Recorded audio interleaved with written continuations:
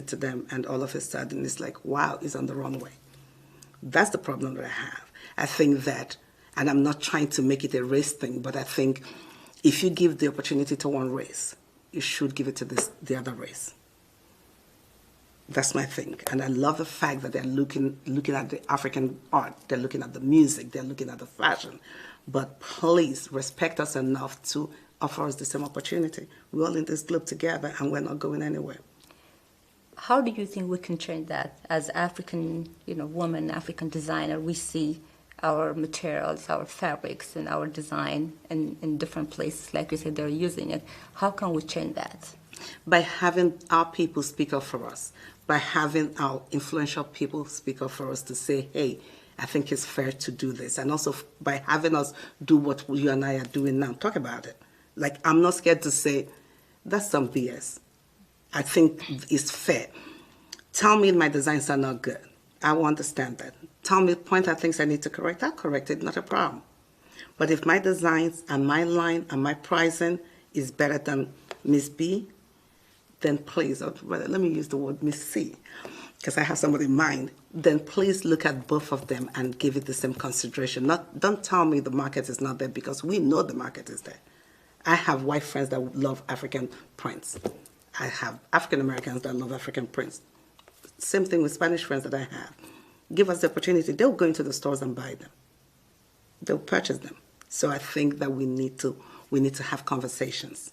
We need to be able to talk about it. We can't shy away from it. It's just like what happened when Naomi Campbell started at the beginning. They didn't want to use a lot of black models. And then she started talking about it. I want her and the other people to, and people like Oprah Winfrey to talk about it. Give the black designers a chance. And some of the other organizations that promote black designers, I think they need to do it that is opens up to everybody and not do nepotism. So in your part, what are you doing to change that in your community? So that's why I started DMV Fashion Week. Okay, tell me a little bit about that. So DMV Fashion Week gives opportunity to all black designers. Whether you're African-American designer or you're African-American or you're here or you're in Europe or you're in Africa, we open up the opportunity. And if they want to come, if the designers that are not in this country, we fight for them to get their visas to come over here and come and present. That's what I'm doing about it. We are doing the DMV Fashion Week to be able to say there are black designers that are in this area, that are in the continent of Africa, that are in Europe, that are really, really good. And everybody knows America is the hub when it comes to business. So bring them in here, open it up, and let people see their work, and then let their work speak for themselves. And how long have you been doing that? So this will be, last year was year 1 for DMV Fashion Week, and the one we're doing in 2 weeks' time is year 2. But before that, we're doing Midsummer Madness, I did it for 3 years. Okay. Have you done any other fashion week other than DM? I've attended as a designer. Okay. I've attended New York Fashion Week. I've done New York Fashion Week, Philly, I think, and New Jersey. I do a lot of shows with John Blassingame with New Day Associates. How was that experience for you? Excellent. Really good. Really good. To come into a place and see a whole bunch of black designers bring out these amazing designs. It just makes you feel so proud. So what's the differences between a fashion week in New York and a fashion week here? New York is more established. They have the connections. We are trying to get established and get the connections. The good thing is that, like Macy's, we partnered up with Macy's last year. And we're supposed to partner up with them this year, but the pandemic. Then Exelon, Pepco, the electricity people, we partnered up with them. Washington Wizard is one of our partners. We were actually supposed to do the pre-launch of DMV Fashion Week at their stadium in April 15th. But because of the pandemic, it was canceled. So we're doing a lot of strategic partnership to be able to get people to notice what DMV Fashion Week is doing. How did the pandemic affect you? Of course, it affected everybody, and everybody's sitting at home. I was at home. Everybody's in their tracksuits or in their PJs sitting at home because you couldn't do anything. So nobody was buying clothing. And then I decided to start doing some masks for some of the frontline workers. And in doing that, we got noticed by the Coalition for Urban Housing in D.C., and then we partnered up with them, and we just delivered 1,500 yesterday to them. So that's what we've been doing. We've just been making tons of masks. Okay. Yeah. You're not making just dresses, so you also have accessories, I see, in your store, handbags? Yes, so I have my handbags, I have my shoes. My shoes are all purple bottoms to show African royalty. Okay. And then the bags, we also doing the monogram, having the actual design imprinted in the canvas or the leather that we used. Okay. So this is actually my new baby. We also do candles. That's what you can smell. Smells really good. Thank you. Okay. Yeah. Tell me a little bit about the candle. So my candles, so far we have 4, and I've given them all traditional ethnic names. One is called the Villagers, we have the Natives, we have Sheba, and then we have the Tribe. I have 3 more lines coming out, and then I haven't given them a name, so I want to put out on the social media and tell people to give us like Afrocentric names to give the candles. But all the candles are done with all natural herbs, so there's nothing, you can put your hand in the wax and it won't burn you. So it's all eco-friendly. Yeah, this was another question I have is you said you were from Nigeria. You went to London. What was the reason you moved to Europe? So most of my family were we were colonized by the British. So most of my family were going in and out, back and forth. And, all my life we traveled. So finally to go to school, it was my brothers were there, my sisters were there, and I had to jump ship and go with them and stay with them and also get away from my parents because they were back home. So I needed to be able to party without getting a curfew. Thanks for joining me. This has been Salome Styles. Thank you for watching.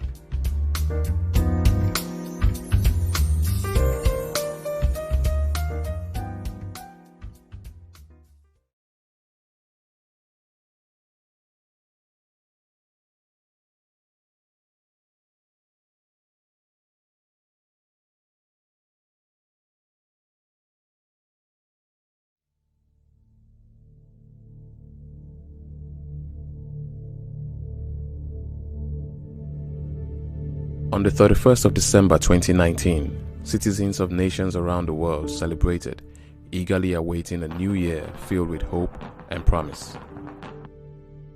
But in the city of Wuhan, China, the feeling in the air was different. For weeks, health officials had been puzzling over multiple cases of a strange pneumonia-like ailment that had no name and no origin, but was slowly taking over the city of 11 million people. Hong Kong reported 2 more cases linked to Wuhan flu, bringing... Officials alerted the World Health Organization, and by February 7, 2020, Europe also confirmed its first case of the strange ailment in France. 4 days later, China announced its first death due to the ailment, known today as COVID-19. 2 weeks after the first death in China, the death toll had risen to 106, and by January 30, 2020, the World Health Organization declared COVID-19 a global health emergency. The number of confirmed cases in China had jumped to 9,809. Russia, Spain, Sweden, and the United Kingdom had also confirmed their first cases of the virus. As at March 24, 2020, there are over 409,507 confirmed cases and 18,278 deaths, and the virus has been detected in more than 150 countries and territories, with Italy, the US, and Spain experiencing the most widespread outbreaks outside of China. On March 19, 2020, Italy overtook China as the country with the most coronavirus-related deaths, registering 3,405 dead compared to 3,245 in China. In fact, in one day, Italy recorded 793 deaths to COVID-19. A new record of 793 people have now lost their lives. It's hard to What imagine. started as an unidentified illness confined mainly to a city in China was now being defined as a global pandemic. When Nigeria recorded her first case of coronavirus on the 25th of February after an Italian man arrived in the country, many thought it was a hoax. Some even claimed it was a ploy by the nation's health ministry to get attention and money. But since that first case was reported in the country, Nigeria has recorded over 40 new cases and 1 death to COVID-19. Right before our eyes, the coronavirus pandemic is changing our world in ways we never thought possible and impacting on millions of lives globally. Businesses are being compelled to shut down as nations close their borders. For billions of people all over the world, life has literally come to a standstill.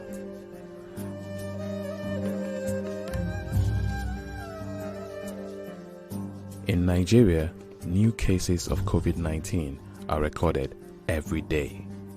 But some say the worst is still to come and we should brace ourselves for the coming storm. Definitely there will be more cases reported, and we have to brace ourselves for an evolving situation over the next few days as we work very hard. Slowly and steadily, our country is going into a lockdown. But the big question is, how prepared are we to take on this unseen, lethal enemy while adjusting our lives to the new reality of social distancing, homeschooling, virtual worship, and paranoia?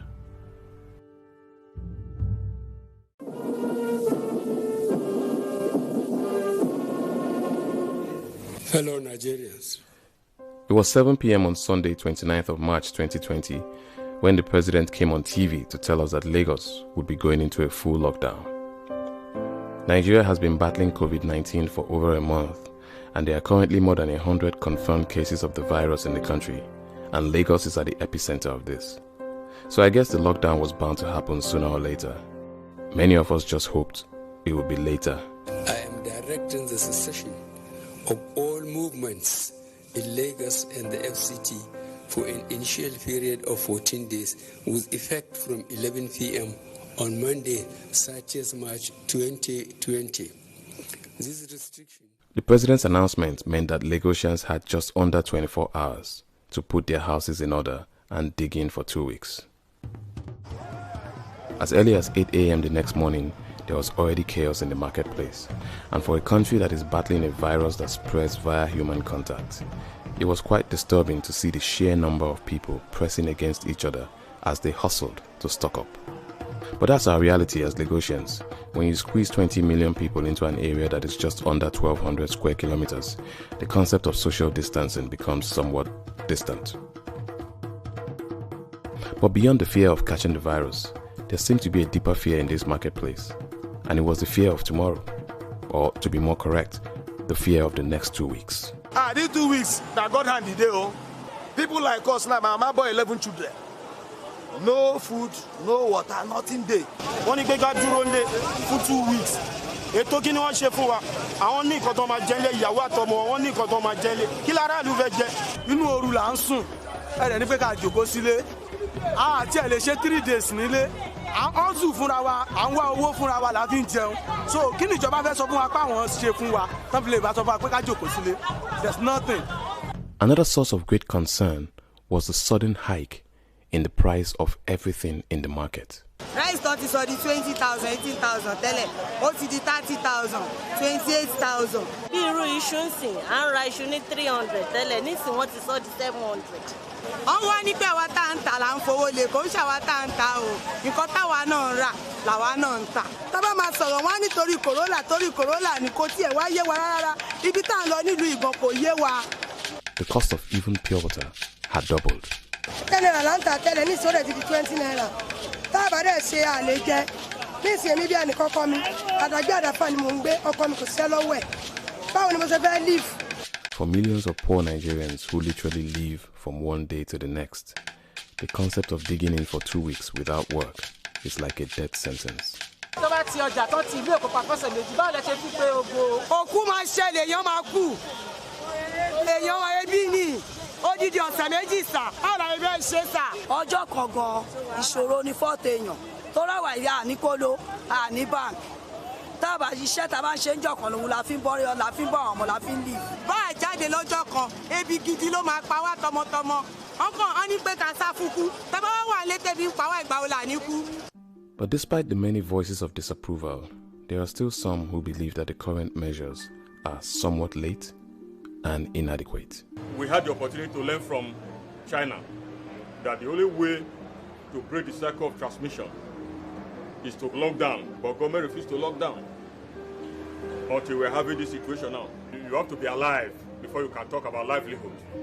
The shutdown is necessary, and if government is not shutting down, individuals should shut it down. Many Nigerians who have never seen anything like this before wonder if there's more to this than a virus. It don't be like say waiting Bible talk say what go end. It don't the end though. If Satan come by himself, you know sent in an agent. Satan come by himself this time. That's why the whole world, the global world, they suffer. Hunger, they say, can make a thief of any man. And for many of these vulnerable Nigerians who can only pray that government comes to their aid to cushion the effects of this lockdown, the alternative might just be survival, no matter what. I'm about to, I'm a shisha, come out to soldier, come there, soldier, come out, soldier, come sit down. I'm about to, I shisha, come follow. I have account, I have BVN. Nigeria get our BVN. If they can at least transfer like 10,000 for me. Other countries have been doing it. It's only Nigeria. I know that they will say stay at home. Stay at home doing what? If you stay home, no light. You stay home, no water. You stay home, provoke. You provoke, you're going to provoke yourself. So that's how it be. It's 7 a.m. on the 31st of March 2020, and it's been 6 hours since Africa's most populous city went into day one of a 2-week lockdown. I don't think I've ever seen a quiet Lagos on a Tuesday morning in March. But lockdowns are happening in major cities across the world, and people are adapting to this new reality. This lockdown will be tough for many of us, but if we must flatten the curve, we will all have to bite this bitter pill so we can save our lives.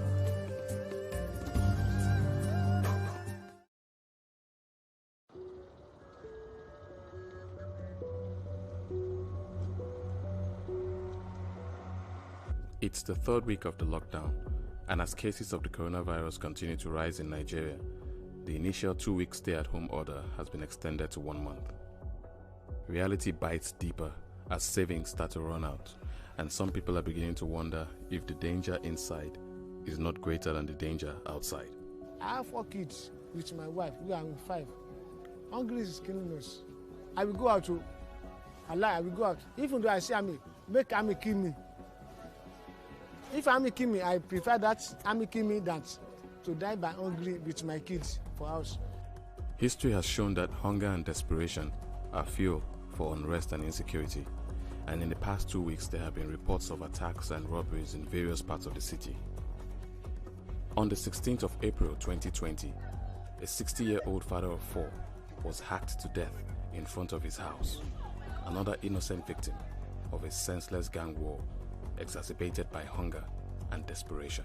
The whole Itirai Ekate community are not safe. He was going back to his house. Those boys come across him and they butchered him. Many lives have been lost, and nighttime is no longer for sleep, as people are forced to stay awake, afraid of the danger that waits outside their doors. I am afraid of my life. I am afraid. But in these times of corona, when there is hardly enough to survive on, many citizens are angry and determined to protect what little they have, no matter the cost. Some hoodlums will just gather up to hijack that opportunity and be robbing. Are they the only one affected? With their backs against the wall, people are no longer content to just sit and wait to be robbed or call for help that may come too late. Go, sir! Go, sir! Go, sir! Armed with axes, machetes, and whistles, ordinary men, fathers, sons, and brothers now patrol the streets at night so their communities and loved ones can be safe.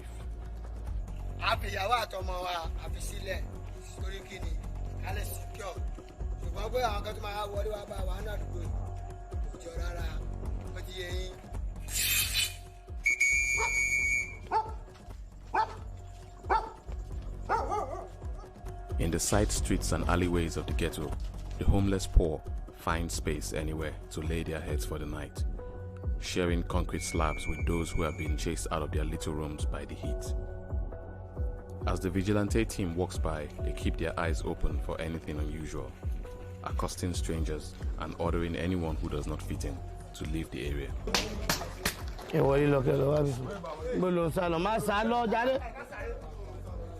In a country where citizens carve their roads, drill their boreholes, and generate their own power, many communities have been responsible for their own security for a long time. Neighborhood vigilante groups are nothing new, and in fact, they have proven to be quite effective in the past. Agege is a hot spot. These bad boys, they make an attempt. By the time they try to come into our community, we don't allow them.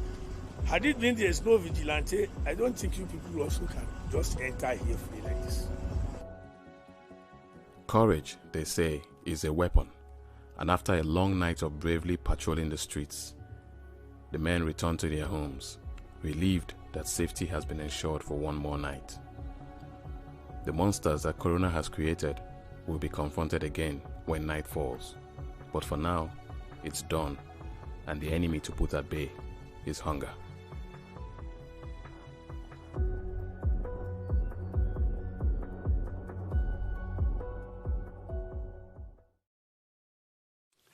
Hello, I'm Tim Reed. For many years, it's been my pleasure to produce a number of documentaries discovering fascinating and provocative tales, the accomplishments, tragedies, and the greatness behind some of the most unique people of color that have ever walked through life. From my archives, here is one such story. In 1927, Dewey Brown gained membership into the PGA of America, becoming the first black to do so. So Dewey Brown, for 7 years, performed all the duties of a PGA club professional. He gave lessons, organized tournaments, then very suspiciously, in 1934, his membership in the PGA of America was revoked. Come to find out, Brother Brown was actually a black man. Somebody found out, dropped a dime on him. Several months later, the PGA of America instituted its Caucasian-only clause in 1934. So for 27 years, blacks and other minorities and women could not play on the PGA Tour.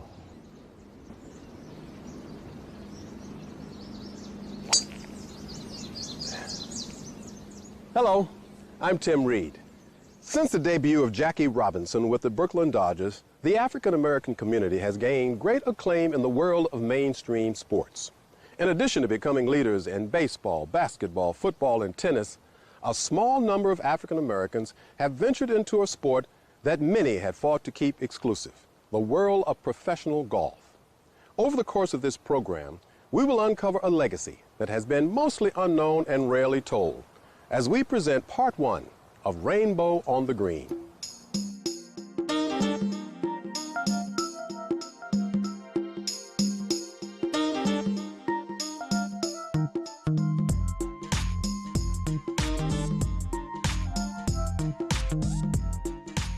Origins of the game of golf date back nearly 1,000 years to 11th century China and 12th century Europe. The object of the game was to use the least number of hits or strokes to get the ball into designated holes across a playing field known as a golf course. Thus, the modern game of golf was born. By the end of the 19th century, golf had become a highly popular game among the upper crust of European society, especially in England and Scotland. As the popularity of golf reached the United States, international competition between Europeans and Americans led to a major historic moment at the second United States Open Tournament at Shinnecock Hills Golf Course in Long Island, New York on July 18, 1896. John Shippen was a 16-year-old caddy. He and a fellow caddy, a Shinnecock Indian named Oscar Bunn, became proficient as players. So the second U.S. Open came to Shinnecock Hill Country Club, and the members wanted them to compete in the championship. They were the best players at the club. So you had these Europeans, mostly Scots, Brits, Irishmen. They raised so much hell at the thought of these minority players, these young caddies, playing in the tournament that they threatened to withdraw. The head of the United States Golf Association was a man named Theodore Havermeyer. Mr. Havermeyer told them, withdraw. The tournament is going on if only 2 players compete in it. They backed down, of course. And after the first round of the tournament, John Shippen, I think he shot a first round 81 and shared the first round lead with one of their top players.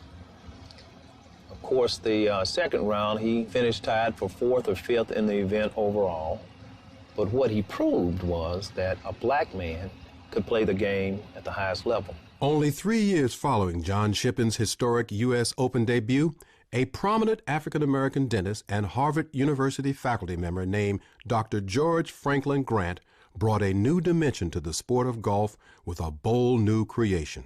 Dr. Grant had a fondness for the game, but he also was a master of haberdashery. He was used to the finer things in life. And so back then, the way that you made a golf tee was to take some damp sand and form it in the shape of a tee and set your ball on it. Well, this could be quite messy, as you might imagine. Well, Dr. Grant, I guess he was tired of, soiling his clothing. So he decided there had to be a better way. He came up with the wooden golf tee. He did patent it in 1899, but he didn't exploit it. But what he proved was that blacks and other minorities had the wherewithal to find a better way. And we have done that throughout history in many other areas, and it was the same in golf. When Rainbow on the Green continues, African Americans solidify their place in golf by creating a league of their own. Following the groundbreaking achievements of John Shippen and Dr. George Grant, many more African Americans and women began building on these successes. If you look at the history of golf, we kept inventing and improving. We had our own country clubs. When they wouldn't let us play on the PGA Tour, a group of black businessmen met in 1925 at a YMCA in Washington, D.C. and started our own tour called the United Golfers Association. The United Golf Association, also known as the UGA, founded in 1925, staged tournaments, clinics, and golf outings around the country. Its mission was to gather all colored golfers and golf associations into one body. Despite the success of the UGA, the ability for black golfers to play consistently required the support of prominent black business leaders and entertainers to finance their golf ventures. There were some tournaments that were open to blacks, the U.S. Open, the Canadian Open, the L.A. Open, but it took money to compete. Yeah, Joe Louis, Ray Robinson, Billy Eckstein, these were the type of people that we had to turn to for our money in the early years that really helped us, to help get us started. That was the impetus of black golf during that period. You had to have someone who could sponsor you. I worked for Billy Eckstein. Teddy Rose taught Joe Louis how to play. But we all used to travel together. Sugar Ray Robinson, Joe Louis, and Ike Williams, Billy Eckstein, of course, was a famous singer, band leader back in the day. And Charlie Sifford was his man Friday, who taught him how to play, who served as his hustle buddy and would chauffeur him around the country, and so this is how it was done. Celebrities helping black golfers. In addition to Billy Eckstein, Joe Louis, and Sugar Ray Robinson, numerous other celebrities were all influential in the progress of the UGA. This tour spawned many, many great players. Probably the most famous was a guy named Teddy Rhodes.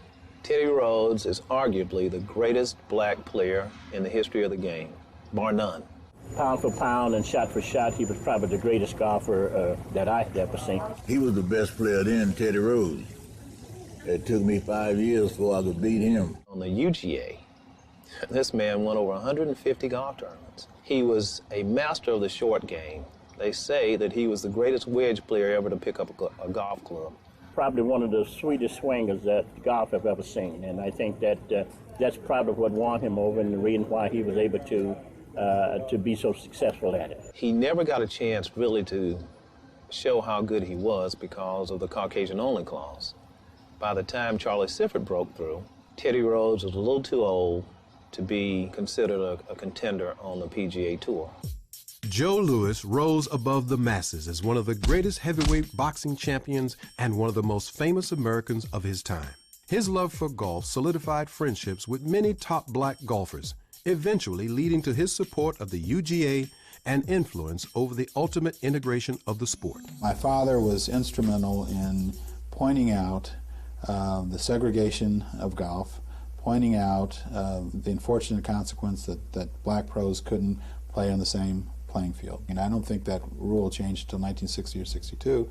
The fact of the matter is my father sponsored a lot of golf tournaments. In 1952, my father was invited to play in the San Diego Open. He was invited by the sponsors, which were the Chevrolet dealers.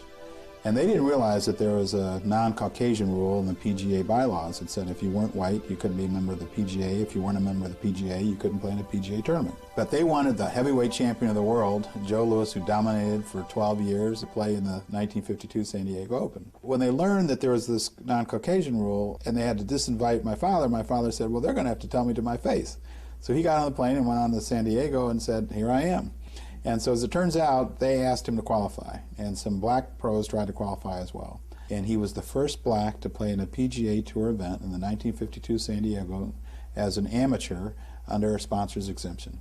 Lewis was allowed to play, but that didn't break down the barriers. That only nudged the door open about a crack. While Joe Louis and others continued to struggle for racial equality in golf, a group of 13 women, led by Marilyn Smith and star golfers Patty Berg and Babe Saharias, formed the Ladies Professional Golf Association, or LPGA, in 1950, opening the doors for women to stake their rightful place in the game.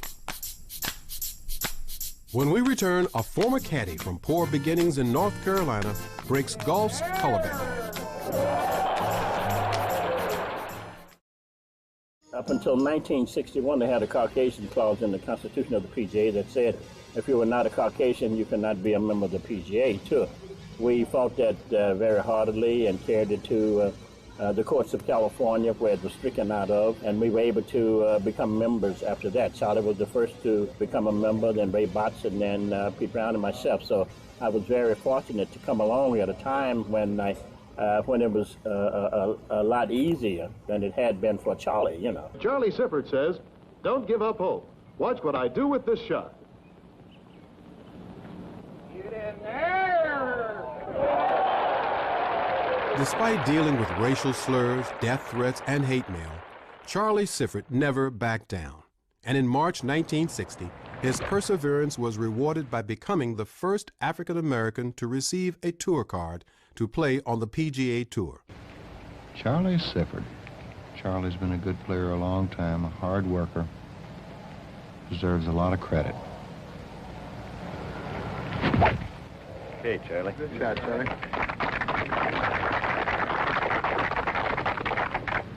Center of the fairway. Sifford, starting the tour as a 37-year-old rookie, would go on to win 2 PGA events and amass more than $340,000 in earnings during his PGA career. He garnered another $1 million on the senior PGA Tour. Charlie Sifford here with a wedge and lofts it up right at the flag. This should be very good. It's going to be right at the hole. Could be very close. Beautiful shot. Almost a stiff one there by Charlie Sifford. Charlie's accomplishments as both a tour professional and an ambassador for minorities of all colors who followed him onto the tour led him to golf's ultimate prize, induction into the World Golf Hall of Fame in 2004. The World Golf Hall of Fame, as you probably heard called a number of times, is golf's highest honor. To have someone who literally blazed the way in golf, you only have one of those. Charlie, had he played in his 20s, he might have won 40, 50 tournaments. We don't know really how great he would have been in terms of player and number of victories, number of major championships he could have won, but we certainly know a lot about the caliber of the person that he is. Beautiful putt by Charlie. Fine putt. You're going to have to forgive me because this is touching. A little old caddy boy from Charlotte, North Carolina. Come from a very poor family. Out there running up and down the road behind this little white ball. and getting inducted into the greatest hall, the World Hall of Fame. How about it? I started out in this game, I wanted to do 5 things. I wanted to win a golf tournament. I wanted to play in the National Open. I wanted to play in the U.S. Open. I wanted to play in the Masters. And I wanted to get in the Hall of Fame. Well, I got 4 out of 5, so that little old golf I played was all right, wasn't it? Coming up on Rainbow on the Green, with the color barrier broken, golfers of all colors joined the PGA Tour. Following Charlie Sifford's historic run, the torch for African-American greatness in golf was passed to Lee Elder, a former UGA star and protege of the great Teddy Rhodes. He taught me the game. I traveled with him for well over 10 years, and it was certainly something that I enjoyed. And like I say, he was instrumental in getting my game in the condition that it was in. Lee Elder established a new standard for black golfers on the PGA Tour, becoming the first African-American to earn more than $1 million, the first black member of the United States Ryder Cup team, and qualification for the 1975 Masters Tournament, golf's biggest event. It meant that I had did something that I was leaving perhaps a goal for other young Afro-Americans who was coming after me to reach, to qualify for the Masters. Given the racial climate for black golfers on the tour at that time, Elder worked diligently to develop a strong mental focus that helped him achieve his goals on and off the golf course. I felt that if I could make myself strong mentally and be able to really just block it out of my mind and go ahead and compete and do it with my golf clubs, and I felt that it would certainly prove how tough that I could be mentally and physically. While Lee Elder brought black golf success to mainstream America, other black golfers joined him on the tour, including James Black, Pete Brown, and Jim Dent, one of the longest drivers off the tee in PGA history. The first time I ever played with Jack Nicholson, I played with him at the rail. And I never even think about no distance, how far I was hitting the ball. Well, the first hole I hit at 385, and he hit 325, and he stepped it off. He said, as far as I ever been outdriven by hitting a 300 yard. On the green, Chichi Rodriguez putts out for par.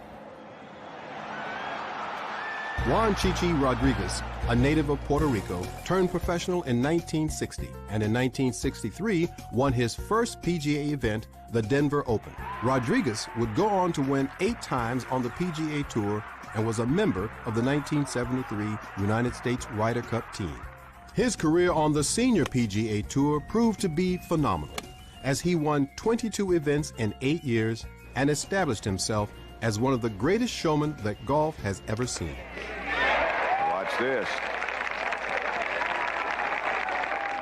I could still hit the ball a long way when I went in the seniors tour, so the golf courses were short, and I've always been a good short iron player from the 5 iron on down. I felt more confident over there. There I had a bunch of guys on Social Security. In 1989, Rodriguez won the Bobby Jones Award, the highest honor given by the United States Golf Association.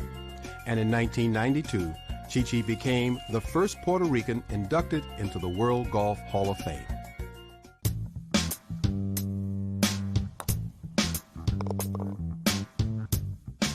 In this episode of Rainbow on the Green, you witnessed the transformation of golf from its segregated roots into a true multicultural sport, showcasing the very best regardless of color. In our next episode, you will see how opportunities created by integration have resulted in a new era of superstardom in both the PGA and LPGA tours, and have nurtured the future of minority growth in golf worldwide. I'm Tim Reed, and I want you to tune in to our next episode of Rainbow on the Green, Part 2.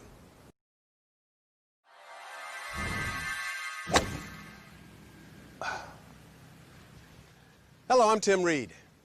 In Part 1 of Rainbow on the Green, we explored the groundbreaking accomplishment of early African-American golfing pioneers like John Shippen, Charlie Sifford, and the United Golf Association. This legacy of achievement was only the beginning. Over the next half hour, we will explore the journey of women and other minority golfers and investigate what the future holds for them as they emerge as global superstars in the world of golf in part 2 of Rainbow on the Green.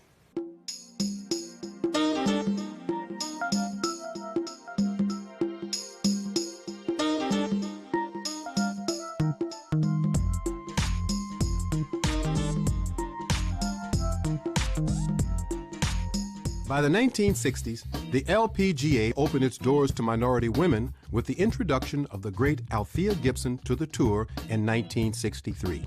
Gibson, already considered one of America's greatest athletes, had broken the color barrier for women in tennis in 1950. She played in 171 LPGA events from 1963 to 1977. Renee Powell joined Gibson on the LPGA Tour in 1967. After a successful run winning UGA national titles from 1959 to 1961. Powell now manages Clearview Golf Club in East Canton, Ohio, the first golf course in America designed, built, owned, and operated by an African American, her father, William Powell. Following the paths forged by Althea Gibson and Renee Powell were Japanese golf sensations Hisako Higuchi, winner of 69 titles on the LPGA Japan Tour, and Ayako Okamoto.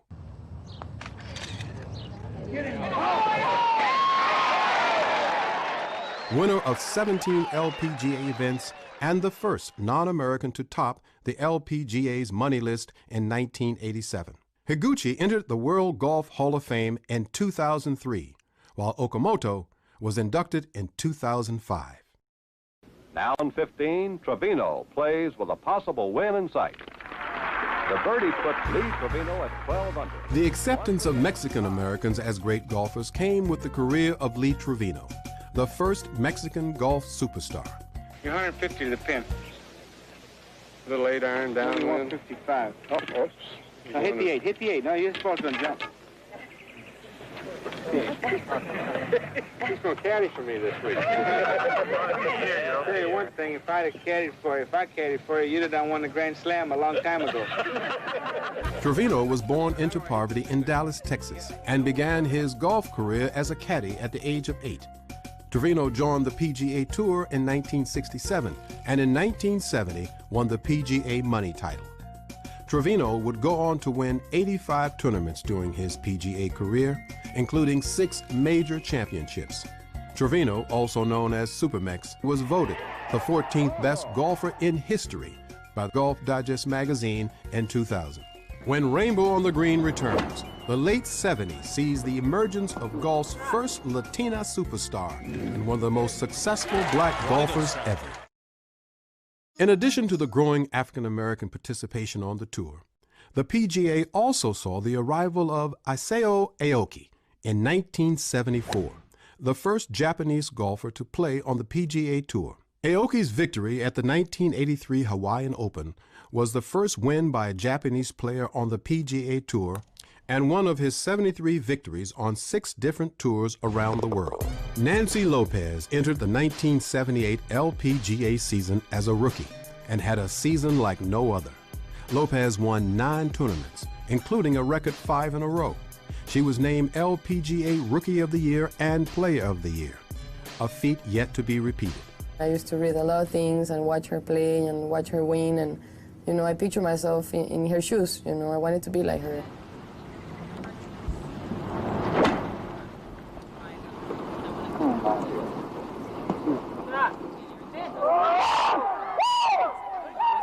Lopez won 48 LPGA tournaments and was inducted into the World Golf Hall of Fame in 1987 at the age of 30. Alvin then with his tricky little 8-footer coming up the hill. Might break a little from his left.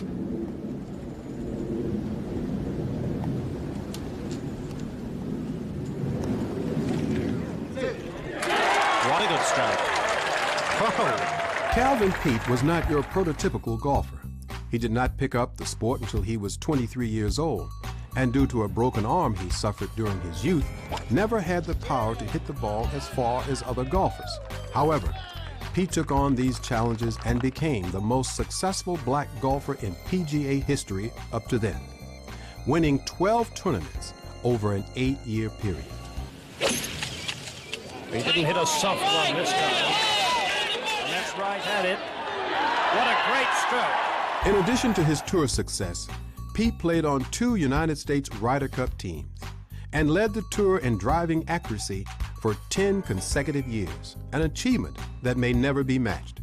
Pete's outstanding career was only a prelude to another legendary career. Tiger is the most complete golfer that I have ever seen in my life. The man does not have a weakness. Eldrick Tiger Woods has become the symbol of world golf and one of the most dominant and influential athletes in history. A child prodigy who began playing golf at the age of 2. Tiger won his first tournament, the Junior World Golf Championship, at the age of 8 and won the U.S. Junior Amateur Championship 3 times. He won 3 consecutive U.S. Amateur Championships, firmly placing his amateur career as the greatest in golf history. Tiger's professional career, which began in 1996, has been nothing short of phenomenal. To date, at the age of 31, Woods has won 61 PGA Tour events, 5th all-time, and 13 major championships, second most of any player of all time. Do you think that Papi Ortiz is the athlete that Tiger is? There's no way. Roger Federer, to win a tournament, has to beat 6 people. Muhammad Ali beat 1 guy, world champion. Tiger Woods has to beat 153. That is quite a difference. Tiger also has become a symbol for multiculturalism in golf, and his incredible talent and allure has drawn millions of people of all colors worldwide to watch and play golf. Tiger has done so much for the U.S. sport, the international world of golf, because a lot of people say, I want to be like Tiger. It's a big word to say, but they're looking for another Tiger Woods, but it's going to be a long time before they find a Tiger Woods because his father taught him everything he knew. Nota Begay III is a former teammate of Tiger Woods at Stanford University and a 3-time college All-American.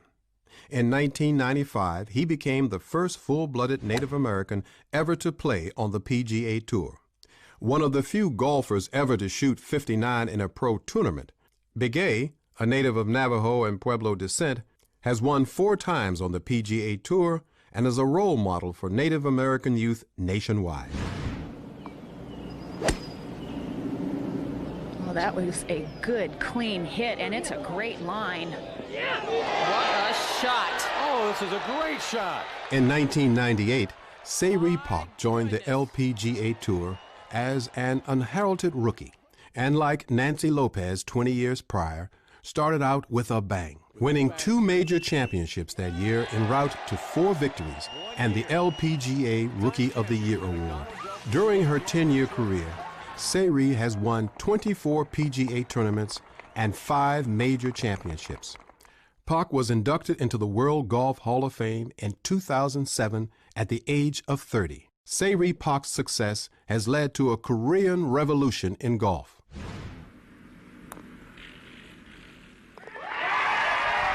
Victory number 7 for Lorena Ochoa in the 2007 season. After a spectacular 2007 season, Lorena Ochoa is now the world's #1 woman golfer, only the 2nd Mexican-born player on the LPGA Tour. Ochoa has dominated the LPGA Tour in recent years, winning Player of the Year honors in 2006 and 2007, and amassing more than $4 million during the 2007 season, the most in tour history. I'm very competitive, and I like that part of the game a lot. I dream high. There's no limits for the dreams, and I always try to do my best, every day. Ochoa is a national hero in her native Mexico. I'm very proud to be a Mexican and to represent my country and to be an international player. When Rainbow on the Green continues, the quest for the next Tiger and Lorena leads us to explore golf programs that are bringing more people of color to the sport. With Lorena Ochoa and Tiger Woods holding the #1 rankings in the world of golf for 2007, the question of who will follow these superstars begs for special consideration. The challenge to expose more minorities to the sport of golf has led to the creation of numerous programs around the country supported by the PGA Tour, the LPGA, and the PGA of America. It's important for our game to continue to grow, that we look more like America. And we're dedicated and focused on doing exactly that. When I first came to PGA, one of the things we were concerned with was how can we create more diversity in the game. And since I've been here 10 years now, I've seen more people of color play golf. I've seen them integrate their social program into golf. So what we're trying to do is to create more of that type of growth. Founded in 1997 by the World Golf Foundation, the First Tee is a national youth development program that nurtures youth by teaching a group of core values designed to promote success in golf and life through multiculturalism, honesty, goal setting, and sportsmanship. The organization, ironically, is headed by Joe Louis Barrow Jr., one of the most prominent African Americans in the golf industry, and son of the great Joe Louis, heavyweight champion and one of golf's true groundbreakers. One of the goals is to really let golf more properly reflect the culture of the United States. Right now, 16% of golfers are from diverse backgrounds. The First Tee is fortunate to have 50% of our participants being from diverse backgrounds, with 22% African Americans, 17% or so Hispanic Americans and Asian Americans and others. We're excited about that, because we think that golf can contribute so much more to individuals' lives that we want to make sure that everyone who wants to have the opportunity to play and learn and enjoy the game of golf has that opportunity. And that's really the fundamental premise of the First Tee. On the collegiate level, the PGA National Minority Collegiate Golf Championship brings together 180 minority golfers from 38 colleges and universities to compete for national honors.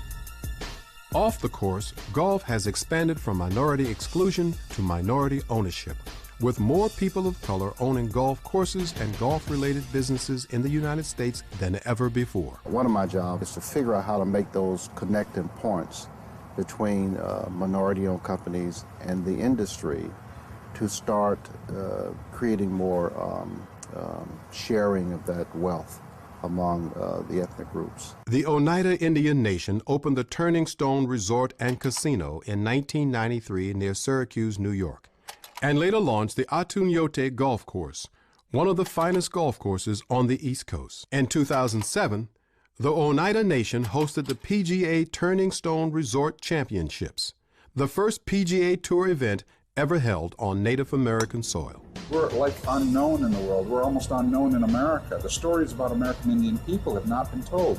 The true history about our people has never been told. So this is just one step towards people becoming more aware about who we are, the things that we do, and that American Indians in this world, in this country, and the kinds of things that they're doing. We're not just out of the movies or in history books. We are real people who live here, who have rights and treaties, and we're a living, breathing part of America. Bull Creek Golf Course, located in Lewisburg, North Carolina, is an 18-hole course built on farmland owned by the Massenburg family for more than 80 years. The course has become a target destination for golfers around the country. Following a stellar Hall of Fame golf career, Chichi Rodriguez moved back to his homeland of Puerto Rico to build what he would call a legacy to my country. The golf course he built, El Legado, or The Legacy, is truly a testament to Chichi's incredible vision and love for his people. Boasting 4 top caliber courses, the Innisbrook Resort remains one of America's premier properties. In early 2007, Sheila Johnson, a noted philanthropist and entrepreneur, and one of the most powerful women in American sports, purchased the resort and immediately began remodeling a property that was already considered one of the nation's best.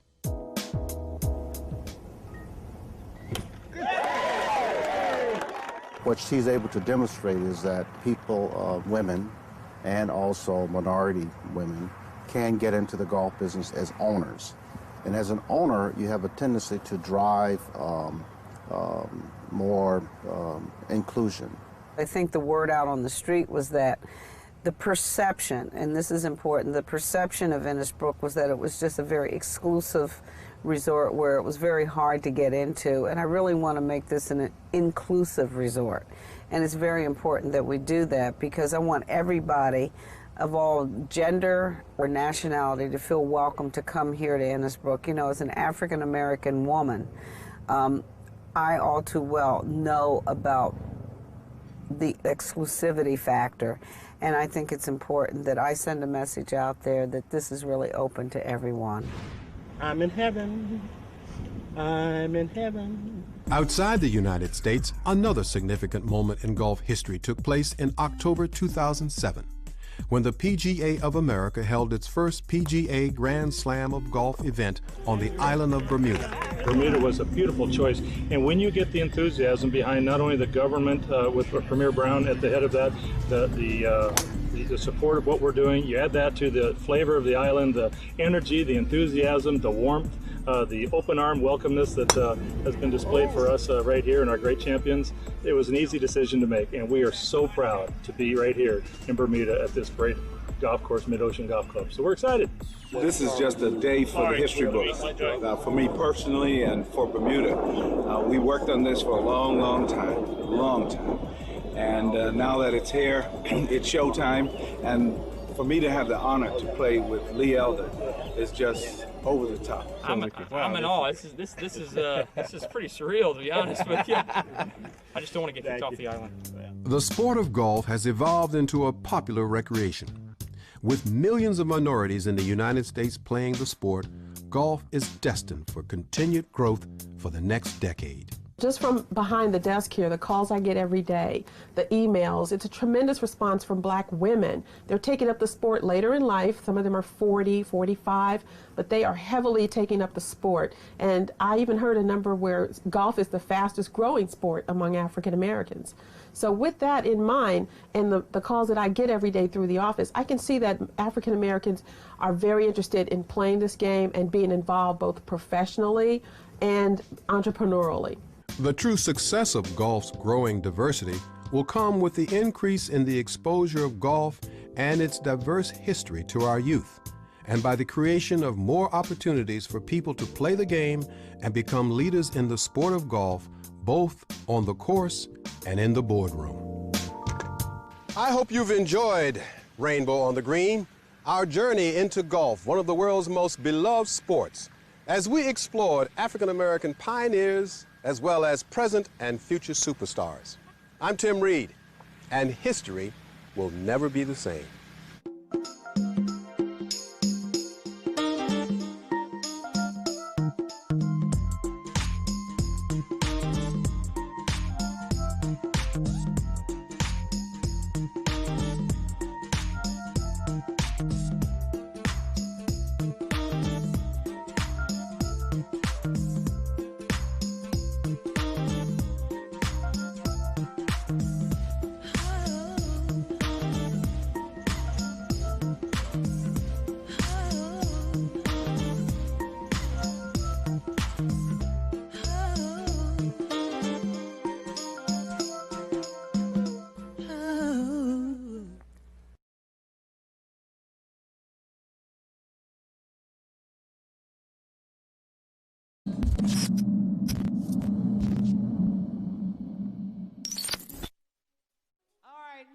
Now, I must read the disclaimer one more time.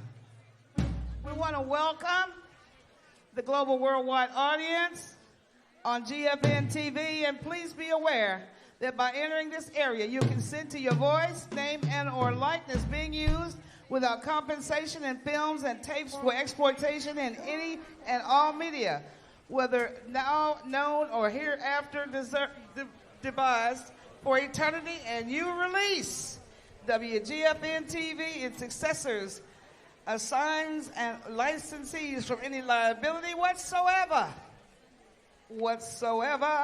of any nature. Do not enter this area if you do not wish to be the subject of the foregoing and be seen by our global friends that love jazz all over the planet. So let's welcome them in. Give them a hand, St. Louis. Welcome all our friends in. We're streaming live on GFNTV. Give it up, St. Louis, give it up. Yeah. All right. Yes.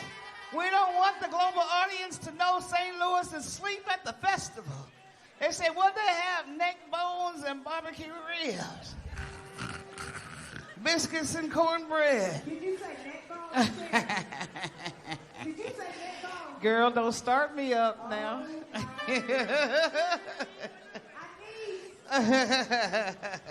I'm from Kansas. I'm country Kansas, okay?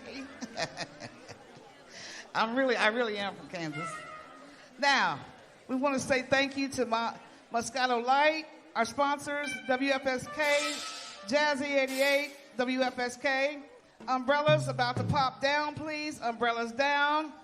Get your food, get your drink, get your spot, get yourself ready.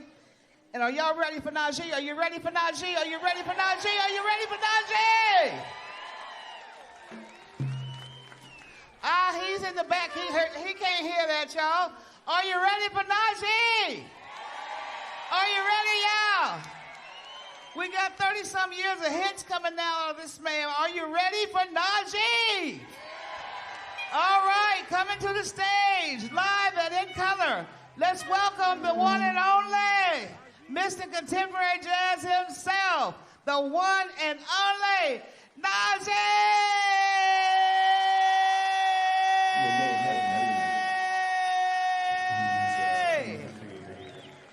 Or confident of Almighty God.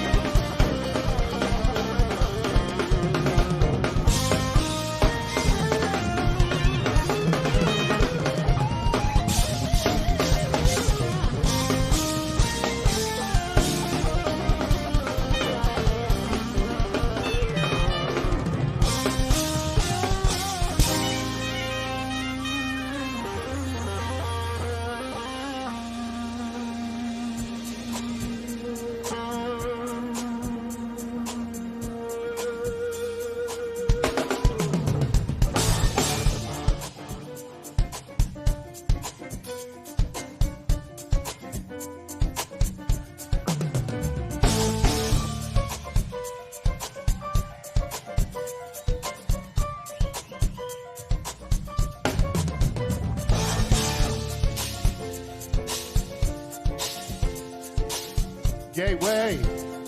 What's going on, y'all?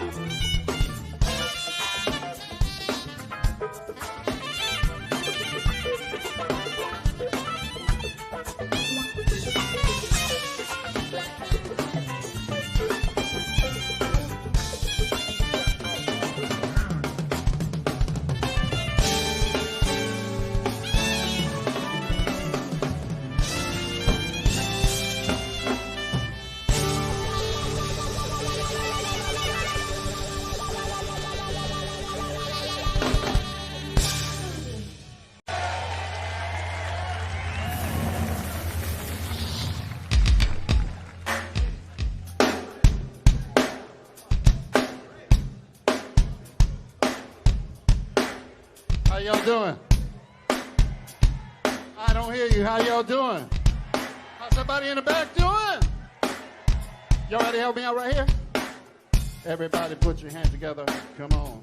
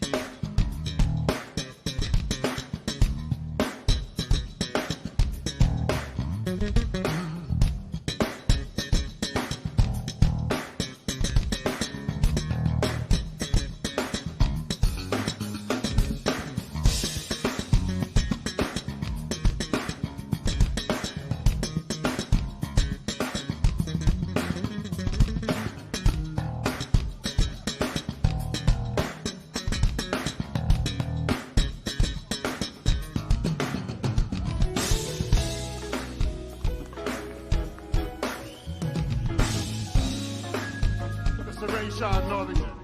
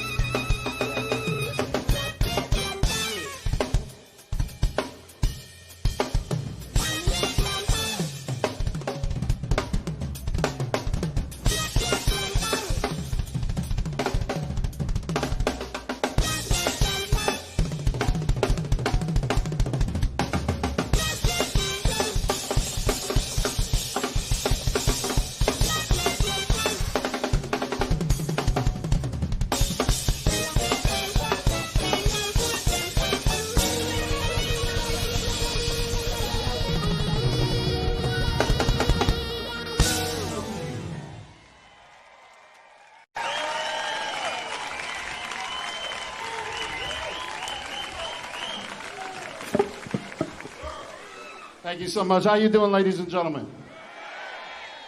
I want to thank you all for coming out and supporting live music, all right?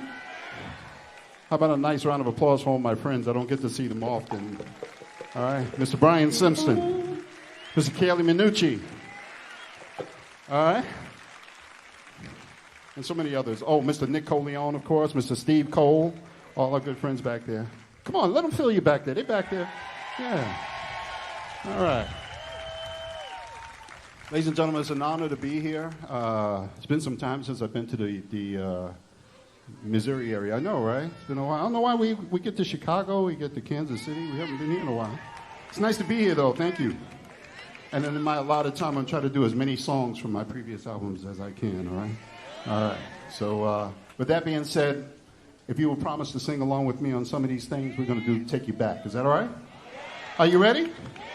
I still don't hear you back there. What? You know, I'm from New York, man. You got to show me. Or is that here? Right? All right, here we go, y'all. Come on.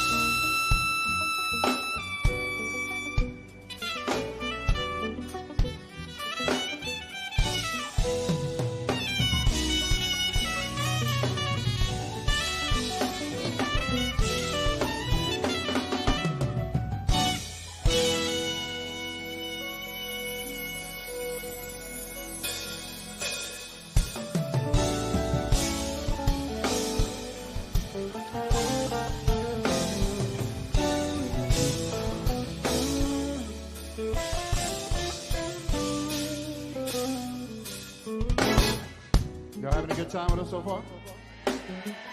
All right, we'll take it back. We're going to a song for a very special lady. She's not my ex-wife, but she got the house, I got the song. You know what's up.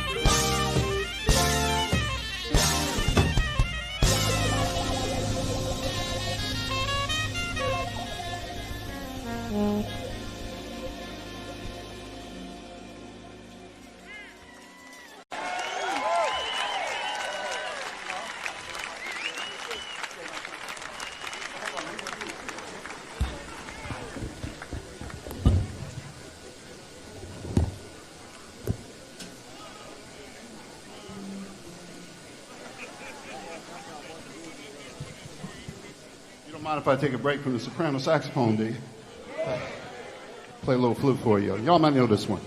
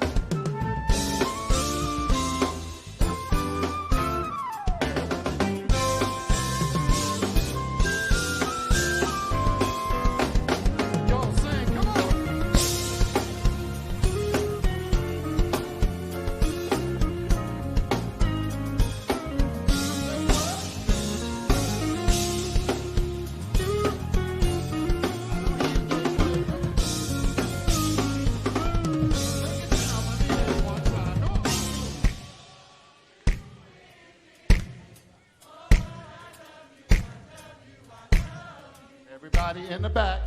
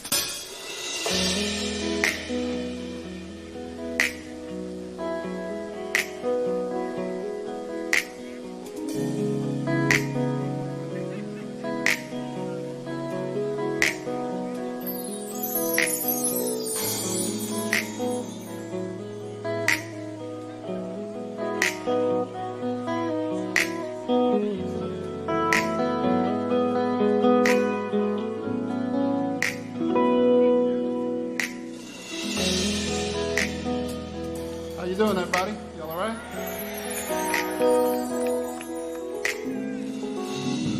I want to take a minute to recognize a couple of people in the house. I'm very fortunate to have my daughter here tonight, Salima. She's around here. I don't know where she's sitting. She's here with her husband. Where are you at, daughter? Over there. Oh, hey! What's up, sweetie? And then my son is sitting next to her, Fareed. He's next there, right there. And that's her husband over there. All right, fellas, so don't even try. And they moved here about a year ago to the St. Louis area, so if you see them in Starbucks, don't trip. Anyway, this next song I'm going to do, I'm obligated to do it. I wrote this song many years ago on an album called Just an Illusion. Y'all know it? Okay. And I wrote it for my other son, Noah, who's now almost 28 years old. And but since that time, I've had the pleasure of playing this with several people around the world. But this evening, I'd like to dedicate this to a few of my friends who passed on. As a matter of fact, I have a new record coming out on August 25th called Poetry in Motion. And thank you.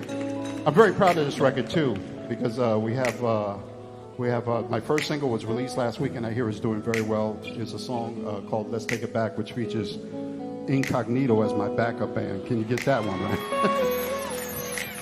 Also on there we have Mesa. Mesa is doing something with me. Will Downing. He did a song with me that Al Jarreau and I had started to record, but then, Al got sick, and you know the rest of the story. So we ended up recording the song and making it a dedication to Al Jarreau and Prince. That's what we did, called We'll Be Missing You. And, of course, who else is on there? Oh, Eric Roberson is on there as well with me. And the legendary pianist, Mr. Bobby Lyle. And the smooth jazz guitarist by the name of Blake Aaron is also on there with me. So it's a very full album, It's one of those type things that I called up everybody and I said, listen, we need to do something. I didn't expect everybody to show up on one record. So when it comes out August 25th, that's what y'all going to get, all right? But with that being said, I'd like to just dedicate this next song to two people I've had the pleasure of touring all over the world with. One is, as you know, was Prince. Toured with him for 3 years and was a great experience. And, anytime I do press and people want to hear Prince stories, I always say, I have no bad Prince stories. All this drug stuff they're talking about, I never saw any of that. He was one of the most humble, one of the most generous human beings I ever met in my life, honestly, and I mean that, Also, Mr. Al Jarreau, we miss him as well.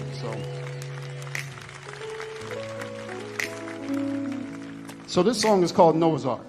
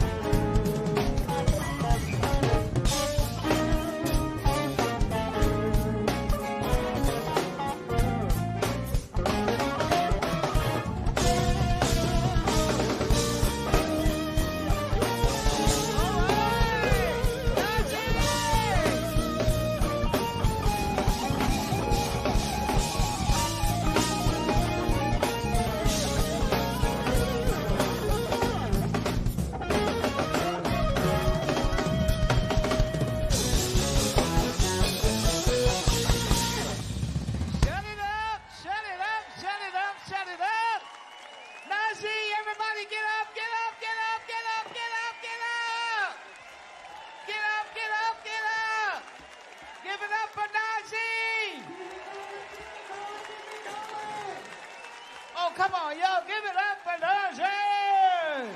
Yeah. Shut it up. He shut it down. He shut St. Louis down. Bam. Knocked y'all out real good, didn't they? Najee, the man. Give it up for the band. The band. Woo. Now, may I ask, are y'all having fun yet? Finally, thank you. Don't let me get happy out here. We have a perfect day. We have an inaugural festival. We have great entertainment. We have the world's greatest jazz fans, all right? What else could y'all ask for? Yeah. Are you happy now? All right. Coming to the stage. I want you to show your love. And I told y'all early on, there's no charge for applause, okay? It's the only thing still free in our country, for real. Please,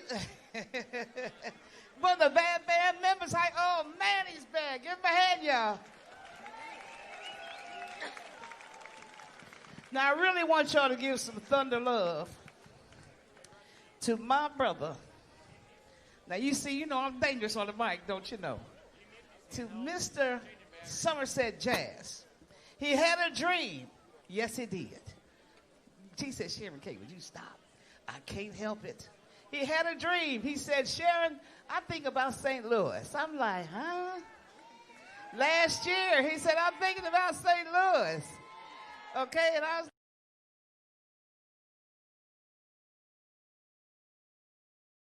all right, ladies and gentlemen, we are back. That's right. It's going to be us. We can drink and talk shit as much as we want. Nobody can say anything to it. D.L. Hughley, Uncut. Hey there, welcome to D.L. Hughley Uncut. We're all in our places. You do that with bright, shiny faces. You do that I like so it when well. you say that. What? When you say we're all in our places with bright, shining faces. It's the only thing I remember from school. And after that, take your ass to the Is that all you principal. remember from school? That's pretty much all I remember. Alone. I'm not going to talk about that today. Not going to do it.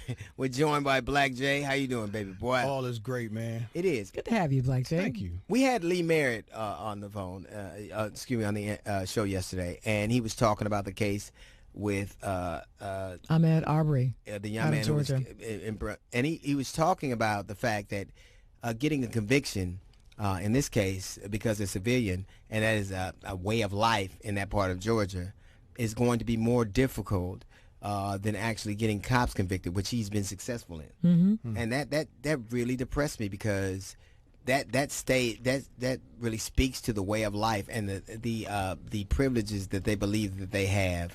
And they really are of the mind that there is nothing they could do to us that would justify them suffering a penalty for killing a man that was sad. In cold blood, broad daylight, and seemed to be pretty happy about it. Yeah, all they the didn't way do, that they were doing in the all truck. they didn't do was hang him on the truck like deer hunter. That's literally all they didn't do. So, and one of the things is the grand jury. There were prosecutors who were reticent to bring the case because I guess one of them had been on the police department for a long time, and I guess he's still having blue privilege. But the incident that happened in a dollar store, where oh my goodness, this case was crazy to me. So basically, this was in Michigan, and a woman was upset because her daughter was turned away. A security guard doing his job based on the policy about wearing a face mask when you walk into the store would not let her in. So she went back, got into a verbal altercation with the security guard, left, told her husband about it, who he and a friend came back later and shot the security guard in the back of the head. I think that they should get the death penalty. Should. Yeah, I do. I totally agree. I don't make any distinction between. There is literally no distinction in terms of the way I feel about they should be adjudicated and the men in Brunswick, Georgia. I think that, but the problem is that they were quickly brought to justice. Yes. And these other men are not.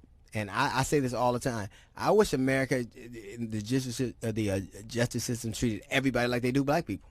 Wouldn't that like be everybody. nice? Got to tighten everything up quick. Man, I tell you what. Mm-hmm. Wouldn't that be nice? Because even in the case with Aubrey, Mr. Aubrey, the young kid who was running, think about it. Twice, two district attorneys decided not to bring charges. That means they had a full-on discussion about it and said, you know what, these guys were justified, and left it alone. It was another one who came in that decided, and that was probably because there was a video. Right, because after of a video. pressure. But that's happened a myriad of times. It happened with the young man in Florida who was killed for playing music. It happened with the case in Dallas that Lee Merritt alluded to. John. What he was going. So it's happened a lot where they go, oh, nothing to see here. Oh, they saw something. Oh, we better act like we care. And that's kind of really how it plays out. I'll tell you what else I'm bothered by. You know that we know that the cases are rising and deaths are rising in the United States of America. With COVID-19. COVID-19. Right. And what coincides with that is the fact that larger parts of the country are opening up. One thing that's always bothered me, we don't have a uniform way of doing things. It's just kind of catch-ass can. It's like ad hoc. I'll do this and you do that. But one of the things that is happening is that because we've done nothing, we don't have a cure, we don't have a protocol, we don't have a vaccine, national order, we don't have anything. States are doing what they have to do because they want to open the economy, and they know that they're going to be deaths. But my conclusion is that they're not concerned about the people who are dying. Because if it's old people, black people, prisoners, brown people, and Latin people, they're like, Right, that part's cool. Yeah. We don't need them. That's what they think. Right. That's really it. And they're very uncomfortable. Like Chris Christie, who's the Nougat-filled ex-governor of New Jersey. New Jersey. He said, "Oh, well, we're going to have to set more deaths to reopen the economy." You know what I despise is that men like that who say shit like that know that nobody they love is going to die. That's absolutely right. Nobody they love is going to die. So the we that they're talking about, have you ever noticed there is no spirit of mourning? There are almost over 70,000 Americans dead right now. Do you see sad people? No. Not even Trump. No. Nobody's sad. Right. Because the people that are dying are expendable in the estimation of this country.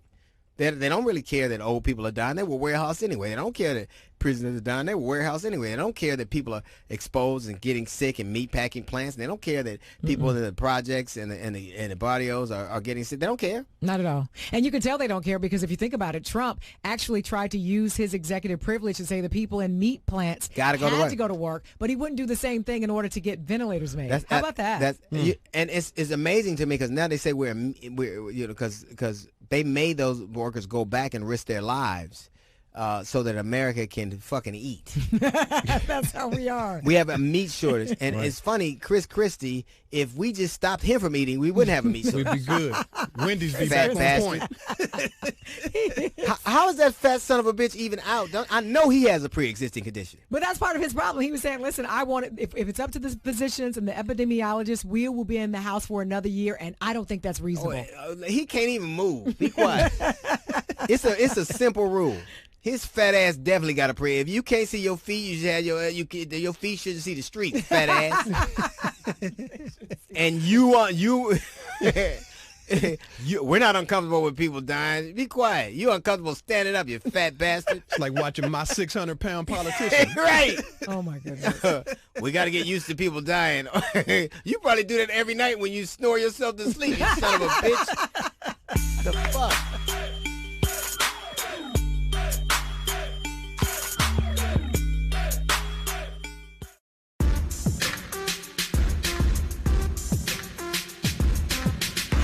It is D.L. Hughley Uncut as usual. We are acting a plum fool. Well, especially you anyway. I don't know what a plum fool is. You know what it is. It was nothing but a fool. No extra ingredients. She's from Udawa. Plum I fool. am indeed. Shout out to Udawa, by the way. Doggy. Summit. Now, we don't say all that. You went too y'all far. say something. We don't say no we doggy. I don't know what y'all say. I don't know. Relax yourself. I know they drive their houses places. I know that. That's not true. I know they do. Only on Sunday. This is my favorite part of the show. It really is. It's quickly becoming mine. It is. It's time for this nigga here. So this, of course, is all about Mike Pence, who actually took some time out to go to the Mayo Clinic to visit. The problem is he didn't wear a mask. Now, the thing is, most people there were sick. All of them were sick with COVID virus, nonetheless. And he said, listen, the reason why I didn't wear a mask is because I wanted to look them in the eye. Yeah. And have a better conversation with them. This nigga here. Now, they told him you need to wear a mask. Yes. That's a policy. That Anyone is. who comes into this facility, these people have pre-existing conditions. They are sick. Right. The Mayo Clinic is one of the Yes. foremost medical facilities in the entire world. Well, if it has clinic in it, you can pretty much guarantee somebody in there is sick. Yeah. So Well, put the I've been mask to a on. few of those, but That's a different That's a different uncut. We don't want to hear that. When you walk around that yellow line, you know somebody getting some pills and a shot. Oh, God. But the crazy thing is everybody around him had masks on, but he did not. Well, maybe it was hard for Mike Pence to put his mask over his beard. I don't know, but I'll just say this. Don't do that. I'll say this. I mean, there's truth to I it. think but- that it's disturbing that the person who was tasked to be in charge of the coronavirus task force is not even respectful of the law of the kind of edicts that they set down, the protocols they set down, and this idea that God is gonna. Because what I kind of take umbrage with is that more people were incensed at black kids having a party in Chicago or Philadelphia, or 1,000 of them standing in line at a mall to get Air Jordans, than they were the president, vice president of the United States, who's supposed to be running this whole thing. Even Donald Trump is disrespectful of the protocols of the very committee he put together to kind of stem the tide of this thing. And I think children, there have been more of a big deal made about kids standing in line getting Jordans. You know, the reason kids are stupid. Let's just say that. That's why we have child-proof caps. like we have gates over stairs so kids don't fall the fuck down the goddamn stairs because we know how dumb they are. But they are in essence acting just like children, and so are the people who are in charge of our response to the COVID pandemic, and that is why we're in the situation we're in. Well, the other problem is, if you think about it, I've seen a number of videos of police officers in various places tackling people of color, by the way, who don't have a mask on. Right. But Mike Pence can walk into a place where everyone there, pretty much the patients, are sick without a mask on. And then stand at the podium and tell us, make sure you wear a mask and social distancing. And you're talking about policemen arresting black people with no mask on. That's the first time police has ever asked niggas to put masks on. It's true. Right? If you're going to come to this grocery store, this bank, put a mask on. Cover your face. then. I actually went to a grocery store and I saw all the women with masks on. I was like, how do these Arab dudes pick a wife? This is crazy. I don't even know how people look. Everybody's face is covered up. It's the problem right now, in my estimation, is that we have a very disjointed approach to a very serious thing because it's very ad hoc. This state is doing it this way, and this state is doing it that way.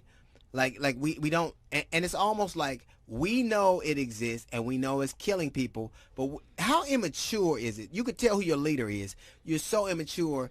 It is the equivalent of when you were scared, you threw the blanket over your head and act like it didn't exist. That's what we're doing to COVID.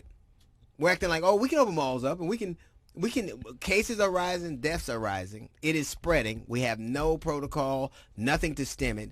Our response was to stay in our house and wait it out and COVID like, peekaboo, nigga, we're still here. Shark's still in the pool. That's it. And then when they get tired of that, what did Trump do? He said, you know what, why don't we just get rid of the COVID task force altogether?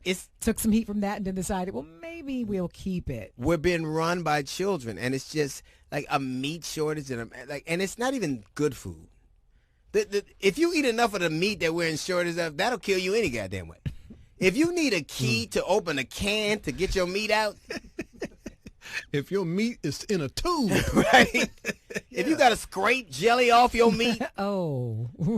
and ultimately is this. It isn't that we have a meat shortage. It's that the bullshit meat they give us. The high-end meat they can't sell because restaurants are closed. And nobody's going to pay for that. So they're literally killing livestock. And I thought these people they're aborting pigs. I thought they were against abortion. Depends on if it's pepperoni or not, bro. Life begins at bacon. Like they would. It isn't that we are short.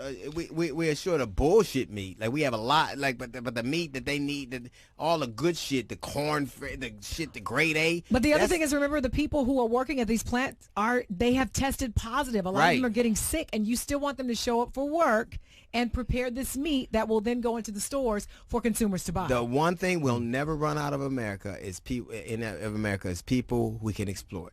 They are disposable. Just like we have big lighters, we have big workers. They're like, you know, it ain't like we can't go down to Guatemala and get a dozen more, y'all. That's how they feel, man. It's crazy. Just fire.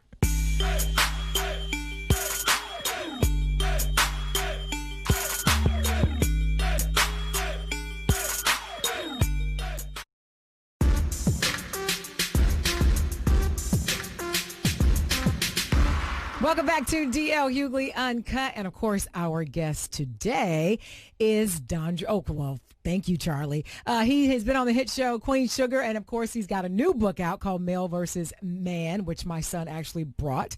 Please welcome to the show, Dondre T. Whitfield. Oh, this nigga got a T on his name now. Yeah, he got a T in there. I didn't do that last time. I didn't know that.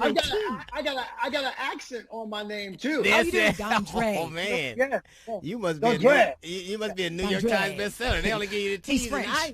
He all hell in typewriting class. You cannot put you can't put an accent on a name tag. I know that shit. Well, you can when you're licensed. You do anything. It is male versus male. Man versus male versus man. Mm-hmm. What's the distinction? Simple. That males look to be served while men look to be of service. And I often can you be both? Can they meld into each other once in a while?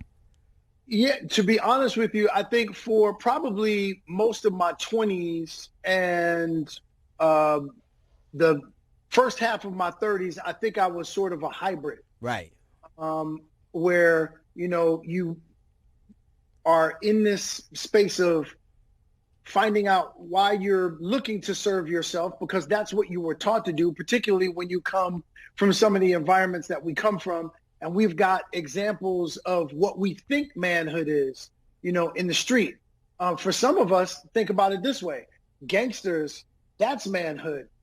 Pimps, that's manhood. The drug dealer, that's manhood. Why? Because he can take care of himself. He can buy himself whatever he wants. He's got as many women as his heart desires. So all of those things really spoke to sexuality or maybe even masculinity, but they didn't speak to our manhood. Mm-hmm. Manhood is rooted in how we serve the women and children in our lives, not just our own. It's easy for you to serve your own wife or your own children, but what about the other women in your periphery, the other children in your periphery, in your community? That is really where manhood is rooted. So the distinction is, and do you think that there are more males or more men? I think that males are making more noise than men. Right. They got a better brochure. Absolutely. They got a better publicity agent. Right. So everything that males do, we hear about that every single day. You're not going to hear about what I do partnered with the same woman for 23 years, taking care of a 15-year-old daughter and 11-year-old son and uplifting and elevating my community, because that doesn't bleed. So because that doesn't bleed, it doesn't lead. Right. You're never going to hear about the work that I do. You're never going to hear about the work that you do. But you're going to hear about the males who molest children or date rape a woman or do the kinds of things that are putting our community and our society at a deficit. Mm-hmm. So they're just making more noise. You know, what's interesting? When I grew up, community was a much more narrow spectrum for me. Like when I grew up, my community was between Maine and San Pedro and 135th and Rosecrans. That was my community. And when you get older, you realize it's much more expansive than that, that we don't have to walk the same streets, even breathe the same air in the same cities. The community is much more expansive than that. And I think that elementally is that the village got so much bigger and so much wider and so much more depth and breadth than I was capable of even understanding then. And I think it's more important now than ever to see elementally all women, all children have elements of community that we need to respond to and adhere to, I think. So when you wrote this book, was that kind of your mindset, or did you just was there experience in particular that made you come to these conclusions? Yeah, not having the benefit of messaging from my father. So I realized that, I'm 50 years old now. It's only been 4 years since I reconciled with my father. at 26 years old, after my father had spent most of my adolescence in jail, at 26 years old, I was finally advocating for the broken young male in me by threatening my father and telling him that I never wanted to see him again, and if I did, that something bad would happen. I remember having that conversation with my real father. I remember having that exact same conversation with my biological father. Totally. So I was done, and that was at 26. 20 years later, at 46, I finally reconciled with my father based on a conversation that I had with my daughter, who was asking me, "Do you know where your father is?" And basically what she was saying was, "Look, whatever beef that you have with your father, don't make that be a beef with my grandfather. So you're cheating me out of another grandparent." And what I also realized that I was teaching my children was I was teaching them all of these great lessons: have grace for people, be empathetic, accept one person who you fuck deem that nigga there right there. Except fuck him. Exactly. And I realized that I would not be bringing great citizens into the world if I was bolstering that particular life lesson. And so I reconciled with my father because I finally realized this, DL, and maybe you had this, maybe you came to this too, with your father to an extent. I realized that my father couldn't father me because he was never fathered. So it wasn't so important for me to be a son to my father as it was for me to be, as a godly man, to be a brother to my father. Right. To give him grace and to give him the understanding. Like, honestly speaking, I think my father would have been a great man had he had great coaching. Right. I always draw this analogy for all the young brothers that I speak to on this subject in terms of male versus man. I always ask them, name me your favorite athletes. And, many of them love basketball, so you get the same names: LeBron, the Kobe's, the MJ's, the Zions, all of that. And I said, well, name me the things that they have in common. And they all talk about the same things. They had talent, they had drive, all those things. And I said, the one thing that you guys are missing that they all had was they all had coaching. All of them. Yeah. From the time that they play AAU, high school, college, and guess what? Here's the thing that we miss.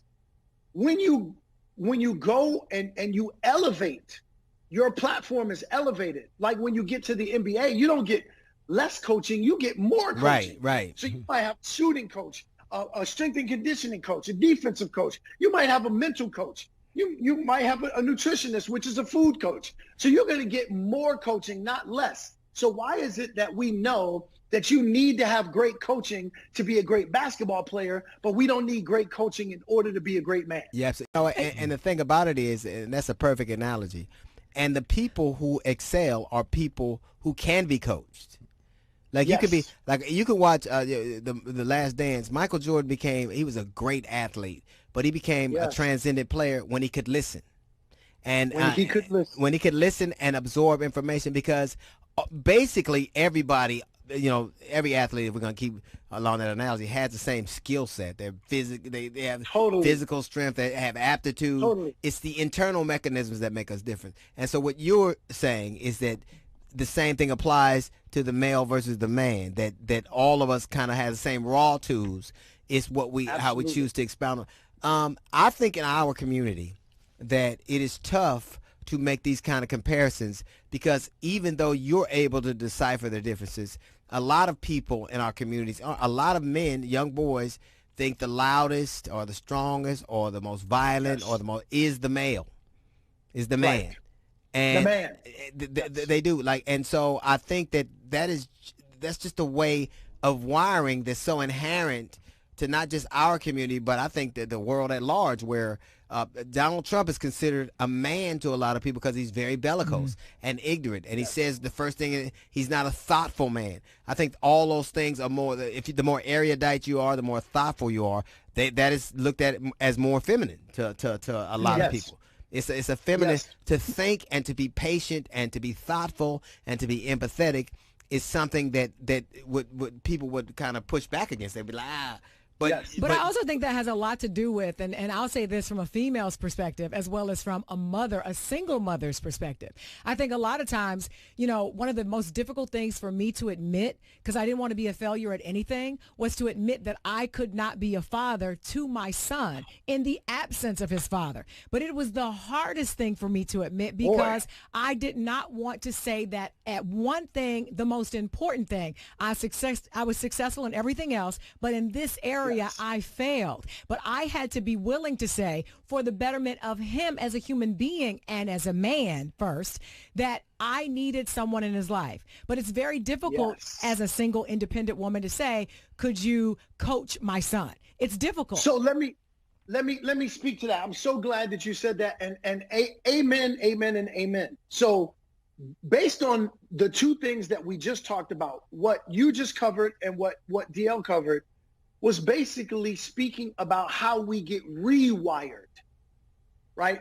So when we are created, we're created to be our authentic human self. That is to be thoughtful. That is to be empathetic. That is to be grace, to give grace. We get rewired based on the messaging that we receive. So the messaging about what manhood is the messaging that we receive, which is, I got to be a man. If I'm going to be a man, I got to be loud. I got to be gruff. I got to be rough, right?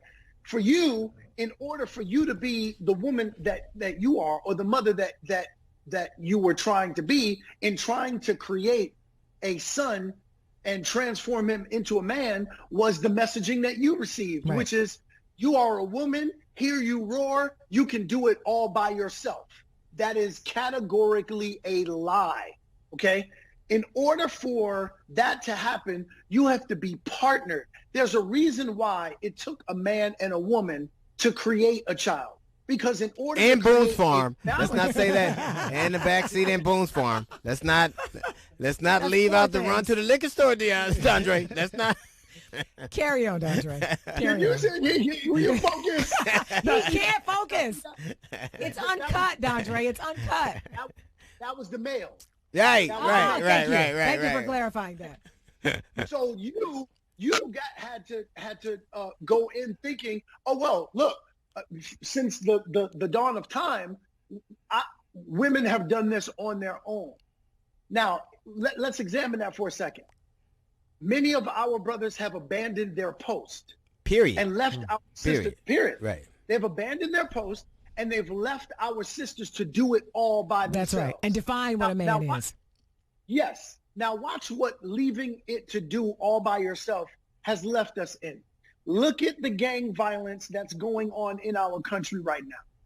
Every gangster that I've ever spoken to, from New York to Chicago, Detroit, Los Angeles, no matter where you go, no matter who you talk to, they're all going to tell you the same story about how they love their mother, about how much their mother did for them, about how much they would do for their mother, but they're never going to tell you how much they love their mother in order to stop them from gangbanging.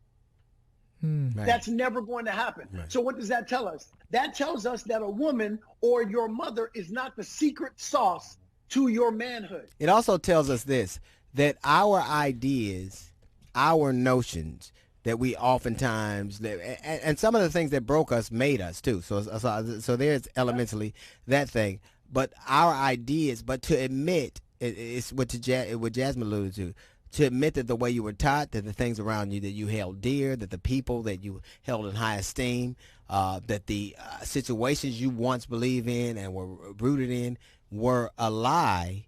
I think it was Mark Twain that said, it's easier to fool people than convince people that they were fooled.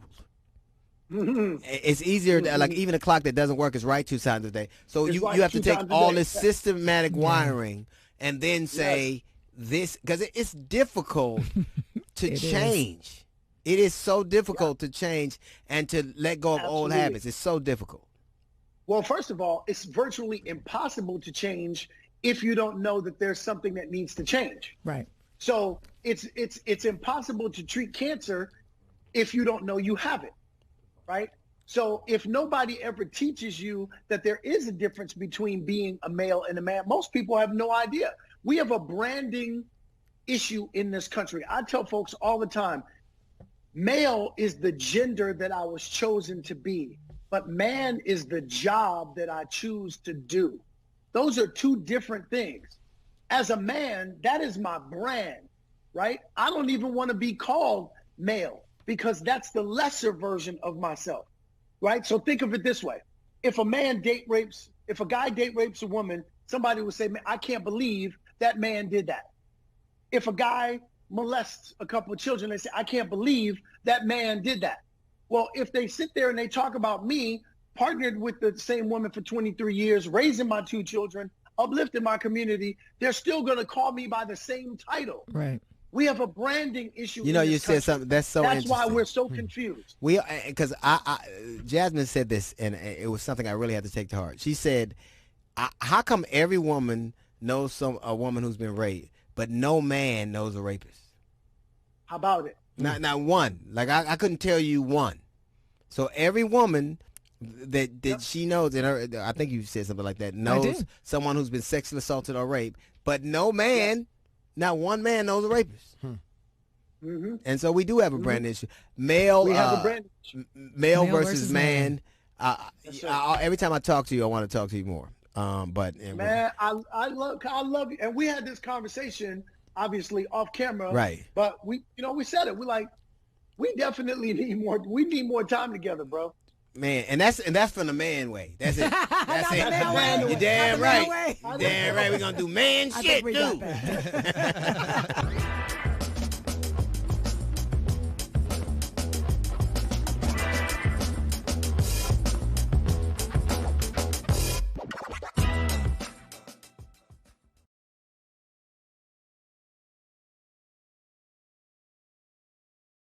All right, ladies and gentlemen, we are back. That's right. That's it's right. It's going to be us. We can drink and talk shit as much as we want.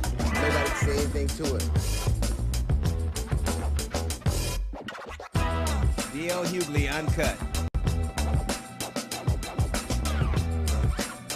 And we're at it again. It's D.L. Hughley, Uncut. Welcome to the show. Why do you always get to do that? Yeah, I do. Because I'm the best at doing it. Duh. Don't say that. It's true. Charlie lets you do it because he thinks I won't do it right. No, that's not true. I say my own goddamn name. First of all, I'm just a better speaker. Yes. A better reader. Yes. That's all. Look at Jesse more Jackson. Animated. Me too. And plus, Indian Jay's here. Look there at his gorgeous mane. Look at him. I'm sure I've purchased several packs of that hair before. Let me ask you something. Do you believe that history is written by the winners? It obviously it is. Yeah. That's the only reason we believe Columbus discovered it. Like, it's obvious. It's It obvious. is. Well, that's what Barr said when he was questioned about, I guess, Michael Flynn being released from prison. You bullshit. Let me see. Well, What's check it out. Motherfucker say? It's a clip from CBS this morning, and of course the Washington Post. Check it out. Are you doing the president's bidding in General Flynn's case? No, I'm doing the law's bidding. I'm doing my duty under the law as I see it. When history looks back on this decision, how do you think it will be written? Well, history is written by the winners, so it largely depends on who's writing the history. But I think a fair history would say it was a good decision because it upheld the rule of law. It upheld the standards of the Department of Justice, and it undid what was an injustice. Yeah. Well, there you go. Well, here's what I don't understand. This man admitted, well, he obviously did what he was accused of doing. He certainly lied to the feds, right? Yeah, and he said he lied. What I don't understand is how, first off, Barr has been called on by 2,000, former members of the Justice Department, right, to resign. Yeah, to get out. He's made a department that wasn't political, very political. So he is, in essence, he might as well be Donald Trump's personal lawyer. He's his Larry Parker. Yeah, he is. Which is why he whispers, because you can't tell a lie Right. out loud. You have to whisper it. Then the fact he looks like Roseanne's husband on Dan. he looks like, but you know it's funny? Like now they're calling this Department of Justice to investigate prosecutorial misconduct in Georgia. Like letting William Ahmaud Barr Arbery case. Yeah. investigate prosecutorial misconduct is like, why don't we let R. Kelly investigate sex trafficking? Why don't we do that? No, I mean it's ridiculous, and the fact that obviously, it's no secret that he will support anything that Trump does or says. Right. And we all know how Trump is when it comes to race, you know. My goodness, look at what he did with that reporter during that press conference. But you know what? Trump would never pick anybody to a department that he couldn't manipulate or use in some way. He wouldn't do it. No, he's the first. So George W. Bush, I believe, was the first president for the people who voted for him. Every other president before him tried to be a president for the United States of America. Right. And then Donald Trump took what Bush did a step further and said, I'm going to be the president for just Donald Trump. Right. So, but ultimately, there was people pretended to have these moral standards, but now all of a sudden we have he's nakedly vague. Donald Trump, the Mueller report, he squelched it. He made sure that he cherry picked, and now he abets I don't understand how you expect us to believe in justice when you subvert it all the time. When you say, I'm going to make it be what I say it is. And we are now in a situation where we're supposed to believe a guy who laughed when you said how history's going to, I'll be dead. I might not even make it out of the room. But the sad thing, too, is that we're sitting by, and not just us, but the people around him are sitting by and allowing this to happen. But what is it, like, the alternative is they basically had a president who was impeached. People are forgetting that. With evidence. He said, I did it. He said, I did it, and then first he didn't do it, and then it's a witch hunt, and then, well, he did it, but it doesn't rise to the level of impeachment. We can't have a justice when people don't have moral standards. They don't have the integrity. They don't have integrity anymore, so they can just do whatever they want. Yeah. They can make the rules up as they go. Well, now if you look at the way the divide is, people just blindly believe him and believe what he does is right and believe everything. Right. And so then anytime you present facts or arguments that counter what he says or anything he does, people, fake news. Everything's fake. So then what happens, 20 years when we study the presidency? Is it going to be fake history, alternative history? What are they going to argue? Well, let black people. Yeah, it's always been fake history. You didn't know, Indian Jay? But then, the name Indian was taken from my people for a little bit in First that of fake all, history. your people? What are you talking about, Indian Jay? Your people? Look at this, two Indians. Columbus was looking for my people. First of all. So your people could get that hair. Look great. You know what? We're going to go to break. Greatest. Whip his ass. I don't know what you're talking about. It's a 7-Eleven and a casino having an argument.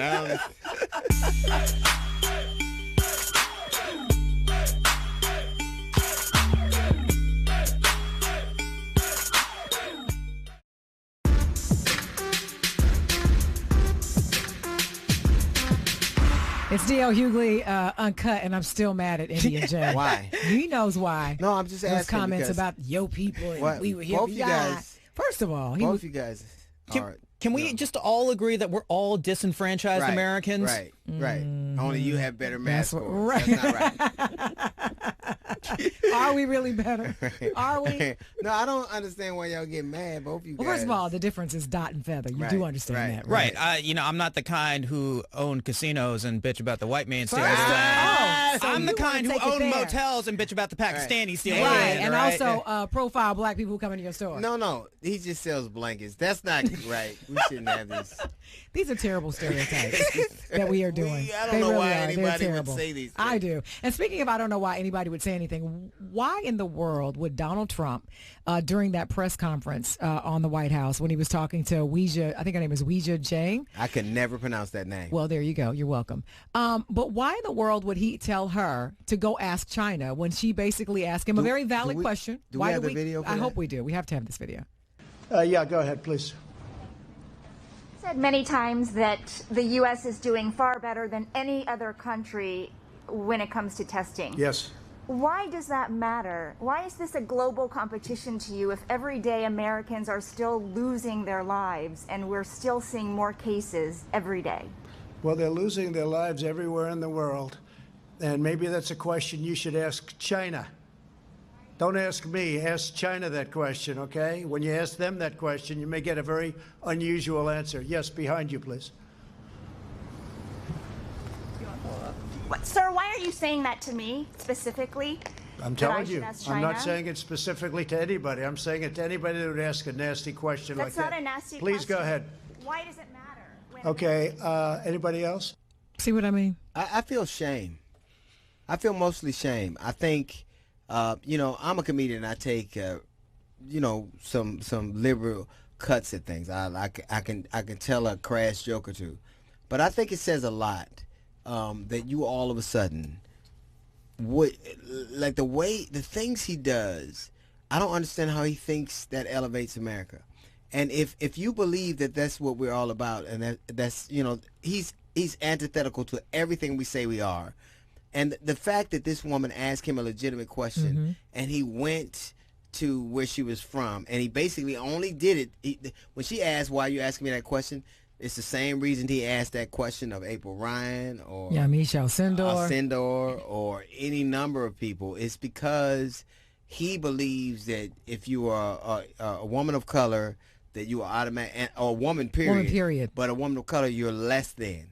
And the fact that his followers and supporters respond to that, if you still after all this time support him, you're a fucking horrible human being. I don't understand how you think you're not. I don't necessarily feel shame. I feel anger. I feel anger because collectively, as the journalists sit around and they watch how he eviscerates these reporters, especially women, why do they continue to show up? It's not as if he's giving any information that is of value or importance. He's basically peddling false news, lies, and hatred. Why even cover it? What's the point? I'm Googling eviscerates because you ain't gonna... Eviscerates. E-V-I. There you go. Of course. See, of course. Listen. I was just starting to like you again, Black J. Don't ruin it. Listen, Life of Pi, let me tell you something. We don't need... He called me a life of pie, which is actually, that's one of the nicer terms. I found out that when I first came into his life, he and Gary and Lou and his entire crew used to call me Haji behind my back. Not behind your back. Don't say that. That would mean we didn't mean it. Don't say that. Unfortunately, I thought it was your real name. I did. I was like, I wonder what his last name is. Haji. Sorry about that, Indian J, but I did. Do you think that it says like Lyndon Johnson said, if you convince the lowest white man that he's better than, you know, I'm paraphrasing, a black man, he'll turn his pockets off for you. I think that there is a faction of America that no matter what we're going through, no matter how bad it is, feels like if you make them feel better about being white and American, that they don't care what happens. And that's just true. It is true. You can tell that by the COVID virus. Yeah. They know it's more black and brown people who are dying, but guess And they what? don't care. They're not doing anything about it.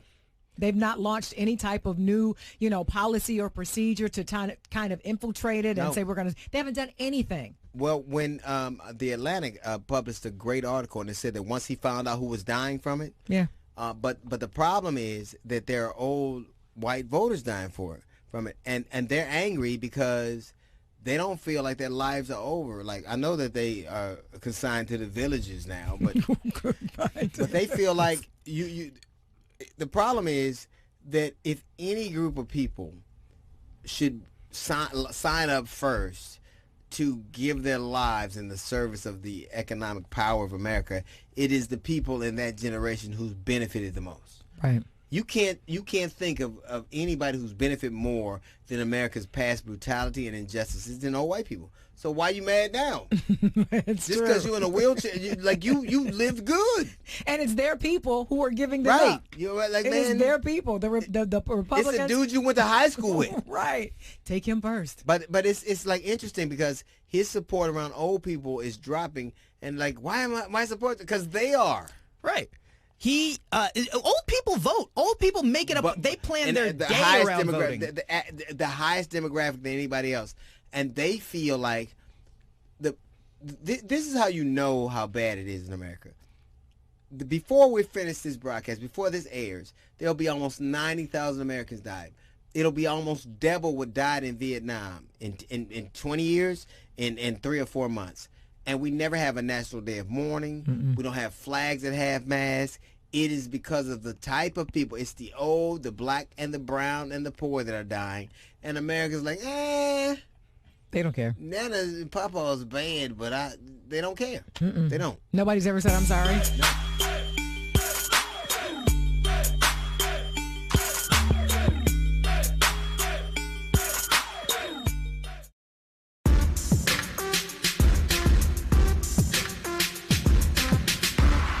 Our guest today is known as the human beatbox. His song Lottie Dottie, We Likes to Party is considered one of the most sampled songs in history. It's Doug E. There he is. Look at that face. That's when black people get out of their chairs and white people leave the club. Here they go. Yes, think they don't? Here go the darkies again. Man, look at this nigga's teeth all fresh. What? Look at his skin. Fuck you, Dougie Fresh. You look amazing. He looks 12. What pandemic has he been going through? I don't know, but clearly. Him, Smokey Robinson, Don Lemon. You guys are all in the same vein. Man, the COVID doing us bad. You look at it's like a vacation. Face all moisturized and tight. Right. How have you been dealing with the shut in? Where are you quarantining at? Oh, I'm quarantining down in Florida right now. Oh yeah, that's why. That'll do it. Yeah. Right now. You know the sun. I'm closer to the sun. Right. So what does your quarantine day start like? What do you do in the morning? My quarantine day is that it ain't in the morning. That's first of all. Right. Because you know I'm up all night. Right. How can you be up all night, Dougie, when nothing's open? I mean, when nothing's open, how can you be up all night? Well, you know, creatively, a lot of energy. I think it kind of, for some reason, I'm so used to being up in the night from doing concerts and shows, and you know, and then when you write music or song, it's all a nighttime thing, you know. So, you know, and I don't even really watch TV. I be looking at the days. I don't know if it's for y'all, but the days be going by fast. I think he's a vampire. I think he's a vampire. That's why his face looks like that. I think it's Blade is what that is. No, but he has a point. He does have a point. The days seem to go by faster and faster, and sometimes you wake up and you don't even know what day it is. Is it Tuesday, Thursday? That's not Don't true. act like it's just me. I always right.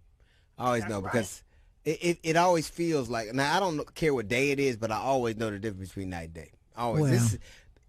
Everybody ain't gonna look like him. Nah, not at all. Because you stay up. Listen, you're on the road too, so you're up all night and sleep all day. But your face don't look like that. That's not being disrespectful.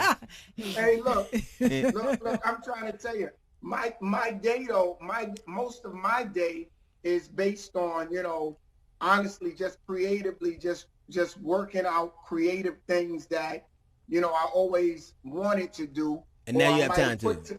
You know, you're put to the side. But the one project that I've been working on very aggressively is this thing I made called 20 Seconds or More. Right. Where it's a video about everybody washing their hands. I saw. You know, and that particular project was very important to me because when I looked at what was going on and I seen, you know, how just something so simple as washing your hands could save lives, I said, man, you know, let me just do what I got to do to make this happen. And it's harder because you can't get to nobody really. You right, know what I'm saying? Right.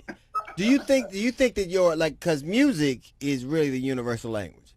Music, love, math, universal languages. So you took your skill set and wanted to reach the masses in a way that you knew that they would accept, right? You knew that they would digest, right? Right. So why was it important for you to do that? Because, you know, I'm gonna tell you, D, to me, man, you know, I feel like if we have a gift, and I started very young in hip hop, and I came up under the pioneers, and I learned certain things that I feel like, you know, when you got a particular gift, and if you can use it in a way to redirect energy and get people to think a little bit differently or do something that can have a ripple effect to save lives. You know, like we learned through dance and song. Right. So I looked at it and I said, you know, let me do something that we would normally do at an old school party. I was just sitting around. Right. And I said, just wash your hands, everybody. And everybody. Right. Well, you know what I mean? Right. I did it like as if we were saying, clap your hands. Right. And then right. I said, if I trigger this thought in somebody's head, when they go to the bathroom, they might think about it a little bit more, which would save a life because, you know, I know that the gift that I got is to help people understand things maybe in a certain way, make them feel better, celebrate life. I mean, we see certain things that people don't always see. Right. You know what I mean? And then we have the job of sometimes saying something about it. And when we say something about it, people might take it a particular way, but the burden is we know something that can help you, and if we don't say it, we're not even being honest with ourselves. Yeah, if they listen to you doing that bit, if they listen to you while they're washing their hands, just if they, by the time they finish hearing you, they will have done what you, and I think that says a lot about our society, that they have, you can't be so on the nose, you can't be so direct, you have to, like my mother used to always say, I'm going to give you aspirin and oranges, I'm going to give you something you need and something you like, and I think that's really your approach here, right? Right. It's basically having to utilize a different way of communicating, but to get the job done. And what I found out is that in doing that, like when you look at the statistics on what hand washing can do, it reduces the ability for coronavirus to have an effect 21%. Right. But I think 21% just from washing your hands. But you know what I think the great thing that you were also able to do with the music is, I think most of us were taught from a very early age anyway, probably all of us, to wash your hands, but I think it's the 20 seconds. And what you think is 20 seconds and what actually is 20 seconds, sometimes they're not the same thing. People think it's just soap water, you do a couple of times, you're done. And that ain't gonna help. Right. And you know what was interesting? When I called everybody, you know how sometimes when you get together with artists, they say, man, the bass is not right. Could you change the key? Could I get a little more music in this part? I said, we're not going to go through none of that. All I want you to do is shoot me a video of washing your hands. That's it. You know what I'm talking about. But it could get so crazy that you'll spend so much time debating over the bass, the drum, the hi-hat, that instead of that, we're in the middle of a pandemic. So if we could get your energy on this, doing something, people will follow. So when I called Jamie, when I called Charlie Mack, and a lot of the other people, they were just like, yo, that's all you want? So it made it easy for them to participate. What does it say about you? And because you look brand new, but you ain't, nigga. I don't care what you say, you ain't. But what does it say about you? You have a pretty broad continuum of experiences. You span, you've had a lengthy career, and that at a time like this, it's very noisy now. People are very fearful. It's very fretful. It's a lot of uncertainty. But you found a way to be clear at a time when a lot of people aren't. That's not just art. That's a personal kind of tangible quality. That's a personal thing that you have where people can hear you and annoy in a space that's so loud. What do you attribute that to? What do you think that is? Well, I personally feel, if anybody, for those that know me or don't know me, I've been pretty consistent in the way that I am. What you see is what you get, and I feel like, for me, is these compartments are very important to me. My mental health, my spiritual health, my physical health, and some people and also your financial health, which is something that is a whole nother subject, right? But you live in Florida. We know you financially healthy, nigga. We know you. Well, look. Hey, look. Some people are financially healthy, but spiritually bankrupt. Right. You see what I'm saying? Right. That's a word. So the key for me is the balance of all of them, because, you like me. We met a lot of people with a lot of money. Right. But their soul don't carry the heart and the spirit of just being able to engage and interact and still be happy about life, and your whole concentration is focused on that. So for me, I think one of the things that works for me is the balance between them all, and I'm always working to develop myself more. I'm always trying to learn something new, and I'm always willing to listen to somebody, another person's perspective, because there may be something about it that I don't know. And my biggest thing I know is that I know that I don't know everything. Right. What are you? You know what I'm saying? What would you say you are? Like, what would you say you are? You're not just an artist. You're not just humanitarian. You're not just a a caring member. What are you? Like I never know.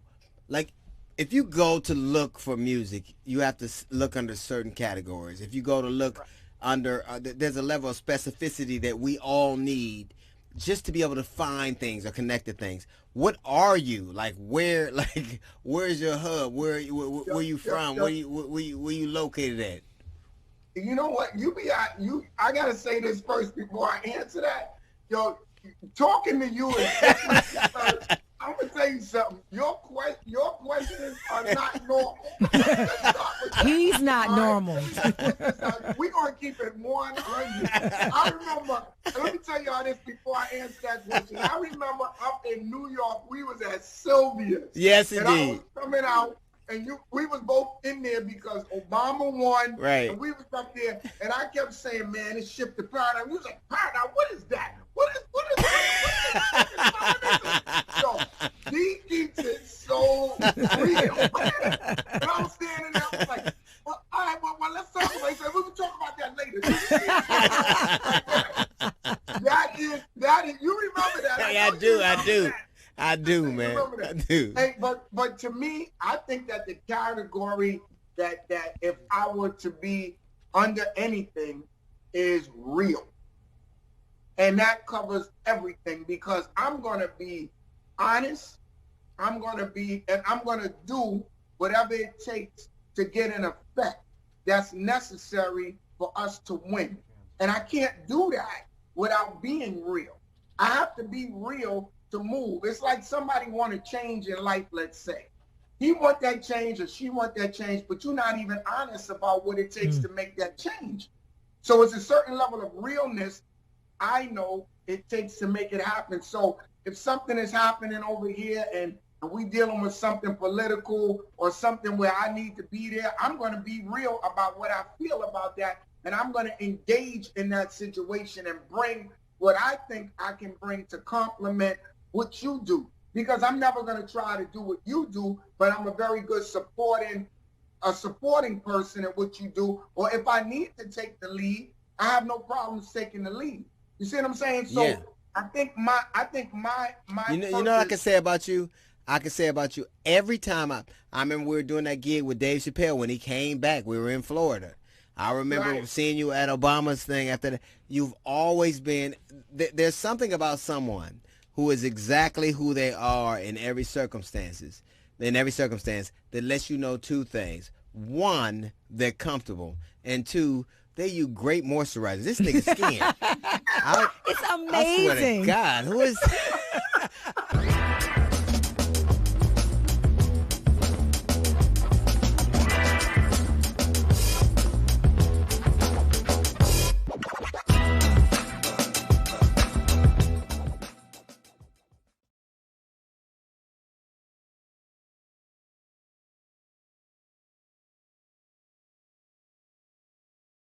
All right, ladies and gentlemen, we are back. That's right, that's right. It's going to be us. We can drink and talk shit as much as we want. Nobody can say anything to it. D.L. Hughley, Uncut. And welcome to the show. This is D.L. Hughley, Uncut. What are you doing, Jeff? I'm playing the air bass, baby. That's a dope jam. Okay. You know, they have a contest. They have like an air bass contest? They have an air guitar bass. Yeah, I took. But can't nobody, when it's air, you can't tell what it is. Right, that's what I'm saying. You can. Oh, yeah, you can. That looks oddly scary. You can feel it. That looks like the uncle you never wanted to visit. You're a real bass player. You do this, you go, call me. See, you about to lose your job. I love that. That was Janika Charles, I think her name is. I love it. You know what's great about this story is that there is such a... You got to tell them what the story is. Okay, so... There's a video that's gone viral of a young woman who is now was in cuffs outside of a club. Now, they thought she was trying to sneak back in or something, and she was like, no, I basically left my bag or whatever. And so the cop put her in cuffs, and she was like, what are you detaining me for? It's gone viral. Why am I being detained? Right. You about to lose your job. And now everyone has remixed it. But the thing is, she was homeless for a while. She was on drugs for a while. And now because of this, first of all, her family was able to find her because of the video that There is she gone viral. is. There she go. And someone set up a GoFundMe account. They've raised hundreds of thousands of dollars for her, and so now things are looking great. We So, got to say congrats. something. You about to get a job. Yes. You about to get a book. I've probably written my new book is called Surrender White People, Our Unconditional Terms for Peace. And it really, so when I write, I wrote, How Not to Get Shot and Other Advice from White People. When I write, it's always from a position of what I see and the fact that the country is going to be pretty consistent. You know what I mean? Sure. So I'll start writing and shit will happen and it'll look like I was ahead of the curve, but all I'm really doing is watching history. Right. Repeat itself. Because it's interesting because everything that has happened will happen again. But now I don't know what will happen from this event. Like, I don't know if we're going to really change as a nation. Yeah, I don't know if we're really, because America's been always pretty predictable to me. But now I'm flummoxed. Like I don't know that I've ever seen it quite like this. That's the though. truth. Yeah, Do you know what I mean? That's Like fair. the number Yeah. of people who are speaking out, the number of people, white people who don't have to stand in harm's way Right. and stand in the gap, are doing so. Yeah. And I don't think I've ever seen that That's before. and it's disturbing, and it'll fuck up my next book. But It's disturbing. no, really, I'm like, I think we're changing as a species. I don't think it's just you mean people. the humans? I think as humans, if you follow any of it at all, we're moving into the age of Aquarius. That's why you have Like the this song? open I was gonna thinking. say, is that a Yes, song? exactly like the song. There is an open awareness. This is how you get millions of white people to go, you know what? This is wrong. It's not them. It is a overall consciousness that's changing. So what happens after the song, though, when the song is over? Like, Oh, well, what you got happens? 2,000 years worth of it. So. Right. but I think we've had times like this. I think that there were times somebody had to say we wanted to end slavery. Somebody had to say we wanted to have an end to, separate but equal. Somebody had to say, so I think we've seen times like this, but I don't know that we've ever seen a time where people were this keen to it. Like Sure. it's people getting shot in the face with rubber bullets and hit in the head with metal batons and wearing shirts that say Black Lives Matter. And I'm really, I keep saying this, I'm really hardened, hopefully, and not even cautiously. Look, if I'm foolish for hoping things that don't exist or aren't real, then I'll take the way. But I want the world to be better for my children and for, not for you, Jeff, because you don't deserve it. But I'm just talking about That's fair. That's fair. That's fair. I think it's great that you're hopeful, though. Yeah. I've, in all the years that I've worked with you, I've never heard you say Yeah, that's not a that word you I've heard in were this. not being cynical about something and that you were being optimistic. Yeah, I don't believe I believe we've been alone so long. It was a great thing. I've been in the dark so long that now the light hurts my eyes. Absolutely. And that's pretty much kind of how I feel about it. Yeah. Like we were talking about it, do you know why there is a black church? It's because white folks wouldn't let us love God together. Now we're getting to a place where these people are putting that God to the Pepsi challenge and going, really, if I really believe this thing I read and I believe this God I serve, then I got to see this as wrong. Did you say the Pepsi challenge? Yes, Jesus is taking the Pepsi challenge right now. I thought there was a guy for me to build a building, a black church for me to build a building fund. I didn't know that.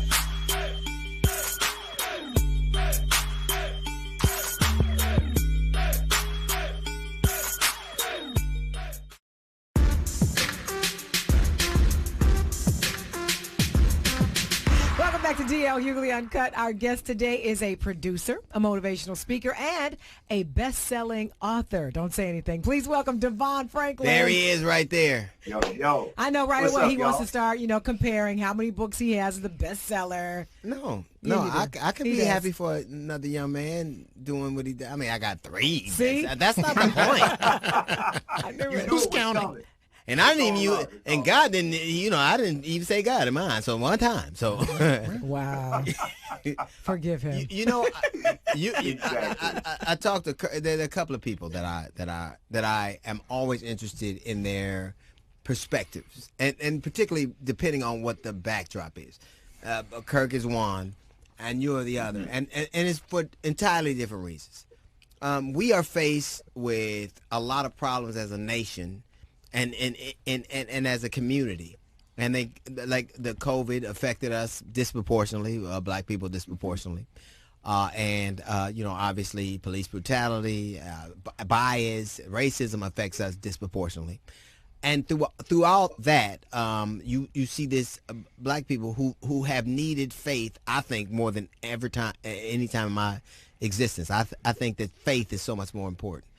Do you think that the faith-based community is doing what they're charged to do, what they should be doing in such tumultuous times?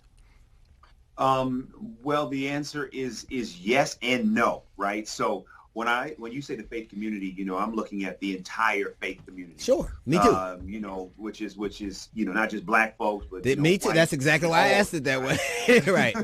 right. So what I do see is for the first time when we've seen all these racial issues and police brutality before, I have never seen this many white people in the church speak out and then want to figure out, okay, well, what do we do? I mean, so I do see that there's a desire for understanding and common ground on behalf of more white people in the church than I've ever seen before. So that's what I'm optimistic about. However, I think when you say, is the church doing enough? I think the answer has to be no.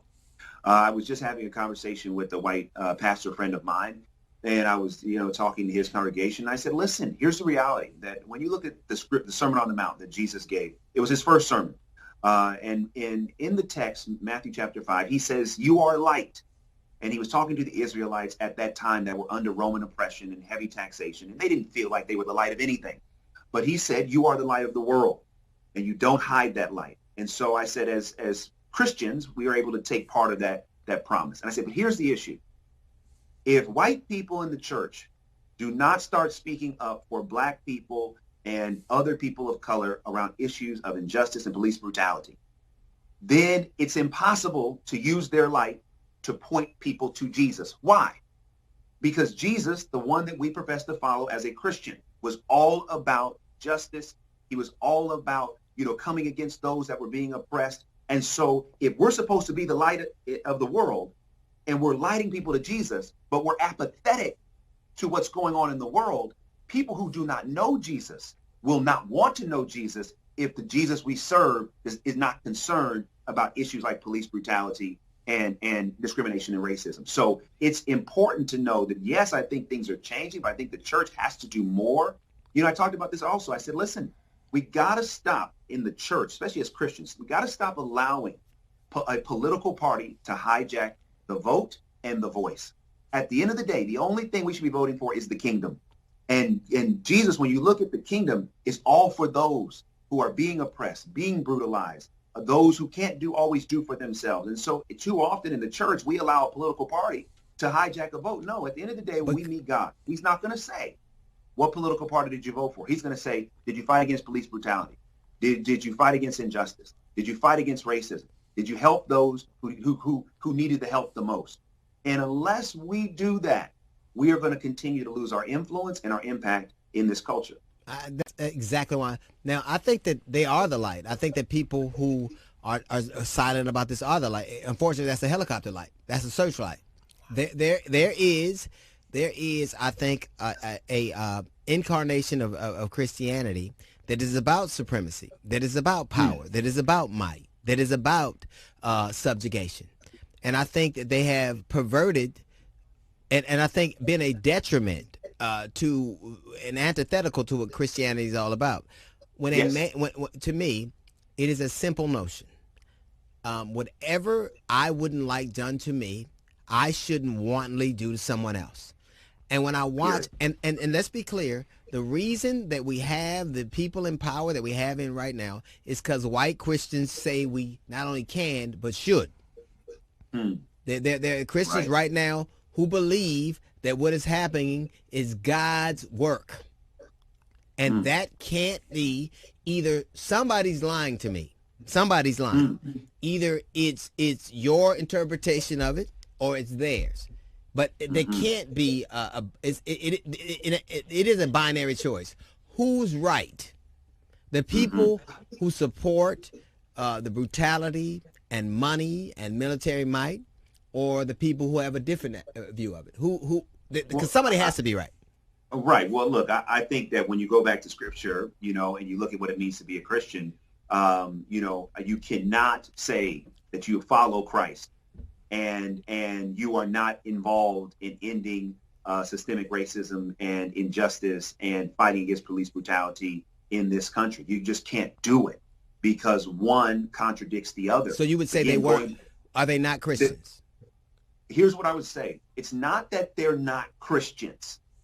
It's just that they have allowed what it means to be a Christian to become so narrow that they're missing what it means. See, that's what they're not Christians. Because I was going to say, I don't think they know that they're not Christians. Because they always do everything in from their own mouth in the name of God and you know, God bless us all, whether we're talking about kids in cages or whether we're talking about police brutality. In their mind, they really believe they're doing it in the name of Jesus. So did Pontius Pilate. He believed he was doing the right thing too.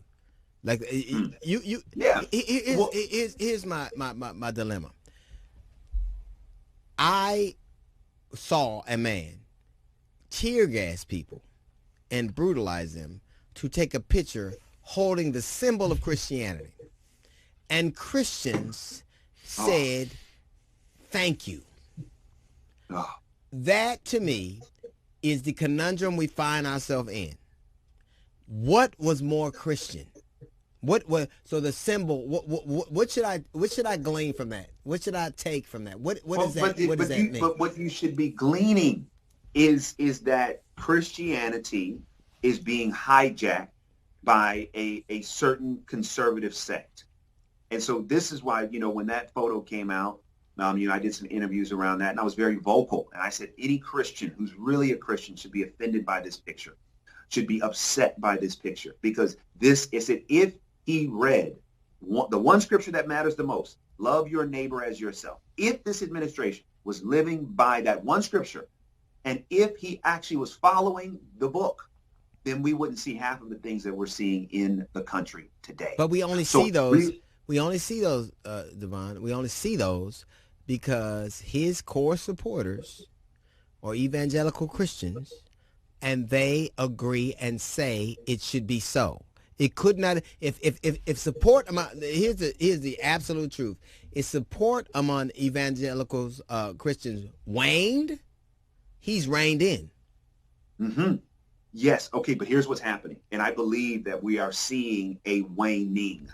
That Bible moment, the tear gassing, his response to, you know, George Floyd and so many things that he's been saying and doing, I have seen and you know, the people that I know in these circles, that support is waning because it becomes really hard to say, yes, I believe in Jesus and I want people to give their life to him and I support this man. The two become really hard to do. And I have seen more so than ever before, a lot of people in these conservative circles starting to say, I don't know. I don't think I can do that. I don't know. Like, we're seeing, again, we got a long way to go, but I am seeing for the first time much more progress in the thinking and the hearts of white men and women within the evangelical community than ever before as it relates to their support of this administration. Do you think that prayer has brought us here? Do you think that there has been, because I agree, I do see a changing and a waning. I don't know what to ascribe it to. I don't know if it was COVID and the fact that people didn't have things to distract them. They were home and they actually started to listen and hear. I don't know if it's just the preponderance of things that happened and the succession of things that happened were undeniable to people. And I don't know if it's prayer. Whatever it is, I'm grateful for it. I don't care how it happens. That's the truth. But what do you ascribe? this change to? What do you ascribe this detente to? What do you think? You know what? What I think you're hitting it, on the head. I mean, when you look at the pandemic, what the pandemic did. Again, it's tragic and all the lives that have been lost. My heart goes out to every family affected by the virus. What the virus did and what the pandemic allowed were fewer distractions. We were more connected than ever before. There were no sports going on TV. Churches were closed. You couldn't go to restaurants. You can't go to movie theaters. So we were less distracted than we probably have ever been before in this generation. And so when, Ahmaud Arbery, when that video came out, it started.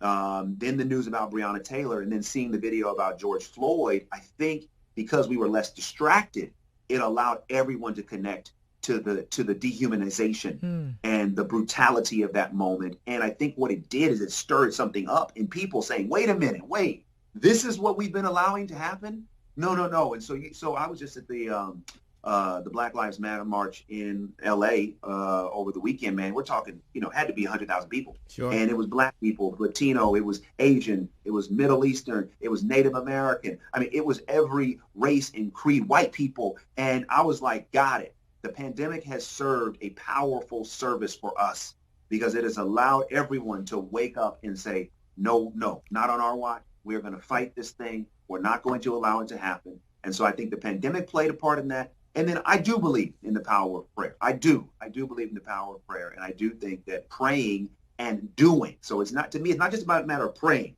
You got to pray and prepare. You got to pray and do. You got to pray and protest.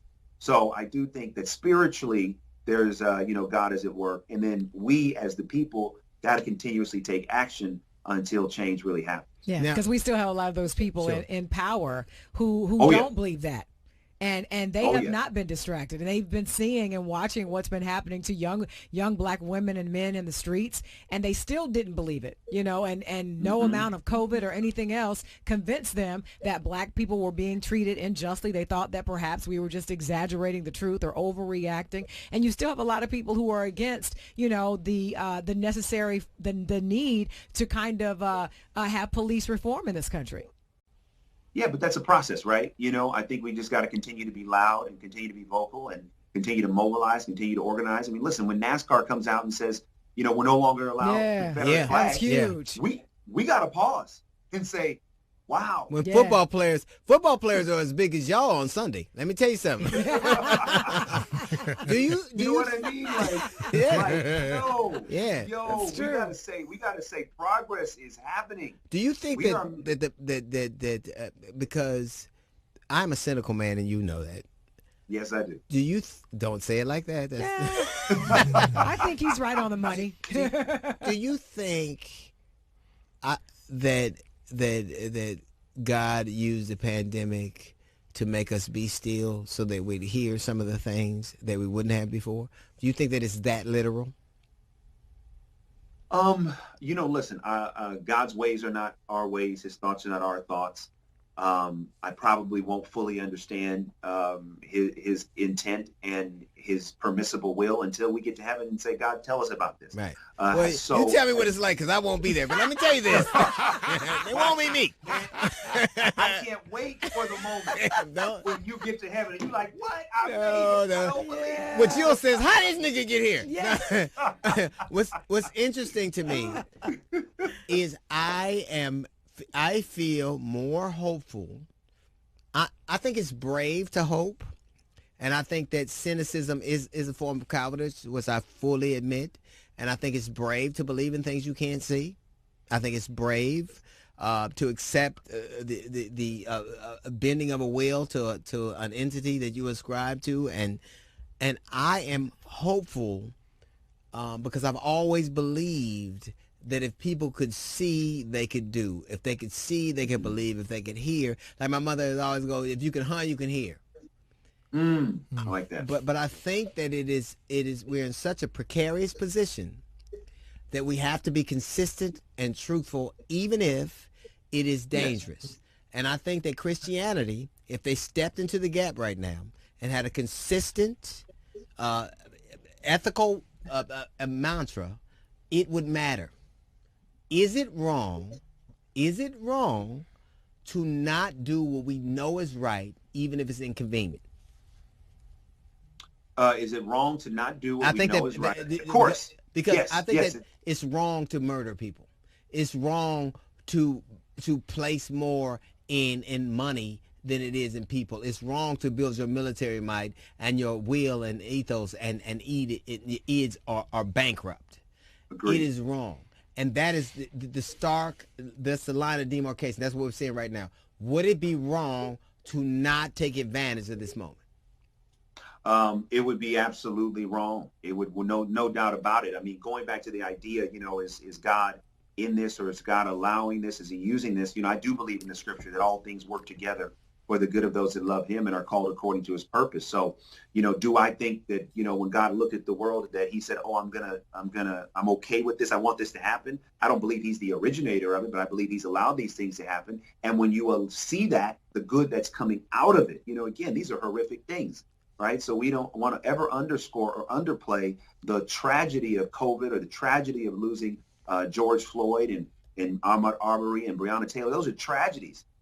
Yet through the tragedies, we are seeing some good, so that these things did not happen in vain. And one of the good things that is happening, that has to continue to happen, is solidarity, staying in the fight, and maximizing the moment. Because we all know that in a moment, everybody's focused, but then all of a sudden, everybody gets back to their life, and what could have happened didn't happen because we did not maximize the moment. So it's important to lean all the way in. It's important to break down as many barriers as we can. It's important to vote. It's important to donate. It's important to protest. It's important to get as much progress as we can in this moment before the headlines change, the news cycle change, and then people aren't as connected as they are right now. My favorite passage, my favorite, I used to love the trials of Job.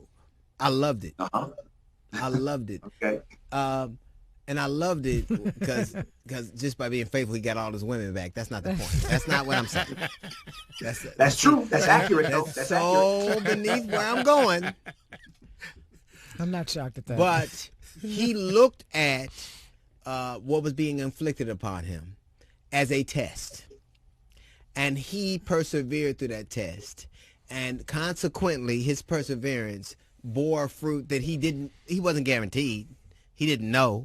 It could have been just my death and my suffering is going to be a testimony. But what he did was persevere and believe in what he believed in, and he was rewarded.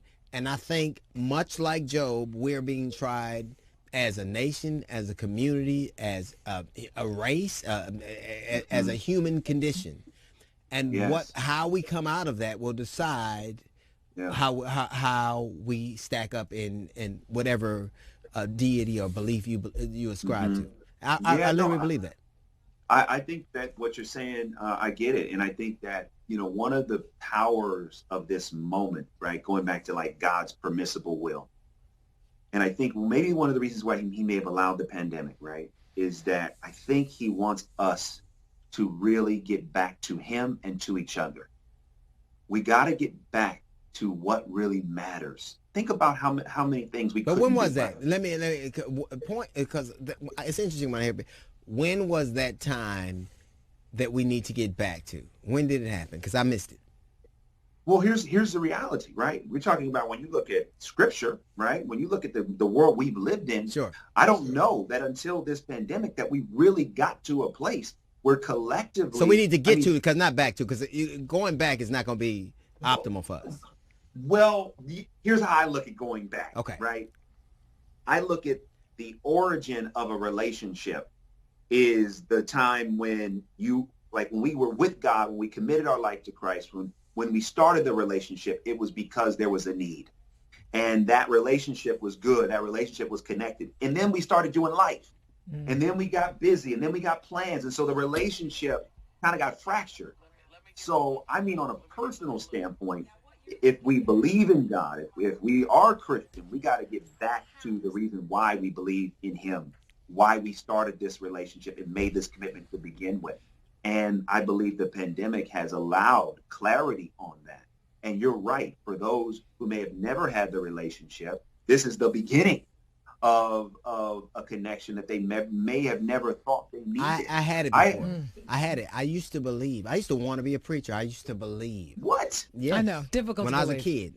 That's all I wanted to do. So I then used what to happened? What happened? America happened. America happened. Christianity happened. Hypocrisy happened. Brutality and anger and selfishness and pettiness happened.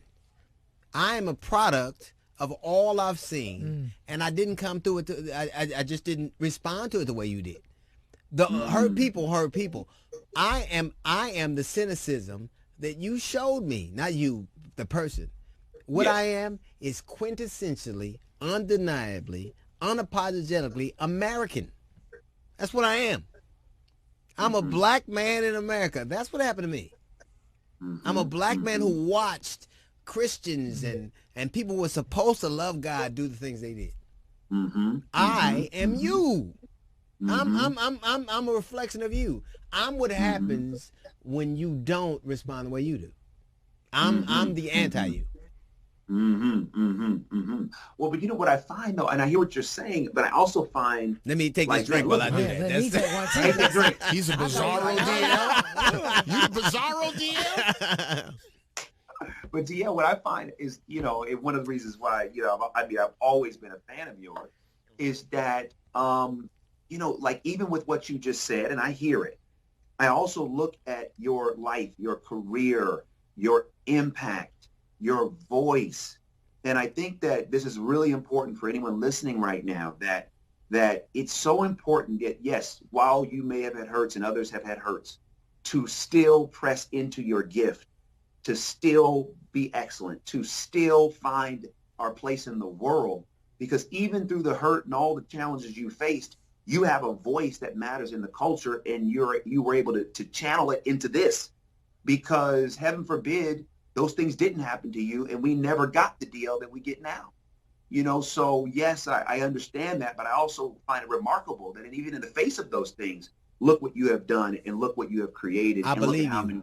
I believe you're right, and I'm going to believe again. I'm going I ain't going to church because that's too expensive, but I am going. I hope and I want me to be wrong and you to be right, and I'm betting that that's true. And I always love talking to you, man. Oh man, you're my brother. I always love talking to you, and I'm placing that bet with you. I'm placing that bet on belief. Absolutely. So if I win, you pay me. Or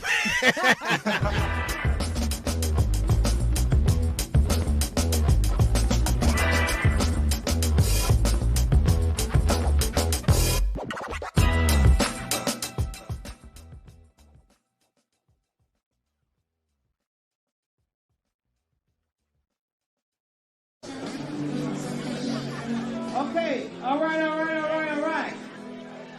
I just went back and did a queen check, and the queen is here. Yes. I did a queen check. I said, is the queen here? And there is a queen on the stage. And I will tell you, she is the #1 diva of all divas in our music, okay? Now, your kids won't know Mesa, but the grown folks will, and that's all that matters. Coming to the stage, one of the most beautiful voices that you've ever heard and sweetest spirits that you've ever heard. If you have music like from Incognito, and you heard that beautiful voice on there, that's our Queen Mesa. Please, ladies and gentlemen, put your Gateway Jazz hands together for the Queen of contemporary jazz music, the vocalist, the Queen, Mesa!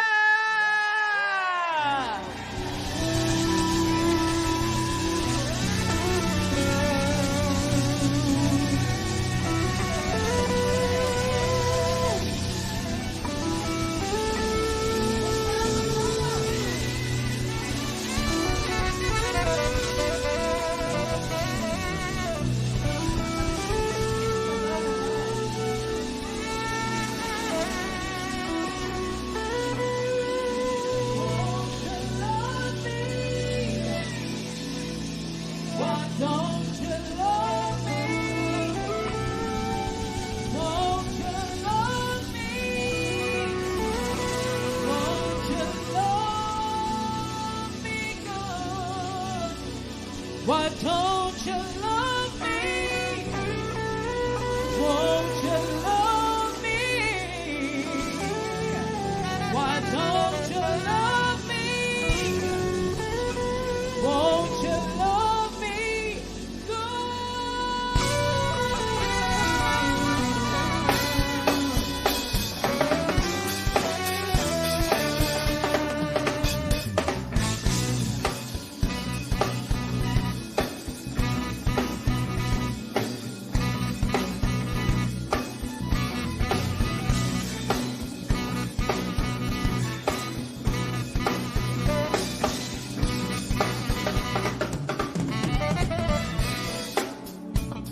Have you ever been through some rough and stormy weather?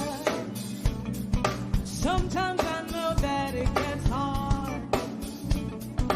Maybe I'm just a bit too optimistic, but I tend to think love can conquer all. But you gotta want it too. You gotta want it too. Want to love me, want to love me, want to love me good. But don't you love me like you said you would? Don't you think that you should love me good? Baby, won't you love me good? I think you misunderstood. I need more loving. Maybe not the physical, I'm talking about the mental. I need more loving, yeah. Don't you love me like you say you would?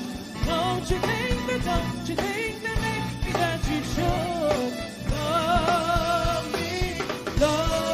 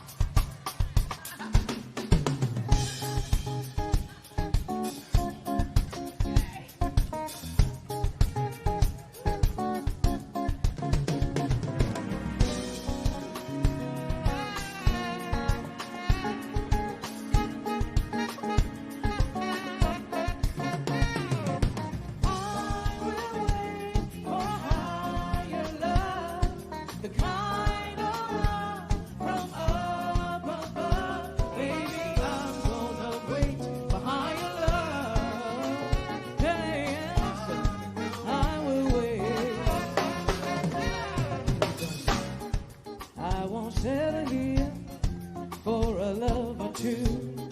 I won't give my all until I know it's true. I will be the one sitting all alone, waiting for the day when my true love comes along, baby. I will wait for a higher love. Baby, I'm gonna wait for higher love. Yes, I will wait. I won't settle here for a love untrue. I will give my all true, I will be the one sitting all alone, waiting for the day when my true love comes along. Baby, I will wait for a higher love. Baby, I'm gonna wait for higher love. Yeah, yes, I will wait, baby. Don't sit da-ba-da-da-da. A higher love.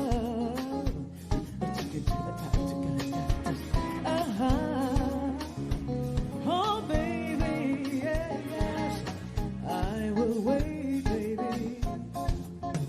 Oh, yo esperé para un amor más alto. Yo esperé para un amor más alto. I will wait, baby, yeah, yeah. I will wait for a higher love, baby.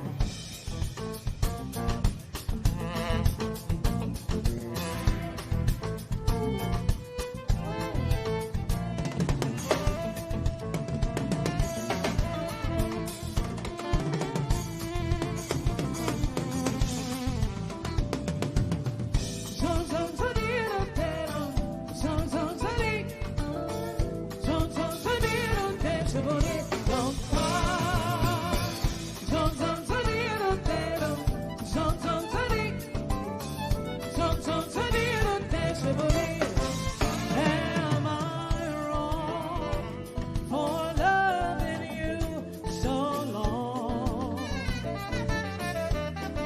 A love is strong, should never be mistreated. Don't know when it will come your way again. Am I wrong?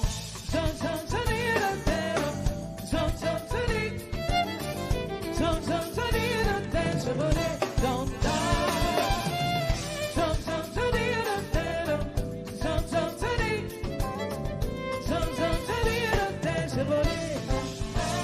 Am I wrong for loving you so long? A love is strong, should never be mistreated. You don't know when it will come your way again. Am I wrong, baby, for loving you, honey? Am I wrong for needing you, honey? Am I wrong for loving you so long? A love is strong, should never be mistreated. You don't know when it will come your way again.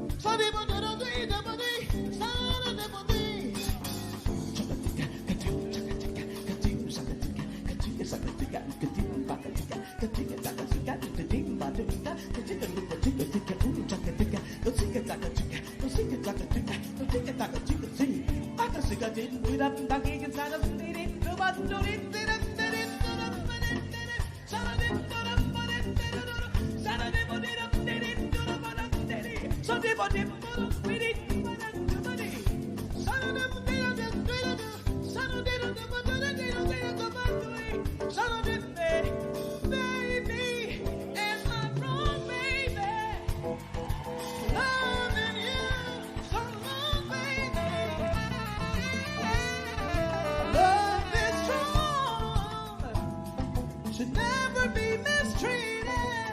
You don't know when it will come your way. Baby, baby, am I wrong? Am I wrong?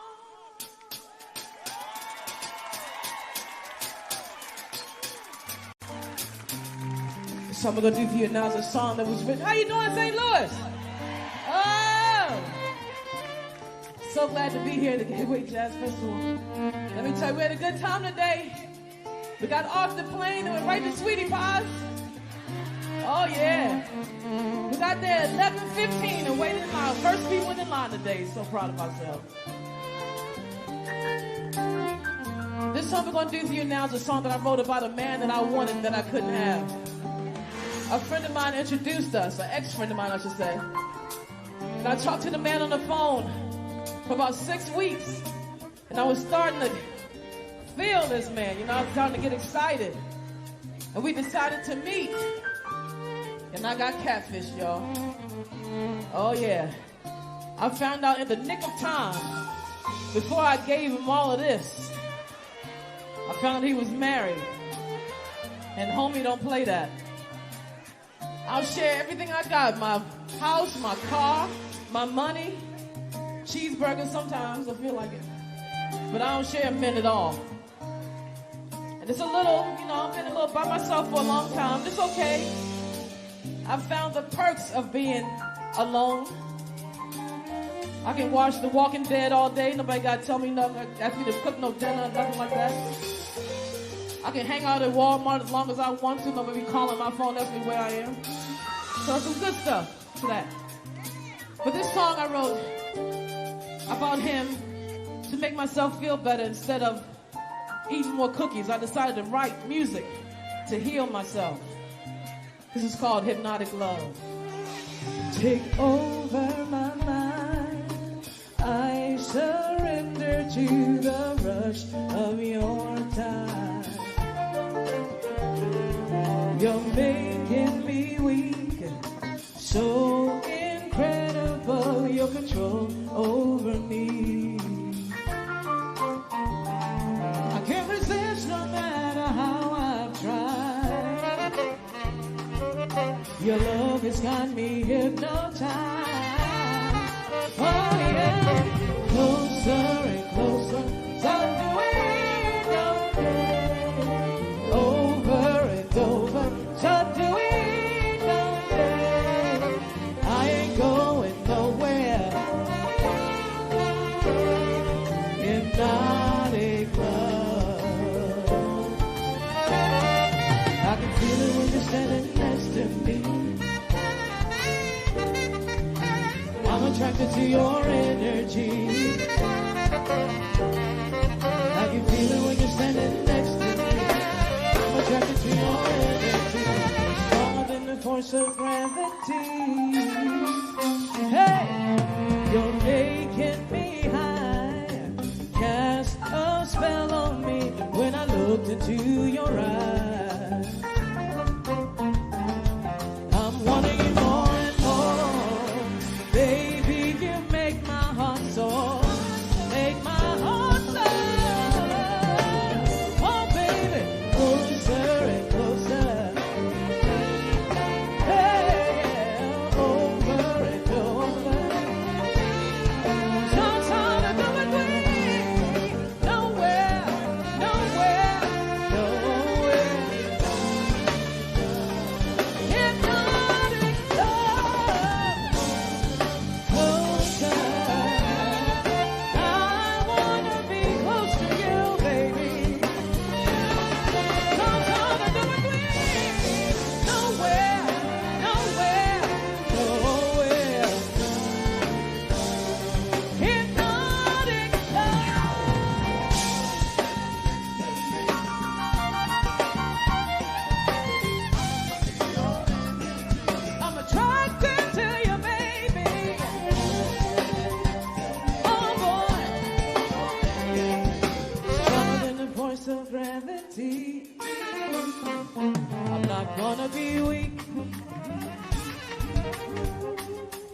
Yes, I'm gonna be strong. Don't wanna make you uncomfortable every time I'm wrong. I'm not gonna gear up if you just let me be sweet to you, baby. I wanna be your everything, baby. 'Cause boy, you mean every little thing to me. Oh, baby, friendly, yeah, yeah. Pressure from midnight into the sunshine. Oh, I don't wanna get wet until the rain begins. Until the rain begins, don't wanna get wet until the rain begins. I don't wanna get wet until the rain begins. Until the rain begins, don't wanna get wet till the rain begins. Break it down for me, fellas, right here.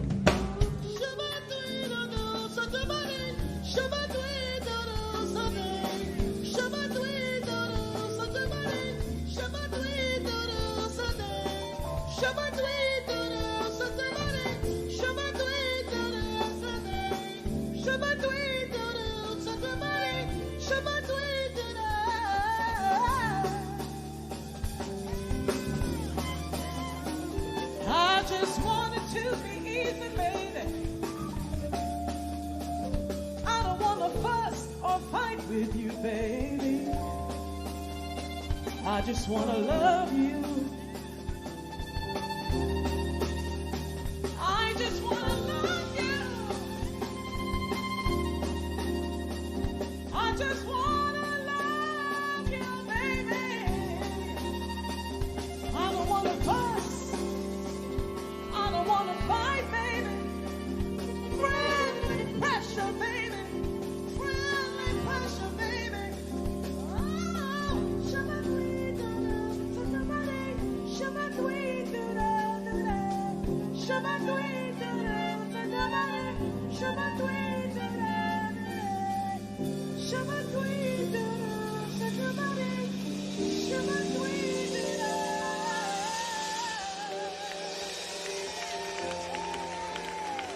Thank you. This next song we're going to do for you is a song that I wrote for my son Jazz. In 1999, I was on tour with Incognito. We were in Osaka, Japan. I was 6 months pregnant, and I was on stage when my water broke. Oh, yeah. I gave birth to my son there. He was only 2 pounds. They told me he wouldn't survive. But by the grace of God, my son is now 17 years old. In his last year of high school, has a beautiful girlfriend, and wants to be a filmmaker. So we are blessed, very blessed. When I was in a hospital bed, I didn't understand what was going on with me. I was so far away from my family, and Incognito had to go to Tokyo to finish the last week of shows. So I was there by myself in Osaka, Japan, couldn't speak the language, and it just had emergency surgery to have a baby. It was probably the most terrifying and most beautiful times of my life. When I was in the hospital bed, across my mind kept coming these words like ticker tape over and over and over again. I think I was losing my mind, but I got it back somehow. I knew my baby was coming, but he still came out of the blue.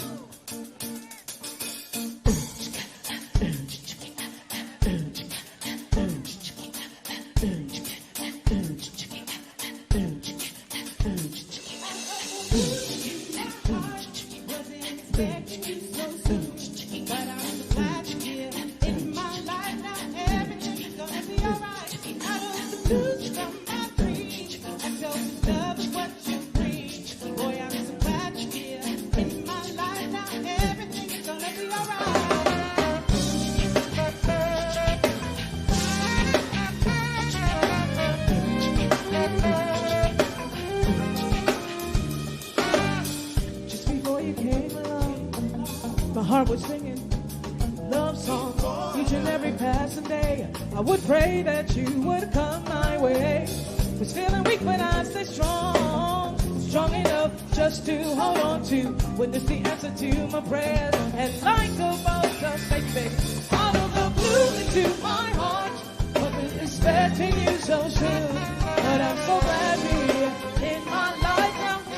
It's gonna be alright. Out of the blue, take on my dreams. My selfish love is what you bring. Boy, I'm so glad you're here in my life now. Everything is gonna be alright.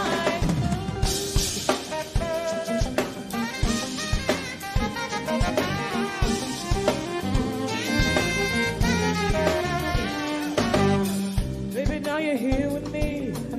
My heart is singing joyful melodies. I never had a love so rare. So wherever you go, I will be there, baby. Oh yeah, baby. Boy, I'm so glad you're here. Now everything is gonna be alright. Straight from my dreams is what you bring. So glad, baby. Do I do? Hey, come to you, baby. Yeah, baby. Come to you, yeah.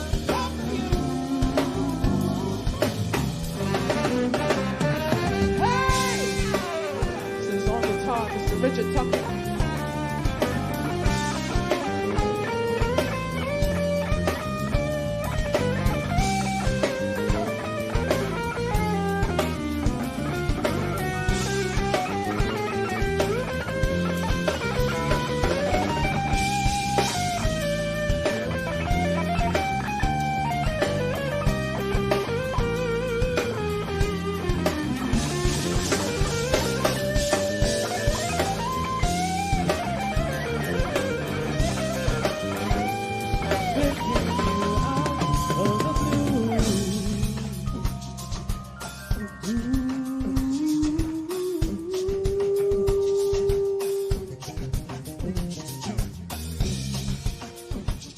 Out of confusion, pain, and despair, the universe has finally answered my prayers and sent me an angel from above, yeah, baby, full of joy, happiness, and love. I'm so beautiful. I love you. I love you. Mommy loves you.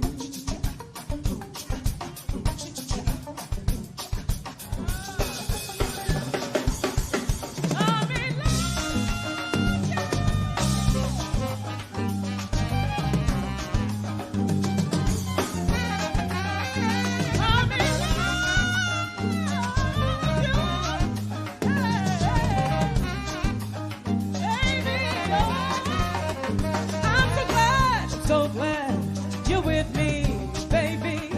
I love you. So glad you're with me, baby.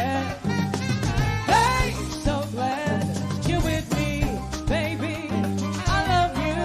So glad you're with me, baby. Hey, so glad you're with me, baby. I love you. So glad you're with me, baby. Hey, so glad you're with me, baby. I love you. So glad you're with me, baby. Out of the blue to my heart, wasn't expecting you so soon, but I'm so glad you're here. Out of the blue to my heart, wasn't expecting you so soon, but I'm so glad you're here, baby. Out of the blue. Out of the blue, out of the blue, out of the blue, out of the blue. All right. Song we're gonna do for you now is a jazz standard, mostly known to be sung by Miss Barbara Streisand, but my favorite version is by Miss Sarah Vaughan.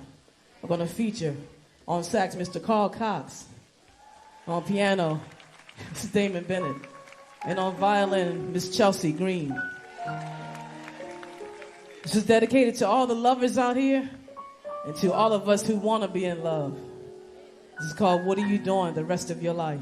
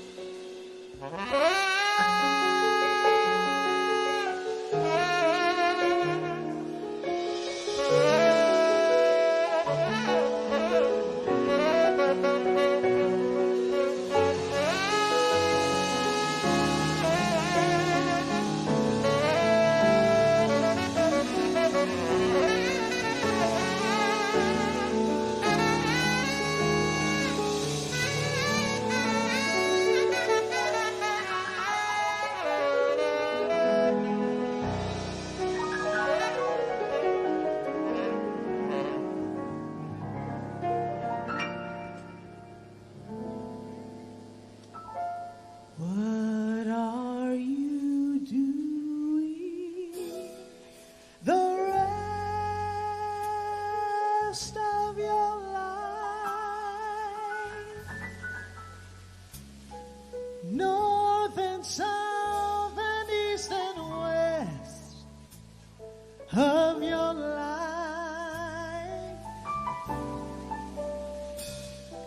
I have only one request of your life, that you spend it all with me. All the seasons and the times of your days, all the nickels and the dimes of your days.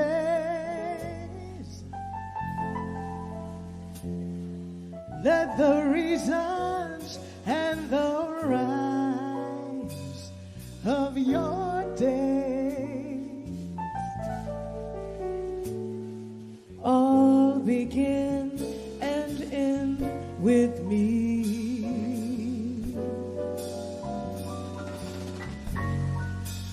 I want to see your face in every kind of light, in fields of good and forests of the night. And when you stand before the candles on the cake, oh, let me be the one to hear the silent wish you make.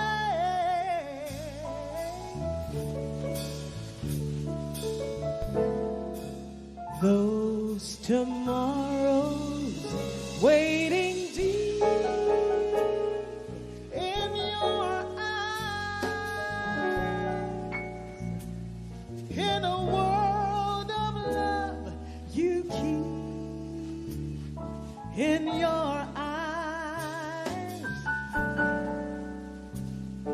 I'll awaken what's asleep in your eyes.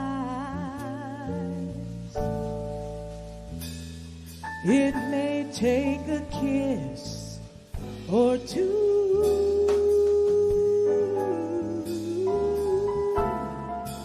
and through all of my life, summer, winter, spring and fall of my life, all I ever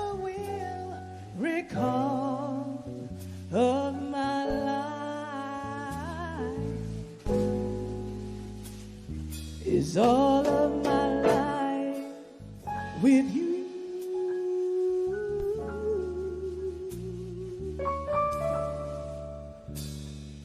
Is all of my life with you. Oh, yes. All of my life with you. Sa-da-dee-da, sa-da-da. All of my life with you.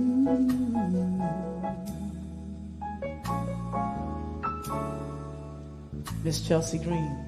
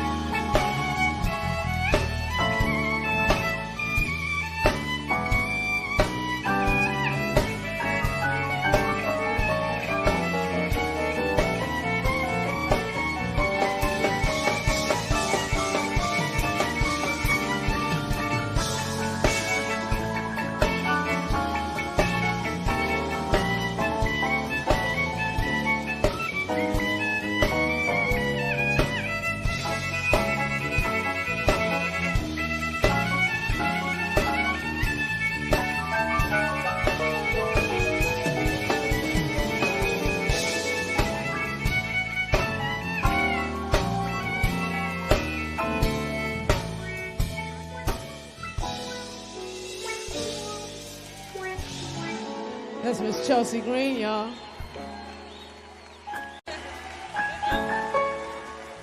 Oh, yeah.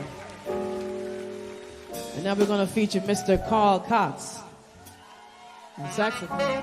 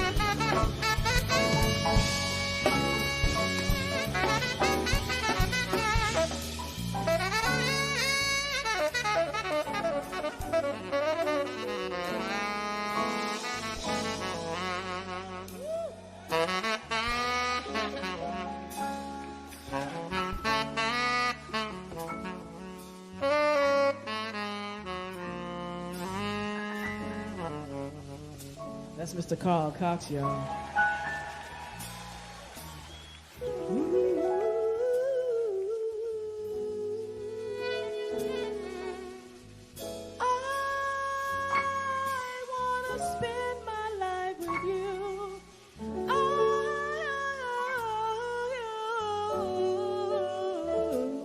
Wanna spend my life with you. Oh, baby,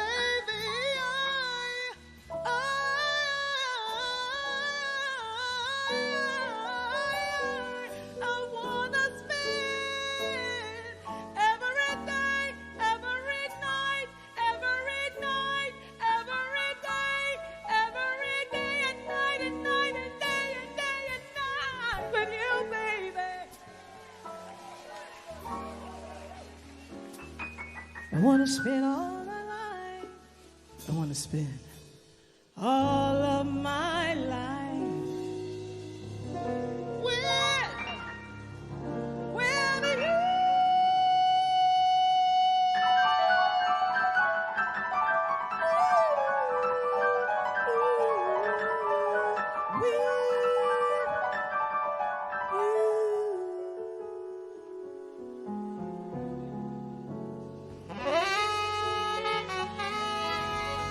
Thank you, thank you.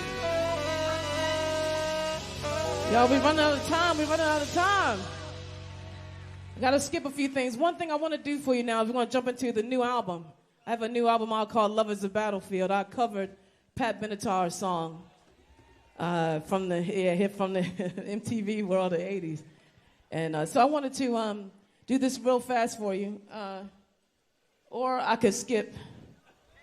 I don't know what to do. Should I do that song? All right. We're going to do Love is a Battlefield.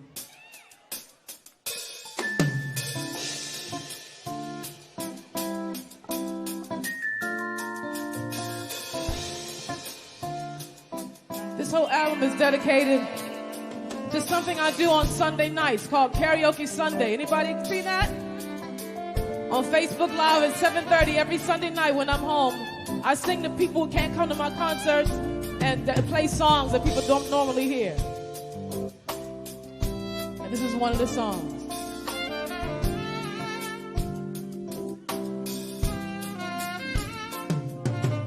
Begging me to go, making me stay. Why do you hurt me so bad? It would help me to know, do I stand in your way? Or am I the best thing you've had? Believe me, I can't tell you why, but I'm trapped by your love and I'm chained to your side. We are young, heartache to heartache we stand. No promises, no demands. Love is a battlefield.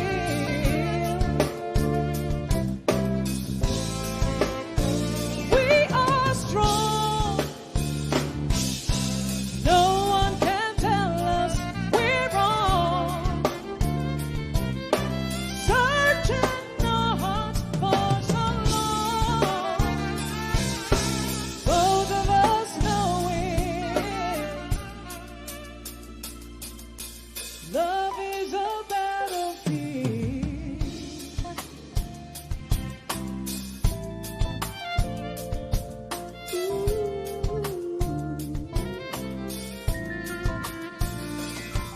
When I'm losing control, will you turn me away or touch me deep inside? And when all this gets old, will it still feel the same? There's no way this will die. But if we get much closer, I could lose control. And if your heart surrenders, you'll need me to hold.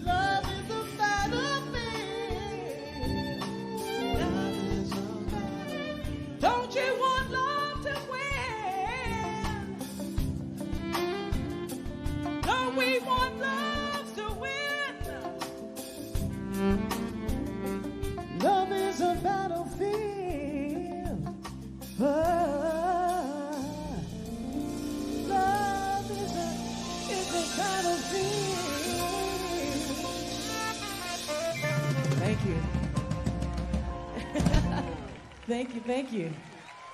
This is the title track from my third covers album. I did two more. One a long time ago called Sweet Classic Soul, and another one called Feel the Fire.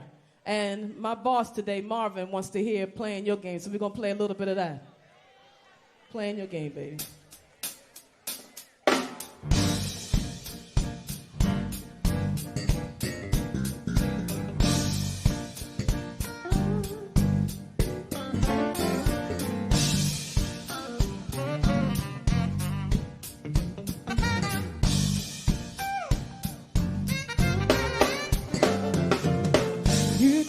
Go, but don't you know you can't hide?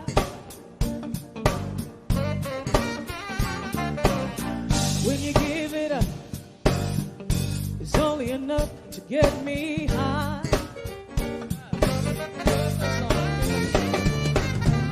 You're playing a game, it's so plain that you want me to win.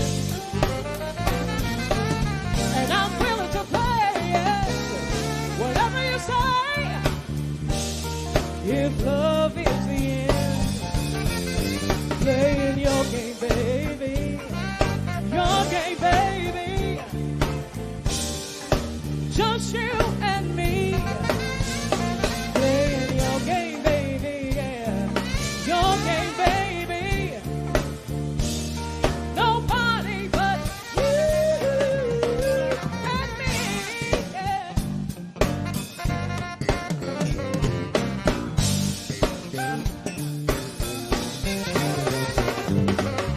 You start to stop. It only got what I need. I can't remember the words. Oh yes, indeed. When you give it up, it's only enough to get me. See, come on, baby. You're playing a game, baby. It's so plain that you want me to win. And I'm willing to play whatever you say, if love is the end. Playing your game, baby, your game, baby, just you and me. Playing your game, baby, yeah, your game, baby,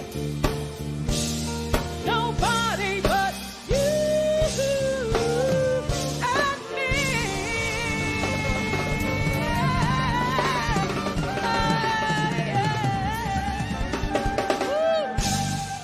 All right, y'all, we gotta fly through this now. Y'all ready to have a dance party? Y'all remember that song last night, The DJ Saved My Life? Well, I wrote my own. Want to hear it? Here it go.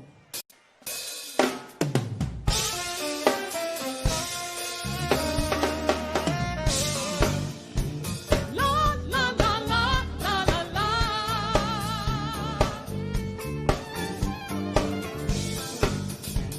La, la, la, la, la, la, la.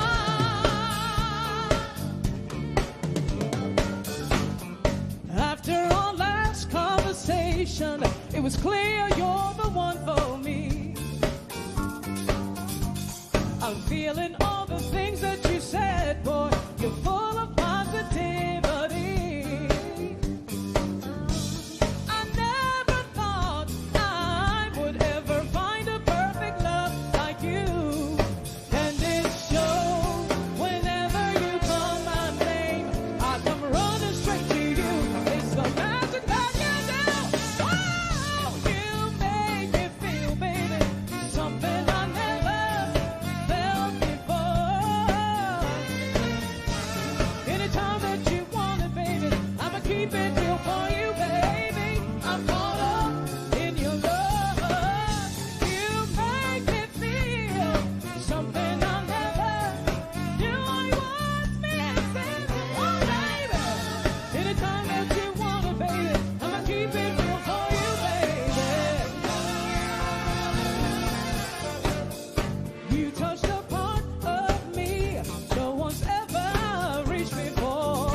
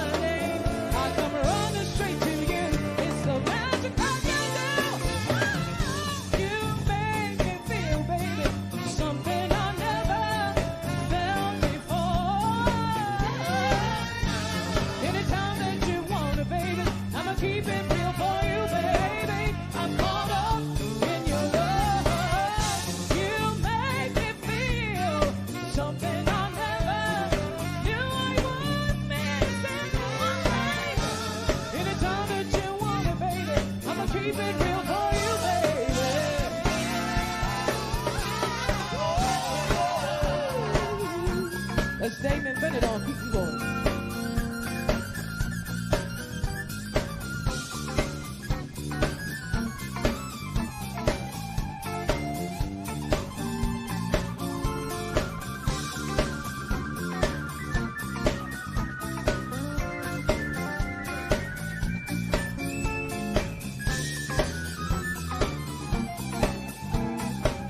St. Louis, here we go, y'all, here we go. Last night a DJ saved my life. Last night a DJ saved my life from a broken heart. Last night a DJ saved my life. You can chair dance, it's okay. Night a DJ saved my life with a song. Last night a DJ saved my life. Last night a DJ saved my life from a broken heart. Last night a DJ saved my life. Last night a DJ saved my life with a song.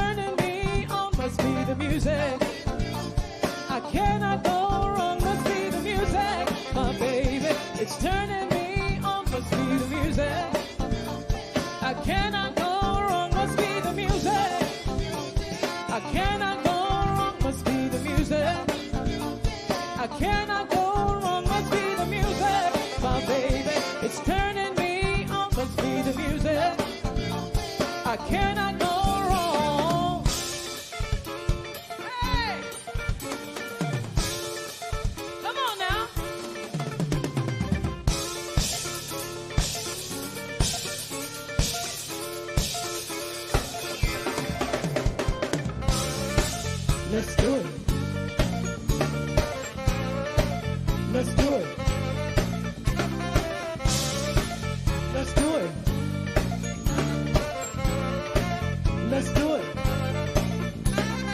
Baby, we can do it. Take your time, do it right. We can do it, baby. Do it tonight. Baby, we can do it. Take your time, do it right. We can do it, baby. Do it tonight. Baby, we can do it. Take your time, do it right. We can do it, baby. Do it tonight. Baby, we can do it. Take your time, do it right. We can do it, baby. Do it tonight. Take your time. Oh, I know St. Louis. I know y'all know these songs. Come on now.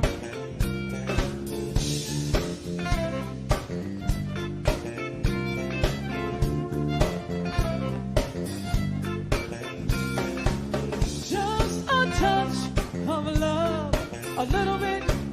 Just a touch of love. Just a touch of love, a little bit.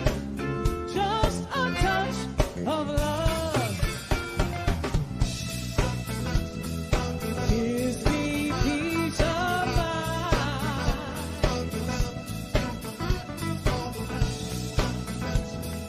Gives me peace of mind. Uh-oh, uh-oh. Hey. Okay, come on now. Hey.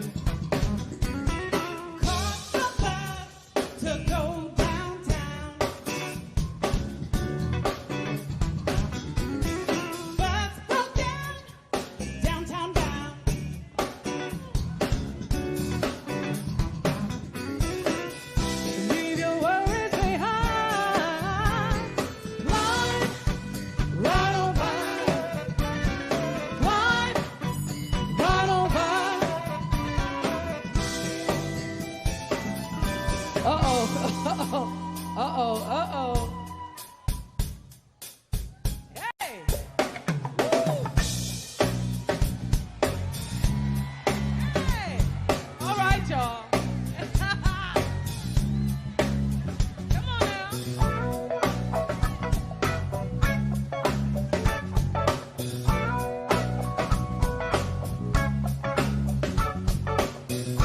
Heartbeat, you make me feel so weak.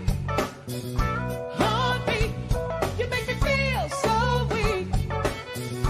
Heartbeat, you make me feel so weak. Heartbeat, you make me feel so weak. Uh-oh. Come on, y'all.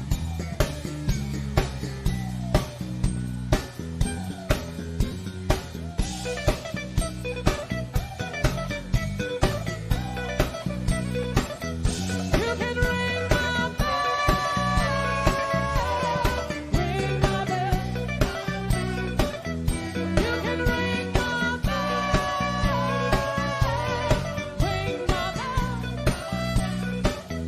You can ring my bell, ring my bell. You can ring my bell, ring my bell. Oh, shoot, one more. We're gonna keep going now.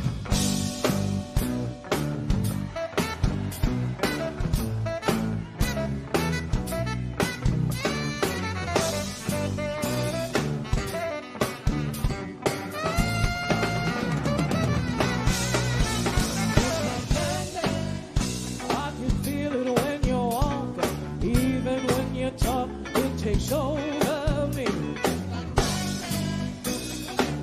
I wanna know if you feel it too.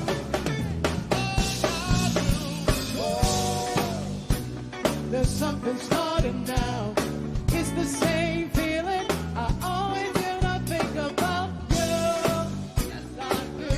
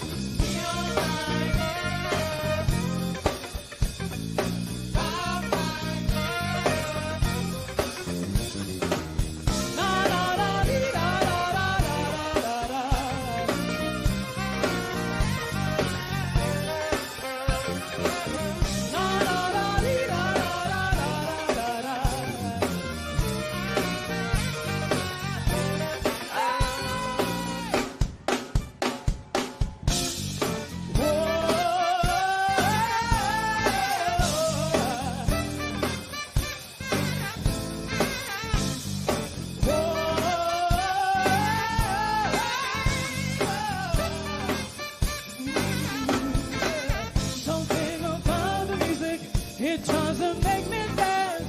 Something about the music, it tries to make me dance. He turns me on and out and on about, yeah, yeah.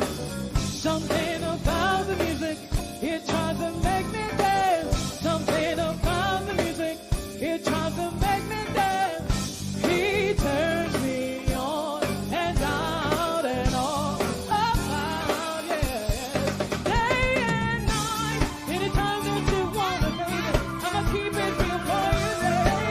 I'm caught up in the love. Anytime that you wanna, baby, I'ma keep it real for you, baby. I'm caught up. I'm caught up. Thank you, St. Louis. I know we have to go. We're over time. Can I just do one minute? She's cutting me off. Gotta cut me off, y'all. All right, what we're gonna do? I'm gonna sing off the stage, okay? This is the last song, a song written for me 26 years ago. by the leader of Incognito, Bluey. He wrote this song because I fell in love with one of his band members. This is called Deep Waters. Is it a crime? Believe it. I believe it. For me to be feeling this way, I'm going out of my mind. And there's no change from a runaway love. Is it a dream? Is it a dream that I'm throwing in the wishing well?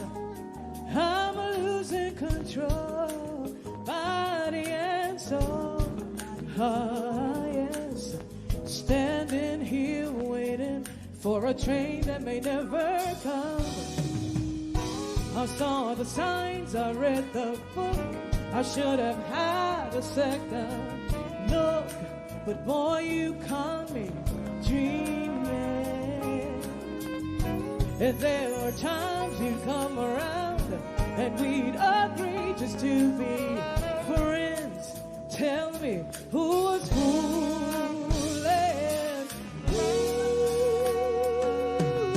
Deep waters, I'm drowning in. Deep waters, slowly drowning in. Deeper, deep waters, I'm drowning in.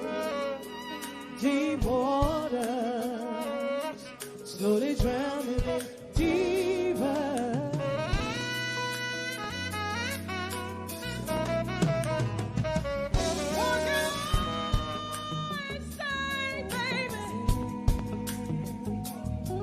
Where words have failed me before, what do I do when I'm feeling so blue?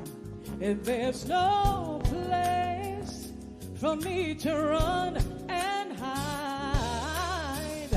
I saw the sun inside your smile and wished for more than just a while. 'Cause boy, you caught me dreaming, dreaming. A giant step into the dark. We threw caution to the wind. Tell me who was fooling?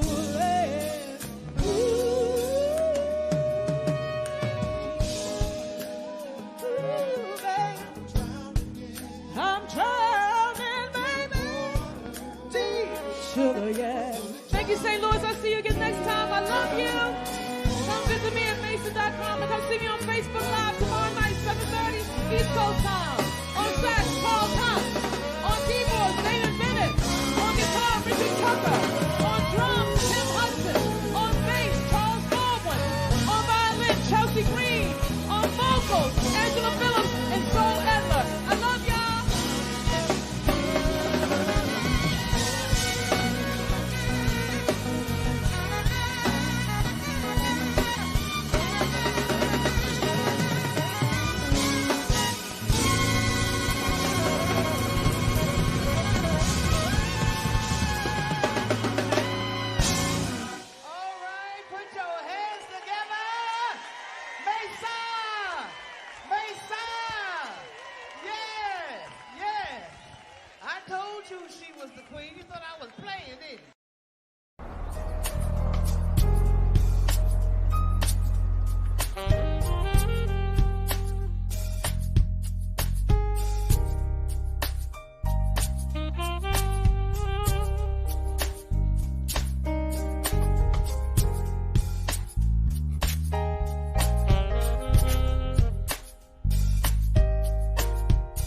سلومي يندوش ملكم هذا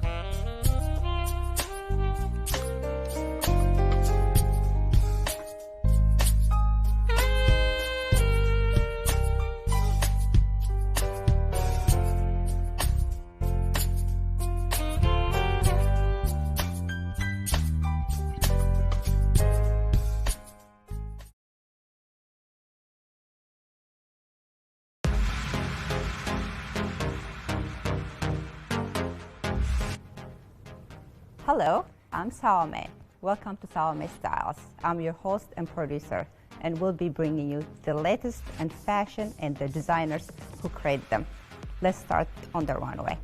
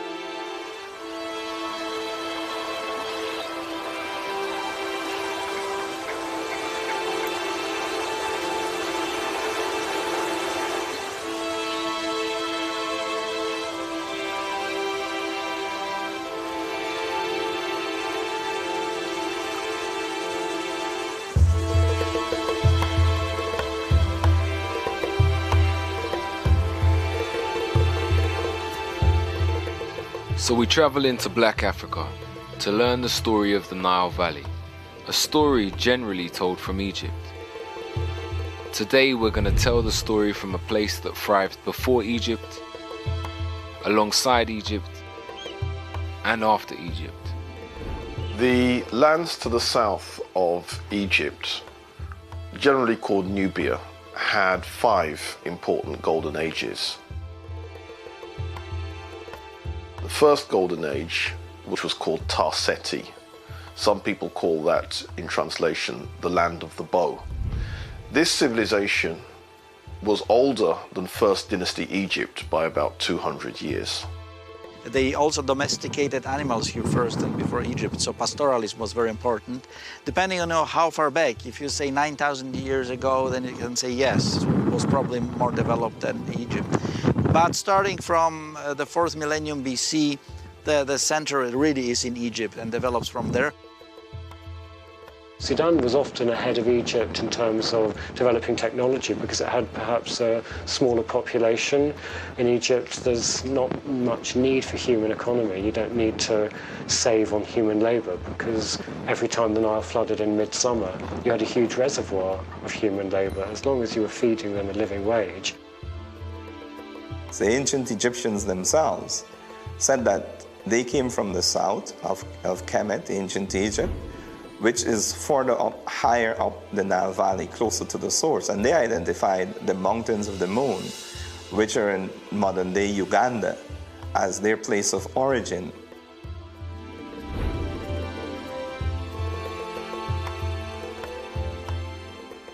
Most historians now accept, even the European Eurocentric ones, that it is the movement of the peoples from the south to the north that gave birth to Kemet. However, what they fail to recognize that is not just the movement of these one set of Africans traveling from the south to the north, but also movements of other Africans coming from the west to the east. They met and collected together in what is now Kemet. That's why that civilization was so powerful, because it was a multicultural expression of the African experience. It was several sets of different Africans coming together in one place and creating a civilization.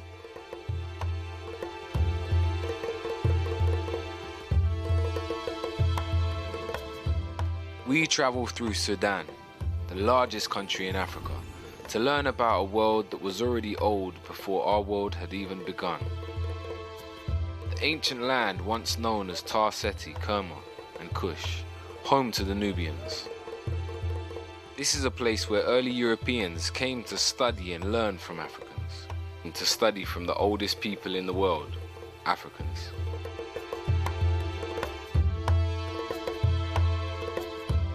So when you hear recent discussions on who were the black pharaohs, referring in particular to the Nubian pharaohs or the Cushitic pharaohs, those pharaohs they often call black pharaohs in a way to try and distinguish them from the others, but they can't be, because as we said, all the early dynastic and intermediate pharaohs were black.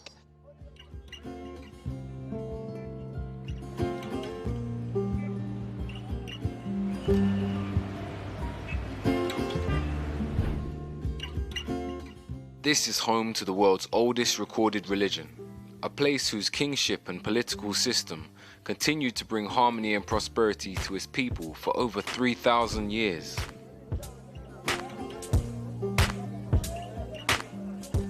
Today, Sudan is the largest country in Africa, rich in oil and other natural resources, but a country culturally split by the Arab African North and the African South.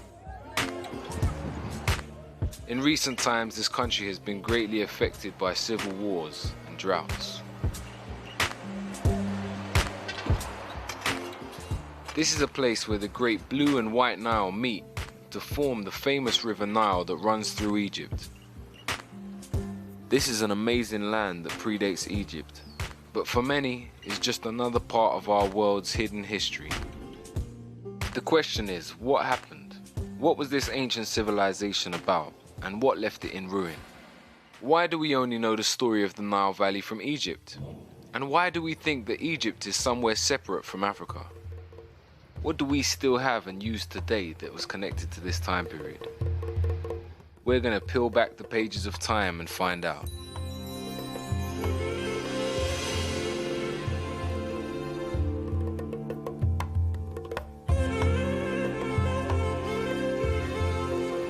I'm standing here on ancient holy ground, in an area that was once part of the Napatan Kingdom.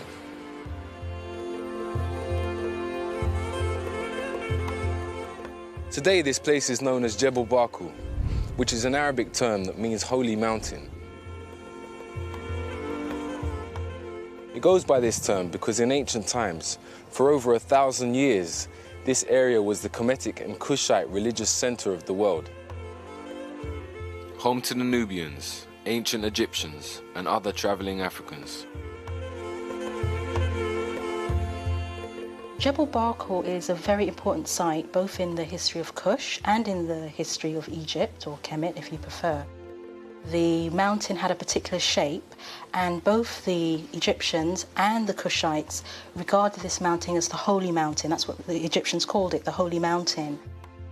So at Jebel Barkal you have this great ritual religious complex which is set up in a monumental form that we see first when the ruler of Kemet conquers it, when Thutmose III is building his great temple there, and then it continues, and it's in that area that Napata is.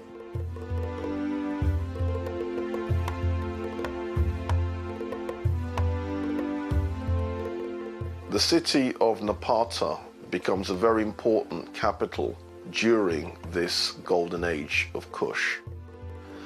The site has a long history. We can trace it back to the 18th dynasty period of ancient Egypt, where the ancient Egyptians saw it as sacred to their deity Amen.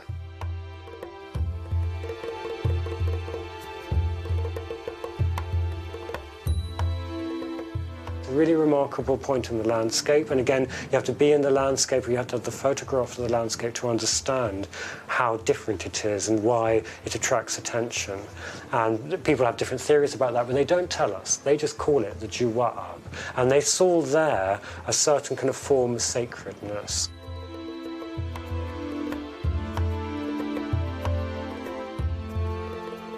So the influence of the Sudanese Nubians in Egypt is quite clear, but on the other hand, the influence of the Egyptians themselves in traditions, in religion, is still people having different minds of is it originated from there, or is it been acquired or adopted as gods by the Nubians? So here at Jebel Barkal, in between Upper Kemet and Lower Nubia, we find much shared culture. And there's much debate around whether it started deep in Africa, at the heart of the Nile, and spread upwards, or if it started in the north of Africa, at the bottom of the Nile, and spread down into Africa. We must have in mind that these political borders were not there. But the boundaries were constantly shifting in any case, and there'd always been a lot of trade between these two separate states, if you like.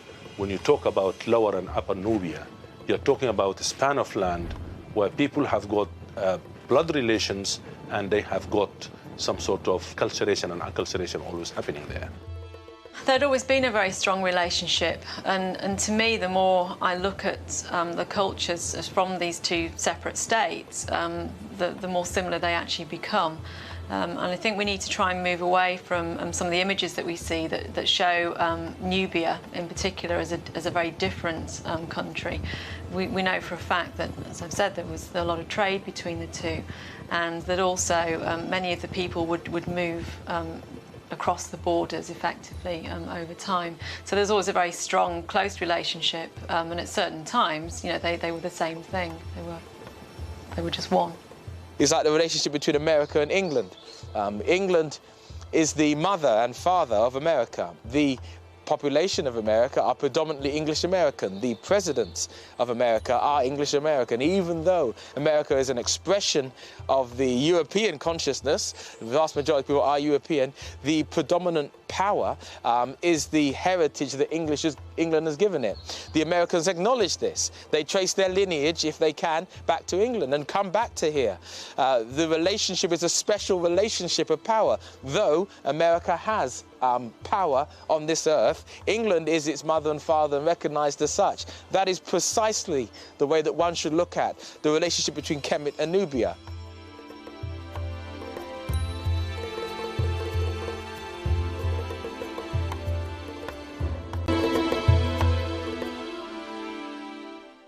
The religion of the Kushites is quite interesting.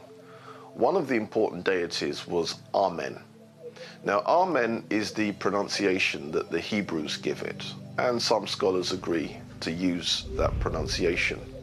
Amun is the pronunciation given to it by one of the old European scholars, Plutarch. In the language of Kemet, the word for hidden is Imen, or Amun is the way that we put it in English. And Amun is the name of God as creator who is everywhere and hidden, combined with Ra'ah, who's the energy of the sun. That's the metaphor for the creator, so Amun Ra'ah. But Amun is the hidden part, very much like the Christian, Jewish, Muslim concept of God as everywhere and invisible. The sun, the symbol of the creator, was reborn every morning. It reached its highest position in the day at noon, where it was known as Re. Re represented the creator, God, the sustainer of life on high at its highest point. When the sun set in the west, it was known as Amen. Amen is a Kemetic word which means hidden or concealed.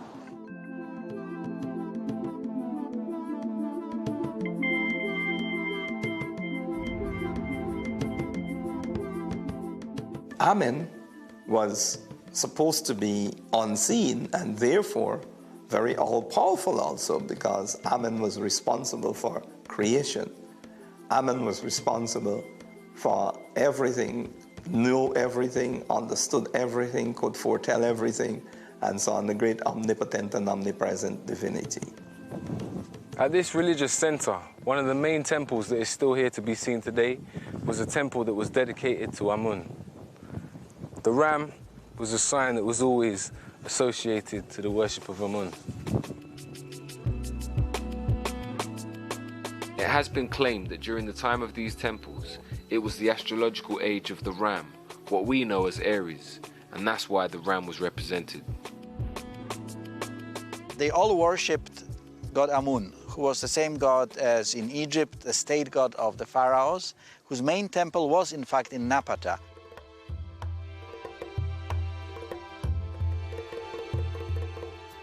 Their deity Amen, they make it quite clear. Amen is a deity coming from Kush.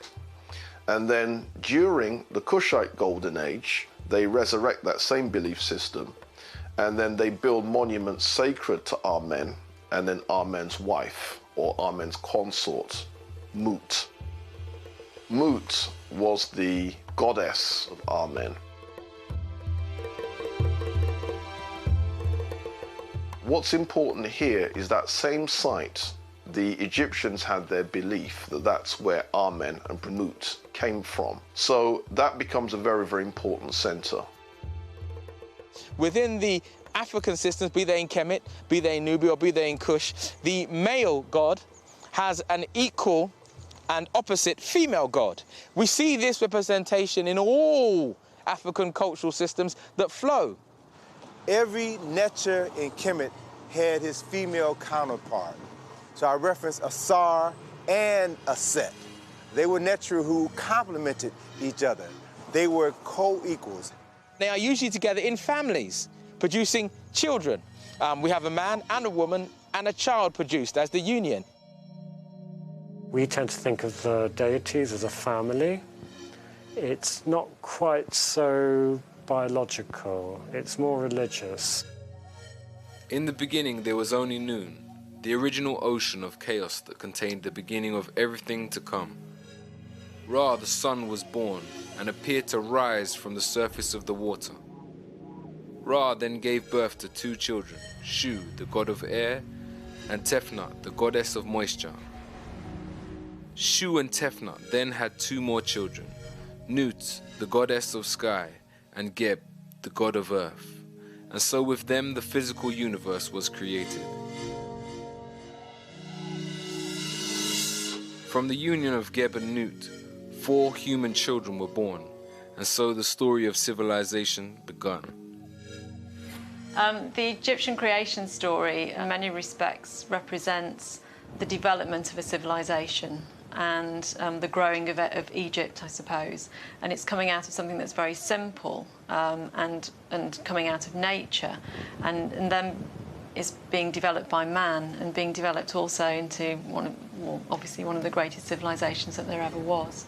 The spiritual world represented the physical world. So as it was in heaven, so as it was on earth. The Africans came together in Kemet to build a heaven on earth. So what you see is this combination of balance and harmony. The essence of what we find within traditional African society is an understanding of the totality of life that is literally matrilineal and is paired with the masculine energy in order to maintain its force and its operation throughout society. If you suppress the female, you suppress 50% of the power of the creator. It seems to be really important, and in many respects the sort of male and female seem to represent the two different forces coming together. And I suppose it's a bit like the unification of Upper and Lower Egypt in some respects. Because they understood that it wasn't just about gender. It was about the understanding of the energy and how it moves, how masculine energy moves and how feminine energy moves, and how to marry the two, which created balance, life. The idea was to create a land which was like the land that was up in the skies and beneath the earth. And in that sense, they saw that how they were arranged in families was also how the gods must also be arranged in families, and how the spiritual energies of the universe must also be arranged in families because they are arranged in families. Three of the most important Neteru in Kemet were Asar, Aset, and Heru. Or to give them the more usual names, Osiris, Isis, and Horus. These three deities originally came from Kush. These are very, very important triumvirate.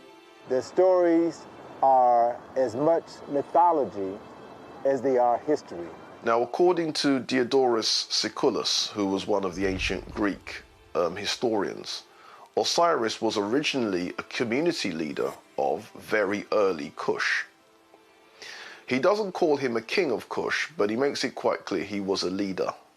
Asar is regarded as the founding father of Kemet. He unified the two lands. He established the first nation-state in the recorded history of humanity. He is said to have introduced writing, the writing which the ancient Kemites referred to as Medu Neter, or the writing of God when it was written, or the words of God when it was spoken. He is also said to have introduced agriculture and theology. Also decided to take civilization to certain parts of the Nile Valley as well as to other parts of the world. Asar married a beautiful Nubian woman by the name of Aset, who was his co-regent, not his inferior, his co-regent. And when Asar decided that he was going to travel to other parts of Africa to share his technology with his brothers and sisters on the continent, he left his wife Aset to run their nation. And he was very successful, very admired, and this provoked the jealousy of his brother, Set. And Set then plotted to overthrow his brother Asar. Set, or Sete in ancient Egyptian, murdered his brother, dismembered his body into 14 pieces, and then scattered those 14 pieces throughout Kemet. When Aset learned of the murder and dismemberment of her husband, she fled for her life, and then she went searching for the missing parts of her husband's body. Aset found 13 of the 14 parts of Asar's body, and as she found each body part, she cleaned it, she anointed it with oils, and she laid all 13 parts out, and she literally remembered her husband, wrapped his entire body in bandages, and created the first mummy in the recorded history of humanity. As Aset was preparing to bury her husband, she grieved because she was about to bury the man that she loved. She grieved because she was still a virgin. They had never consummated their marriage, and thus she would never bear children by the man that she loved. And according to the story written on many papyri in Kemet, carved on several temples in Kemet, the spirit of Asar came and impregnated his virgin wife, Aset. And then 9 months later, the virgin Aset gave birth to their son, Heru. Now, in the case of Isis or Set, She is the original Virgin Mother, and she is seen suckling Horus. He is shown as a child suckling his mother, and he's wearing the pharaonic headdress, making it clear that he was born a king. Haru is the son of Osiris, and he's the embodiment of order. He has to take over the kingship, and he has to do that through a struggle. So Heru was born, the son of a virgin. He was born with a specific purpose in life. That was to restore his father's kingdom, to do battle with his uncle Set and reclaim his father's throne. Heru would then take up his father's struggle, in a way, against his uncle Seth. One of those classic battles, not so much between good and evil, it's more a battle between order and anarchy. And Heru eventually triumphs over Set. At that moment, Heru was transformed, miraculously transformed into a falcon. He flew into heaven to meet with his father Asar, told Asar of his victory over Set. His father blessed him, and Heru then returned to Kemet as the legitimate heir to the throne. And when he ascended to the throne, the symbol of the Heru Badet, the winged sun disk, was a symbol that was carved above the entrance of every temple in Kemet to serve as a reminder of Heru fulfilling the reasons for which he was born. And at the moment Heru reclaimed his father's throne and was crowned the king of Kemet, his father Asar was resurrected from the dead and took his place on the throne of judgment. According to Plutarch, what he says about Osiris is that Osiris was associated with the moon, and the moon has its lunar cycle and then disappears at the end of the lunar month, and then 3 days later is then reborn, and this is then the resurrection of Osiris after being dead for 3 days. So Osiris is then the god of death and resurrection. And Seth, or Zetesh, is never thrown away. He's an important part of the whole series of gods. He's not the annihilating factor. Set was not purely evil. Set represented the forces of discordance. Zetesh still has to be there. If you take him away, you're taking away part of reality. But he shouldn't be king. So that balance between Hor and Zetesh is one where Hor, Heru, is meant to be very much on top and ruling. And our ancestors were very inclusive. And they knew for certain that, as I said, there was a little bit of good in the worst of us and a little good of bad in the best of us. And they represented that in this way. So the reigning ruler in Kemet, and this is taken over to an extent in Kush, the reigning king is Horus because he's managed to take over and rule.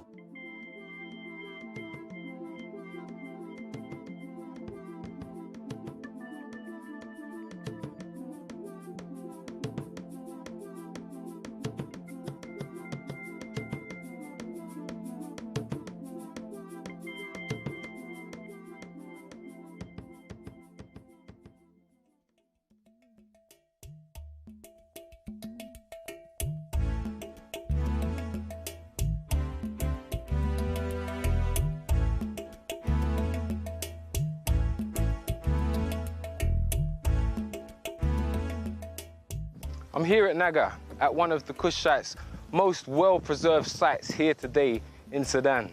Temples were really important, both in Kemet and in Kush. When you begin to look at the development of temples, the temples that we find in Nubia, the temples that we find in Egypt, the temples were universities.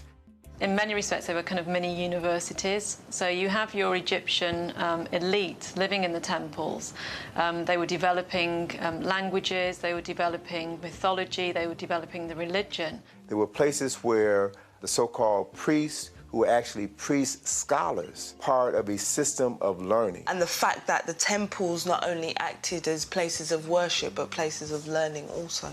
One was the house of the book, and the other one was the house of life, Per Ankh, meaning house of the life, house of life. The education was holistic So you couldn't study maths without studying geography or biology. Everything was interconnected. These priests that came out of these systems were to be the guardians or the custodians of this cultural practice. They were not theoretical religious people.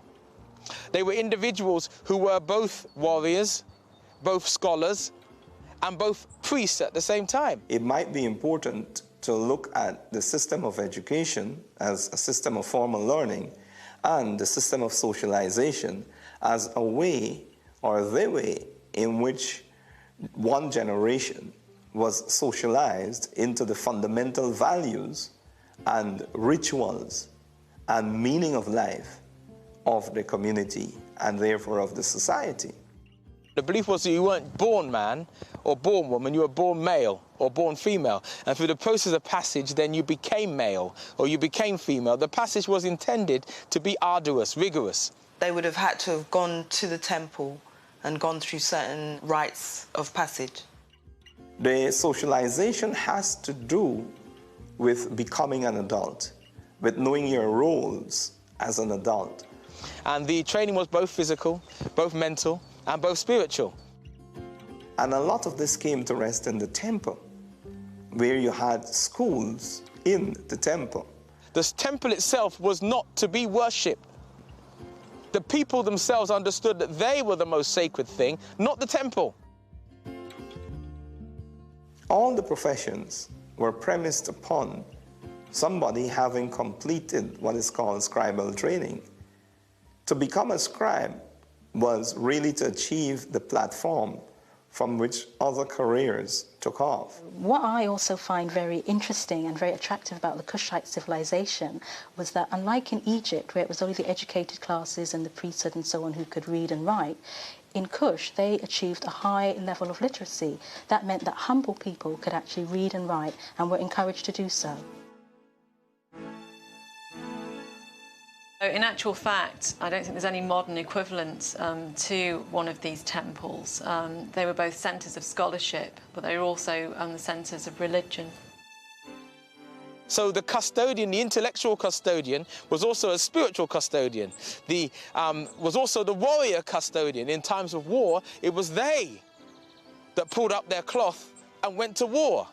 It was also they that kept the spirit of that nation alive. It was also they who kept the intellect of that nation alive in books and study. So there was no separation. Kemetian philosophy is so monotheistic. All of it was part of the one science, which is life. This science was not separate from religion. So the science and the religion were combined together. And it's that understanding that everything is interconnected, which is the spirituality. Everything in the cosmos, in the universe, is related to everything else. We're all interconnected. There is an understanding that there is one central energy source, but with different aspects. The aspects are represented by how we call in the Western world gods. But there is never a thinking that there isn't one monotheistic central source or power. There is the understanding, whether you're in Kemet, whether you're in Nubia or in Kush or in any of these kingdoms in the Nile Valley or any of the African kingdoms that follow subsequently, that there is one central source or energy from which everything comes from.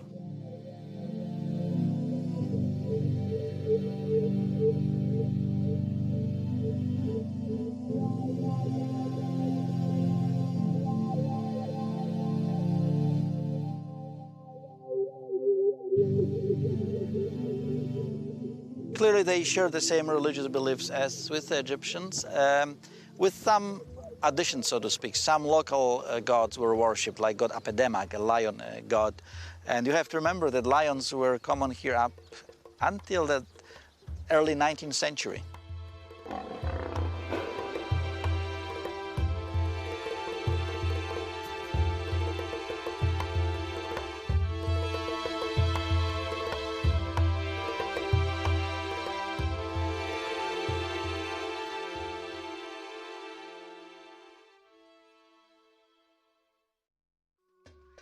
These historical sites found here in Africa are all that's left of the Nubian and Kushite cultures of people who lived all along the Nile Valley.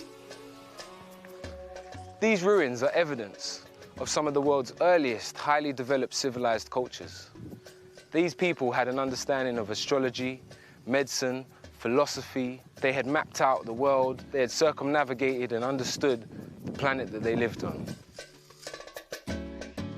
We find that the people of the Nile Valley were responsible for developing the first calendar of 365.25 days. Now, because of the tropical or semi-tropical condition in the Nile Valley, there were clear nights and people could see the stars and the other heavenly bodies. And it is very clear that humanity began to notice patterns. Think about this. How long would it take, for example, for us to understand the movement of the moon? The moon travels around the Earth every 27.322 days. Because of this, the ancients based their month around a 30-day cycle. How long will it take for us to work out that the Earth goes around the sun once in every 365.25 days? The calendar was utilized as late as 4,230 BCE.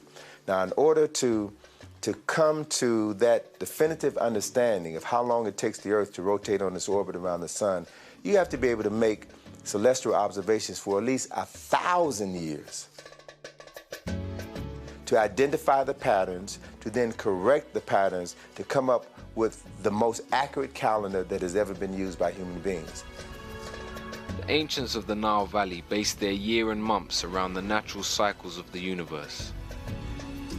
Each of their months was connected to an astrological sign, like our zodiac, and so their yearly calendar became a map of the Earth's human, earthly, and heavenly cycles.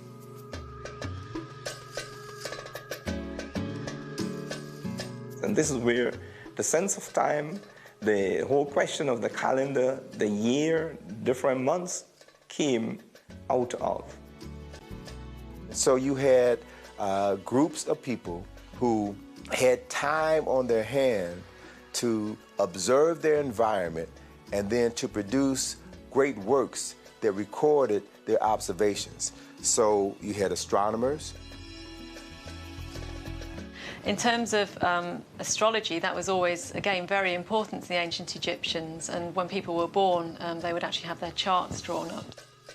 We see water irrigation, we see aqueducts, we see underground heating, swimming pools, we see heated swimming pools. We had people who studied rocks and minerals, geology.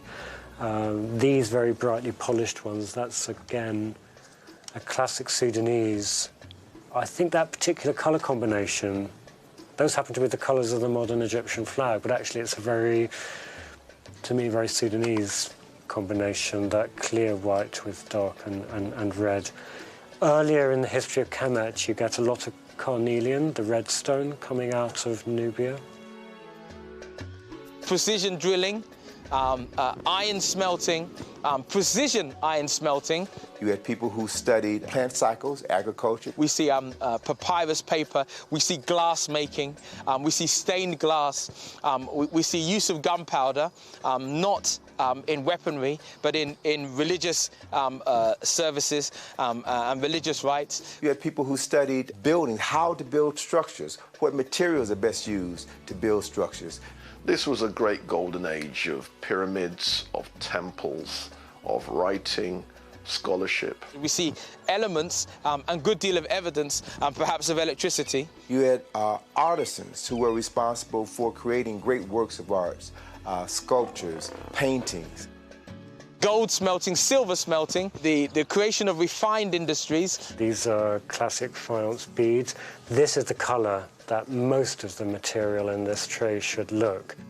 Faience is simply desert sand, it's quartz sand, but it's ground down and fused at a fairly high temperature, and you add the colour from adding ingredients, so that amazing blue will come from copper filings that have been added in. So there's a very close link between the artists who are producing all of this material and the metal workers, because they're using the filings from the metal workers' floor.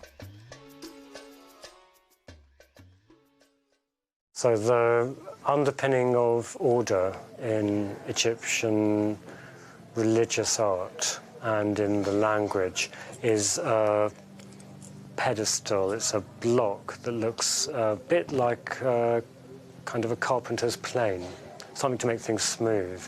And the word in the language of Kemet is ma'at. Ma'a is smooth, and it's trying to make things on a smooth path. That seems to be the metaphor they use. And ma'at almost means what is good. One of the most significant aspects of spirituality in Kemet had to do with the concept of ma'at. Ma'at represented the ubiquitous powers that flow throughout the universe, that maintain the balance, the harmony, and the order throughout the universe and on planet Earth. Ma'at was represented by a female figure with wings and an ostrich feather. One later came to recognize this figure of a human being with wings as a prototype for angels within Judaism, Christianity, and Islam. Ma'at was fundamental to the Nile Valley because it was its moral code. The ancient Kemetians believed, as did the Africans from the south, that when one passed from this existence to another, there was a point of spiritual judging. This spiritual judging was to weigh your heart with a feather. The heart had to measure itself and be balanced against a feather. And you quite literally get the heart being weighed on scales to see if a person is worthy of going through to the next life. We can actually still see Nubians wearing the feather of Ma'at, showing their connection to this moral order. The people and the pharaohs tried to establish and maintain Ma'at.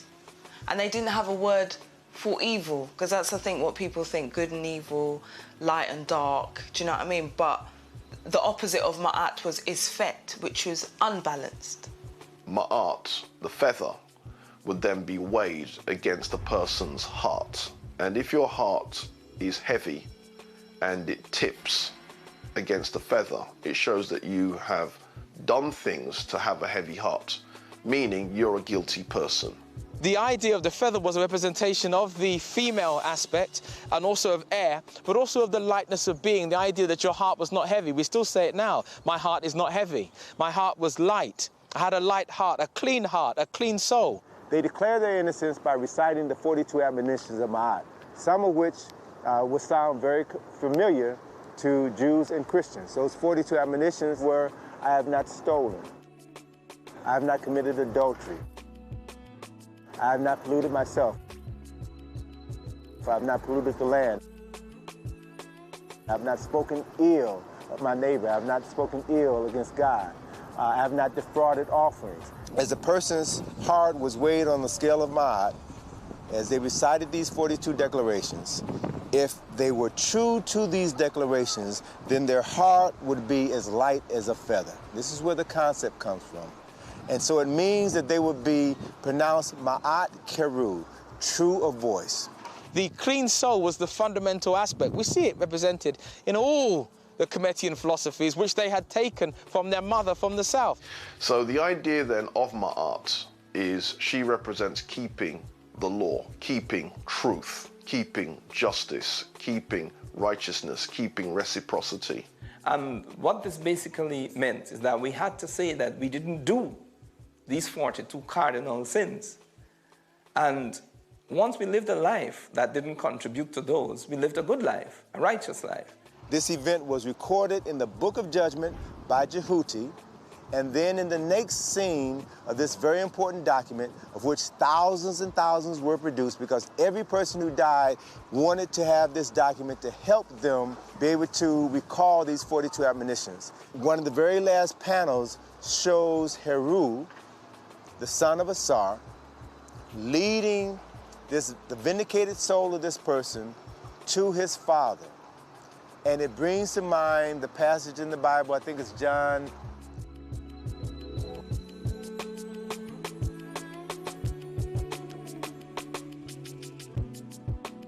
So Heru was the way, Heru was the truth, Heru was the light through which the soul of man was brought before the Lord of judgment and then proceeded to go into heaven or hell to experience the next life. Ma'at is also called Sit Ra'a, the daughter of Ra'a, the sun god, the creator. And although you find parallels for that in European Christianity, the church is called the daughter of God, so you can see that kind of idea that the great force that protects good is related to the creator. So Ma'at represented the means by which a person can achieve their highest spiritual level of understanding. This wasn't about religion, this was a way of life, of being, of relating to each other, because relationships was our highest value, how we related to ourselves. So before you can relate to somebody else, you have to relate to yourself.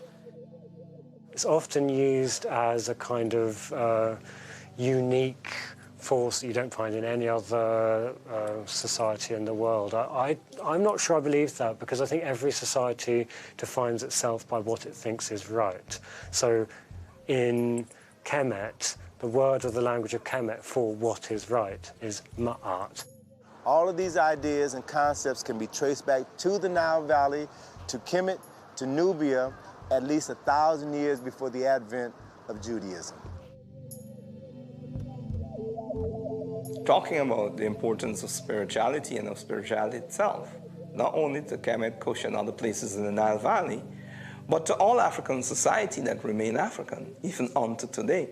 And I think it's important for us to understand that to be African is to be a spiritual being, because our ancestors recognized being spiritual as the fundamental of human existence. From the start, whether we look at the Nile Valley during the Tarseti, Kemetan, or Kushite period, we see a unifying system of understanding that gave the people their moral core. An understanding that may have changed slightly from generation to generation, but a knowledge of a divine force greater than themselves continued to be at the center of their civilization.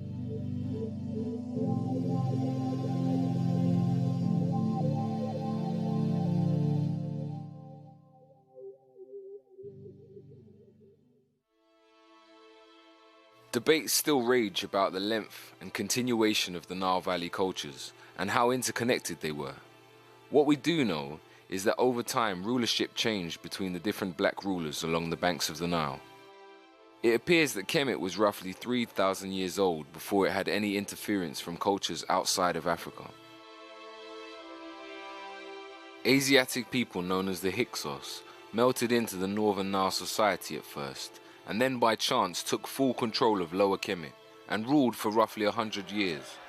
During this time, Kemet was inflicted with corruption and a depraved form of leadership. There's still debate around whether they were fully kicked out or not. Society in the Lower Nile Valley continued to come under attack from groups outside of Africa. When the Assyrians took over Kemet, they attempted to separate Egypt or Kemet from Nubia. Now, this was a hard thing to do since both sets of people were entwined. Their families, their culture, their religion was part of the same culture and religion. In about 1,000 years BC, the Nubians moved in and took full control of Lower Kemet, bringing the whole region under Kushite protection. When Kemet got into difficulties, it was the Nubians from the south who came from the south to the north to rescue Kemet. The Kushites, they decided to go into Egypt and to take control of the situation, to sort things out, to restore traditions, to restore religion, to restore law and order, and to basically remind the people in Egypt who they really were. They were trying to retake Kemet because Kemet was theirs. It was their bloodline. They were not foreign invaders. They were individuals who were part of the original bloodline, attempting to retake the bloodline and the land which was once their own. So that line of 7 or 8 Nubian kings was an attempt to give an African renaissance, to return Kemet back to African hands after the Assyrians were attempting to cut off Kemet from the Sudan or cut off Kemet from Nubia. During the period of Kushite rule in Egypt, the way they administered that country was quite interesting. What would happen is the male pharaohs would then rule from the city of Napata. Female rulers would then rule from Waset, which is in Egypt. In Africa, women didn't rule and men didn't rule. Men and women ruled equally with a co-rulership with different functions, where the woman was fully vested and the man was fully vested. What I find interesting and very attractive about this civilization is the fact that women could actually rule in their own right. So they didn't have to be, rulers because they were waiting for a boy king to grow up, or they weren't ruling behind the scenes while, the guy was the king and he was the official ruler. They actually ruled in and of themselves. Now, who were these female rulers? Some people say that they were the wives of the Kushite pharaohs. Some people say that they were the sisters of the Kushite pharaohs. Whichever be the case, they formed a parallel dynasty, and that dynasty would be aunt being succeeded by her niece, and that kind of line.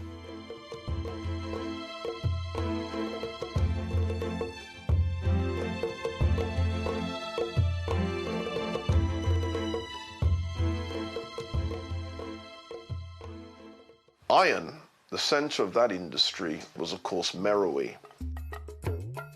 Meroe is already a city, a royal city, when the capital is further north at Napata.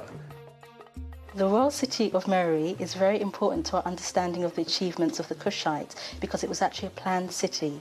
It was planned, it had a water sanctuary, which are known as the baths, it had temples, and it also had spacious homes on the scale of aristocrats. Today at this ancient site of Meroe, we can see the most amazing arrangement of pyramids. Here, like in other parts of the Nile Valley, it's still debated whether the pyramids were used just for burials or if they were astrological markers and places for holy rituals. The city of Meroe dates back to about the 10th century BC, although this is controversial. If one looks at some of the older writers writing in the 19th century, they argue that Meroe is so old that it even predates ancient Egypt. But let's get with the conservative dates, 10th century BC. Scholars who have been to Meroe have all pointed out the same thing, the huge amounts of iron slag. Meroe was a massive industrial center of antiquity and clearly a major center of iron production. As a production center, it's long before the Industrial Revolution, but in a certain way it's an industrial city. In fact, the early explorers call it Birmingham of Africa. Now, why the Birmingham of Africa? Well, Birmingham, back in the day, was the center of England's iron working industry. As an industrial centre, it was very, very important. The main thing that people think about when they talk about Meroe is iron. There was iron production there. Some people have even said they had steel production.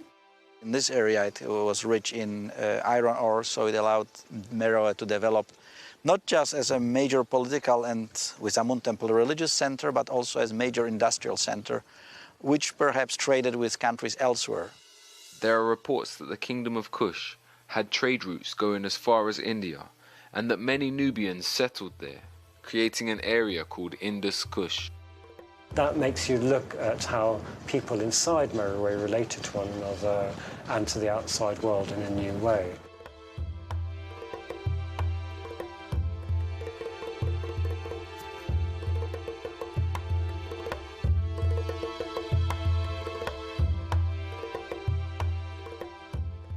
Meroe has a whole series of pyramids in a very good state of preservation. There are at least 84 pyramids, and it's quite possible that many more have since been found. I'm standing here at the pyramid complex of Meroe. Here in Sudan, there are over 200 pyramids that have been found here to date. This is almost twice as many as its neighbor in Egypt. These pyramids were built by the Nubians, and this is just one of the complexes that can be seen here today.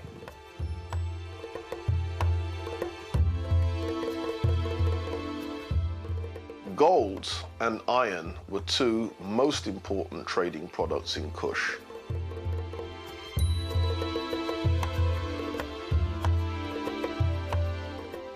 Gold has a long history because the reason why Nubia got the name Nubia in the first place is derived from the ancient Egyptian word nub, which means gold. And what the ancient Egyptians are saying is that this is the land of gold. This is where we get gold from.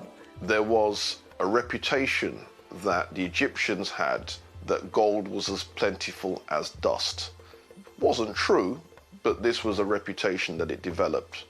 But where did the Egyptians get their gold from in the first place? They got them from the Kushite gold mines. They traded with each other. Herodotus mentions that gold was used to enchain prisoners. Now, he may well be exaggerating, but since there are images of even mundane things like golden tweezers, the fact that gold would then be used to make tweezers, that shows that it's not a far stretch of the imagination for Herodotus to say that gold would then be used to enchain prisoners. Many of the things that we think of as advanced culture or advanced technology has its root within Kemet. We know that pottery was first used in Sudan rather than in Egypt. The Kushites throughout their whole history were always very good at making pottery. They were very artistic, and their pottery is some of the best in the ancient world. That was also manufactured at Meroe. This is the great glory of Meroe, the pottery. Much of this has been conserved and restored. What's extraordinary is how thin they're able to make this pottery and how they choose every tradition open to them. What's amazing here is this pottery is over 2,500 years old, and much of it is still usable today. This is much more an Egyptian form. That's a little baby feeding cup. That's just the mud of the Nile.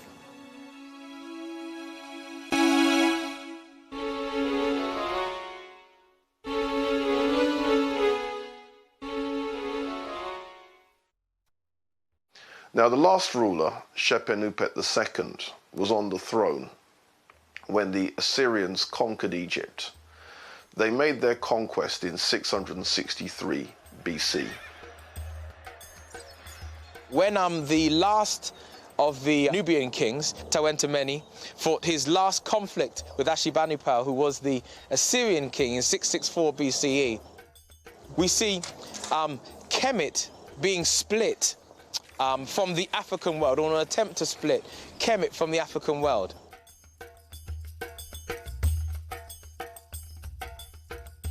As the subsequent more barbarous invaders took control of Egypt, the kings of Kush were afraid that their central kingdom would be attacked, would be destroyed. So they moved their capital from Napata to Meroe, which is why Meroe grows when Napata declines. The kings moved their burial ground, their pyramids, to Meroe, and perhaps they moved the capital city even earlier, around 500–600 BC. So this dividing line that was set up by the Kushite kings was a matter of defense, a matter of safety. After this, there are no more black rulers of Egypt. The rulers are now Assyrians or Assyrian puppets. And essentially the northern part of Kemet became part of the culture and history and civilization of Assyria. Assyria became the focal point, the married line, the feminine line, the female line of Kemet was deliberately usurped by the Assyrian kings. And therefore Shepenupet II was the last independent black ruler of Egypt. As the Assyrian kings took control of Kemet, then we have a resurgence in consciousness in Nubia. The Kushite people, the Nubian people in the south, resurged because after 664, perhaps by 590 BCE, there were no further attempts by the Nubians, by the Kushites, to retake Kemet. That's why Meroe had a second renaissance. It had a renaissance before, but that's why it had a second renaissance, because the Kushite kings, the Nubian kings, were no longer trying to take back Kemet. That's why the Meroitic script was resurged. Now, during the time of Kushite pharaoh Natasen, the Kushites invent this script, which scholars call Meroitic. And interestingly, they also borrowed from Egyptians the signs for writing their language.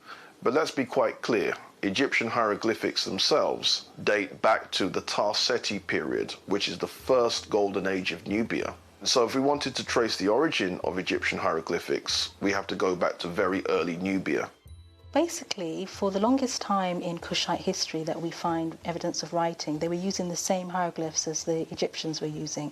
Both cultures used the same. But later on, when the kingdom became more centered in Meroe, they devised their own script. But they borrow 23 hieroglyphic signs and a number of other demotic signs to write in their own language, which is the second oldest written language in Africa, Meroitic language. They actually devised two scripts. One is known as the cursive script, and the other one is known now as the Meroitic hieroglyphs. The script had 23 letters, of which 19 were consonants and 4 were vowels.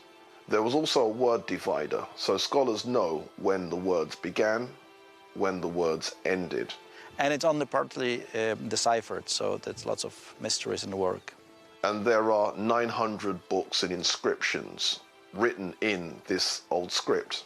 In terms of understanding the language, it hasn't been translated yet, and so that really hampers our understanding of the culture and the religion, and basically how the people saw themselves and what they'd like to say about themselves.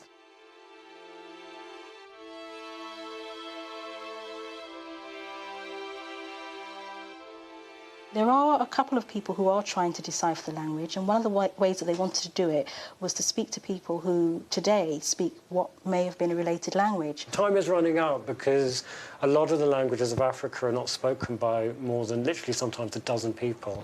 And as the elders die and people don't capture these languages, we won't have that link.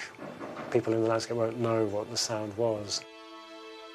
It appears that the Nubian Kushites created this new language to protect the last of their secrets from the invading foreigners.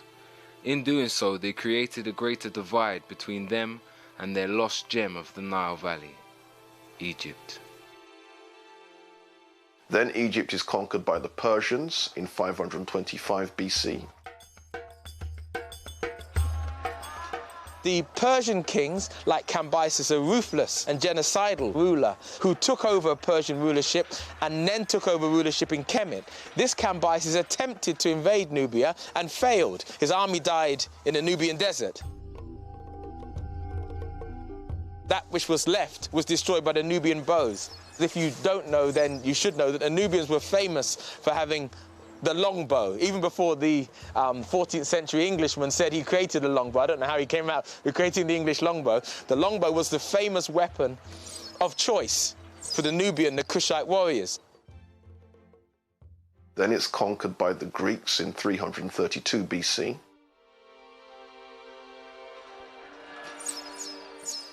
Then, of course, after the Battle of Gargamella, in 323 or 325 BCE, Alexander the Great, a Greek, a Macedonian, defeated Darius III. In defeating Darius III, Alexander the Great then became a pharaoh of Egypt. He took charge of Egypt, which is what we get the name from the ancient Greeks. That's what they called the country. So the Egyptian world becomes part then of the Greek world. And following his death, when his kingdom, which was so big it had to be divided up amongst his generals, a general called Ptolemy took charge of Egypt, and initially as a satrap, as an official who was ruling there, and then later as a king. The Macedonian rulerships, Ptolemy, etc., was a Macedonian Greek general, married into the Egyptian bloodline. Married into the female Egyptian bloodline, producing Egyptians who are Greek and Egyptian at the same time and facing towards Greece. And he founded really the last resident dynasty of pharaohs. So then Egypt then became even more divorced. And then, of course, there is the classic story. Whether or not there is historical accuracy to it is another matter, although we do have references to it of Alexander's attempt to invade Nubia and the Candace Amerinus with elephants and warriors preventing him from invading Nubia. We have that recorded under several Greek scholars. The Macedonian rulers of Egypt did not conquer Nubia. Nubia remained essentially intact. The Greeks had had a lot of contact with Kemet, and they saw Kemet as a place where they would go to learn. So many of the famous Greek philosophers, mathematicians, scientists, playwrights, all went to Egypt to actually learn from the Egyptian priests. The Greek rulership did not affect the religious systems in the same way that Christianity and Islam did. The Romans started to interfere with Egypt about 100 BC. And that was because this Ptolemaic dynasty, the dynasty Cleopatra was the last ruler of that dynasty, had started to have a lot of dynastic feuds. So brothers and sisters had been sort of arguing and vying for the throne. One person would be exiled, somebody else would take control. And the Romans were starting to become increasingly powerful, and quite often the ruler who'd been exiled would actually run to the Romans and ask them to put them back on the throne. Then it's conquered by the Romans in 30 BC. For the Greeks and Romans, the Egyptians were Africans, and when you get depictions of Egyptians, they're always shown people with black skin, afro hair, sort of small noses, broad faces, full mouths. So they actually sort of have a caricature almost of what they see as an Egyptian. And the Greeks often confused Egypt with Ethiopia, so they'll quite often call the Egyptians Ethiopians.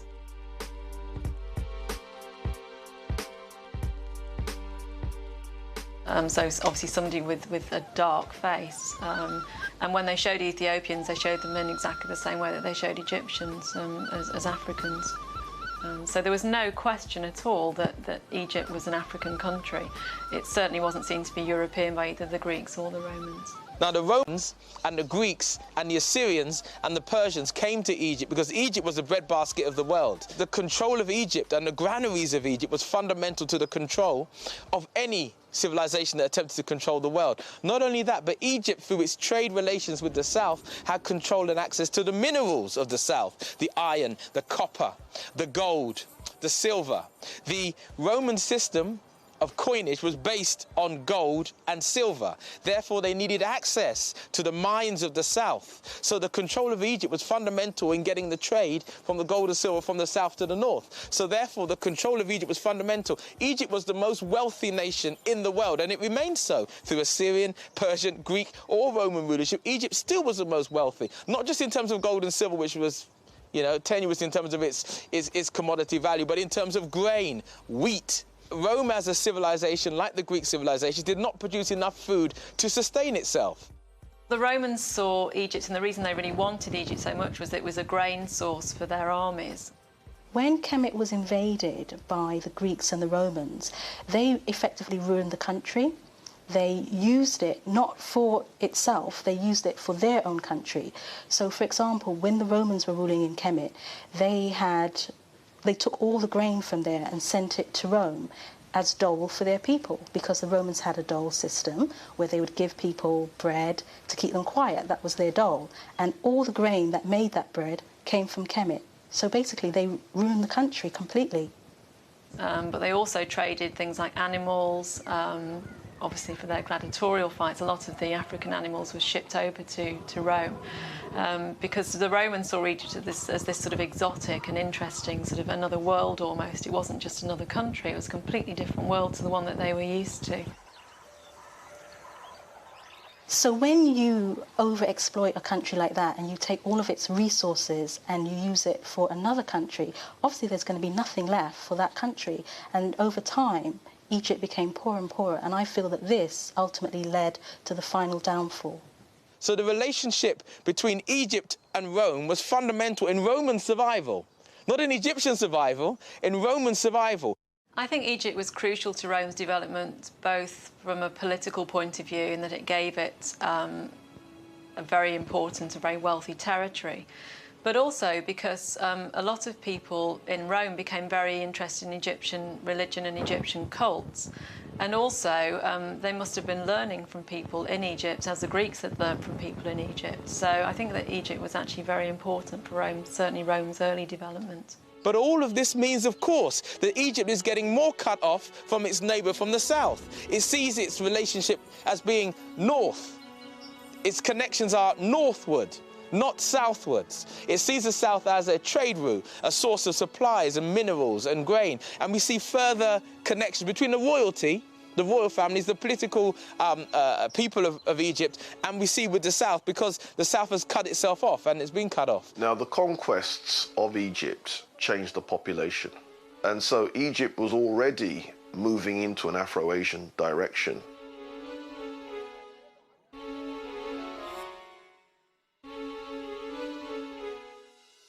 The calendar was actually adopted by the Romans. They decided to adopt the Egyptian calendar, so we've actually taken that from obviously the Romans, then spreading throughout Europe. So actually Rome's quite a key and important player in us today learning about ancient Egypt, because it adopted so many different parts of its knowledge and culture and was very, very keen to promote it.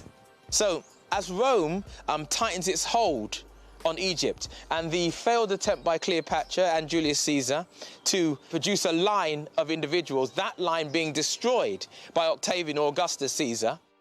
And at that point, finally, Egypt loses its last resident ruler, Cleopatra. The line of pharaohs abolished. It's at that point that we have the end of dynastic Egypt under Roman rulership. And it's after that point, when Rome takes control, that we start to, in many respects, I suppose, see the downfall of Egypt and the demise of Egyptian culture.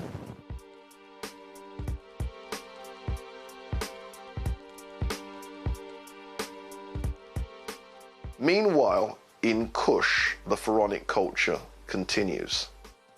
One of the great things about the Sudanese Meroitic Kingdom, they're one of these kingdoms that keep the Romans out. It's one of the kingdoms that the Roman Empire tried to conquer and failed to conquer. I think also the further south that the Romans went, obviously, the further away they're going from the Mediterranean and from Europe, and so arguably the more difficult that would become for them.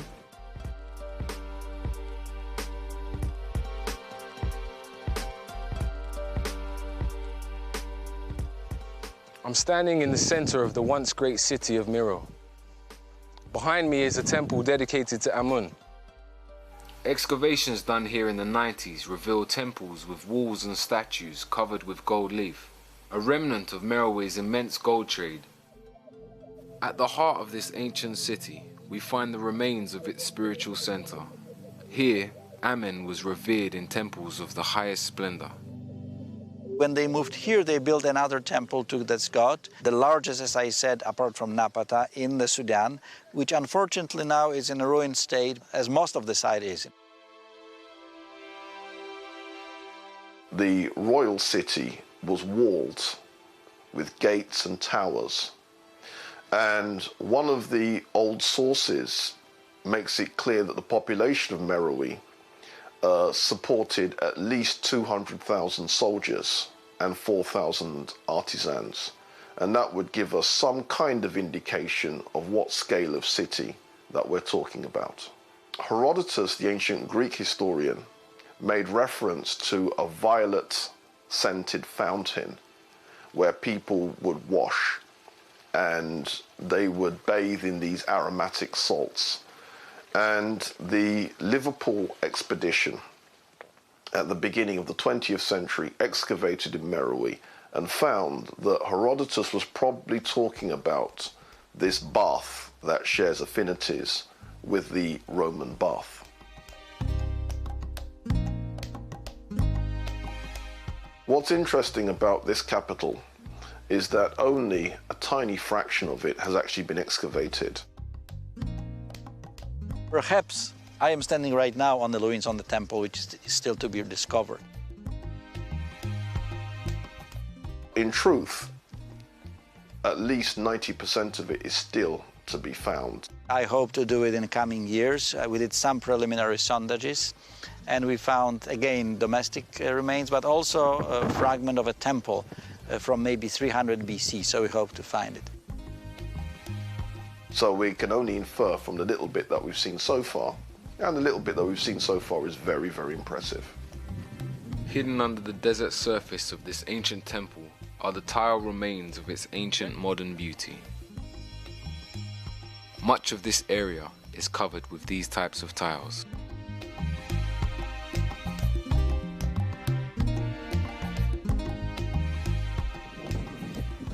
The modern-day neglect of these temples is only equaled by the invading nations that came in and replaced religions and took over the land of these areas. The Nubian and Kushite culture began to slowly decline as the invading nations took control of the surrounding areas. As Rome became Christian, it began to spread its New World religion throughout its empire, taking religious control of the Nile Valley. For the essential part, Kush remained essentially unchristianized. However, on the eastern side of Sudan, in a place called Aksum, they created a Coptic religious system. This Coptic religious system, though essentially African, had a different philosophical base to it than that which had been there present, and a different thinking process to that which had been there present. The last of the Kushite pyramids is around 300 and something AD. And so it would seem that the last burials of the Kushites coincides with the punishing of the Red and the Black Noba by Emperor Ezana of Aksum. This Aksumite kingdom was the kingdom that in 320 AD, CE, was the kingdom that eventually conquered Kush. The end of Kush brought the end of roughly 5,000 years of royal culture in the Nubian lands of the Nile Valley. So as we look back over this ancient world, we can say that the ancient Africans of the Nile Valley had a civilization that lasted longer than the society we are part of today. At its peak, it had reached a great level of spiritual, social, economic, and structural development. This was a civilization of religion, astrology, medicine, philosophy, architecture, art, engineering, mathematics, and much of what was passed down to us from the Greeks and Romans actually came from the legacy of the Africans of the Nile Valley.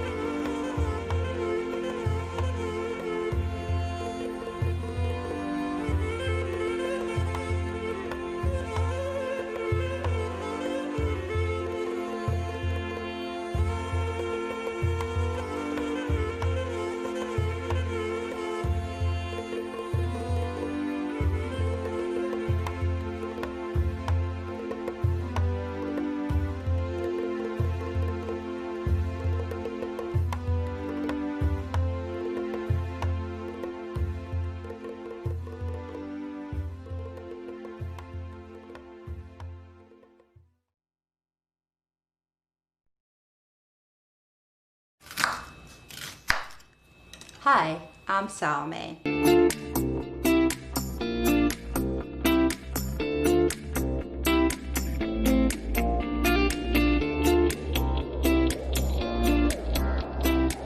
So today I'll be preparing you one of my favorite dish, Italian dish.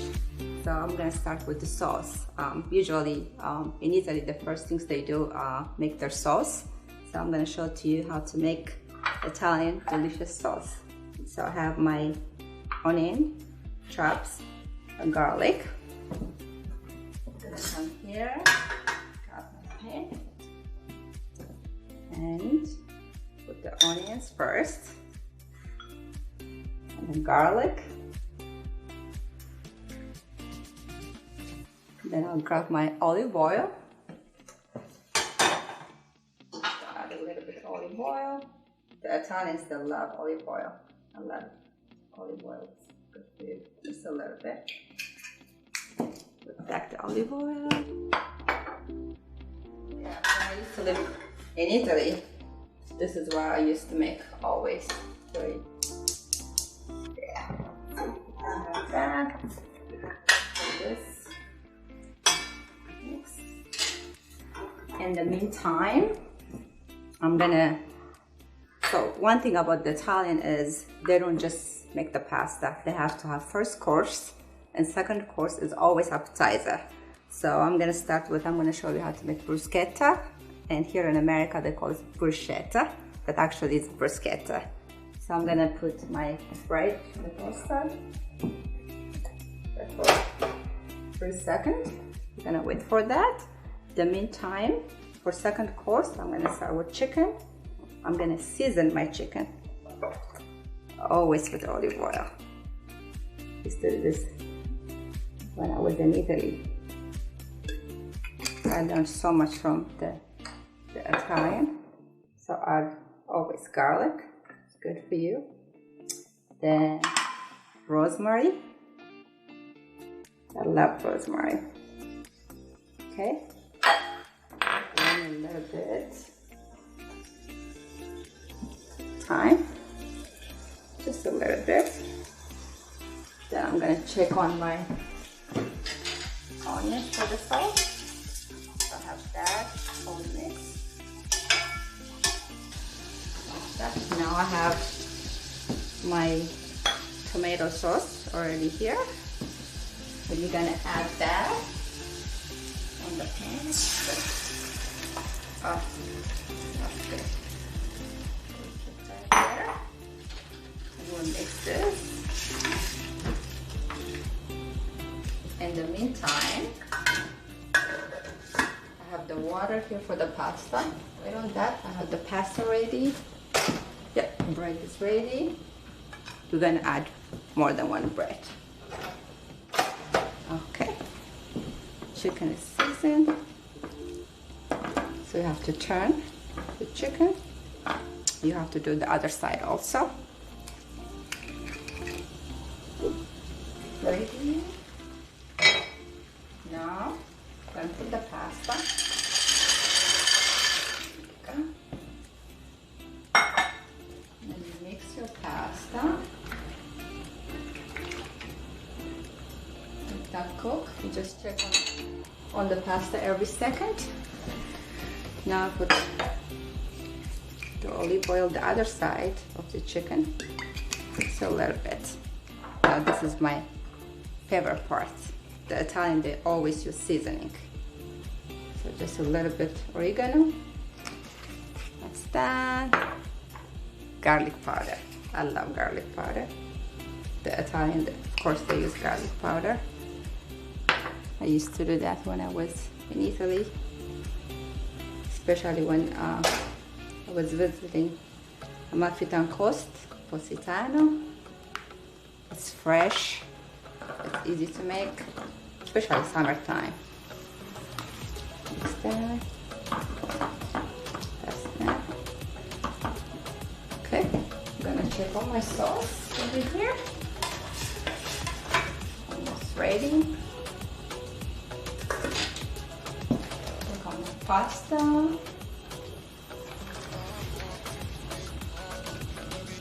I noticed that here in the US, the people, they put oil in the pasta so it doesn't stick, but the Italian, they don't. So I do it Italian way because that's where I learned. That's how I learned to make the pasta. In the meantime, I have a cheese, Parmigiano cheese over here. My favorite cheese, I love cheese. Of course, the Italian, they're well known for cheese. My bread is ready. There you go. We add one more for the bruschetta. So I have my cheese. I'm gonna make this for the bruschetta. They use the mozzarella cheese to make bruschetta, but I like the Parmigiano cheese because I like the dryness. Tastes very good. That. Now I make a different way. So gotta have tomato to make bruschetta.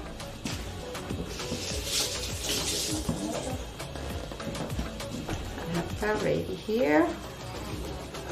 Then I have to slide my tomato around. This actually used to be my snack when I was in Italy, Milan. So I went to school and I studied in Italy for fashion and merchandise. And this was very simple and easy to make. So I used to literally make this almost every day because I was a student. You know, I don't have a lot of time to make other stuff. And so I've got my bread ready. So what you do is grab your tomato, put it over here. It's very simple and delicious. Once it's done with this, we have that.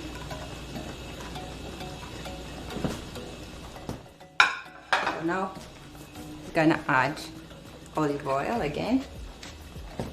Olive oil for Italian household is like having all the seasoning and everything you need. You must have olive oil. And then I add a little bit of black pepper, just a little bit, not too much, because it has that taste. I'm showing you a different way to make bruschetta.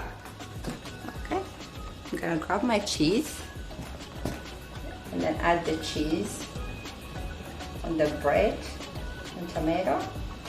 Look at that. That looks yummy. That's that. Let me check on the pasta, because the pasta always the time they're like al dente, not super cooked. Okay, that's almost ready. Then I'm gonna check on my sauce. The sauce is ready. Perfect. That's done. Now, in the time I'm waiting for the pasta, I'm gonna come back to my chicken. I'm gonna start with the chicken. I have my pan ready. Then we're gonna wait just for a few minutes, get a little warmer.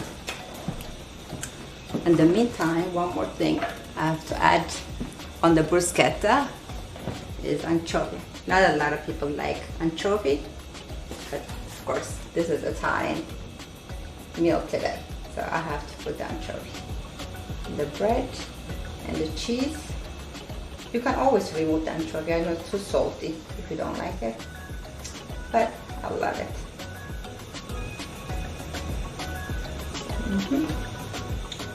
Very good. That's done. Now, what I have here is I have honey. So you wouldn't think you can add honey. Just a little bit. Put a little bit on the top of the cheese. Like some people, if they are on diet, they might not want to eat the bread. So what they do is they put the honey in the cheese. You see? You just eat it. But of course, I love the bread, so I'll eat with the bread. We're gonna check the pan for the chicken. Yep, that's warm. Now, look how seasoned it is. Gonna come over here. Put the chicken. Yeah, gotta get that. Yeah. Then you always mix it with the leftover the oil. Yeah. Gonna just do like that. I'm gonna take on my pasta. That's that. In the meantime, now I have the chicken, the pasta, the bruschetta almost ready. So in the meantime, I'm gonna work on my salad. And Italian house, you always find wine all the time. First, I'm gonna triple my chicken. Oh yeah. There we go. This is looking good. That's good. We got salad. Always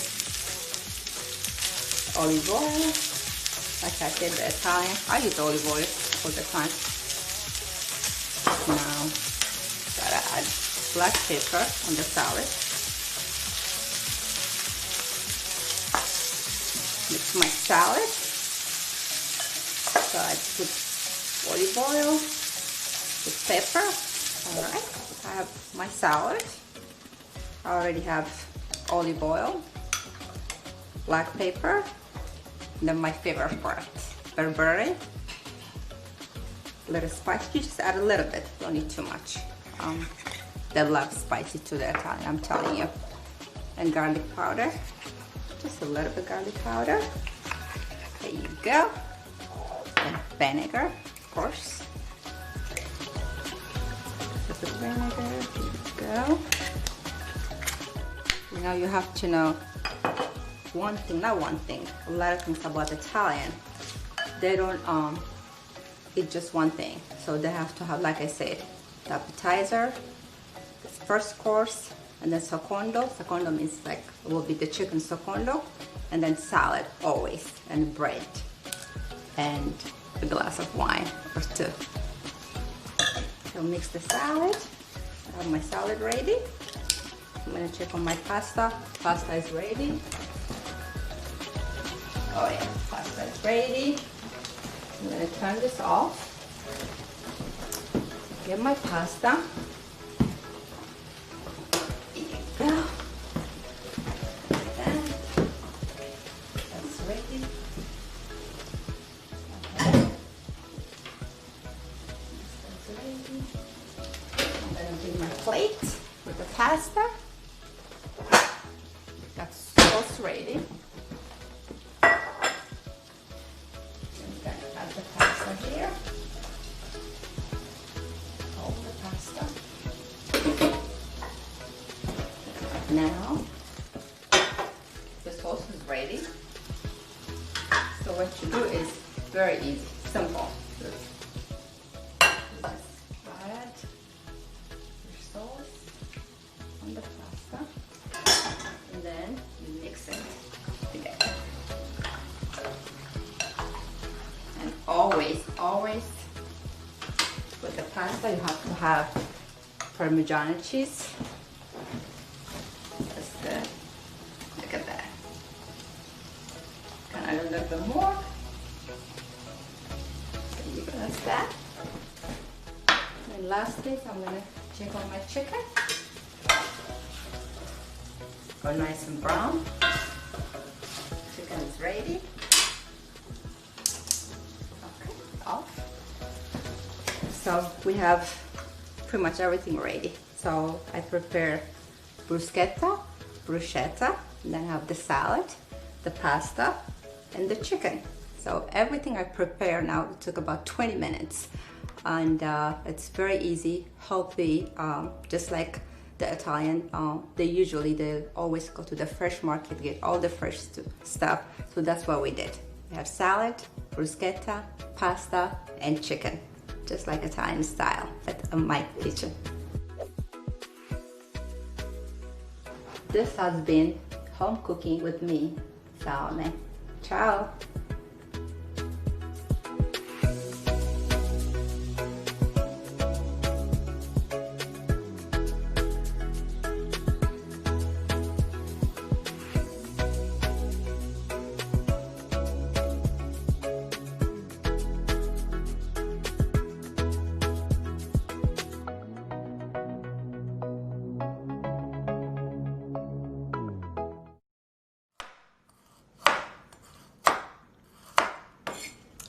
Hello, I'm Salome.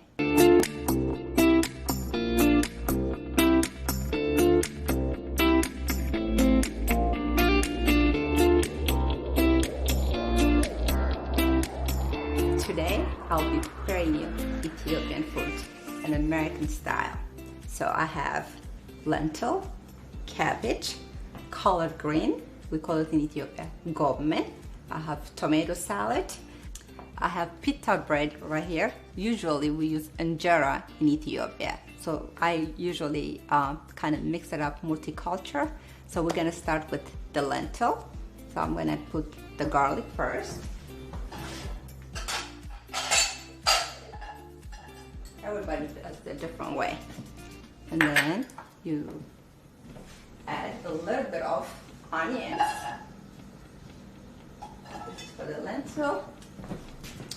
And then oil. I love using avocado oil. It's super healthy, super delicious. Oh, perfect. Then we're gonna start. Okay. So just kind of stir the garlic and onions together. Just gonna wait for a few minutes until it gets very heat. And then I'll come over here, grab my lentil. So all you have to do is just add lentil without making mess. And then you stir together. Now, everybody in Ethiopia, they make the lentil a different way. But this is the way I like to make my lentils. Then all you have to do, add a little bit of water. Just a little bit. You don't want to burn. Then mix it together. And then of course my favorite part, the spicy part, the red pepper. In Ethiopia we call it berbere. Got my berbere right here. So now this is for American taste, so I'm not going to put a lot of pepper, just a little bit. Look at that. That in here. Then take it. Okay. Add a little bit more water. There you go. So lentil, usually in Ethiopia, we eat it during fasting time. But I make lentil in the house 3 times a week at least. So let that cook. Then close that. So I have pre-chopped my cabbage. It's already ready. So I'm gonna start with it. Put your cabbage first in the pan. I do it a completely different way. Because in Ethiopia, first of all, they have the garlic, onion first, and then the cabbage. But I do it the other way around. That's how I like it. And then I'll come over here. Just a little onions. Of course, I'm making always a mess. There you go. That's that. And always olive oil, avocado. There you go. That's enough. Look at there. Then, of course, a little bit of berbere. So, I love seasoning. It tastes really, really delicious. That's good there. And then we put the top. I'm gonna let that cook for about 10 minutes. Yeah, that. And then I'm gonna check on my lentil. Oh yeah, almost ready. Smells really good. So I have my lentil, my cabbage. Then I'm gonna come over here, grab my collard green, which we call it in Ethiopia, gome. So I have my pot ready. I'm gonna put the gome, the collard green first. Right here. Then a little bit of onion, always. This is the Ethiopian way, I'm sure you guys will make it a different way. That's that. I'm gonna grab my avocado oil. Add avocado oil. Right back here. Then you have to add water. Here. Now, I have to put seasoning. So I got my ginger powder. Just a little bit for the taste. You know, just a little bit. It's really good. Then I have my organic black pepper. Sorry, it's basil.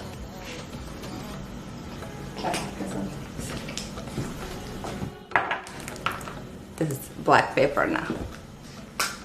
Just add a little bit. It's delicious. When you season, I season everything, all my food. That's that. You come over here. Mix all that together. Mix that. And then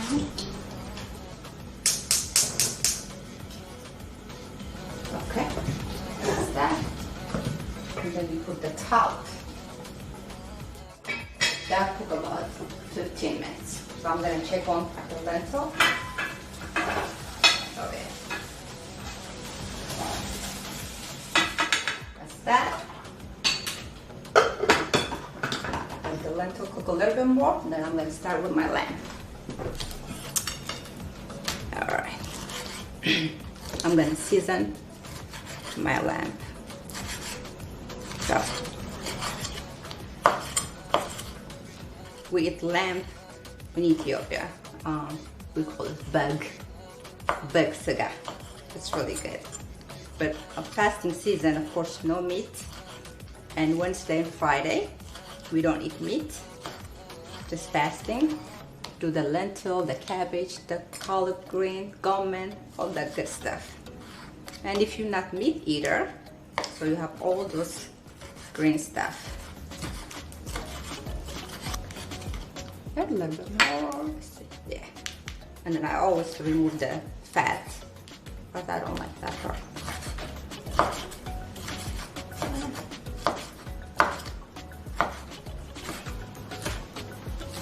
This is completely a different way I'm gonna season. Now I'm gonna pick my pot over here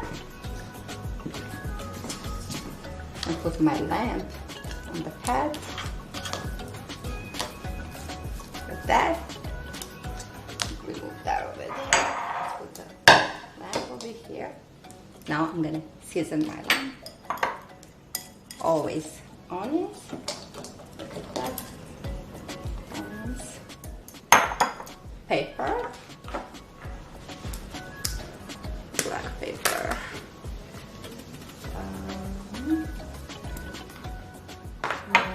A little bit oregano. It's really good. And then a little bit of the ginger powder. And then I'm gonna go over here, get my barberry. Of course, it's all about our spicy food seasoning. So I don't want to put too much because my American friend, they have to taste this delicious lamb. Now, look at this jalapeno. It's gara in Ethiopia, we call it. We love gara.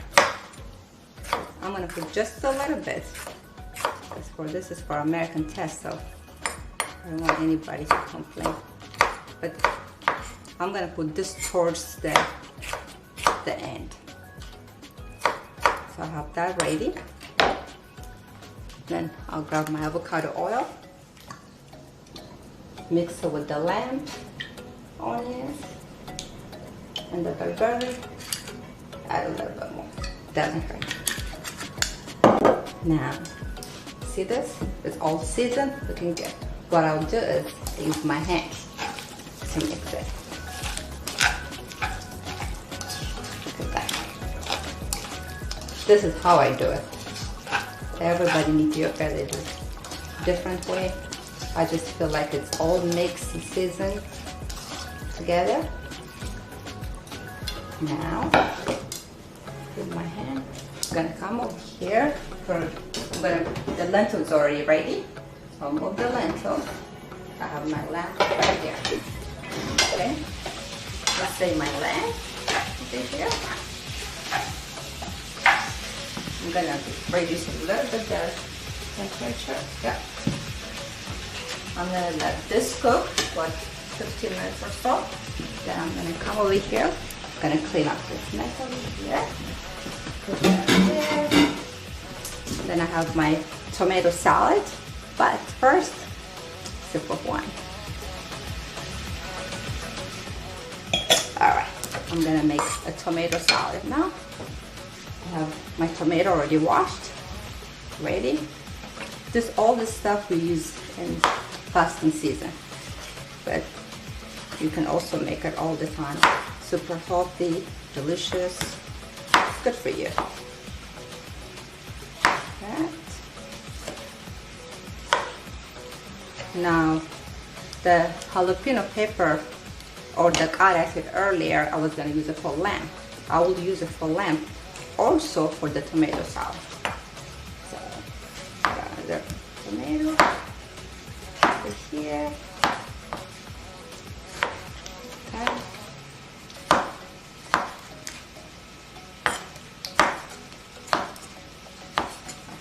I have that. It's ready. Plates. What you do is you put the tomato, the plate over here, and then I'll use the jalapeno or the cara. This is the tomato. That's it. And you add a little bit of carrot, not too much. And then of course seasoning, the most important thing. We'll start with black powder. There you go. I said black powder, it's black pepper. And then my favorite, a little bit elderberry. Just a little bit, not too much. And that oregano. Just a little bit. Just for the taste. And then the ginger powder. It's super delicious. It's really good. Ginger is good for you. Now, I'm gonna grab my spoon. Just you mix it all together. Look at that. I'm gonna add one more thing. This is the trick on tomato salad. You have that avocado. I love avocado. In Ethiopia, avocado, we don't just eat it, we put it in our hair and our face. So it's good for beauty also, not just for cooking. But I'm going to check on my lamp. Oh yeah, almost ready.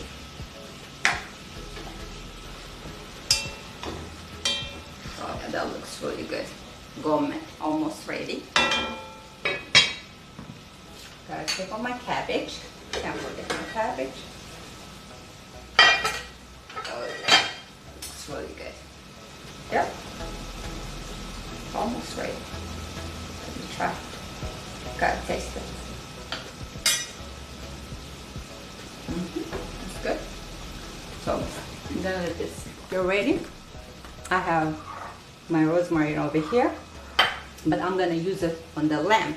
We call it tips. That's almost when it's a little bit ready, so you add the rosemary. But in the meantime, I'm gonna finish up my tomato salad.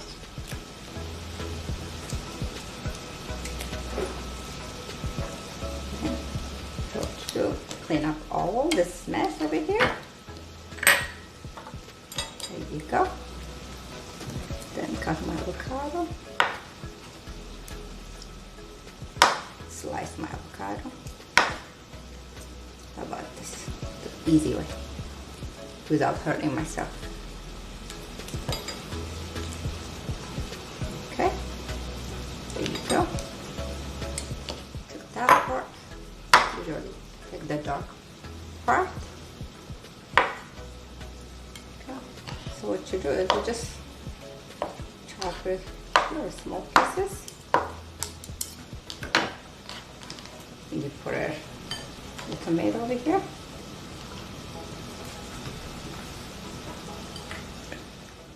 And mix it all together. So tomato salad is already ready. So we're good now. So I'm gonna check on my lamp. My gourmet, collard green, and then my cabbage. It's almost ready. My lamb is cooking. Done. Almost ready. Now I'm gonna add the rosemary. And here, grab a few. The depth means it's a lamb stew. What you do is just go like that. You can add as much as you want. Hey, might as well throw on. It's really good. I like rosemary. I promise it's really delicious. Good. Like that. That's the gourmet. Okay. Pretty much everything almost ready. So now I have my pita bread. So like I said earlier, we normally use injera. So we don't have injera. This is for American test.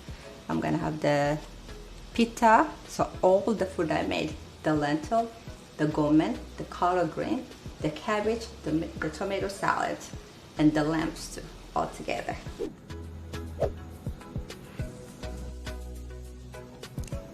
Ethiopian food, American style. This has been home cooking with me, Salome. Thanks for watching.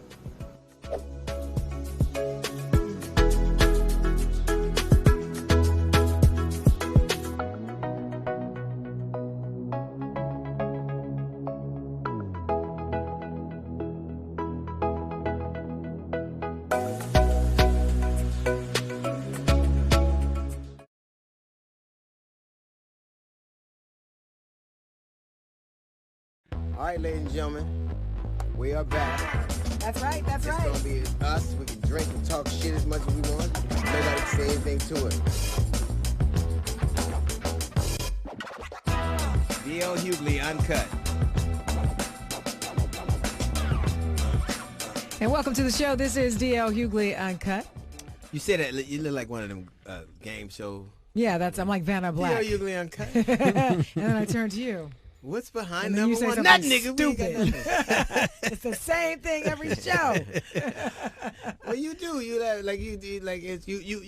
pizzazz the joint up. Well, I try to do what I can. Like Jay, he's just like he's here. Furniture. Yeah, furniture is necessary. Just so you know, it's good to laugh a little bit though. It's been a lot going on lately. It is with this George Floyd situation. Yes. Video has gone viral, of course. Right. People are rioting in the streets in Minneapolis, and of course, what are the police doing? They are throwing, tear gas at them and basically manhandling them as they often do. Do we have the video? Because we do. I've had a hard time. I'm gonna see if I can get it. I cannot breathe.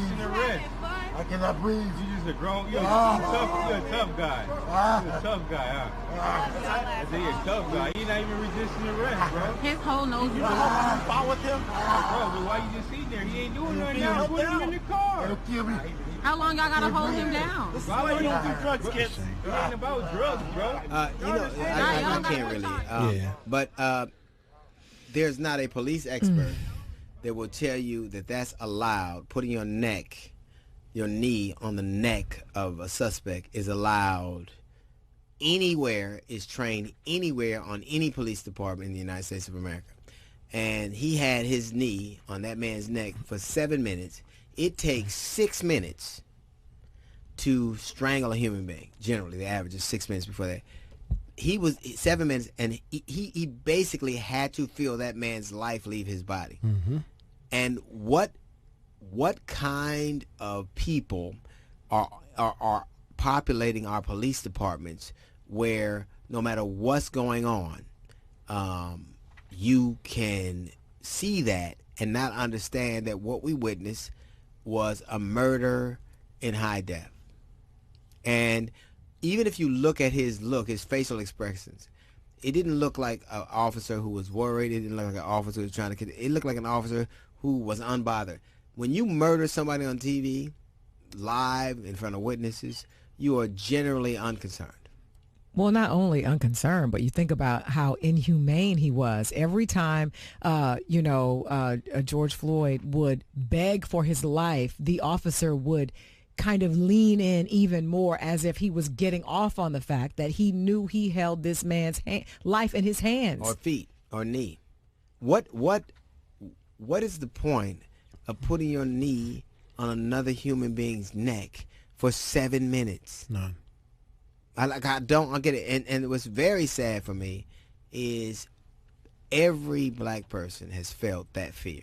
Mm-hmm. I'm not talking that this could be a reality. And I don't care. I'm talking about everyone that has ever existed in the United States of America from the time we got here till now has always had that as a fear. And that was a lynching this is the same. I guarantee you that scenario has played itself out in this country thousands of times from our introduction here till now, and it always is the same thing, and no one really cares.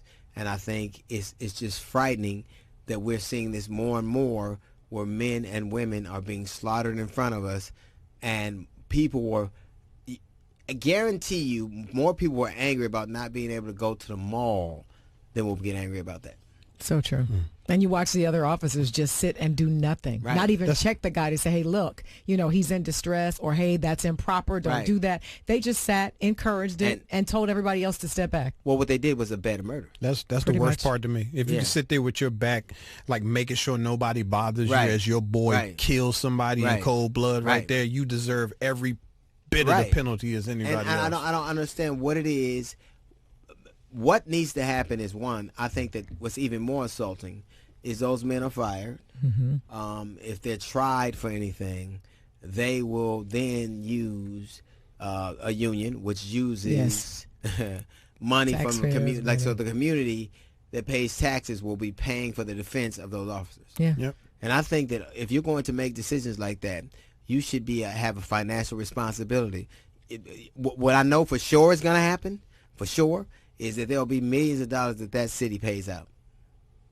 And there'll be like anywhere from $1 to $5 million Right, in the that they civil pay suit, out. right, In yeah. a civil Yeah. suit. They'll pay it before it even starts. Absolutely. Unfortunately, Right. George Floyd won't get his life back. No, he will not get his life back. His children will still suffer. His parents will still suffer. And then if nothing is done and these officers are not brought to account for this, then it will happen again. Imagine if they gave him $1 million or $2 million or $5 million, and the officers that were involved in that were responsible for 15% of it. Out of their own money. I guarantee, like, okay, we're gonna pay this because that's, obviously contractually we're obligated, but your part of that is 15%. So now if it's $1 million, you owe $150,000. Yeah. Maybe then If they'll it's $2 think million, twice. I guarantee you Maybe. that knowing that man looked around like he knew that nothing could happen to him. And do you know who his lawyer is, the lawyer who's representing him? The very lawyer who represented the officer that killed Philando Castile is his representative. So he has very good reason to believe that he's in good hands. Very good reason. That's what that officer, that's what that lawyer does.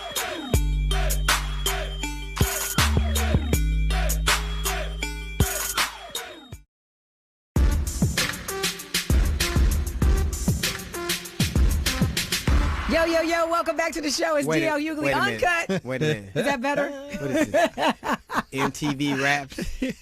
Well, I wanted What to, happened? add a little, variety to No, it. you We talked scared about the it hell so out of bad. It's like, Charlie, my dog. Was That like, was spicy right there. Yeah. Yeah, I was trying to throw some flavor to All it. right. Oh, yeah. Every now and then you have to do something to spice things up, right? Yeah. No? That was the perfect thing. Thank I'm you. telling Thank I'm you. all You're welcome. I'm so spiced up right now. Listen, speaking Yo, of yo, spicy, yo. Yeah, listen. Did you see what Jimmy Fallon did? I mean, it happened a long time ago, but people are talking about it. They're upset, and he actually apologized because he appeared on, I think it was a Tonight Show or something, in blackface as Chris Rock. Comedy's off. We don't subscribe to your societal norms. Like, I think if you were a politician or a police officer, or a professor or somebody, that we later on find out like a governor, and then we found out that while you were in medical school, you tried to just like Michael Jackson, which was weird because when you just like Michael Jackson was whiter than y'all. Like, so I don't get why. But I think comedy is its own thing, and one of the funniest things I've ever fucking seen was Robert Downey Jr. in Tropic Thunder. Oh, that yeah. shit was hilarious. That was hilarious. He killed that. Yeah. He was in blackface. Yes. He was heavily. so good in blackface, that nigga almost won a Soul Train award. After that, he became a Muslim. I'm telling you, this nigga, that was hilarious. I mean, I just think comedy has its own thing, and I think it's not one of those things you have to explain or I have a committee about. It was funny, and I think now, I remember what Soul Man I forgot. C. Thomas Howell played in Soul Man. Funny it was movie. hilarious. Right. Yeah. Right. And I think comedy is the irony and just being avant-garde is just funny there, and it takes on a different connotation if you're not trying to be funny and you're trying to be hurtful. Well, I don't know if he was trying to get ahead of it or if perhaps social media, the backlash was so swift, but he did issue an apology. Yeah. And he said, there is no excuse for this. I am very sorry for making this, and thank you all for holding me accountable. Shut the fuck up, Jimmy. Well, that's what he said. I mean, and if he was a black dude, there's no way he was going to be early for it. You a black dude, you supposed to be late and not know what happened. And then not apologize. Pop up and say, oh, my bad. I didn't know y'all was mad, but y'all mad? Why are we going back in time and adjudicating things? Like that whole Eddie Murphy thing, is we laughed at it, and now we're going back when it's gauged by today's prism. I think comedy is its own thing. We don't subscribe to your societal norms. We're not trying to be what you are. And whether you know if I'm telling a joke or not, I think that, comedy is its own different thing. And I think I don't think you should ever apologize because somebody didn't like what you said. That was funny. Your intent was to be funny. Right. It didn't work, and that, I'm apologize for it. It didn't hurt the person who he was trying to imitate. Right. That he was imitating his friend. Anything, yeah, that was Chris Rock he was doing. Right. So it's like if Chris laughs and says, "I'll go ahead," then why Right, can't we? Yeah. Right. And why are we waiting 20 years? Oh, he is black. It wasn't. Well, Jamie Foxx yeah. came to his defense and he said, listen, we did a show called In Living Color and we played every race. Let this go. He was like, we've got bigger fish to fry. I think he's got a great point. And he's frying fish. He is black. I just think that some things are not the same as they are in society. I really do. I think if you're a police officer and you wear something that's in blackface and you're trying to demean somebody and you're calling somebody that needed you for help and you call them a Katrina victim, that's a different thing. But if you are having, like I remember when Ted Danson and Whoopi Goldberg at the Friars Club, wore blackface. Well, Whoopi, hers was a little authentic. Yeah, See, her blackface was so nice it didn't come off. Yeah, she still got it. Yeah. At the View, they were like, "Hey, Whoopi, it's time. We get it. It's over. let go now. It's real. Oh, that's you." But I think that society is comedy and art doesn't subscribe to the same norms of society. If you do that in the office, at the office party, okay. You do that at the high school play, okay. But you do that on Broadway. Yeah, it is different. You do that Way different on a skit on TV, and he wasn't even trying. Obviously, he wasn't trying to. You didn't find it on Facebook, motherfucker. You Googled it. It was right there. Right. That's the problem. You know what I mean? It has something to do with the person too. Like if the person doesn't have any type of other bad effects on his record when it comes to things like if you're not a suspect of being racist in the first, like I don't think Jimmy Fallon has a problem. He hired the Roots. Right. This dude ain't Well, they tried to bring up Maybe. the whole Megyn Kelly situation and her take on blackface. They tried to lump all of this in one. No, there's a difference between being a racist bitch and a comedian. Megyn Kelly was a whole different thing. Yeah. Megyn Kelly said some racist thing about Santa being white. She said stuff about Michelle Jesus Obama and Jesus being Christmas, white. yeah. So that's a whole different thing. She editorialized. He tried to tell a joke. Right. He was telling a joke amongst that would be like, and it was between them. Why are we in it? Yeah.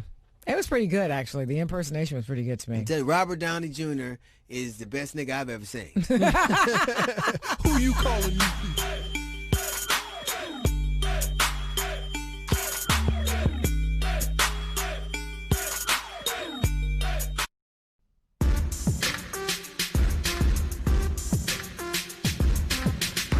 Welcome back to D.L. Hughley Uncut. Our guest today is a stand-up comedian, writer, and producer. He has a special that's available on Netflix right now. It's called Fat Ballerina. And I took his stand-up comedy class. Oh, yeah. Please welcome David Arnold to the show. Yeah. Don't hate. Don't say it. Don't say it. Hey, you motherfucker. Let me. That's how you start that. Okay, let me tell you what happens. What's been happening to us recently. Yeah. This has been happening. Drop the scenario. So we're like, man, Jasmine's getting funny. What the fuck is this?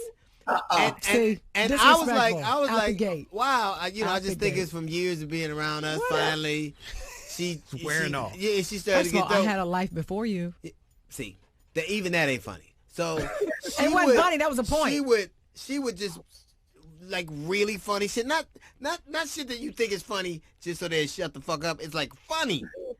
Right. And we were talking about, man, Jasmine's really got funny. Then I found out she took your fucking class and you didn't say shit about it. You apple eating son of a bitch. Hey, listen, I told her, I said, you come with me. After a while, we're going to get you your own show. Fuck D.L. Hughley. That part. And I was like, well, where do I sign up? She's really, like, funny.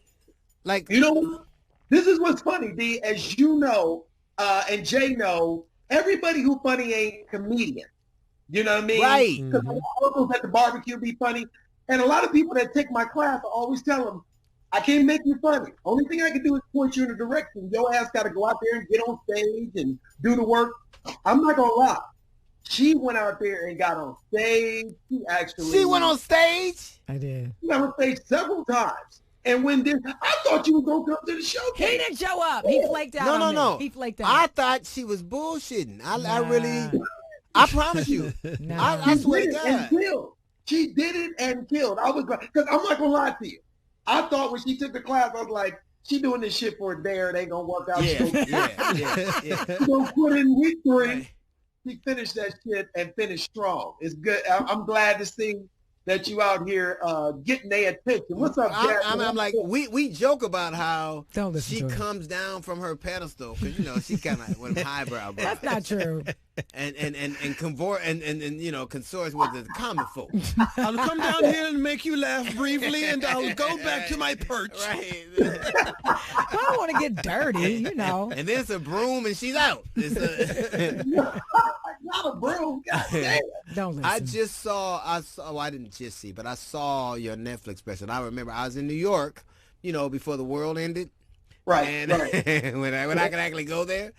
And you were fucking hysterical. And not that I always knew you were funny, but I think that there's sometimes when people will like take a step back, like you were writing a lot, you were teaching classes a lot. And for the most part, that's a symbol that you're taking off, that you're gonna seek a different path. Like most people do that are doing something else. Well, you know what? That first of all, thanks. That's the reason why I didn't for a long time want to teach stand-up classes, because they say those who teach because they can't. Right. And for me, I let that mess with my ego. And one day I just decided, you know what? I can change the narrative around that, and I teach because I know what I'm doing and I do well. Right. And I think that's the reason why that class has 300 and something waiting people on the list. I get to it when I can. But stand-up is my first passion. I write and produce television also because I can. But if I have a choice between teaching a class, writing a TV show, or going on tour, you're going to see me on tour every single time. I would say most people doing what you're doing right now and straddling those worlds wouldn't feel like that. I think most people who become writers and, you know, producers just kind of are, they're proficient enough at stand-up, but it ain't what they really want to do. No, man. I'm a comedian. Like that, you're one of the people, and I remember when you and I talked, you gave me a call after the special came out, which was one of the dopest moments for me. Because I've told you this many times. and I don't know if you ever gonna get it. But when I was getting ready to get out the military, and I saw that special that you did with that clock on the stage. Right. Nothing ever moved me more than that moment. Oh man, that's that very made nice. me go, I gotta fucking try this. Like that was the thing that made me go, I gotta try this. And if you see videos from my first 2 years of doing stand-up, I'm doing all DL giggling. You know, I like, you know, got the voice and the tempo and the movement. I was like, I'm about to do this shit. Thanks for taking my Netflix special, you son of a bitch. I appreciate it. You are, it's a different world now. It is. Yeah. I know for me, I've never, ever in my career, never been away from the stage this long. Ever. Like, there's nowhere to go. Yes. Nowhere. If you live in Los Angeles, well, if you live damn near anywhere, there's no way you can perform live. Even in some places, even if it's just too recently. Right. It is going to be a different world.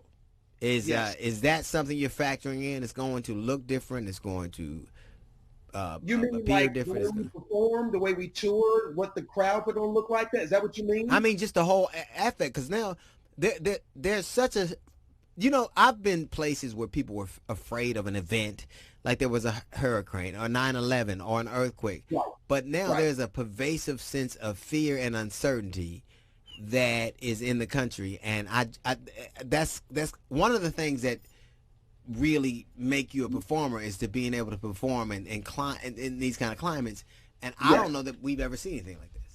I'm gonna be honest with you. I think that we will eventually get back to where we were. It might take a little longer. Yeah. And they might separate the tables, and the crowds might not be as packed on top of each other as they are in the beginning. But we're gonna get. They need us. We are the relief to society. Look what's going on in our society right now. Every time something happens, the country goes through one thing, and comedians, our voice, our point of view on life is needed. So, I mean, for me, I'm trying to find a way to touch people through my social media, you know what I mean, and bring laughter and insight that way. But as far as touring is concerned, listen, if they come out and say, we're doing 10 tables in each room, everybody 30 feet apart, if they showing up, I'm coming. Yeah, that's the point. But I think that's what's going to happen. I think people are going to adapt. I think the thing that makes this so different and so scary is unlike a hurricane and unlike, you know, a tornado. Those are things that you can see and you can actually put a name on it. But this is something that you can't see. So it's almost like you are afraid of a monster that you don't know where it is or where it's moving. But I think like anything else, we adapt, we evolve, we learn to adapt to a new normal, if you will. I 100% agree. And this is another thing. See, I used to be a registered nurse before I did all of this stand-up. So one of the things... You are the roughest looking nurse I've ever seen in my fucking life. Let me tell you something. He's a tree. If I woke up from a coma, I'd be like, that nigga did it. Get out of here. I can save your life, but I'm going to talk shit to you the whole time. You just don't seem like Florence Nightingale. I don't get it. Yeah.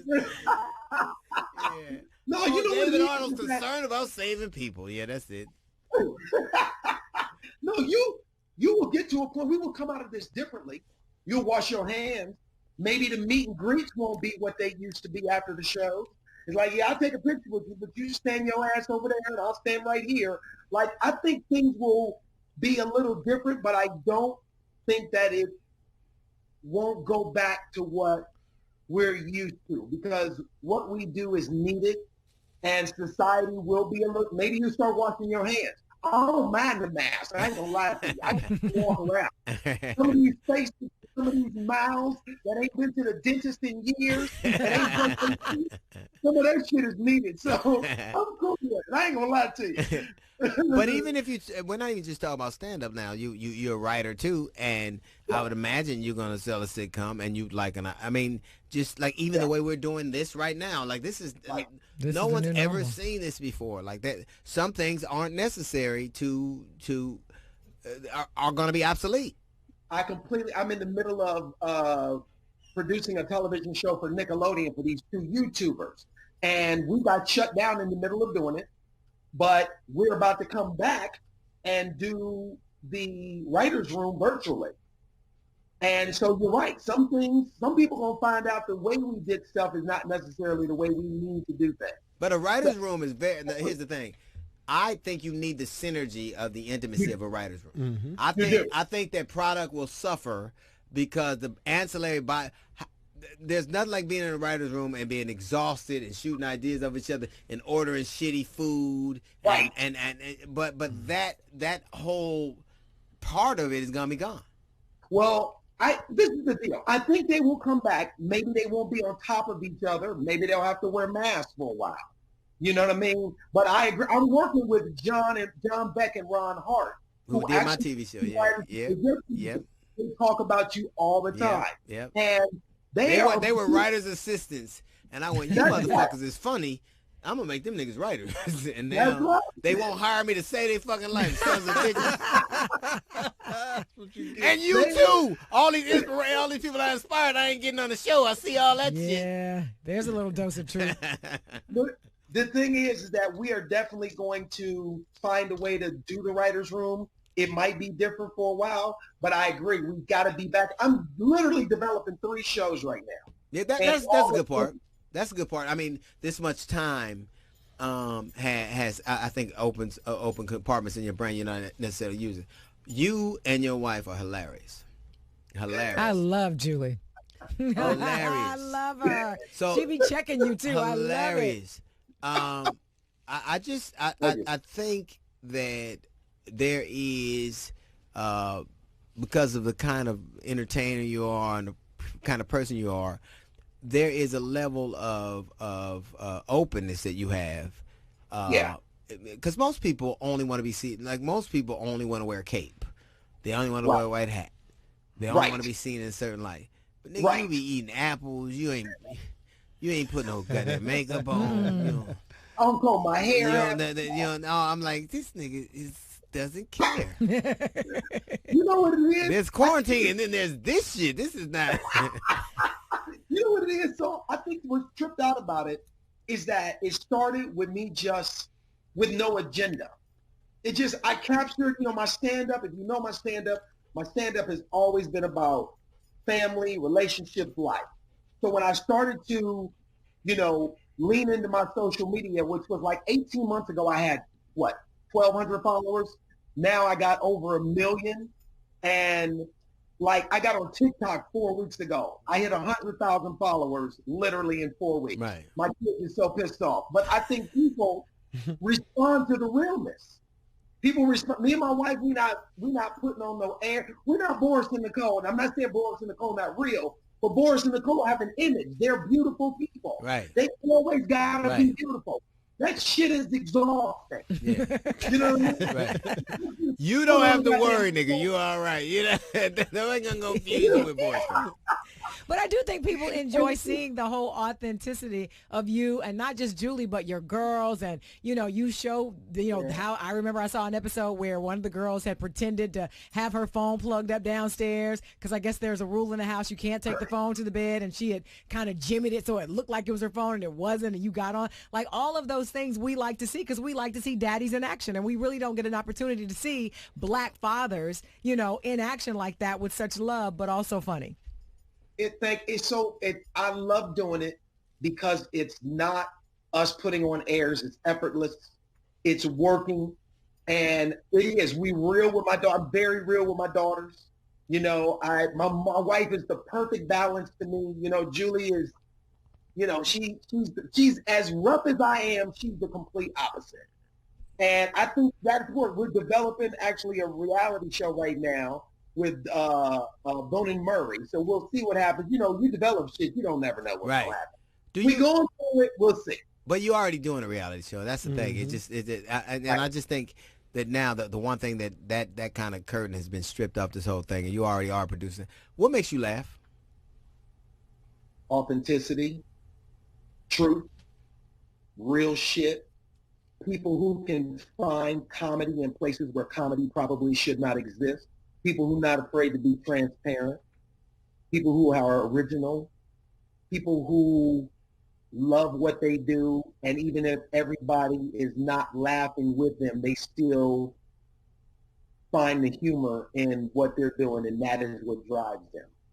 Those are the kind of things that make me laugh. I always say that comedy is selfish. It is a very selfish thing. Like I'm glad you're laughing. I'm glad you came, nigga, but I'd be doing this anyway. So I'm glad that it is a very selfish art form. Very selfish. It's a selfish art form because we have to do it by ourselves. Like you and I can be friends and we can talk, and me and you and Jay can go to the club and bullshit and laugh. But when they call your name, you going up there alone. And there's nothing we can do about it. So good, we hope it's good, and we hope it's not. You know what I'm saying? Like, if it's not, it's not. Don't the road as comedians alone. And even our wives and boyfriends and people in our lives, our kids, they're all subjected to what is our truth.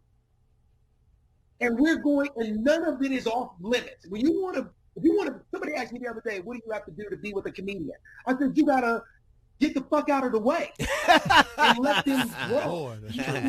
Yeah, you do. You know what I mean? Like, that's what you got to do. You know, I tell people this all the time. The two things that I've seen take people out of comedy, drugs and alcohol and relationships. Yeah. Them is the two things. Well, a bad relationship will lead you to drugs and alcohol.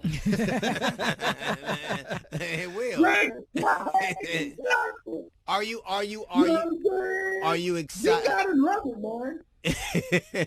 Are you excited about like, because as nervous as I am about the way things look, and you know, as apprehensive as I am, I'm excited about the opportunity of crafting a kind of a new way. Are you excited about like kind of what lays ahead? I'm excited. I just got a deal to do another stand-up special. If you brag about one more deal you like got, it. I'm gonna lose my fucking mind. I love it. Keep bragging.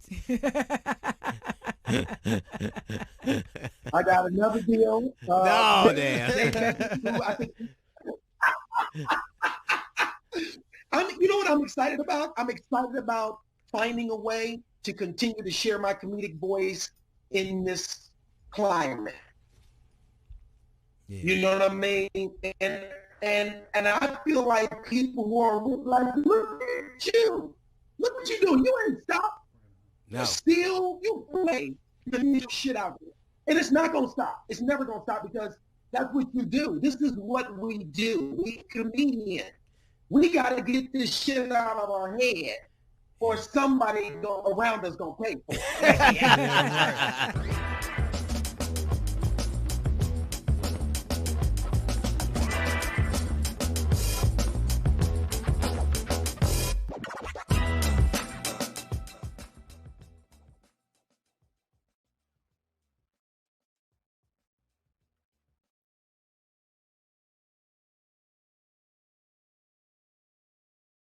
All right, ladies and gentlemen, we are back. That's right. That's It's right. gonna be us. We can drink and talk shit as much as we want. Nobody can say anything to us.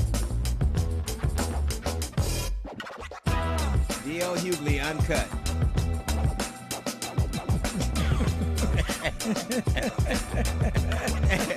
Hey now, I'm D.L. Hughley. Welcome to D.L. Hughley Uncut. That's Jasmine Sanders. We call her Smanders. Yeah, Sanders. well, that's what you call me.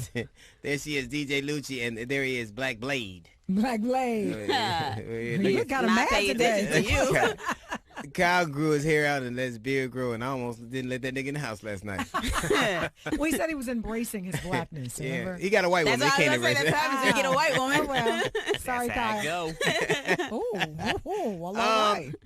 We are still, I guess, well, people that where the states still give a fuck about their people. We're still in quarantine, but other people. Yes. Yeah. You saw where Ohio was like, listen, we're going to reopen too. Of course. Let's just join the crew. Of course. Well, obviously, listen, I think it's interesting that people who are now called essential were once called immigrants and get the fuck out, but now somebody got to scoop these lima beans up. Facts. Come to work. Somebody got to do it. We are, it's just, I don't know how we'll come out or what'll happen. But, you know, now, of course, even here, everybody has to wear a mask. You know, when we're not broadcasting, everybody has to be socially distant. If you exhibit any symptoms, then we cut your pay. You All know, right, that's I how was it about goes. to say. Well, first of all, we stop you from coming in the building. No, we do. We cut your pay. It's I thought this was very interesting that people who are married to immigrants in terms of the stimulus checks, yes, won't get a stimulus check. You gets nothing. That's basically what the government is saying. But yet, Donald Trump is married to an immigrant. Yes. But a lot of We the don't mean her, policies- though. We mean everybody else. But a lot of the policies that they talk about that I guess relate to immigrants, she was just naturalized not that long ago. So Right. all of the things should have applied to her, but they don't. Right. Well, because I think we're very hypocritical. When you understand the fact, the truth of the matter is, America's always needed someone to take advantage of. Always. It's the reason they had slavery. It's the reason they had, the Irish come and dig tunnels and the Chinese, the railroads. But they've always had somebody to take advantage of. And the problem is that the people now, and we do it for various reasons, like brown people, poor brown people do our intellectual labor, and poor brown people do our physical labor. Mm-hmm. Like if you can't pick a strawberry and you can't write an app, we don't really use you. Well, the sad thing too, though, is they do it right to your face. Yeah. Because think about it. It is the immigrants and a lot of the black and brown people that we need at this very moment. But while we need them and we're asking them to show up for work, we're also saying, but we're not going to give you a stimulus check. Right. You don't get that. And after that, you got to leave. Yeah. Mm-hmm. Like if we But kicked out sweep all up the first. Yeah. That's yeah. basically what they're saying. If we kicked out all the brown people and black people who served us, like right now in during this pandemic, like if we kicked them all out, like thank God they weren't successful kicking out the Muslims and the Latins, right? Because we wouldn't have doctors or food. No, it's true.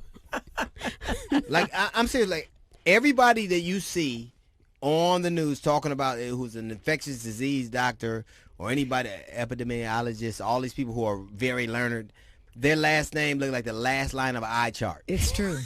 And you trust just about all of them except for Dr. Fauci. Yeah, Dr. Fauci. We ain't trusting. He's a different group. I'm so tired. A lot of people think they trust him. Mm-mm. First off, I think that he's allowed Donald Trump to say things that he should have checked him on. Mhm. And second off, I can't trust a dude that's standing on phone books to tell me about a pandemic. I can't do it.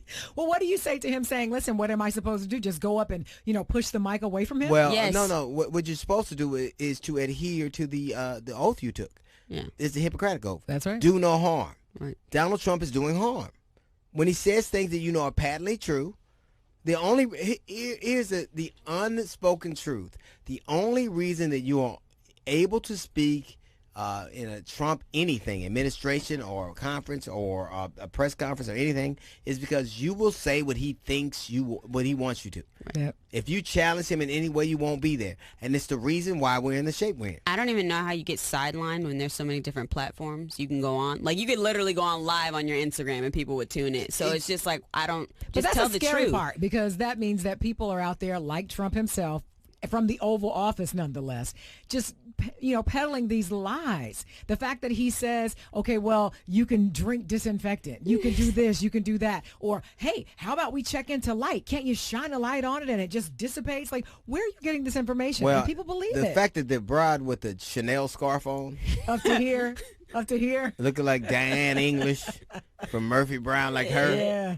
Like the fact that she didn't say anything. Right. I think that a lot of people who want certain things and want, like any level of personal achievement, they want to be appointed to something, and they forget that their basic charge, the idea that the reason their tenant, their calling was to take care of people.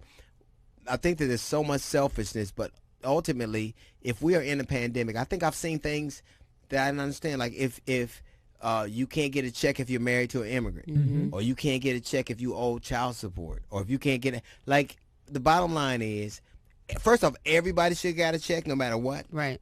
And the other thing is we should stop with this special dispensation. Look, we're all in this together, whether you are an immigrant, whether you owe child support, whether you're behind on your bills, we're all in this together. And if that money is to bail you out or to help you out or to help you kind of get you through, then there shouldn't be these kind of limitations. And honestly, there need to be multiple checks. It shouldn't just be one. Here's $1,200. That'll last you for the rest of this pandemic. Yeah. Add to the fact that it's your money. Right. How about add that to it? Because you're It going to pay is. for it one way or the other. So It is. give me my money. So the government it ain't the government, it's J.G. Wentworth. It's my money. I want it now. Honestly, I'd rather them like freeze my rent. than give I'd me a rather check. them freeze your rent too. Thank you. Just freeze my rent. Like you're not paying your mortgage. Freeze my rent.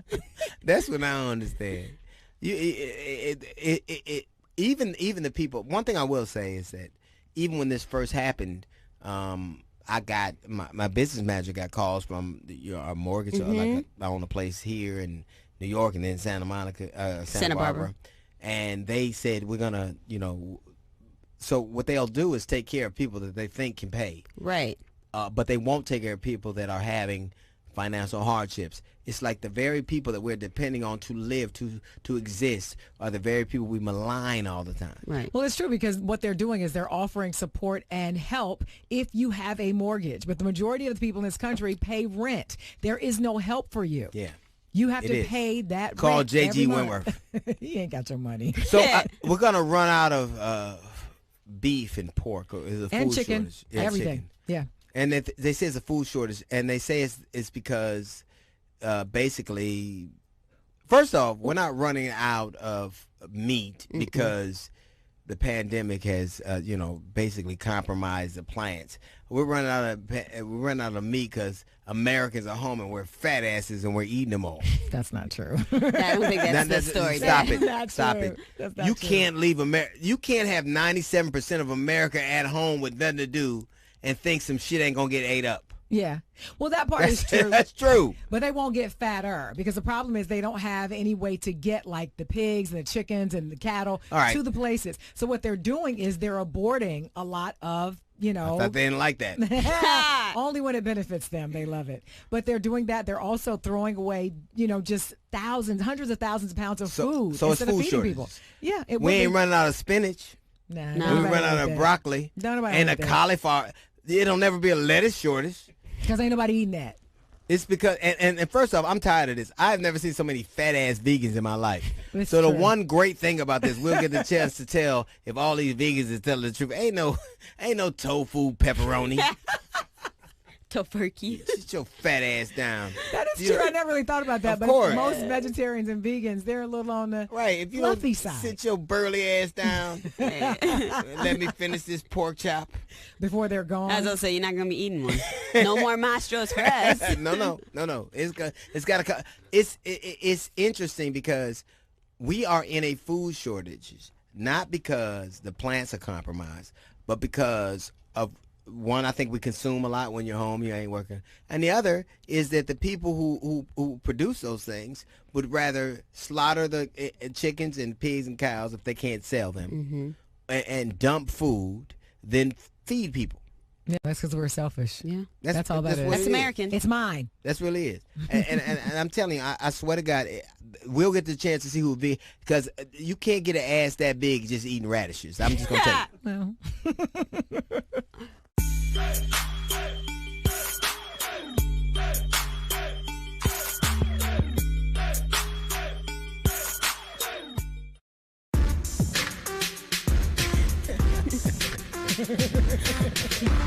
Hey there, welcome back. It is DL Hughley Uncut. Hey there, welcome back. Hey there. Yeah, that's my cool talk. Hey there. That wasn't welcome hey back. there. It was cool in my world. You silly. DJ Lucci over there. Yes. It's interesting because did you so you are nervous about this pandemic? Yes. What scares you the most? You guys getting sick. No. Yeah, No. actually. I feel Really? like I might bounce back. Like I you promise know? I'll be all right. Yeah, but I all this alcohol I drink, I sanitize from the inside. for sure Papa getting sick though. I'm Yeah. like, Oh, your grandfather? yeah. Yeah. Mm-hmm. It's that, weird. That nigga burned my house down, so I'm ready for him to go. I'm not. I'd let him burn several houses down for him to stay. I got to get the full story on that. Yeah, my wife's father, he made barbecue one day. So it's the same thing. I come home from work and he's a great cook, but he barbecues.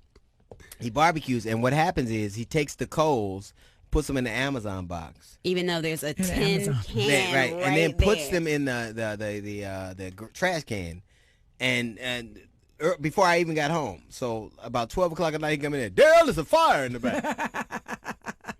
and the whole backyard is literally on fire. And I'm like, if only we had a fire extinguisher. Here comes LaDonna. I have fire extinguishers. Several. Because she has everything. She was prepared. So we put out the fire. We were trying to battle in the fire. And I had to let him go in the house because the fire department came and they go, somebody put charcoals in the briquettes, the charcoal briquettes in the trash can. And if this would have been June or July, it would have been dry up. This whole place would have. And he ain't said one thing. He hasn't apologized yet.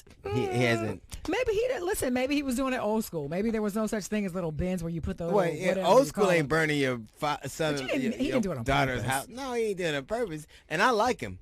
They mad at him. I'm not. Well, because he can cook, I'm sure. Well, he can cook and he can burn too. Didn't he almost do it again? He almost did it again. Oh, you can't do it twice. He almost did it again. You can't do it twice. No, that's too much. That's too much. Listen, we were talking about how some crazy things are going on during this pandemic, right? A lot of people doing things they shouldn't. I want you to check out this clip from Central City News. It's Pastor Tony Spell out of Baton Rouge. Check this out. We're not hiding anymore.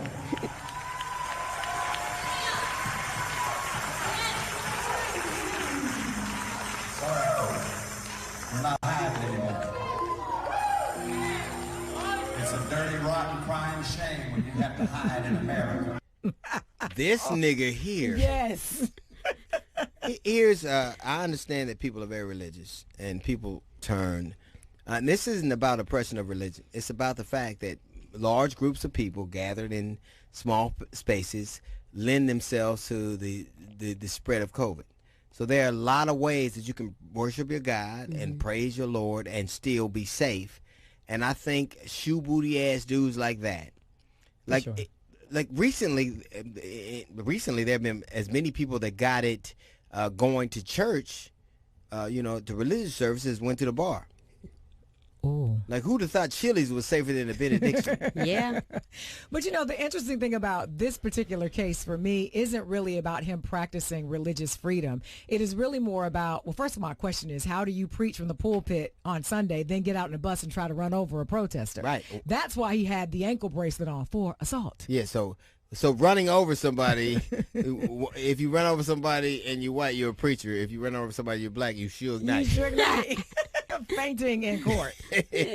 I think that either we're going to all abide by the same rules, and I think there's always these hypocritical stances we take. So everybody, we had the protesters that showed up, and they had assault rifles, and they were saying, let us free, and they were congregating together, and they were saying that COVID doesn't exist, and they were treated with deference. But you had people, and I'm not, I dig it, I think that they're all wrong, but then you had, kids partying in Philly and Chicago, and they were all arrested. And I think that the idea that we're all kind of, they'll paint them as reckless and irresponsible, but the people who still have religious services knowing what could happen. There was a preacher in Virginia that had, a religious service, and he came down with COVID and passed on. His wife had it. That's irresponsible. Well, not only that, I think it's also a blatant showing of how they use the Constitution at will. Right. Because for the protesters, it is them exercising their constitutional right, right? But also, you have the right for life, liberty, and the pursuit of happiness. Right. Maybe your happiness is a party. Right. So that's really your constitutional right as well. But look how they were met. Law enforcement, guns drawn on them. I think that people have even with religion, bars are closed, but church services in some states was open. Right. And what's gonna happen is the alcoholic gonna go to church service just for the wine. Well, on first Sunday for sure. The little cracker and wine. You gonna get that like appetizer. Fuck Applebee's. I'm just gonna come to Mount Calvary. But it's these lines that we draw. Like, I remember we had a situation where Easter, fell when we were all, and so it was crazy because they were telling people to stay home on Easter, which is a very religious holiday. And it's crazy. It's simple. Like, you should have stayed your ass home for Easter because Jesus rose from the dead, but you won't. That's so true.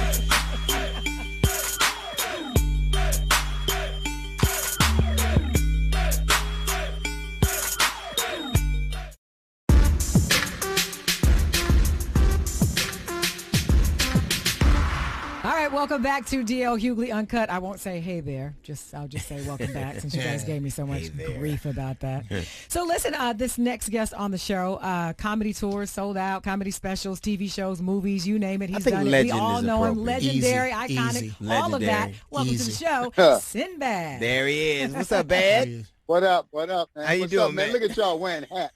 I got a hat. And I got hair. I got hair. Hold on. They got hats, Jazz. Hold on. They got, you going to get your hat. She going to get his hat. Oh, damn. Now, I'm going to tell you what Sinbad did. Was on a plane one time. So if the plane was on with a crash, a lot of comedy would have been gone that day. Oh, yeah. Wow. But we was all on that. He was going to get me a hat. Okay. He said, I'm going to get you a hat, man. I know you love hats. And that nigga never got me a hat. Never got the hat. You know what happened? I'm gonna tell you what happened. You like that blue hat that I got from the hat right now. I ordered that hat for you. I liked it so much I never gave it to you.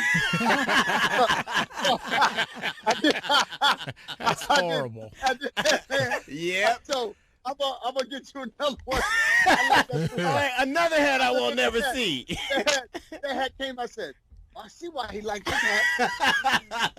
That's I acceptable. said, I'm keeping this hat for myself. That hat is fly on you, bruh. Do you know how many times I've seen you on planes going to gigs? It's got to be a couple dozen. We live it. But you taught me. See, Jazz, I've been on planes going to gigs. DL got special people who take you parts of the airport. I don't know nothing about. Yes, he does. Right? Special cars. They get your feet. The person worked on my feet, checked my eyes, got me some new contacts. Yeah. I said, what? I've been flying forever. What is this? Yeah. Do you miss being on the road right now? Man, when it first started, say the first week, I said, oh man, what I'm gonna do? More of you miss the money. The first thing is like, wait a minute, my daughter's getting married in September. I said, I got to pay for my daughter getting married. I had these dates picked. I had these dates set up just for that. Right. But you know what? All that's going to take care of itself. And now that I'm home, dude, I'm like this. I got a chance to work on software I ain't had a chance to touch in 2 years. Right. I go to all these tech shows. I've been doing shows with my son. I've been doing shows with my daughter. I got a brand new grandson here. I'm like this. I'm okay. Mm-hmm. That's a great way to look at it, though. But you don't. I gotta admit this. I'm not having as bad. Like I thought it would be miserable. But I'm not having as bad a time as I thought I would. Like I'm not miserable. How about the people around you though? Yeah, I'm miserable. but I do miss. One of the things I've always loved about you is that I could always tell what was going on by what you talked about. So this is an incredibly important time. And then the voices that you count on to kind of guide you through them are not able, in front of a live audience to kind of illustrate it. Exactly. And know that's not happening? I don't know the weather anywhere but L.A. See, Dale, we travel so much. I know, it's snowing on the East Coast, it's raining in the Midwest, they have a tornado. All I know is, it's hot. Right. It get jacked up. I didn't know that. Because I'm local. Right. And I've never just been a local. Right. I've been more of a global. And it's my world. And only thing right now that the problem is the homeless. I'm so angry at the people who lead this country who just robbing people right now. But why? A lot of people say that, but what specifically are you angry about? I'm angry about, man, you got a stimulus check and you stop the check, put your name on it. You got small business, that PPP loan. The Lakers accidentally got $4.8 million. The big corporation took all the money. So people are sitting home thinking they're going to get this. You got banks lying to people because they got the CARES program. They can't throw you out your house. So I'm like, but I got the people in Michigan. I'm from Michigan, and dude had a Confederate flag. Since when was Michigan in the South? Right. And they're carrying guns because they want to go get barbecue. I said, dude, you're confusing what's happening. It goes back to the whole Republican Party. They showing up with guns. This ain't the second right rally. Right. You just want to go get your hair. Why'd you bring your gun to shoot coronavirus? What you going to That's a good point. Don't you understand? I think that what happens to us is that we just start to take ourselves too seriously, and what happens to cats like you who've been just able to navigate, obviously it's a very serious thing. No one is kind of undermining that or underplaying that. but humor has a way of crystallizing things, and even music has Yes. a way of crystallizing things. And I think there's some things that Yes. you just find because you're able to go out in it. And now I think, obviously with you adherence to safety rules, but there is an amount of art and illustration that is being diminished because people are sequestered. We can't get out there and talk about these people. I'm sitting at home trying to do it on a. No, we screaming on live. But can I say this? If one more Negro get a podcast or a live stream or go live and join me live and TikTok dance with me, I swear to God, everybody needs to go back to what they normally do. Would you? You ain't no dancer in your fake cooking show and clean my house and my TikTok clean the house. I don't care. I don't care. I don't. But it's fun. I don't. I don't. I don't. What do you care about? What's cooking in Sinbad's head right now? Man, now right now I'm just figuring out. Everybody says when this we're gonna go back to how it was. If it goes back to how it was, we failed. This is I call this Sinbad 2.0. This is the world 2.0. If we go back to the way it was, we didn't learn anything. We just saw a pandemic shut this country down. We got to look at, hey, man, how am I going to spend? I need to save up some more money. I need to look at this different. How do I get a hold of my loved ones? And if I can find time to be home and Zoom and talk to my family, why can't I do that when I'm working? Why can't I show that kind of love when I'm working? So I'm like this. I don't want to work the way I did before. I don't want to live. I know we live that, hey, man, I'm on the grind. Every time you see somebody at the airport, I'm on the grind. What you doing, man? I'm on the grind. Right. I'm on the grind. First of all, you ain't on the grind because that comes from people who work in factories that were grinders. Right. When I was in the factory, they grind, and that's a hard job, and it's a beastly job. That's an 8-hour job. So when you say in the grind as an entertainer, now we're having a good time. Even on our grind, on our worst day, it's a great day. Right. It's a great day. The fact we're in the airport talking about, I'm on my grind, get ready to jump into first class and get something to eat. I'm waiting for Sinbad to bring me my hat, nigga. It's ready to go up. As soon as Sinbad bring me that hat. I'm on the That's grind right. with a warm I'm on my towel. grind to get you that hat. I'm on that grind to get you that hat. How has, because you're an artist. Like I think a long time ago you were probably a comedian, just that if that were the hyphenate. But you play as much music as you do comedy. So, like, what would you say you were?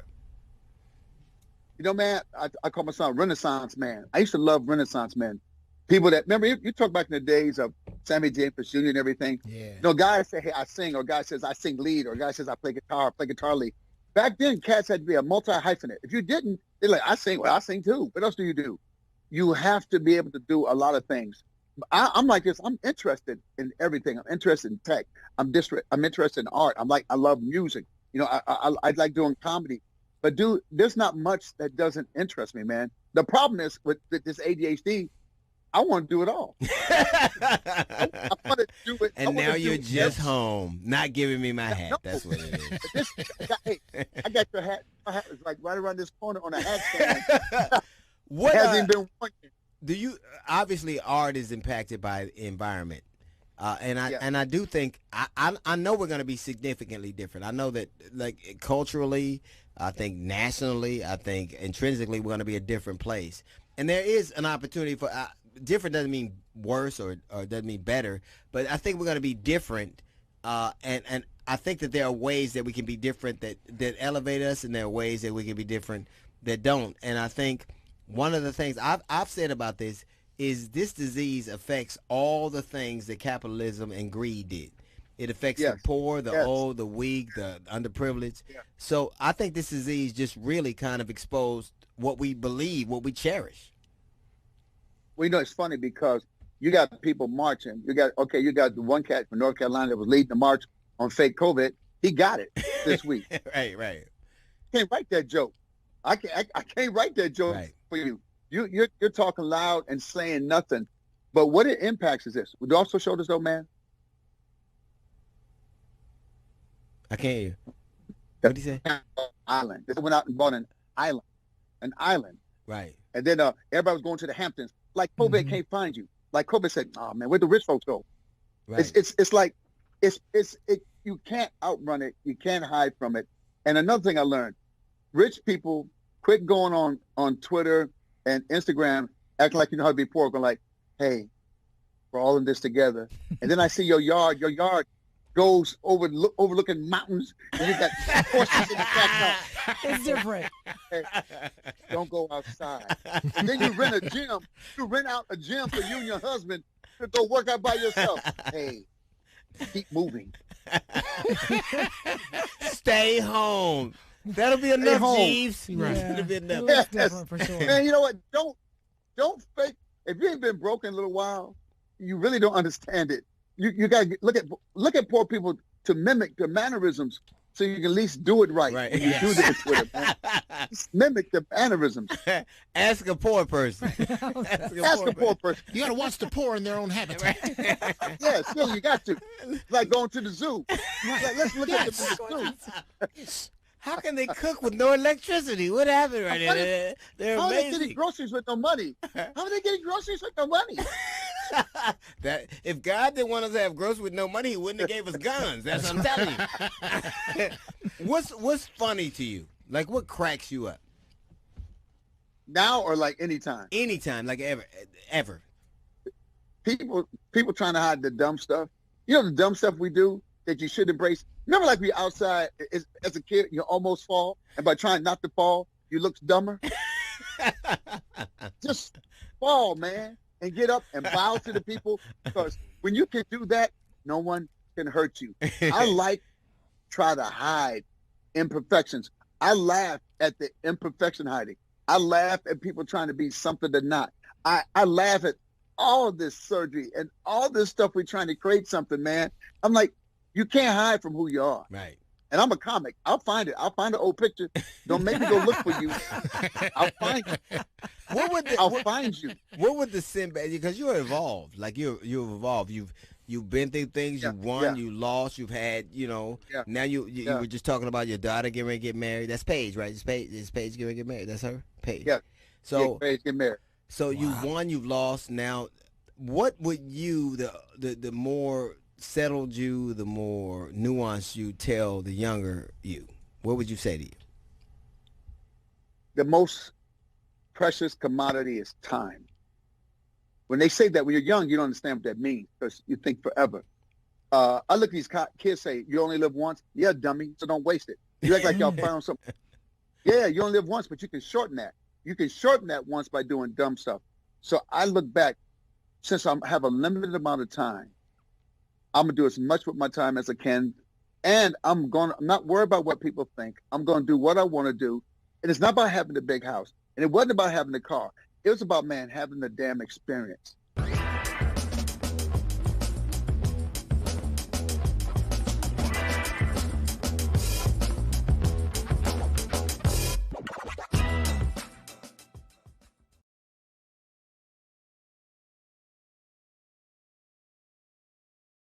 All right, ladies and gentlemen, we are back. That's right. That's it's right. It's going to be us. We can drink and talk shit as much as we want. Nobody can say anything to it. D.L. Hughley, Uncut. Hey, welcome to the show. It is D.L. Hughley Uncut. It is graduation season. It is. Yeah. I've never seen as many, well, obviously, I would not see this because this has never happened before. Right. But all of the signs in the yard of people who are graduating, and they want you to honk your horn as you pass by, so that the students will feel like, oh, I did have a graduation. It's almost like walking across the stage. What does that feel like? I don't know. I got a GED. I do. Yeah. Do you guys walk when you get a GED? No. You we don't? walk right to the Waffle House. Oh, wow, that's terrible. I just it's very sad, and it's one of the examples of where we are as a country, where people can't be together. And I feel bad for these people because these young people work really hard and first off, let's face it, I don't know if young people are as inspired by the graduating process as the people who pay for it. Like parents are the ones. Yeah. And we only want to go to hear our kid's name. That's true, but you got to wait a long time too. Yeah, that's right? it. Like so, like virtual works. just as good for us. It might not be as gratifying for people who worked hard. Right, because you think about it though, you want to be with all of your friends and your fellow for the last students. day. You want to throw your hat. Right. You want to do something buffoonish when you walk across the stage, whether it's high five somebody or flip or whatever. We don't have you get none of that. We don't have none of that. None of that. And I really think it's going to be indicative of the time. These people worked really hard and can't do it.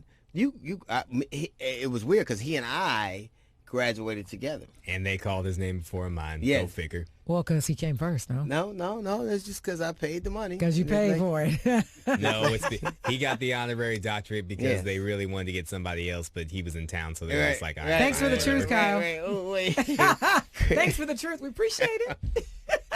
Oh, I'm sorry. Was I too honest? You weren't supposed to say Charlie Sheen's not available, so let's get this dude. And it was the closest I ever came. But I really do. I feel bad. I feel bad for all these people because now people are, and some very innovative things. Like there have been principals in, I think, North Carolina. He went to everybody's, that's right. I home, saw and, that too. People are taking billboards like on our radio show. Yep. We're calling people's names out. Trying to make people feel good. Right. It's tough. And you think about this. I read this great article in the New York Times talking about not only will these students who are just now graduating have a difficult time with understanding and processing that they won't get to experience all of that. Now, eventually, whenever we get back to this new normal, they will be going into a workforce where people who lost their jobs will be trying to come back and get those jobs. Right. So now the competition is even greater than it would have been before. Hey, look here, Errol. This motherfucker who never graduated got your job. Right, pretty much. Nobody knew him, and don't nobody know you either. It's terrible, though. It is. Psychologically, it's kind of rough. I never graduated, so I don't really understand it. But I know that there have been a lot of virtual commencement speeches. Yeah. And I got to say, when Barack Obama gave the virtual one. Didn't he give it? Didn't you kind of wish that he was in charge right now? I do. Yeah. Every time I see him, though, I wish he was in charge. Right. When I see him, and I really appreciate, not that I didn't before, but after watching the clown who is in office now, that's what I said. It's interesting when you listen to Barack Obama speak, and he's so compassionate about the people who've lost family members, and he's so compassionate about and passionate about making sure that we put ourselves in a position so that we can get through this quickly but safely. It pisses me off. Yeah.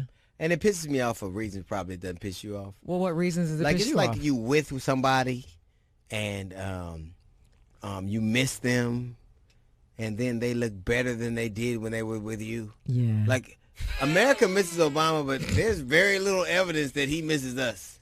Oh, yeah, because he always looks good. He's all tan and fit. He's like, hey, and happy, smiling. I'm sorry you got to live with your abusive mama, but I got a new life, and it ain't you. I'm on with my new. It is pretty sad. Like it's just like the father that left and don't quite have time for you now. I mean, what about me, Daddy? I mean, we never really showed America as a whole never really gave him the credit I think he deserved, and they never really appreciated him. And you don't really appreciate what you have until you don't have it anymore. And then he let you know it. Yeah, he let you know. As it's he like should. You break up with a woman, she's like gang. Like it's like when you break up with somebody, and they're wearing the jersey of your sports hero, but they really date the sports hero now. Like now you can't even wear Michael Jordan's jersey anymore because the woman with him.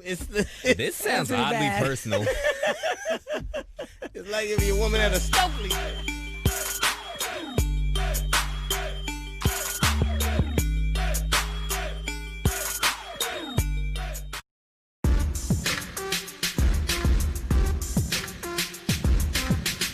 Welcome to DL Hughley Uncut. You know what time it is. Yeah, it's my favorite part of the show. It is. I've never seen you get more excited than you do around this time. It's my favorite time of the year. Yes. Well, we have a tweet from Donald Trump Jr.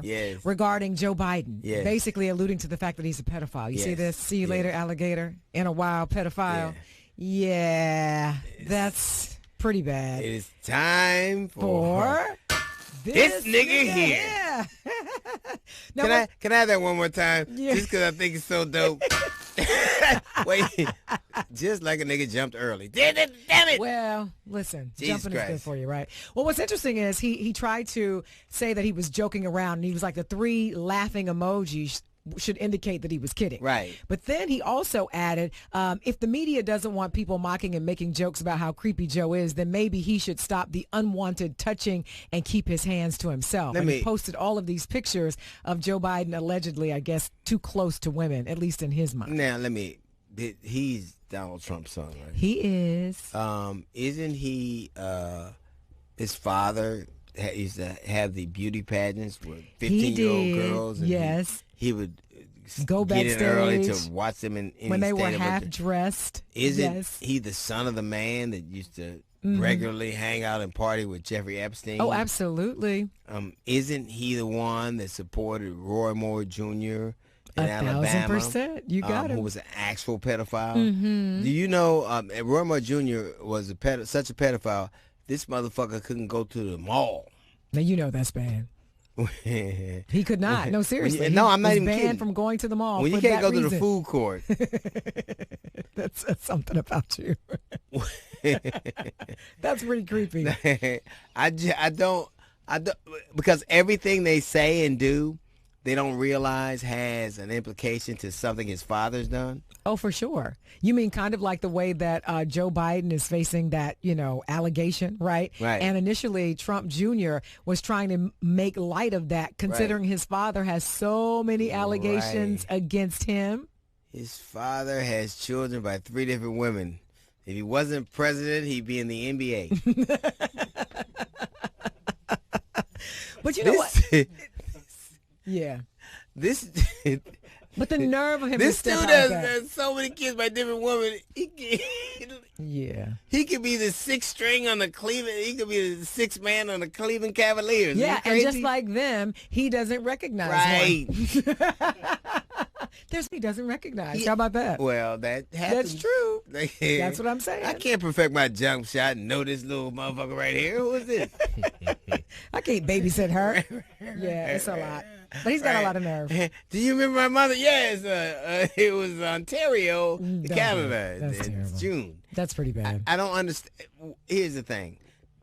I am not making light of what happened, but you do realize who your father. Yes, he grew up with this man. Yeah. He knows the Well, stuff not that he's really, done. but Well, Roy Moore Jr. was running for the Senate in Alabama, and he was a known pedophile. Yes. And he came within a few. He almost won. The only reason Roy Moore Jr. didn't win is because he rode to the horse on a pole. Rode to the poles on a horse. He did. And black A people wasn't even white going to vote. horse. Like, is this nigga on a horse? And his horse name was Trigger, and that sounds too much like nigga for us. Black one was like, no. Only in Alabama would a pedophile losing be a shock.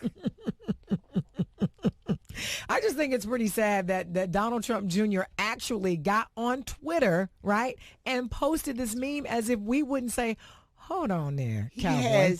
He has like pictures and dialogue being with Jeffrey Epstein.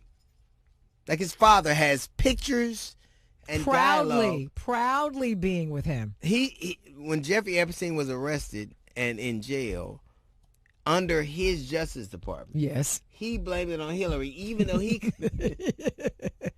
Those Trumps, man, I gotta tell you. You can't even make this up. Oh, it's hilarious. You can't make it up, I'm telling you. Listen, the one thing we shouldn't talk about is pedophilia. We shouldn't talk about that. Let's stick to other stuff you can pronounce. Like what? I don't know.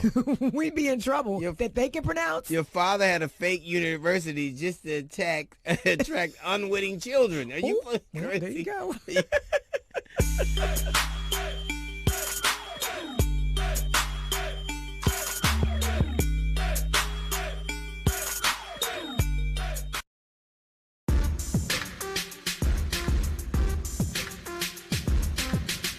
Welcome back to DL Hughley Uncut. Our guest today hosts one of the popular nationally syndicated radio show, The Breakfast Club. You know who it is. It's Charlamagne the God. What's up, Big Daddy? Hey, Charlamagne. Yo, Jasmine, how are y'all? Doing Excellent, good. man. What about you? I am blessed, black, and highly favored. There it is. It's interesting because you had several incarnations. What were you, and what are you? What was I? Man, I think we all come here just a spiritual being living a human existence, right? And I think as you grow throughout time, sometimes more of the human existence starts to appear than the spiritual existence. And I think as you get older, you start to go right back to the spiritual. So I think I've always been a spiritual being living a human existence. It's just that sometimes you're more consciously aware of that. But a lot of people aren't. A lot of people don't evolve. A lot of people like I remember when you worked with Wendy. I remember when you first started in the Breakfast Club. I remember some of the things you said. Now I remember you have such an expansive thing that you're actually a hyphenate now. Now no one can say, like nobody can say what you are. Like nobody can. I couldn't. But most people don't evolve like that. Most people are the thing they started out as. Well, yesterday was Malcolm X's birthday, and I always say that's the greatest example of evolution on the planet. Like when you read the autobiography of Malcolm X, that shows you that change is the only constant in life, right? So you should be evolving and growing all the time. Like I'm 41 years old now. If I'm the same at 41 that I was at 21, then I wasted 20 years of my life. What do you think has been the impetus for that? Like, is it success? Is it fear? Is it anger? Is it love? Is it hope? What has been the impetus for your involvement? I think it's all of that, right? I mean, I'm a married man. I got 3 daughters. That's fear right there, goddammit. That's definitely like I call that parental paranoia. It's a lot of anxiety that goes into that, but it's just like I've always wanted to challenge myself, and plus growing up, like one of the first books my dad ever gave me was Message to the Black Man by Elijah Muhammad, and then it was the autobiography of Malcolm X. So I've always been close to the NOI. You watch them brothers and you watch them sisters, and they'll take the worst amongst us, or the worst society may have to offer, and make them into evolved, civilized human beings. So I've never been afraid of the growth part of it. Right. That's never been a thing to me. I think when you get into the industry, you could be doing something that works for you, right? But it works for you on a professional level. It don't work for you on a personal level. And for me, I gotta sleep. I gotta sleep well at night. So if something that I'm doing is causing me to lose sleep, I gotta switch it up. You said something. I was watching you, Alex, with. Like I always, I'm not very intrigued by a lot of people, like at all. Like I'm like most people, but I always want you because you say the shit I wish I would have, and then I want to assassinate you. That's not the point. You said it. Let's not turn it into that. But on Alex Witt, about 2 weeks ago, you said that all black people should be armed. All black people. I said that, a black person in America having a legal firearm is a form of self-care, and unbeknownst to me, well, I can't say unbeknownst to me, I just like to act loose in front of white people. I thought the Constitution was for everybody. Right. Even though we know that the Constitution doesn't apply to us in the same way, but the Second Amendment, like I'm from the South, we always, had guns, some legal, some illegal, but now I'm old enough to understand we can have legal firearms, we have the right to bear arms, and it is supposed to protect us against those militias. Like if you read the Second Amendment, it says that you cannot be a part of a militia and have a firearm. If you've ever filled out a permit to purchase a gun, they ask you if you're a part of a militia. When you look around now, all of these white supremacists... A well-regulated militia. Yeah. It's supposed to be a well-regulated militia. It's supposed to have some rules and regulations. Absolutely. Yeah, but they won't respond to us the same way. We know constitutionally it is our right to bear arms, right? But we saw Philando Castile. We saw situations where black people are legally armed and still they get hassled. The result is not the same for us. How do we change that? I don't know if you can change it. You know what I mean? But I tell you what my daddy told me. My daddy told me that he'd rather get caught with it than get caught without it. All right, right. For sure. Right. I'd rather be called witness than DOA. I know that. Yeah. I would rather be in jail fighting for my freedom because, I defended myself as opposed to my wife and my kids and my family crying over me in a casket. Why is it you think it's come to that? Because now the way between our idea of the way things should work and the stated mission of America of the way things should work is at odds with the reality of the way things do work. Why do you think that is? I mean, I have my idea why I think it, but why do you think it is? I think America is working just fine for the people that it was designed to work for. You know, because if we're really being honest when it comes to America, everything that America is founded on needs to be remixed. Like the Constitution has never applied to black people in that way. Any law that was, created by a white person, any piece of legislation that was passed by a white person is usually to impact white America. And, the rest of us get the short end of the stick. That's why they don't see anything wrong. Yeah. That's what that is. That's why they never see anything wrong. They think everything is perfect. You're absolutely right, Jasmine. And the Constitution always had us labeled as 3/5 of a human being. So that shit was never for us, ever. So America's working perfectly fine for the people who designed to work. If it's running like the way it's supposed to, then why is there so much angst? Like, because it can't be running the way it's supposed to if everything's crumbling around. Like if it was running like it was supposed to, everything wouldn't be in such disrepair and such uncertainty. Well, if you have a country that's founded on murder, rape, the blood of Africans, if you have, raped and pillaged to build this society, that was never a stable foundation to begin with. I still believe in the law of energy. I still believe in the law of karma. I think a lot of times, man, we might be getting in the way of America's karma. I'm honest with you. When I look at Donald Trump, I'm like, that's what America deserves. I think exactly the same thing. I think that America needs to understand that Barack Obama was real. It happened. It wasn't a nightmare. It wasn't a dream. It really happened, and nothing you do will erase that memory. You can't. It's like, hey, listen, white dude, your daughter slept with a black dude. Ain't nothing you can do. It's nothing you can do. She fucked a nigga. It just happened. It's nothing you can do. You can't undo it. And I think America is in this weird position where it is just leveling all abandon, just erasing all abandon to try to make this thing that happened not have happened, and it did.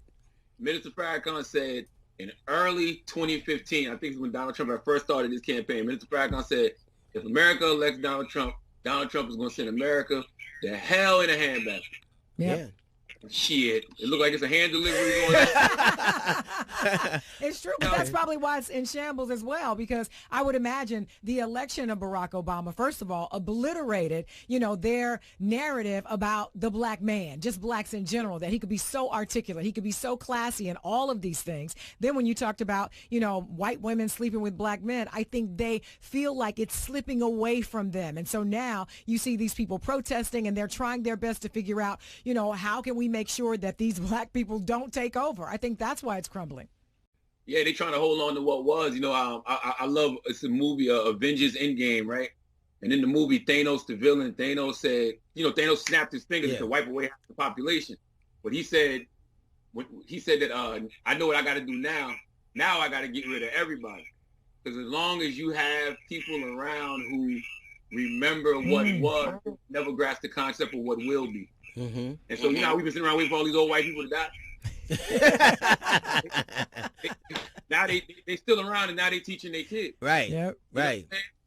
So as long as they can remember what was, they'll never grasp what will be. And Barack Obama showed them what could be. Absolutely. Hillary Clinton scared the hell out of them. They were like, what? Now a black man, a woman president? Right. Oh, hell no. We got to take this all the way back. And that's where the whole Make America Great Again and everything came from. Also with Trump, man, Trump is like the Frankenstein of America, because he's everything that we've let run rampant, or America has let run rampant. White privilege, a racist, a bigot, one of those rich old white men that just feels like he's above the law. And now Donald Trump is out white man in the white man. Yeah. It's funny because you said something that was very true. This disease is getting rid of everything America really didn't want. They don't want old white people around. They want their houses. They do. They want the shit they build. They don't want black men around. They don't want poor black, poor brown people around. They don't want people in prison around. So this disease kind of is giving them the thing that they always wanted. And it's interesting because you can tell. And we talked about this when we were on the show. America's not sad. 90,000 people, or it'd be 100,000 people by the time this air. They're not sad. It ain't no. It's no flags at half mast. It's no day of mourning. It's like, hey, nigga, go to work. It's really no one, because the people that we're losing are the people that we never cared about really anyway. It's they like old, they black, yep. they brown. And you know what it reminds me of. I was talking about this earlier with somebody. Like the '94 crime bill, like that comes up a lot nowadays, and you'll hear people say, "Well, there was a lot of other good things in the bill that we needed and that we had to vote for," and it's just like, damn. So they looked at all this other stuff in the bill, and even though they knew that this was effect on black and brown people, they said, "Well, let's vote for the stuff we want anyway." So they always willing to sacrifice us. Yeah, they always have. Yeah. Every compromise, every compromise. When America compromise, it means niggas is gonna be fucked. It really does. That's what it means. It really does. Missouri compromise. Compromise means niggas is in trouble. You really did something. But the bravest thing out of all the shit I've heard you say, all the things I've watched you do, the bravest thing I've ever seen you do is embrace your struggle with mental health. Like the idea, because black people actually think you could pray shit away or pretend like it ain't there, and it's good. But I've never seen another person with, like, if you're an athlete who has made tens of millions of dollars and your future is set, but a guy who is still in the fight saying that these things exist for me was one of the bravest things I've ever seen from an entertainment perspective. I appreciate that. I mean, that came from my wife. And that came from, like, you know, my sisters around me, you know, like Angela Rye and Amanda Seals. Like they were people that I saw constantly doing the inner work on themselves, and they started to challenge me, like, you know, saying like, man, black men don't like to admit that they're damaged. Black men don't like to admit that they're trauma. They got trauma, you know. My wife knew about my panic attacks and stuff like that. So a few years ago, I just decided to start going, and you know, it's really changed my life in a real way. And I tell people all the time, it's just like going to the gym, man. You know, like if you go to the gym to work on your physical, you got to go sit down with somebody to work on your mental. What would you say? And when you talk about growth and evolution, that's part of it, right? It really look. I'm telling you, what would you say? Because you're a young dude, you're in the game, you got a lot of stuff happening, and you've done it unflinchingly. What would you say that black men have permission to do that they never knew that they did? Feel. Was that feel? You know what I mean? Like we get these emotions, and you know, whether it's sadness, whether it's anger, whether it's frustration, you know, anxiety. Like we get all of these feelings, and you can't tell nobody. Like I come up in the air, my dad punched me in the chest, tell me to man up. That's it. Forget what I'm going through. You know what I'm saying? Right. Rub some dirt on it, nigga. Keep going. But you know what? My father was dealing with his own issues. You know what I'm saying? And that's another thing that therapy taught me. It taught me that, you know, we got to be patient with our parents because they were just doing the best that they could. Okay. You know, my father dealt with his own substance abuse issues. My father dealt with his own mental health issues. My father tried to kill himself 30 years ago. He said he's tried 10 to 12 different medications prescribed to him by a therapist. You know, he was going to a therapist, psychiatrist 2 and 3 times a week. So these are things that he told me once he saw me doing the work on myself. And I remember going to my mom and telling my mom, like, yo, you know, Pops was going through all this. And she was like, I just thought he was playing crazy to get a check. That's just how it was growing up in the South. Can you imagine how powerful it is to tell men, black men, they have permission to feel. They have permission to go through what they're going through and have an assessment of that. That's an amazing thing, man. And if that was all you did, if that was it, that'd be a hell of a thing, man. That's a dope thing to think.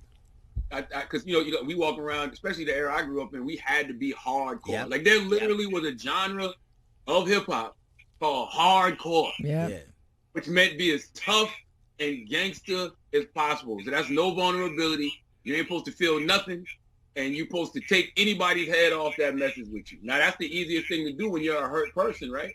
Right. When you're a hurt individual, hurt people hurt people. When you're a healed person, healed people heal people.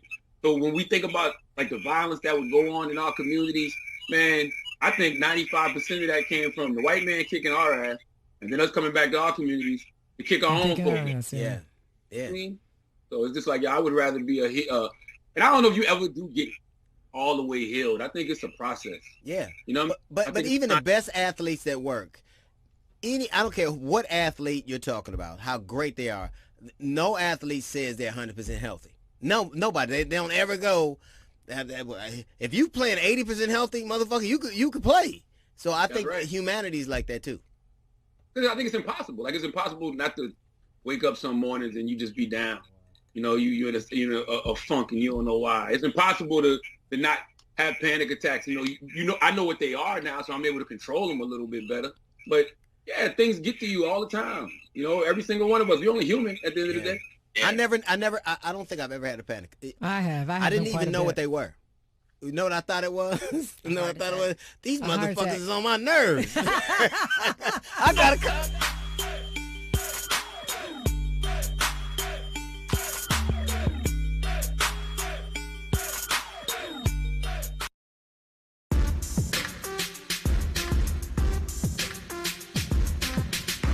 That's a hell of a thing. And you were gonna say, what were you gonna say, Charlamagne? No, that nerve thing is real because, like, you know, my whole life, my grandmother suffered from bad anxiety, but I didn't know what it was. Now that I look back on it, I knew that she was having real bad panic attacks. And she used to say the same thing. They're getting on my nerves. I need my nerve pills. Yeah. You know, like, but that was really anxiety medication. I didn't know back then, though. Yeah. You know, so it's just interesting how you get more information and you can look back on your life and have a lot more empathy for the people who raised you because you realize that they were dealing with a lot of the issues that they are dealing with a lot of undiagnosed issues. And, you know, for me, I don't take for granted the fact that we're the first generation who has the luxury of healing. Yeah. The generation before us was just scratching and surviving on some good time shit. We have the actually healing, and I don't take that for granted. But we also weren't talking to each other. Like, you know, my grandparents and my parents, they were having issues, but they never talked about those things because they did not know what they were because their parents didn't tell them. So it just became this constant thing about, you know, oh, you're getting on my nerves or don't tell my business. And so it made it impossible to have a safe space to even come out and say, you know, I'm having issues. I know I've had anxiety for the past, I don't know how many years. And when I first met DL, I would not tell him because I thought he's a dude. He's going to laugh about it. He's not going to take it seriously. Laugh about it. And so when you came out and began to talk about, I'd never heard, not just a dude, but a black dude say, I'm having this particular issue and here is how I deal with it. So I thought it was huge. And I've known you for a long time, you know, and we've had several conversations, but never talked about that. So I commend you for saying that. Absolutely. No, it's real. I'll say this. And I appreciate what you're saying right now, and I appreciate what you're saying, but it does not negate the fact that some motherfuckers just get on your nerves. That's just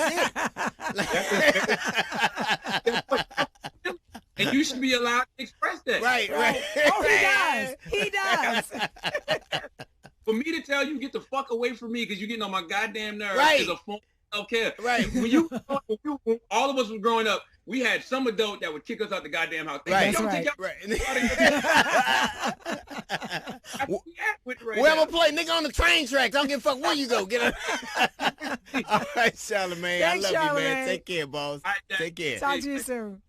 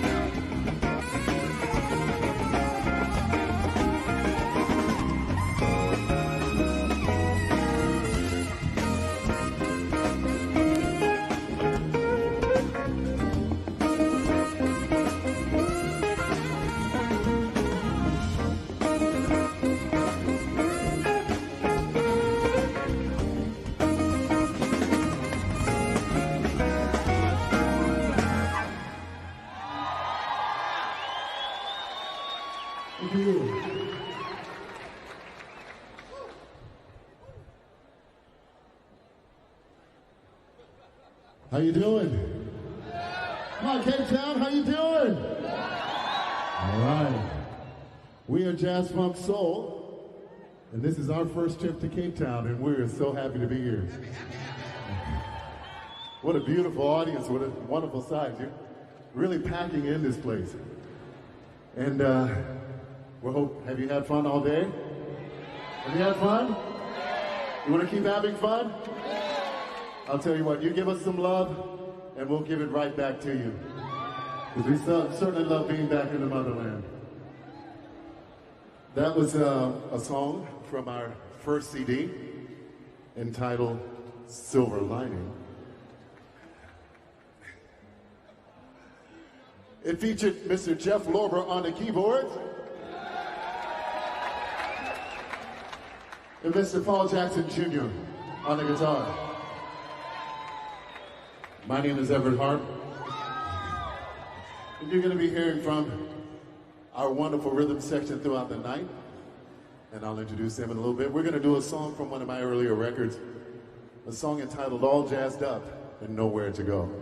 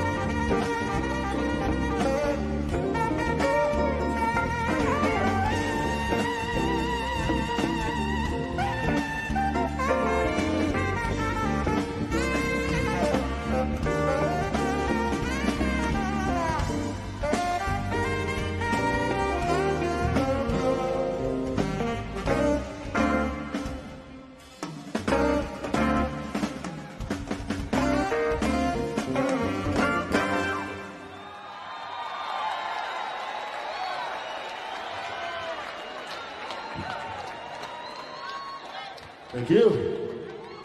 All right, how you guys doing?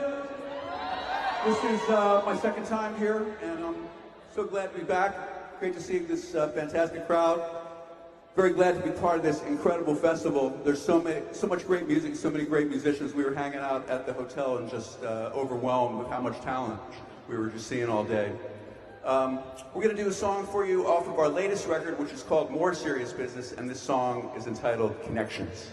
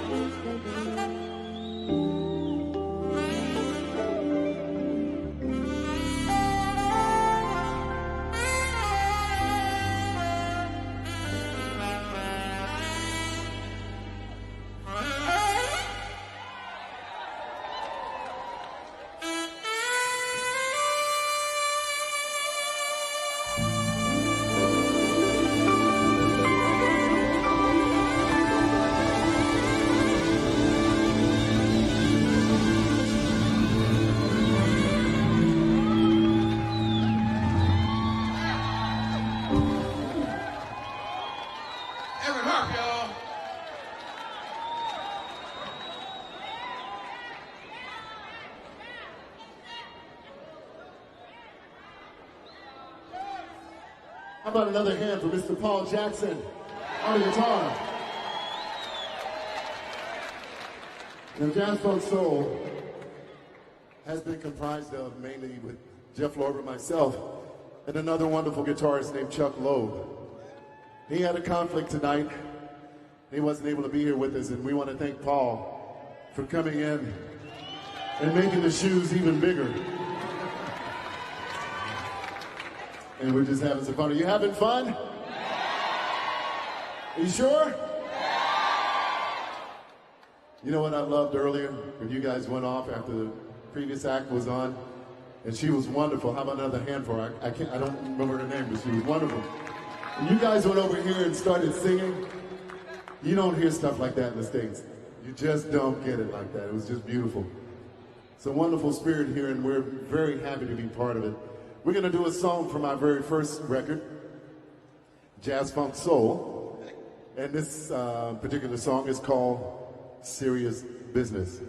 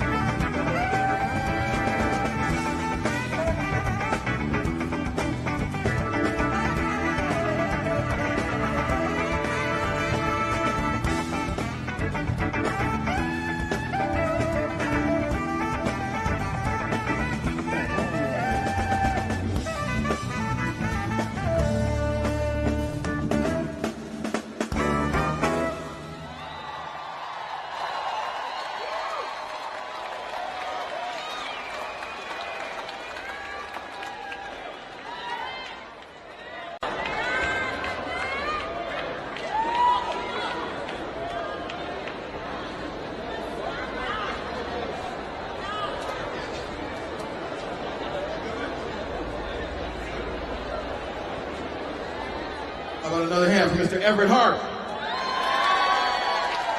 Thank you. Had the pleasure of doing a project this year, and a lot of it with Mr. Jeff Lorber. The title of the project is Stories from Stompin' Willie. Stompin' Willie was a nickname given to me by the late, great George Duke. So there's a song that we put together, myself and Jeff Lorber. This is from the CD, my new CD, Stories from Stompin' Willie. This is a song called Down the Road.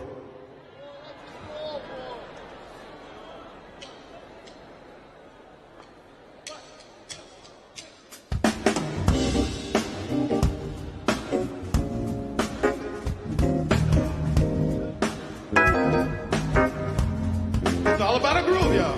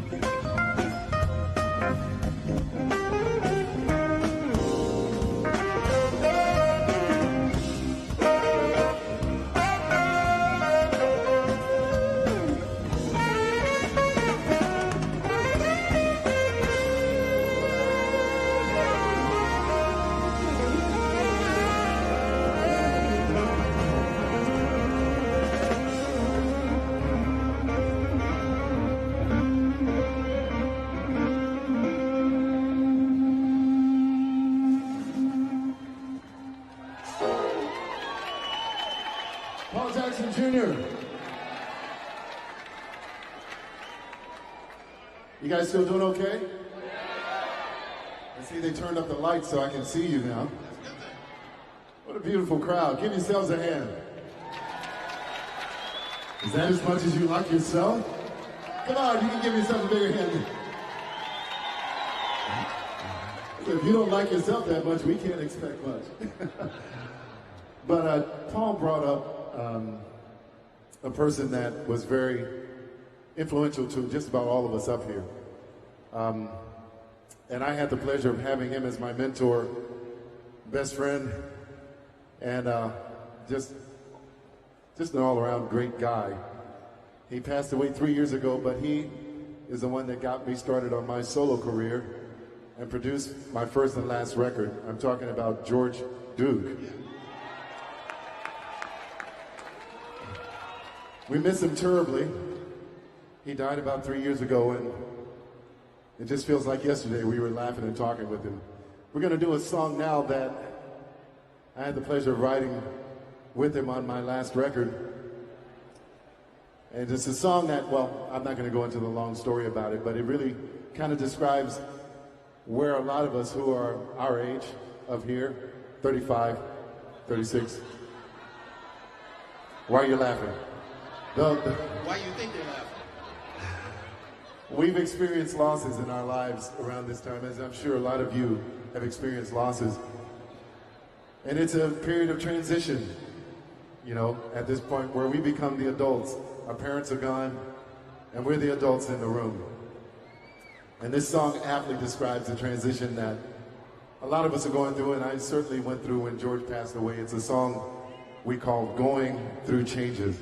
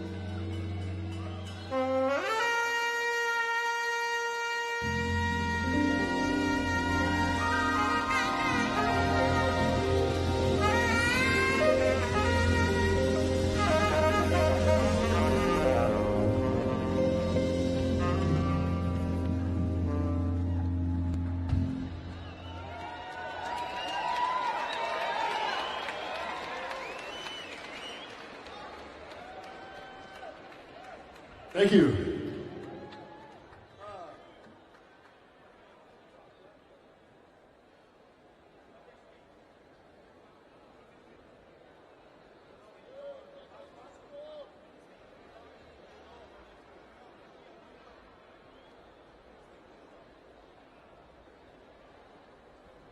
All right, we can do one or two more for you. What do you want? One? You one? Oh, somebody said four, five. Well, good. At least a handful of people are enjoying themselves. How about another? I'm sorry. How about another hand for Mr. Jeff Lorber on the keyboards? Mr. Paul Jackson on the guitar. Stompin' Willie. On the drums in the back, we have the pleasure of having him play with us for the first time. Incredible drummer who's played with so many people. Mr. Tony Moore on the drums. We're going to feature this wonderful bassist on this song.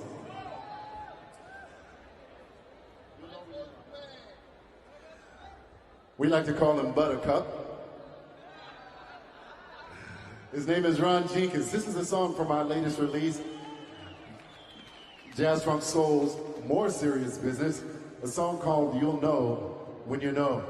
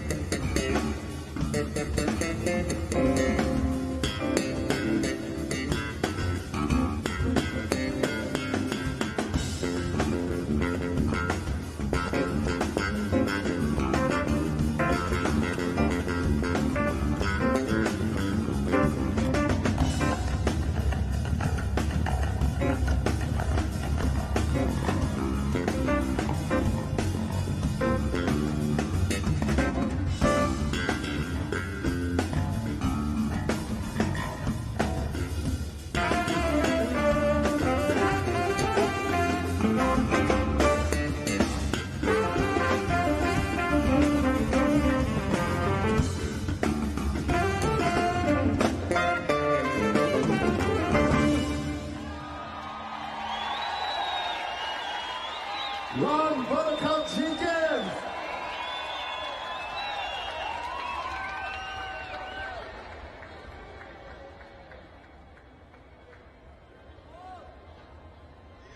All right.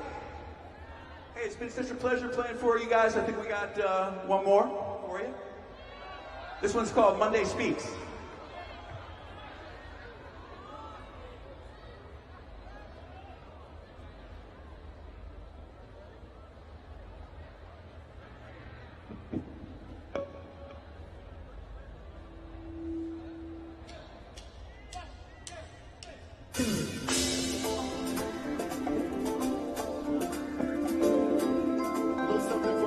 Dancing on.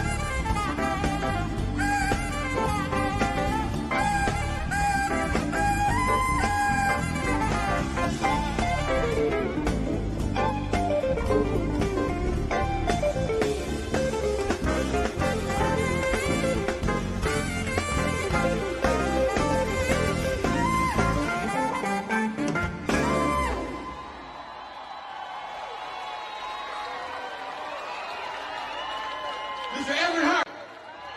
Mr. Jeff Lorber. Paul Jackson Jr., thank you so much, Cape Town Jazz Festival. We love you. Hope to see you soon.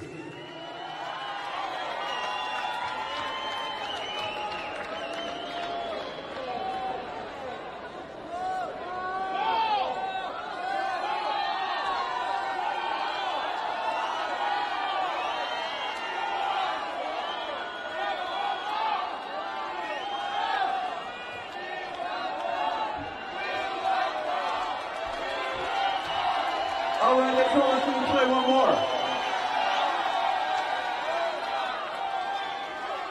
Now, somebody said that South Africa, specifically Cape Town, was the party capital of the world. I don't know. They say that Nashville is Music City, but somebody said that Cape Town is Music City.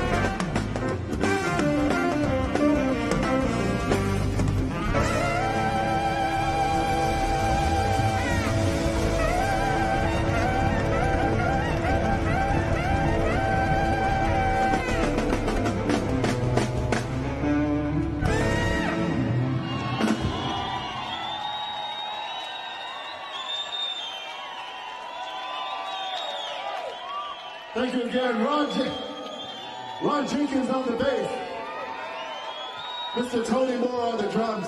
We are Jazz Funk Soul. God bless you. Hope to see you again soon.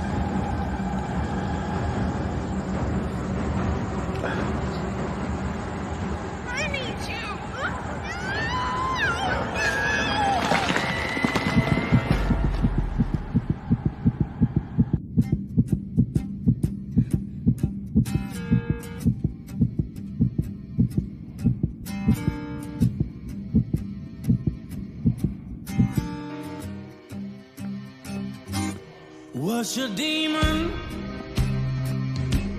What's your giant? Did you fight it? And did you lose? Lost is raging, fire's burning. God bless you. Is this Delilah or is this a muse? Now do you run or do you crawl behind her? Dig a grave, stick it like honey.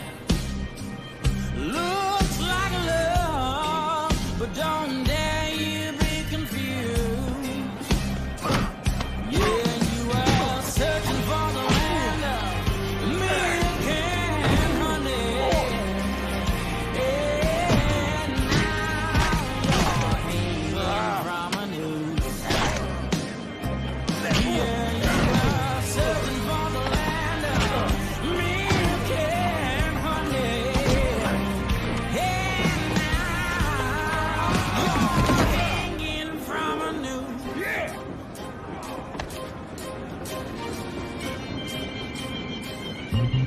Now she's bound you, trim your hairs. You're not a man, she'll go on and turn you loose. Temptation sweet, will sneak you like honey. Looks like love, but don't dare you be confused. Yeah, you are searching for the land of milk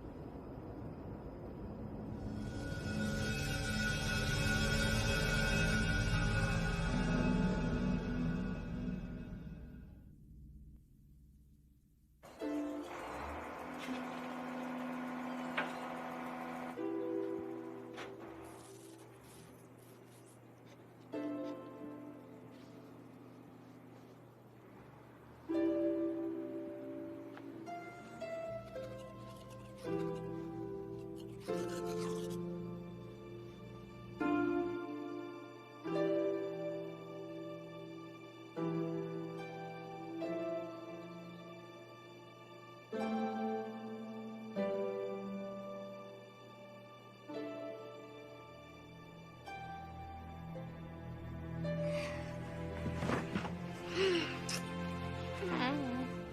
day won't go away, Mommy. Grandpa said you have to be ready at 8.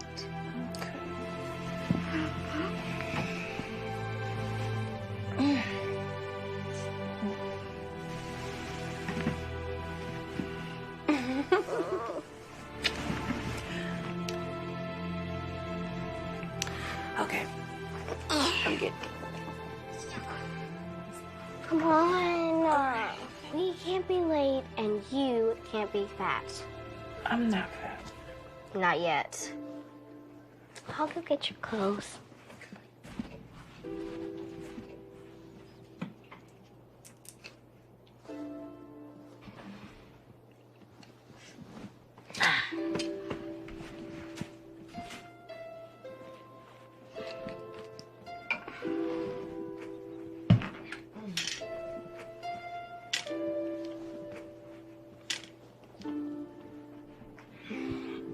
I'm gonna make you lunch. Done. Homework done. Teeth, face, hair, done. Thanks. You're welcome.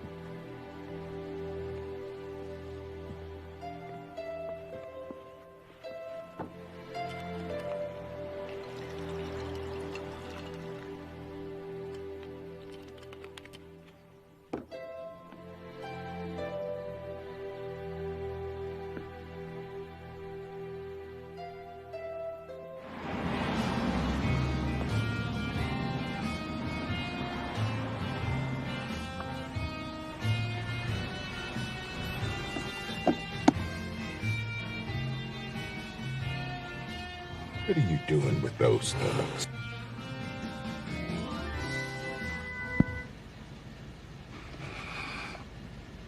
I know what tomorrow is. It's been a tough year for you. But at some point, you have to stop this.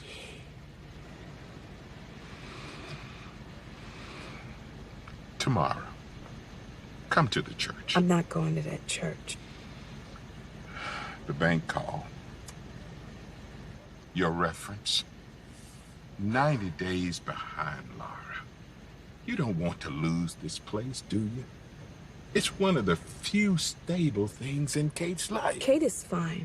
No, she's not. And you should see that. Open the door.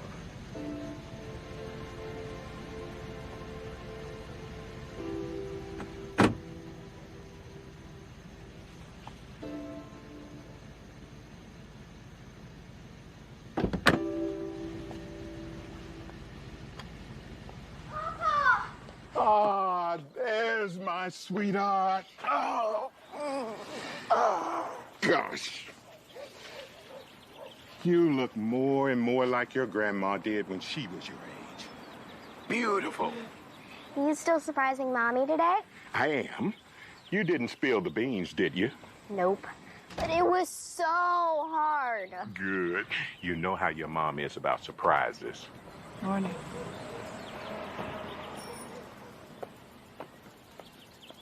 Grumpy pants.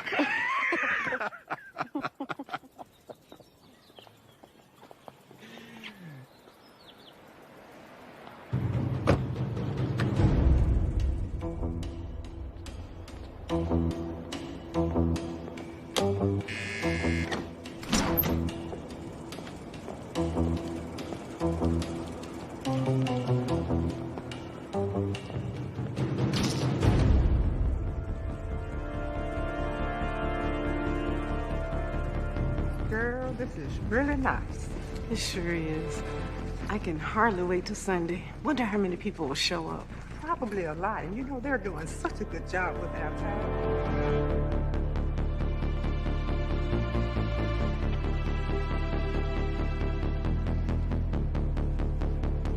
Copy that.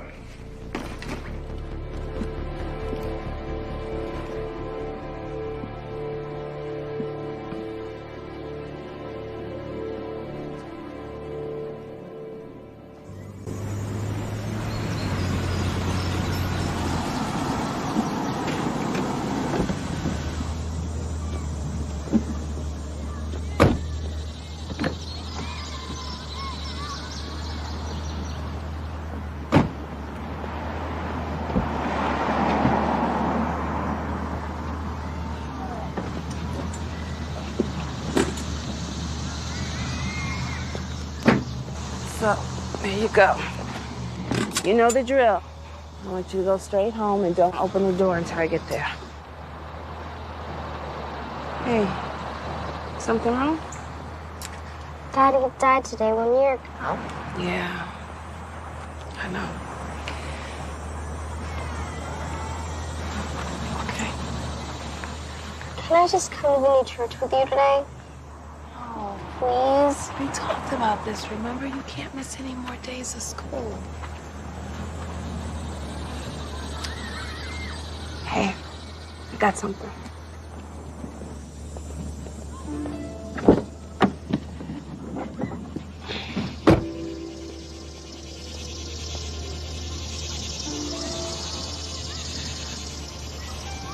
It's a bright color. It's a bright day.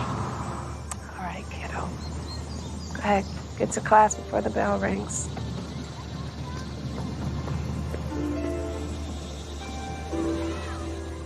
I love you.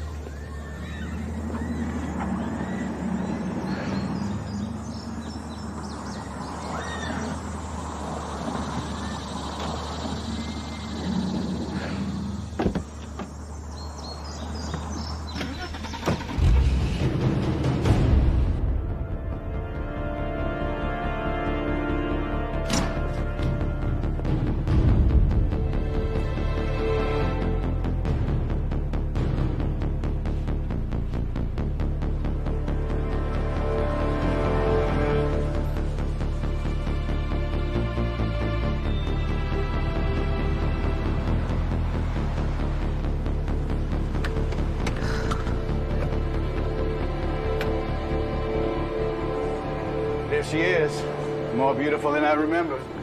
Laura? Clark? You didn't tell her, did you? No, I didn't want to spoil the surprise. Surprise? What surprise? Well, we won't keep you waiting too long on it, but first I want you to meet Xander. Xander, Laura Bishop, your new protege, former military, former lawyer. Heck, she might have had your job if she didn't quit. Shall we? I know, I'm 15 minutes behind schedule. Well, they can't start without you. Well, no, they can't. Then you're on time. Ha! That's what I'm talking about. What would I do without you, Xander? I don't know. You wouldn't be able to handle all this without me. That is true. Do me a favor, will you prep her while I get up to this deacon's meeting with Clark? Yeah, sure. Yes, Reverend. That's better. Clark, shall we? Sure. Do me a favor, will you run up ahead? I just got to stop at my office for a second. Sure. All right, thank you. Started working on security for the new building a month after you left. You hired me to replace you, so I guess I should say thank you. No, you don't have to thank me. Cameras in all directions, two-way. That glass is bulletproof. All doors have automatic locks. You don't think it's a bit much for a church?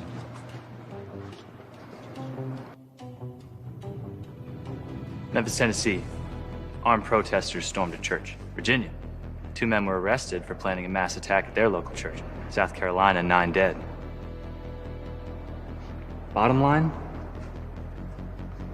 it's all a bit much. Till it isn't.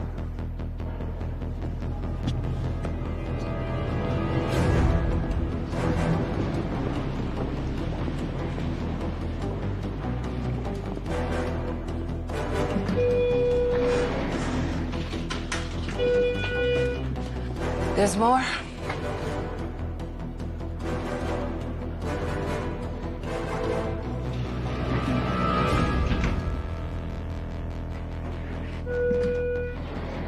It's a sub-basement, level 3. Sanctuary is the heart, this is the brain. In the event of a natural disaster, this floor alone could house up to 5,000 people. Like a modern-day ark. State flags represent the church's reach. I'd like to have that wall filled in a year. Well, a lot has changed in the last year. Mark's been working hard. We all have.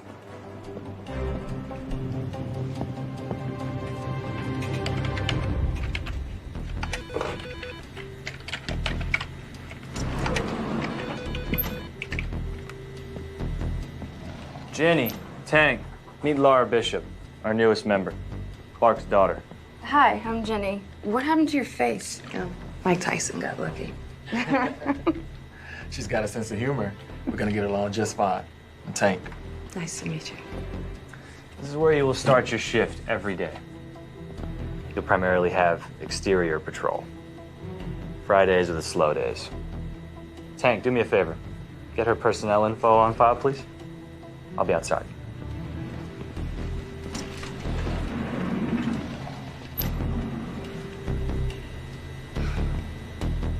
Just telling Rusty here about how glad we are that this thing's finally about ready to get open here, you know. It's about time. Gentlemen, hope I didn't keep you waiting too long. Punctuality is a virtue. Reverend? Carl? Good to see you. What do you say, what do you know? Better to be seen than viewed, young man. How you doing, Rusty? The old silver gray fox, you. Oh, I'm excited. Can you believe that it's only 3 days out till we open our new chapter? Let's get you back topside. The deacons wanted to have a word with you. Last thing, room 139. This is where we house the emergency exit. It's the only way out from this floor if the elevators go down. This is janitor. Yep, hidden in plain sight. Pray you never have to see it.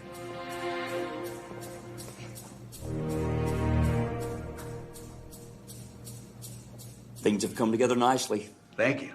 I still do not believe this move was necessary. But, as you all know, I got outvoted. Well, Rusty, you're always slow to change. People have lost faith. This building screams faith. Amen. Something to aspire to. Speaking of lost faith, guess who's back today?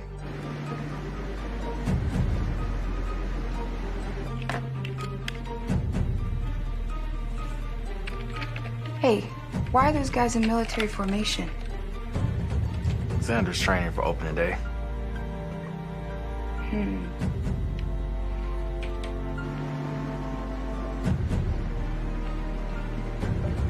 Laura, please take a seat.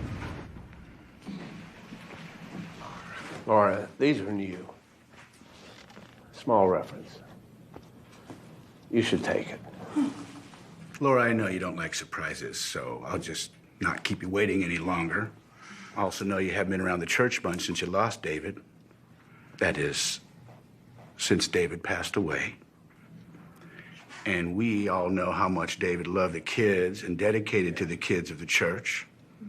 So we decided to honor David and dedicate the new wing to him.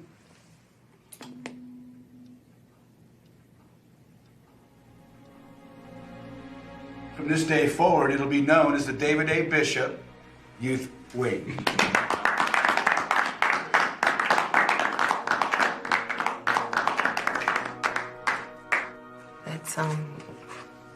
It's really kind of you all.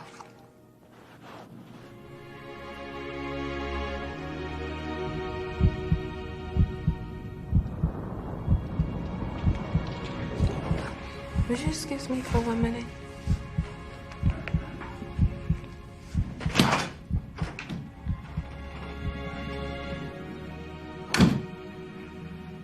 It's okay. She just needs time to process. Well, we can proceed with our business and return to this matter later. It's a good idea, Carl. If we could all open our books and turn to page 1.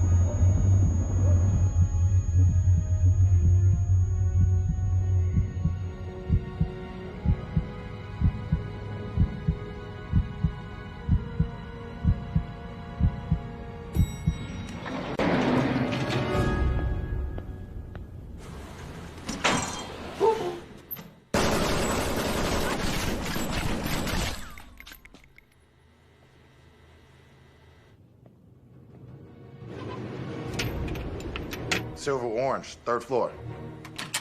Yellow, green, 2nd floor. Blue, red, secure the conference room.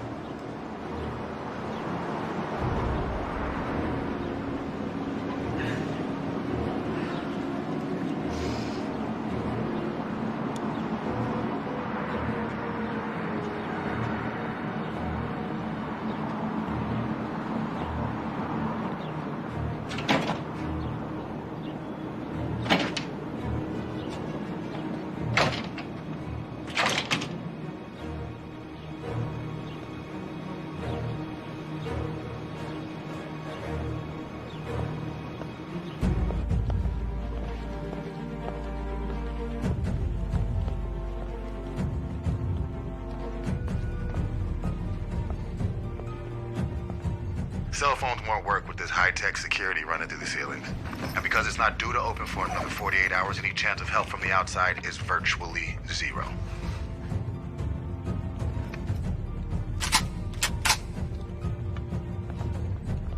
All floors locked down. Cell signals are jammed. Whenever you're ready. Let there be night. Between 2014 and 2016 from our collection. Oh, great. Hey. What's going on with the lights? I paid the over-expensive light. What's going on? One of the grunts probably tripped a line. Security system's still intact, though. It's on a different circuit. Control, this is Alpha. Trip backups, please. I need all doors unlocked.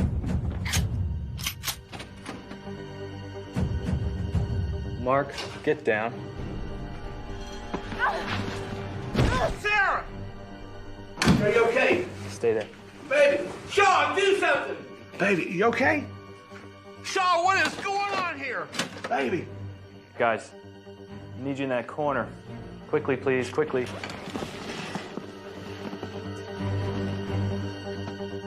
Xander, are we all right?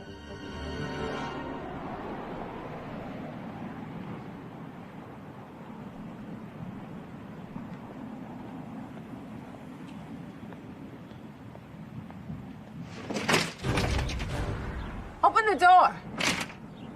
I don't know what's going on here, but I'll let the police deal with it.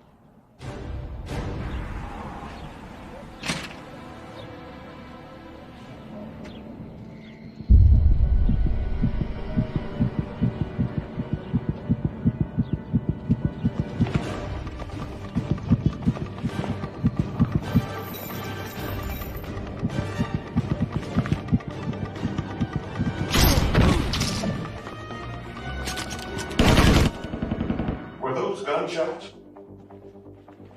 No. I know gunshots.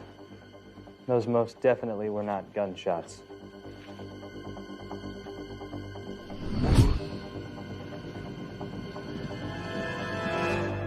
Where are you going? This woman still got in here. You swept the whole place. Yeah, but she got past me. You better find her before black man's out. Come on, man, I got this. Just a chick.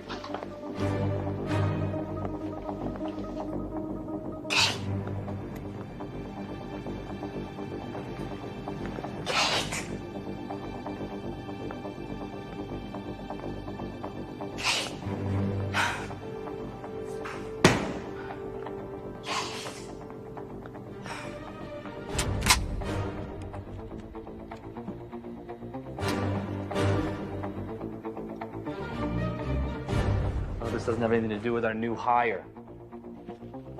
Xander, I've always questioned your intelligence. Thank you for providing the answer. Whoa, whoa, whoa, whoa. Gentlemen, take it easy. Xander, do not jump to conclusions. I can vouch for Laura Clark. We cannot afford to turn on each other now. Just relax, please. Now, we have a system, a protocol, and it's going to be infallible, right, Xander? It's the best money can buy. Control, come in. Control, where are you? Gentlemen, I know your minds are flooded with questions. Questions that, with patience, will subside, as I do not relish in indecisiveness. I don't know who you are or what you want. I'm Xander Worth. I'm head of security. I know who you are, Mr. Worth, and I know who you are not, so spare me the macho rhetoric and understand you are not in control of anything. Sir, my name is Reverend Mark Shaw. I'm the head of this church. Now, you seem like a reasonable man. Whatever it is you want, just let me know, and you and I can work this out. And you, Reverend, my favorite Reverend, from the impoverished streets of Memphis, Tennessee, to the powerful pulpit of Bethel Community Church. Listen, genius. Reciting facts you can find on the online bio about this man doesn't exactly infuse us with a sense of shock and awe that I'm sure you were going for.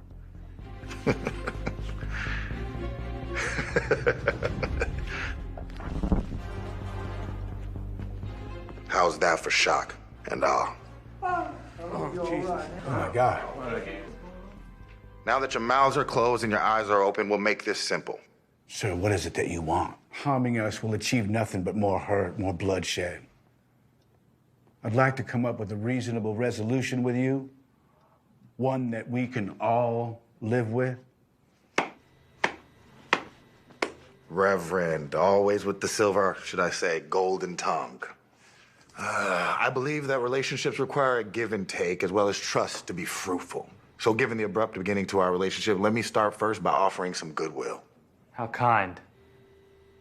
I will allow one person to leave. They will be allowed to wait in the delivery area until our purpose here is complete. When we leave, they'll be allowed to leave. How do we know you won't kill him once he's out? If you cooperate and simply follow my rules, everyone will make it out of here alive and well. If not, well, you made that decision. Please confer. You have 1 minute. And one person. Any more than that, and you will have revoked my goodwill. Oh, baby, it's okay. It's okay. We're gonna get you out of here. I promise we'll get you out of here.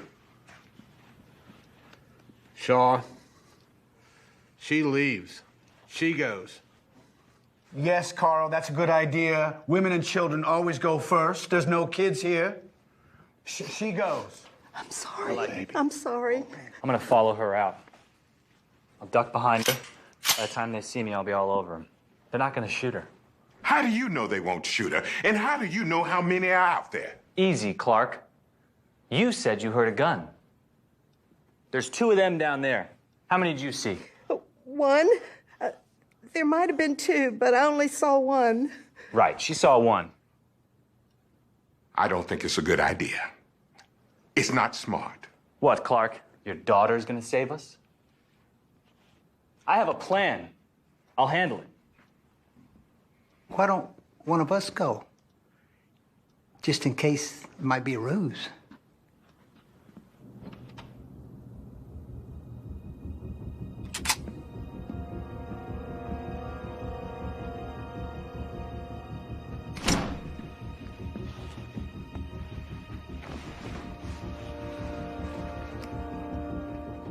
You ready?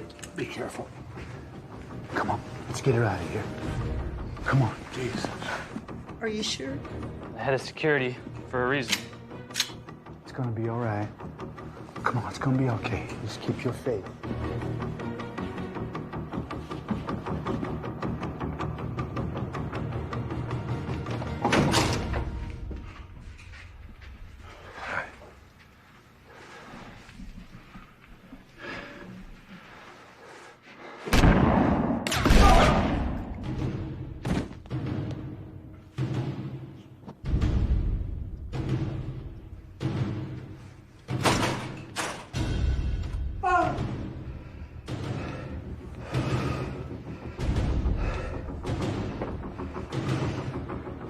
What happened, Xander?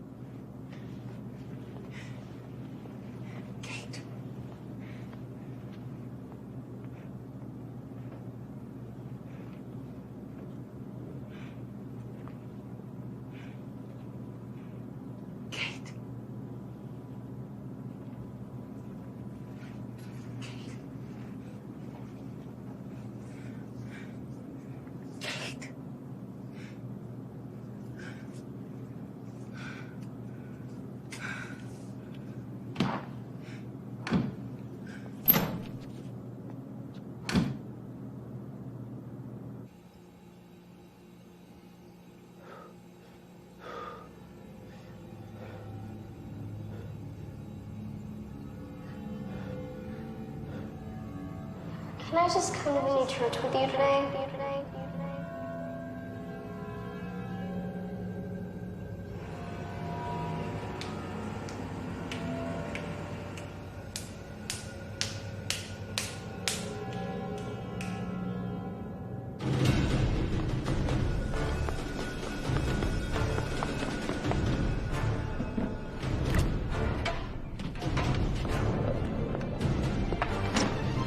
Hold it.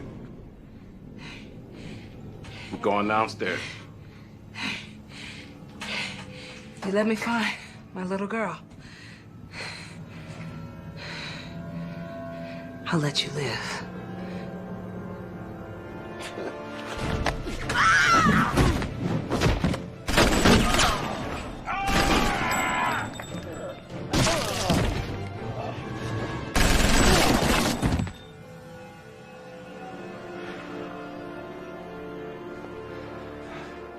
Where's Sarah? No. No. No! No! Calm down, old man. Hey, Xander, get off of him! Relax. Relax, old fella. Rules. Follow rules, Mr. Worth. Or are you one of those do as I say, not as I do type of fellas? You didn't have to kill her. You didn't have to break my rule. She didn't. He did. I find that consequences of one's sins is rarely borne by that person. It's really borne by the people around them. And Mr. Worth's sins of deception was felt by that poor woman. Well, since that was an utter failure, let's proceed to do what we must do to leave here alive, There's a laptop there, under the table. Please open it. Not you. You. Me? You are the treasurer and CFO and have access to all the accounts, so you will transfer all the funds to the bank account that is open on the terminal page.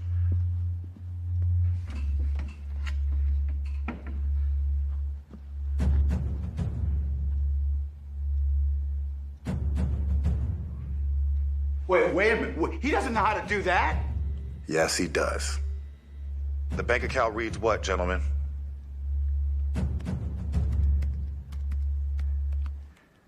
$10,400,000. And in the pastor's fund? Please tell me there is no pastor's account. We set up an account, a pastor's account, that would not technically be income to the Reverend nor the church. And the Reverend spends from that account. How much? $4.1 million. Perfect. Now, please execute this transaction. No! No! No! We can't give him the money. Don't you understand? Reverend, are you speaking out of concern for the lives of your sheep or the loss of your luxury home, car, boat, and apartments for your You mistress? shut your mouth. Do you hear me? Shut your mouth! You son of a gun. This isn't some mafia family. This is a church. You have a board. And you two sicken me. I thought your toys were paid for by your books. Books? Has anyone checked his book sales? And I thought you was the real thing. Simply enter the two account numbers in the first field. Enter pound total into the second and press enter.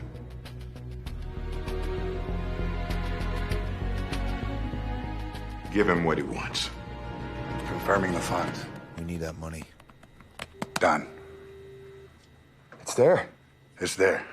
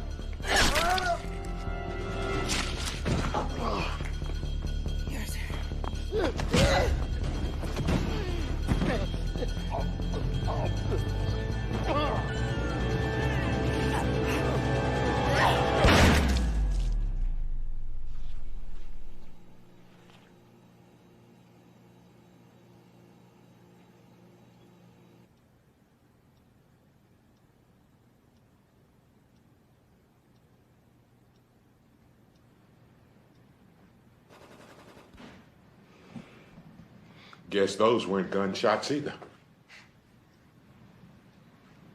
Let's get our boys on bail. Not yet. Hello? Kind greetings. Who do I have the pleasure of speaking with? A witness. Someone who wants to go along with our business. But first I need something. Well, that presents us with a problem. A couple of my friends seem to be missing. Have you happened to see them? Well, if I have. Then they should return to me unharmed and we can consider your request. And if I haven't? Then they should return to me unharmed and we will consider your request. And if I don't? Then you don't. Guess we're at an impasse. Since our paths are bound to cross, can I have the pleasure of knowing who it is I'm speaking with? And give away the element of surprise? I hate surprises. Sounds like we have something in common. Okay. I will see you soon. Not before I see you.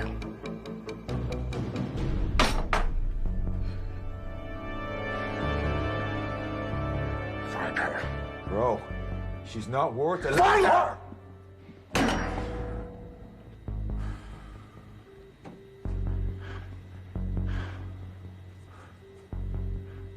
Attention, team. There seems to be a loose end we need to clip. Find her. Kill her. Blackout.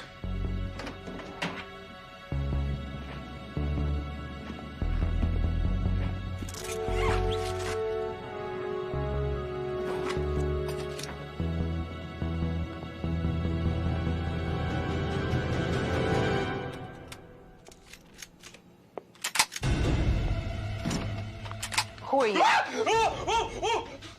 Shannon? HR?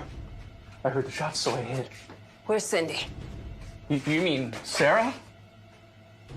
They took her. You let him? I'm not good with guns. You never told me your name. Bishop. Laura Bishop. Clark's kid?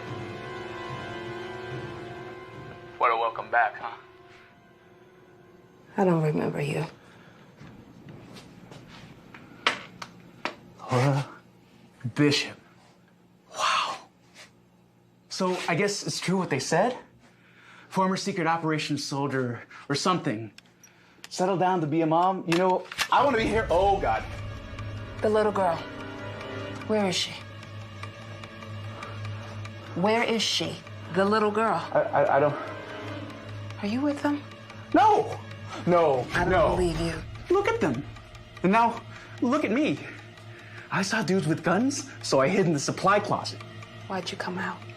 I'm afraid of the dark.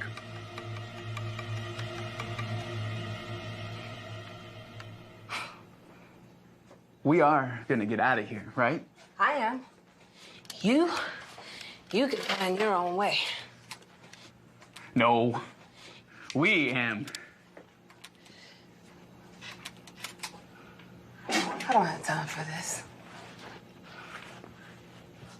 Do not follow me.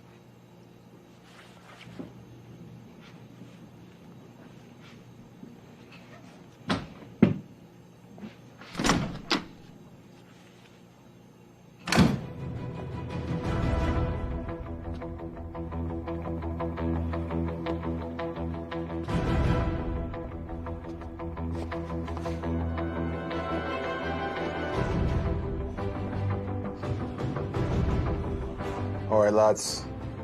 Eyes on third floor. Third room on the left. Check it out. That didn't take long. Time for phase 3.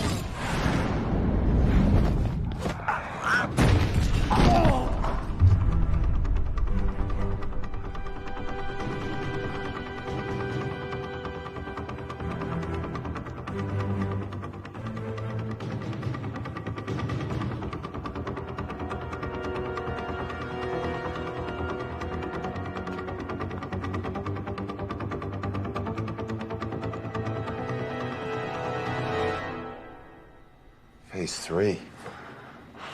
There's only 2 phases. No, there's always been 3. But I couldn't share until I secured the first 2.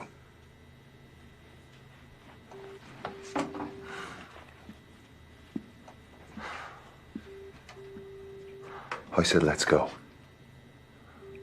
I'm sorry, brother. You hypocrite. You wouldn't have helped me if I told you the truth.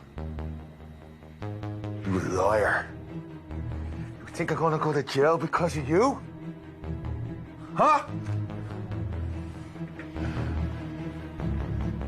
I'll bleed and blow your brains out right now! Put the gun down, friend.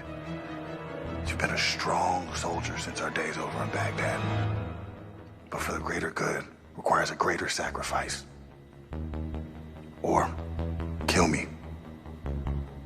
Because I'm not leaving.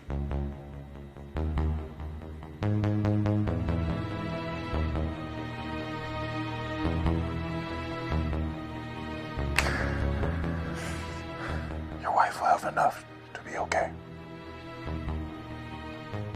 Brothers in arms, I need you to help me finish this, man.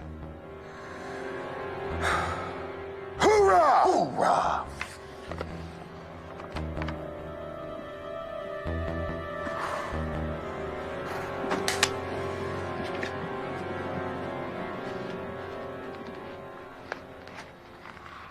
It's like people with guns and like, I'm really scared.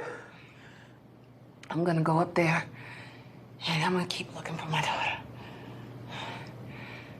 Oh, no. I have to come with you. No, Shannon. No, I have to come with you. No, Shannon, you can't go with me. No.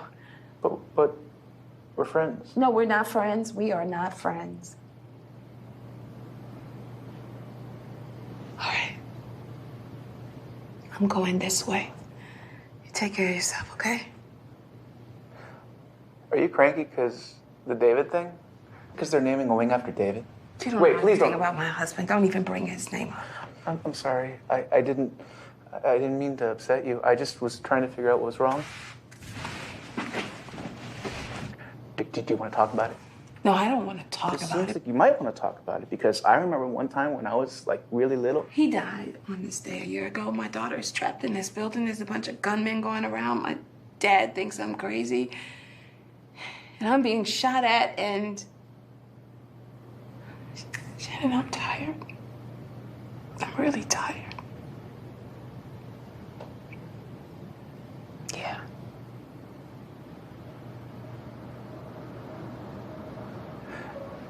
I gotta go. Wait.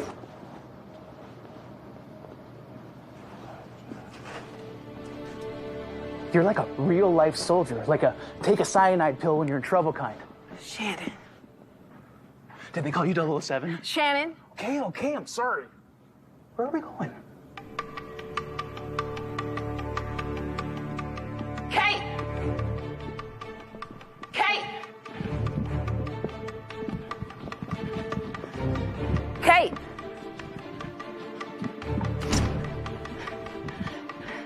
Kate!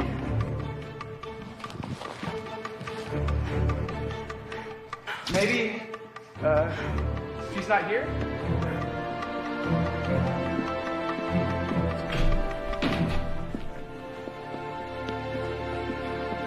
Mommy!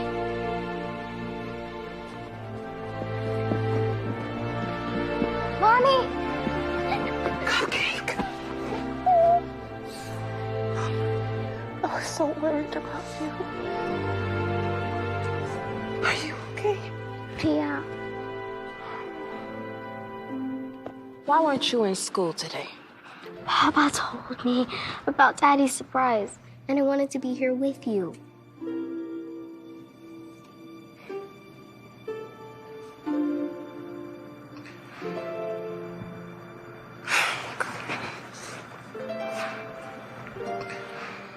A little too tight, Mommy. Sorry. All right. So we're gonna get out of here, okay? Ready? Let's go. We can't leave Xander and Shaw. Papa? Maybe you didn't notice the gun-toting bad guys? I did. Well, we'll get the police and let them handle it. What if it's too late? It's not. Your grandpa is strong and he can handle himself. He's going to be fine. Police are going to be here before you know it. Come on. Laura. Look, we're leaving, and you can do whatever you want to do.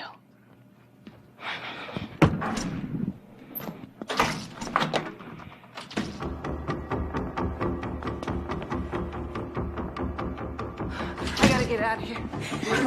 If I don't make it, she stays with her uncle.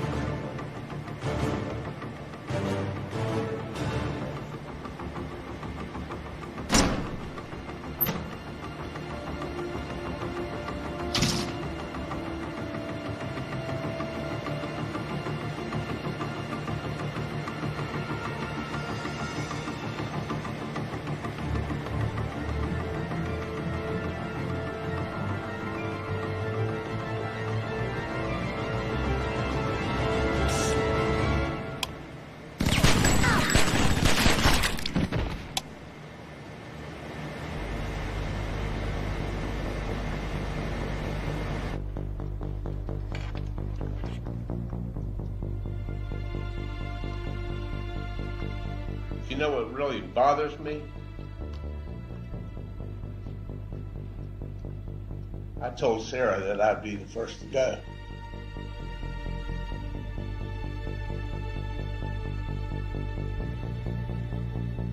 You have all we got. Why not just let us go? Oh, there's plenty left. I have all you have. Do you mean money?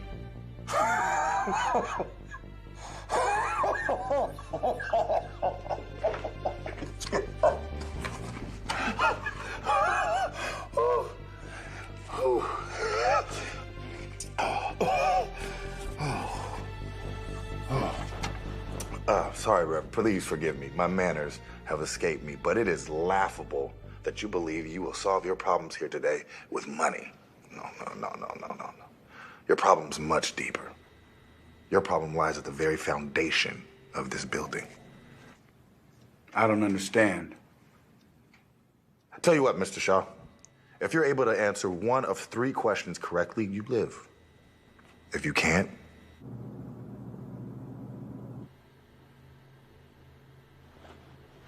he dies. Please tell me, who is Jonathan Waters? You're asking me about one person of about 250 million people. I don't think that's a fair request. Mr. Shaw, I'll be generous. Every person I will ask about is a member of this church. So again, I ask, who is Jonathan Waters? We have over 10,000 members of our church, young man. Very well. Mr. Waters is a member here who lost his job 2 years ago at an aircraft company. They say he's too qualified. In other words, too old. He lost his home. And has reached out to this church every day for the past 3 months, and he has been unable to secure an appointment with you. A homeless member that has paid tithes in this church for 20 years can't even get time with his pastor? That, Mr. Shaw, is who Mr. Waters is.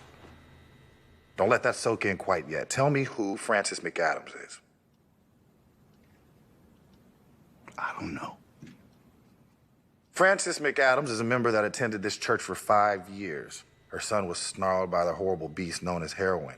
And when the youth pastor tried to get you to help, you told him next week. Next week turned into next year, and now there's no tomorrow. You don't know what it's like to run a church of this size. And you have no idea what it's like to walk a mile in my shoes. You're right. I don't know what it's like to drive a Bentley while being supported by someone who can't afford gas. I don't know what it's like to live in a 10,000 square foot home with my wife and one child. No. I grew up in an 1,800 square foot home shared by 5 people. And no, I do not know what it's like to wear suits that cost more than my members' full wardrobes.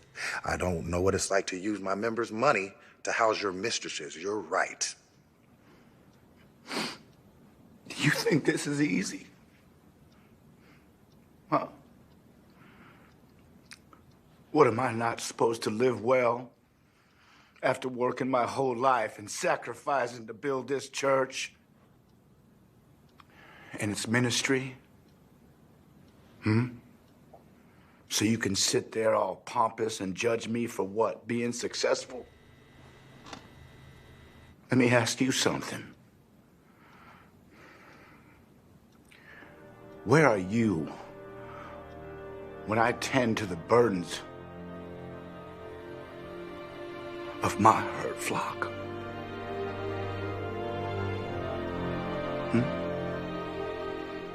When I'm at my wit's end and I suffer their pain and their strife and their darkness, and I have no one to talk to, nowhere to go, because I suffer with them. I bear their burdens with them. Where are you? So you're gonna judge me for my success, for my positions? Well, you don't have the right to judge me, young man. You don't have the luxury. Why don't you go ahead and cast that stone? You waltz into my building with your criminal element, toting your guns, killing our people, stealing our money, and you have the audacity to point your finger and call me the bad guy? Yes, you mentioned building, this new building. Perfect transition to my last question, Mr. Shaw. Who is Dolores Gentry? I don't know. I can't possibly know the name of every member of my congregation. It's impossible. The one who enters by the gate is the shepherd of the sheep. The gatekeepers open the gate for him, and the sheep listen to his voice. He calls out his own sheep by name and leads them out. I am not God. Finally, an admission worth notation. You are not God. He owns the heavens, not you. Dolores Gentry is not just a member. She left you this land to build this building, and yet you did not have the time, the decency to fulfill one wish for her. Just to hold her hand and pray with her. She was dying, and you were being paid to be a celebrity.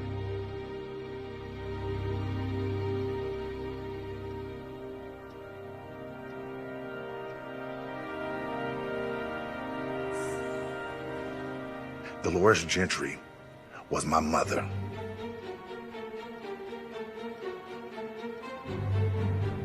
Now,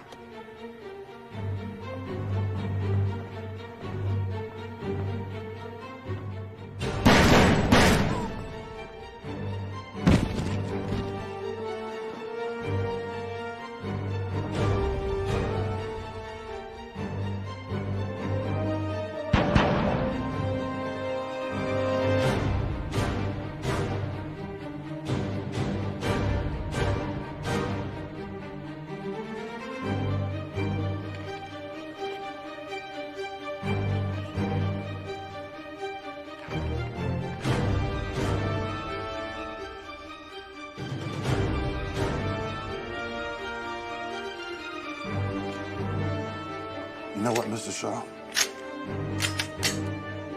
I think it's time we finish this discussion face to face.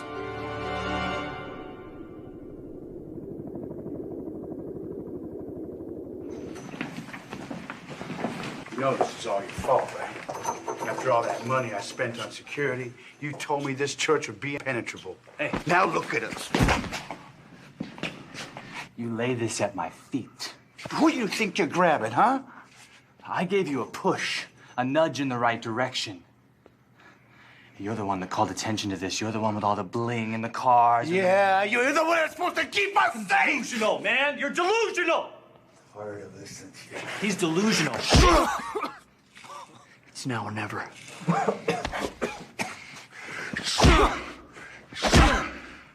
Now.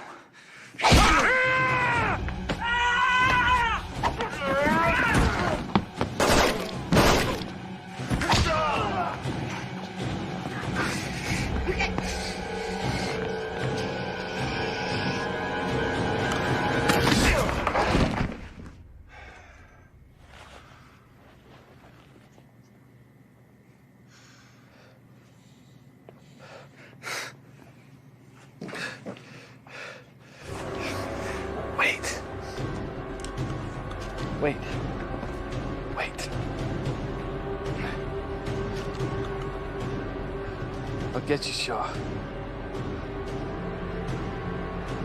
Kill Bishop, too. I know this place better than anyone. For Price. My life.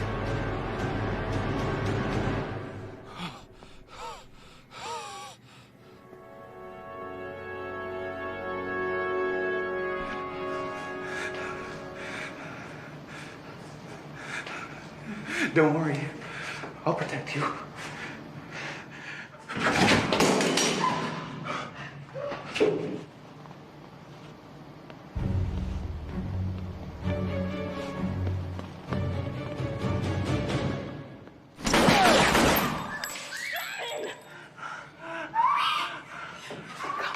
I'm sorry. I'm sorry. I'm so sorry. Wait. Let's go. No, Laura? Don't leave me. Don't leave me. No, look back.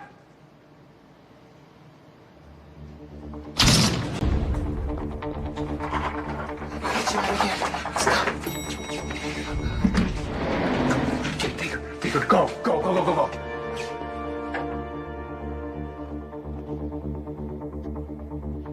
You can't run from the apostles. I'm ready. Are you?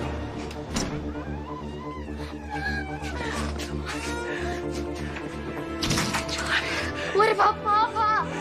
You're a quitter. You're quitting on him. You're quitting on me. You're a quitter. I have to get you out of here. Okay? I just need you to do this big girl thing for me. I promise you. I promise you. And I need you to run till you see please. And I need you to don't stop. Come on, do this for me. Please, come on. Come on, baby, come on. I love you so much.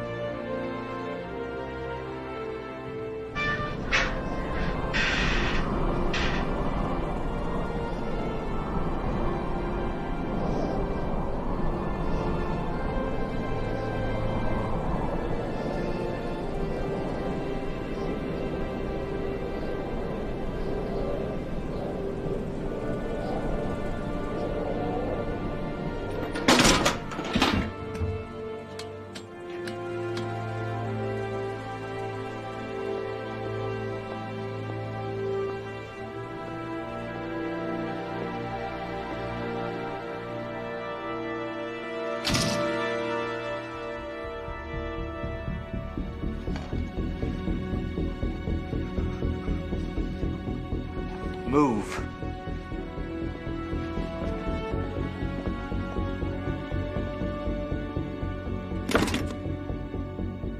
Stand down. I'm bringing in Shaw. I'll bring you Bishop, too. I just need your word I leave here alive.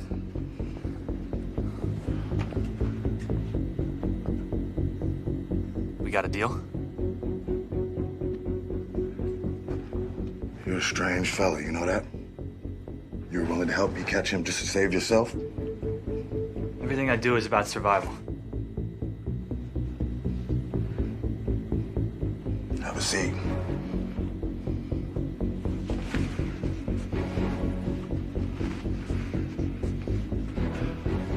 Yo, Mark. You're fired.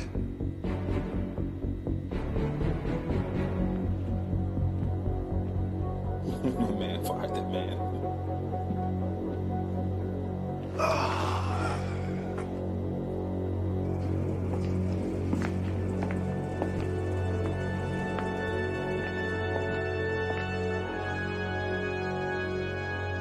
So the question about what it is I want has been lingering in the air. I think it's time now I provide you with an answer.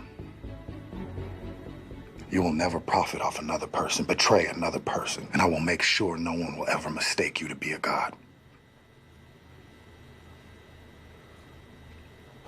How you planning on doing that? By confessing our sins, Reverend. He is faithful and just. He is the atoning sacrifice for our sins, but not just ours, Reverend, but the sins of the whole world. So you want me to atone for my sins? So you actually do know the scriptures? Yes, Reverend. I want you to atone for your sins. I want you to look into that camera over there and tell your flock. Atone for your sins.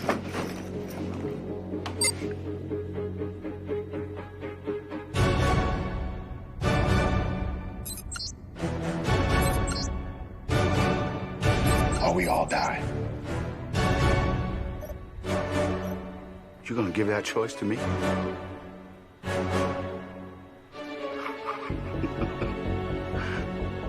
You are sharp. Very smart.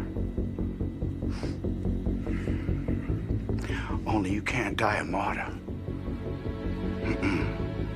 Martyr has to die with no choice.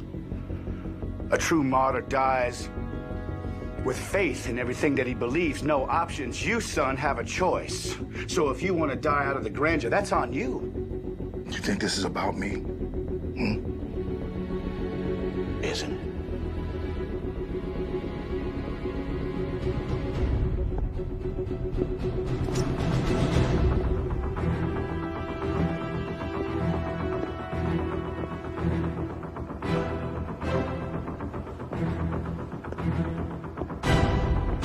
Looks like you have run out of places to hide. I think you took a wrong turn. I know where I am. But more importantly, I know where you die. I hope you know how to use those.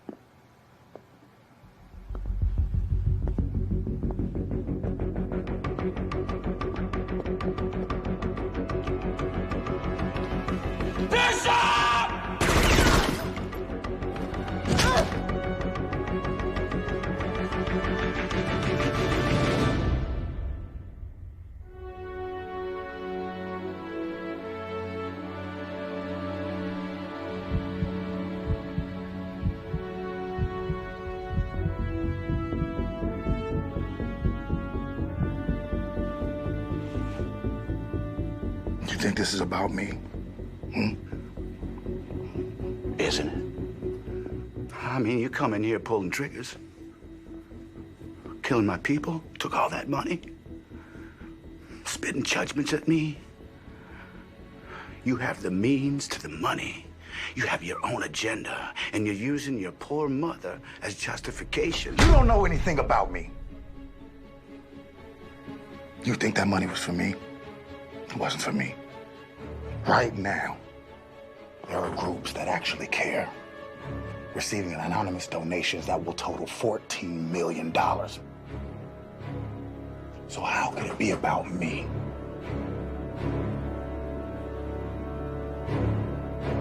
When I never planned on leaving alive.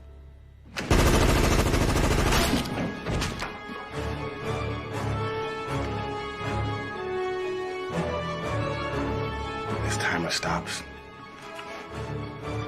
only once you confess.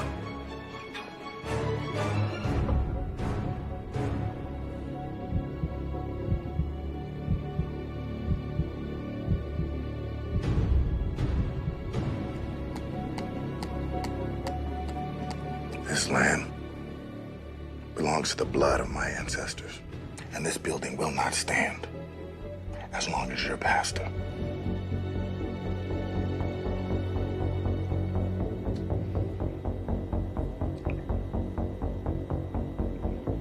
I'll quit.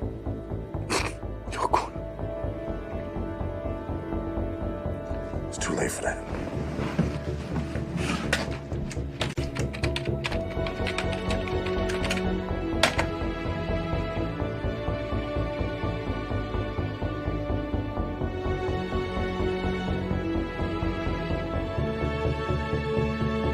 You will confess live to your members and to the world. And then this stops. And I bid you farewell.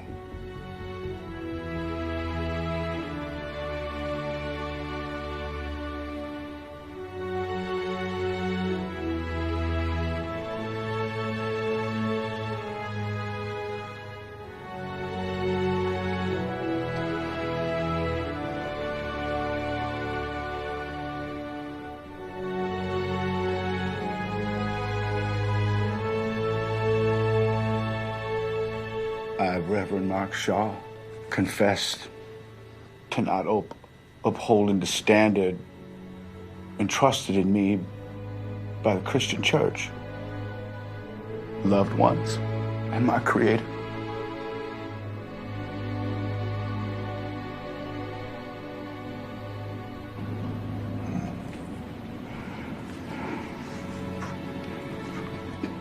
To my wife, Jenny.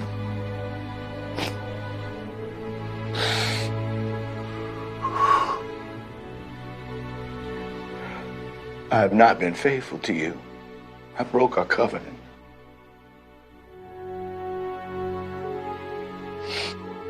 And I know that the revelation of this news is going to cause great harm to you, to my son. I'm truly sorry. To my church members, I have allowed earthly possessions to cloud my spiritual calling. I came to believe that the measure of my success was measured by the things that I owned. Honestly, I started to worship my own shine. And I am ashamed of that. Truly ashamed. And when you trusted me most, I turned my back on you. And there's no way I can make amends for that.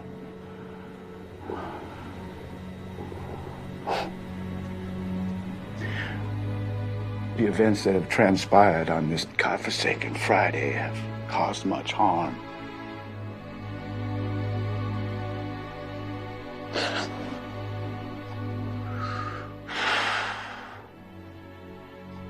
But most of all, I didn't uphold my responsibility.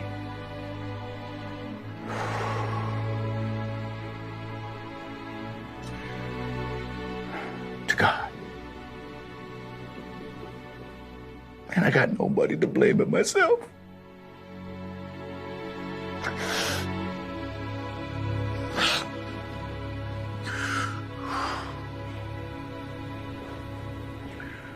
Hi.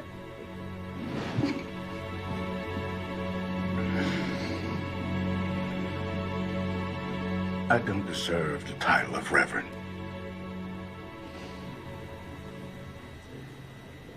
May God forgive me.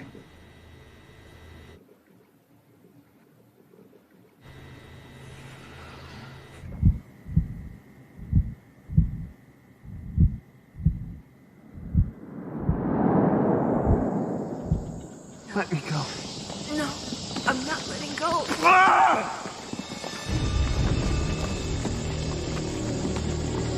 Try. Laura, I'm too heavy. Come on, you got this. Please,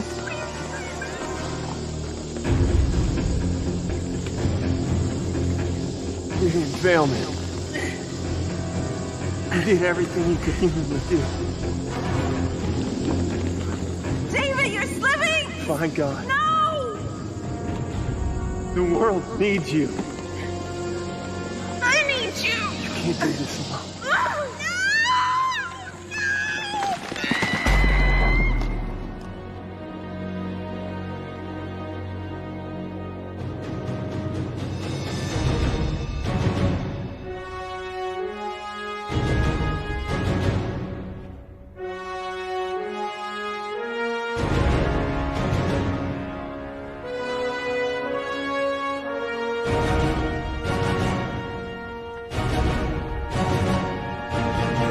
Can you please stop the timer now? Courtney. You remember my name? Lowly janitor.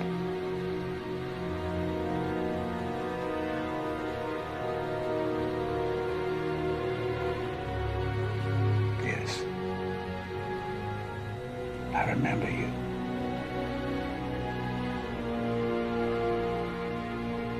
Please turn it off.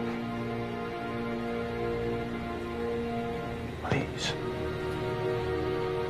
I won't.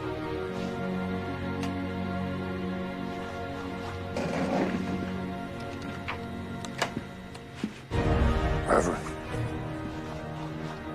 I want you to know that out of all the lives that were destroyed today, yours means the least to me.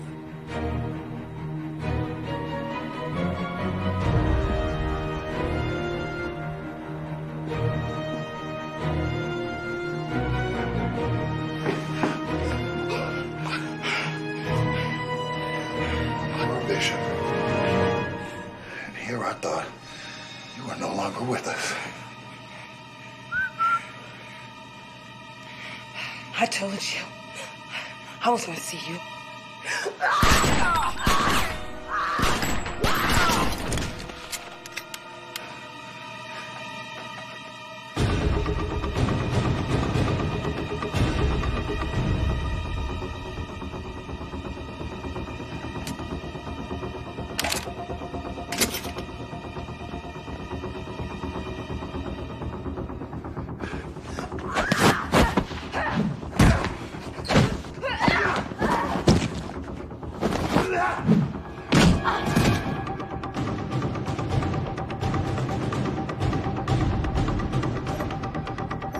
You just won't die.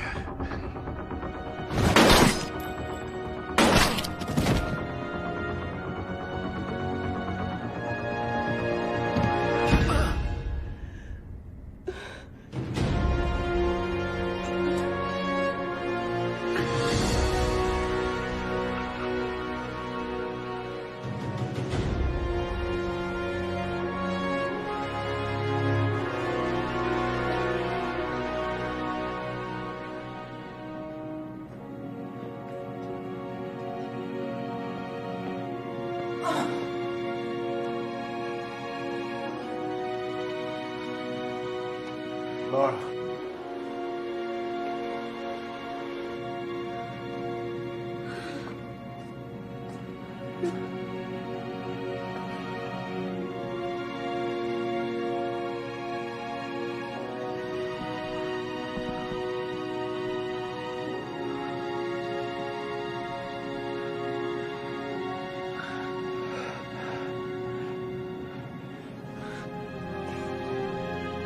Just the part, right? I thought you didn't know how to shoot. Lucky shot. No such thing as luck.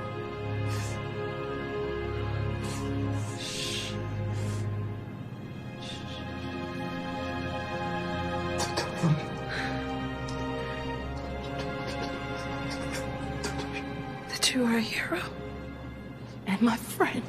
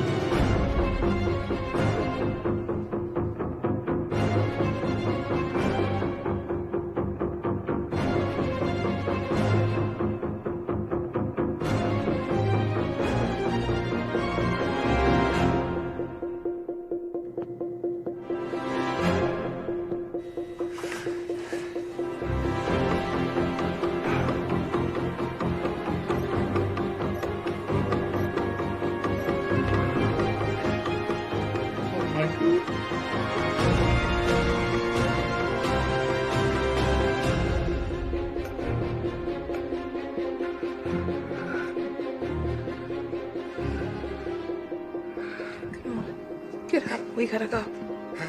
How did you? I'm your daughter. Come on. We gotta go. I can't. I'm too heavy. No. I just never could lose these last 10 pounds. Please. Oh. I'm not leaving you. Laura, sometimes you just have to have faith.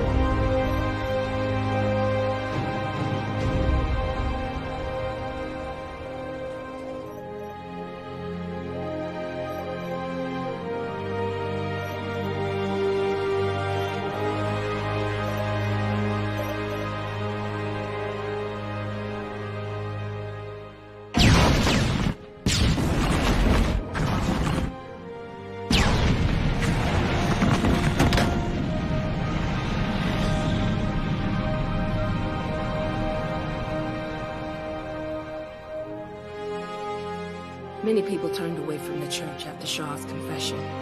I was angry too. For a while. But in the end, I chose to remember him as he was when I first heard him preach. He was something. That's why nothing, and I mean nothing in God's world, happens by mistake. Everything's for a reason. Nobody ever promised us that life would be easy. If life were easy, there'd be no value in it. So the key is to pray for the knowledge of God's will, nothing more, nothing less, nothing else, and the power to carry that out. Faith in action. Amen.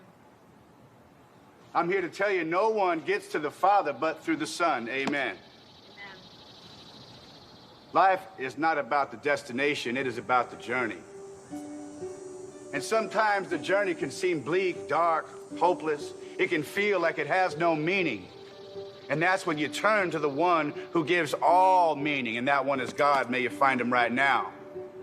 Y'all remember to be grateful this week. See how you can be of maximum service to God and to your fellow brothers and sisters. And rejoice in each day. And I'll see you all next week, same time. Thank you. Not a day goes by that I don't think of everyone who lost their life that night. My dad's smile is forever etched in my memory. He made me promise to take care of Kate. That's the easiest promise I've ever made.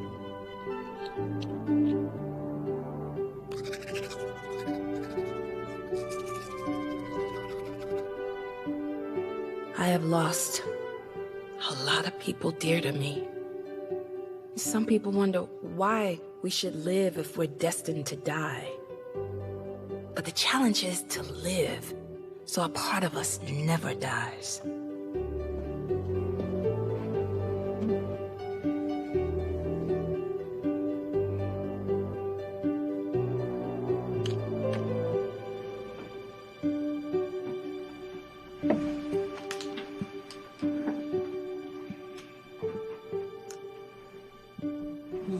Sunshine cupcake. Morning sunshine Kool-Aid.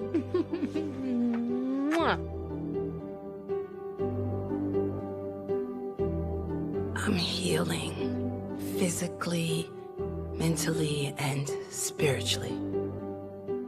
I'm a work in progress, but I'll be ready to take on anything that the world has to throw at me. If you ever find yourself in need of help, I know a good woman.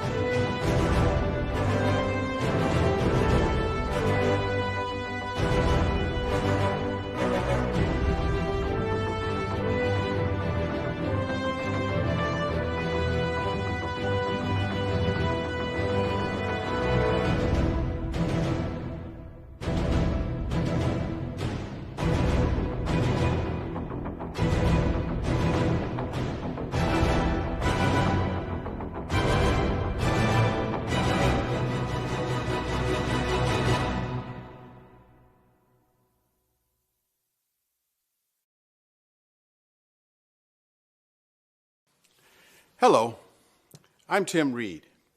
For many years, it's been my pleasure to produce a number of documentaries discovering fascinating and provocative tales, the accomplishments, tragedies, and the greatness behind some of the most unique people of color that have ever walked through life. From my archives, here is one such story. If I didn't get paid for it, if I could just race for free, I'd do it for free. You know, that's how I love it. I just love the speed, the exhilaration. It's the thrill of controlling something that's out of control. It's the challenge of making race cars go fast. When they buckle you in and they hit that roof and let you know you're on your own. I don't think when I'm out there, it's just body movement. It's just keep on, be smooth, be smooth.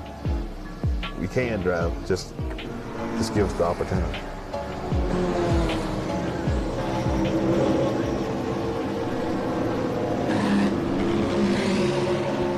You know, I had to back out of this sport for a while, especially with minorities, because they seem to show no understanding nor concern about the history of this game.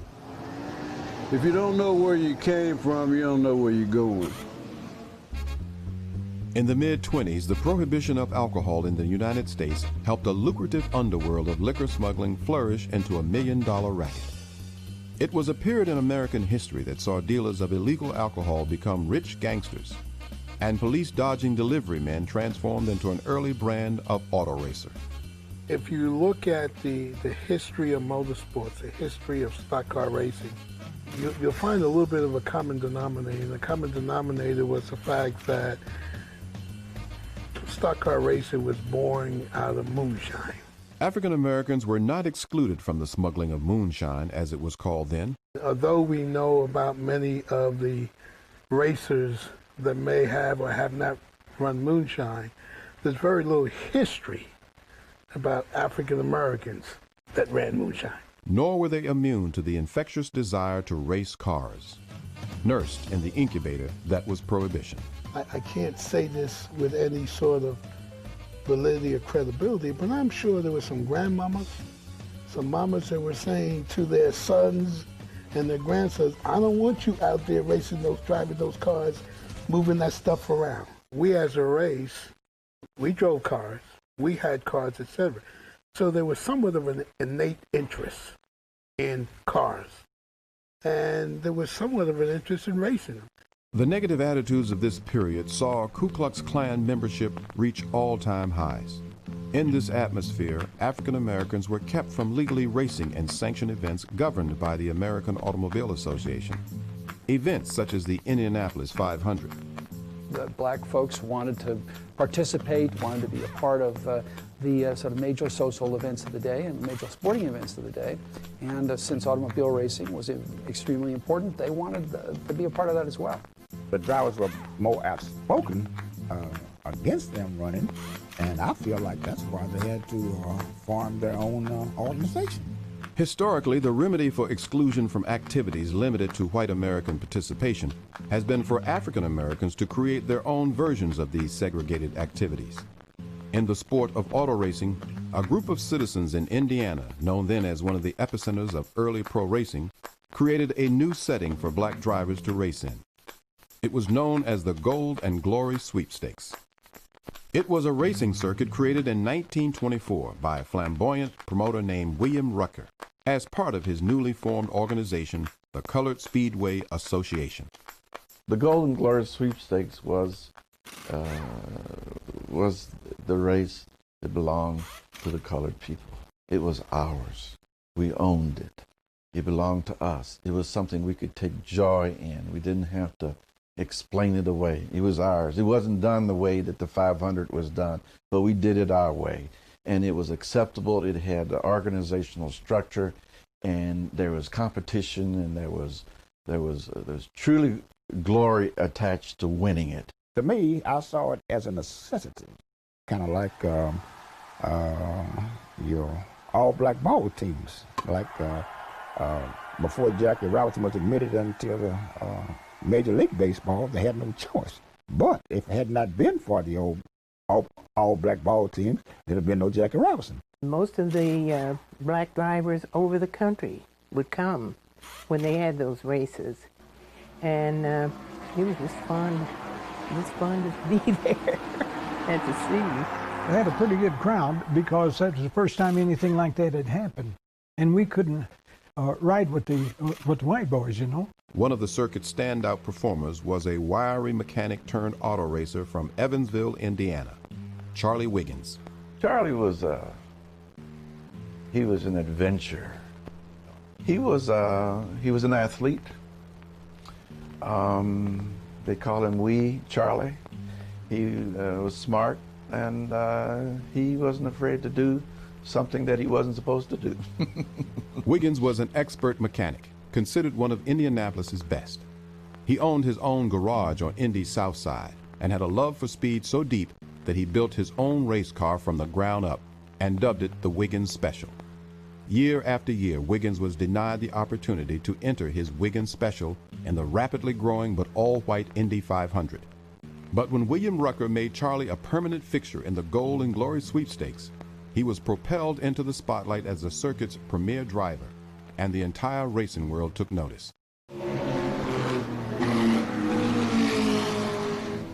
Wiggins raced in the Gold and Glory sweepstakes from 1925 to 1936, winning a majority of the races he competed in. The circuit was disbanded in 1936 due in large part to a 13-car pileup in a race that critically injured Wiggins and eventually led to the amputation of his right leg. One of Charlie Wiggins' most overlooked contributions to the sport of professional auto racing was that of serving as head mechanic on Bill Cummings' pit crew in 1934. That year, Cummings, a white driver, won the Indianapolis 500. Wiggins watched the feat while having to swallow his pride by posing as the janitor for Cummings' crew. The American Automobile Association would not allow him to serve as an official member.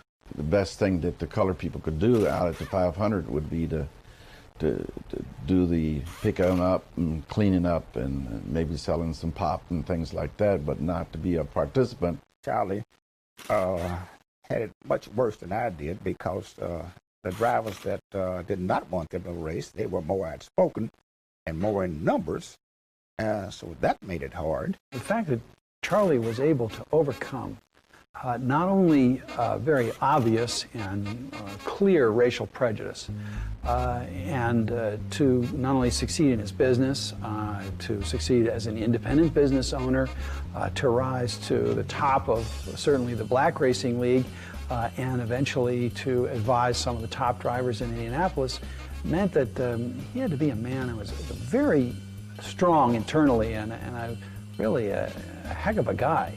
Although he was forced out of the driver's seat and off the racetrack prematurely, Wiggins' appetite for auto racing never diminished, and he remained involved in the sport until his death in 1979. Embraced by the fans of the Gold and Glory sweepstakes and dubbed by black reporters as the Negro Speed King, Charlie Wiggins was indeed the first brick laid in the foundation that would eventually become a legacy of African-American achievement in auto racing. When you look at today and racing as such, we have a legacy. It just hasn't been publicized. We were there. We were there during the moonshine days, after the moonshine days. We were there. 50,000 strong with the Charlie Wiggins back in the 20s. We were there. When people ask me today, you know, have you endured any hardships because of your race? It would be slander for me to say that I really have, compared to the things that Charlie Wiggins had to go through. Guys trashing his car, not letting him race. He went through just an immeasurable amount of hardships, and yet he never gave up. Charlie paved the way for Wendell Scott and myself and what a few of us that have made it to the big time to prove that all we needed was a change. 1947 was a milestone year for African Americans as Jackie Robinson broke the color barrier in Major League Baseball, signing with the Brooklyn Dodgers. That very same year, Joey Ray, a 24-year-old sprint car driver from Louisville, Kentucky, began making history on the racetracks of the Midwest. Inspired by Charlie Wiggins and the drivers of the Gold and Glory fame, Ray made his debut on a track in Mitchell, Indiana, an event he fondly recalls. The race was on Easter Sunday at Mitchell, and Mitchell was a high-banked dirt track, no type of guardrail or fence. And we carried the car over the Sunday before, and Chick Smith shook it down and everything. So here I am the next Sunday ready to race. So I qualified, about next, say 30 cars there, I qualified 28th. Now that meant that I started in the back of the console and sitting in the race car, but before I was towed off, I said, now, hey, I don't know if I like this or not. All these rocks and dirt and everything hit me in the face and all on the arms. I said, I don't know if I like this or not. But after I pulled into the pits, and I said, I think I'll try it again next Sunday. Next Sunday wasn't quite so bad, and just kept going from there. Auto racing was a very dangerous sport at the time, and Joey Ray remembers the perils associated with the sport. Cars were definitely not as safe as they are today. Your body was exposed from chest up. No roll bar or anything. Your helmets were cloth, either some kind of a Well, I forgot I had a football here, but he was first class. And your tracks were very unsafe. Most of your tracks were horse racing tracks with inside fences, outside fences, and but it was just, you know, that was conditioned, and we did it. Ray also recalls how a bout with racism actually helped him forge a stronger bond with his white racing counterparts. We were going to the next town after the race, and we were hungry, and we saw a bunch of race cars on trailers sitting out front of this little restaurant, so we stopped and went in, and were met by the hostess, and she says, what do you all want? We said, come for dinner. She said, I'm sorry, but the policy is that we don't serve color. So I just kind of looked at her, and I looked around. I saw Frankie Lupto, Bobby Graham, and a bunch of other drivers that I just raced with an hour before. So they heard her, and Lupto in particular got up and came and asked the lady, said, well, would you mind standing for the manager? She did. And he said, what's the problem? So no one raised a voice, and Frankie says, these two fellas, I heard you say that they weren't welcome to eat. And you look around, there's at least 14, 18 of us you're eating. And we're eating steaks, chicken, whatever. He said, nobody's paid you. He said, now you have two choices. They can join us, we all pay you, and we'll leave. Or if you don't want to serve them, we're going to eat our food, but we're not going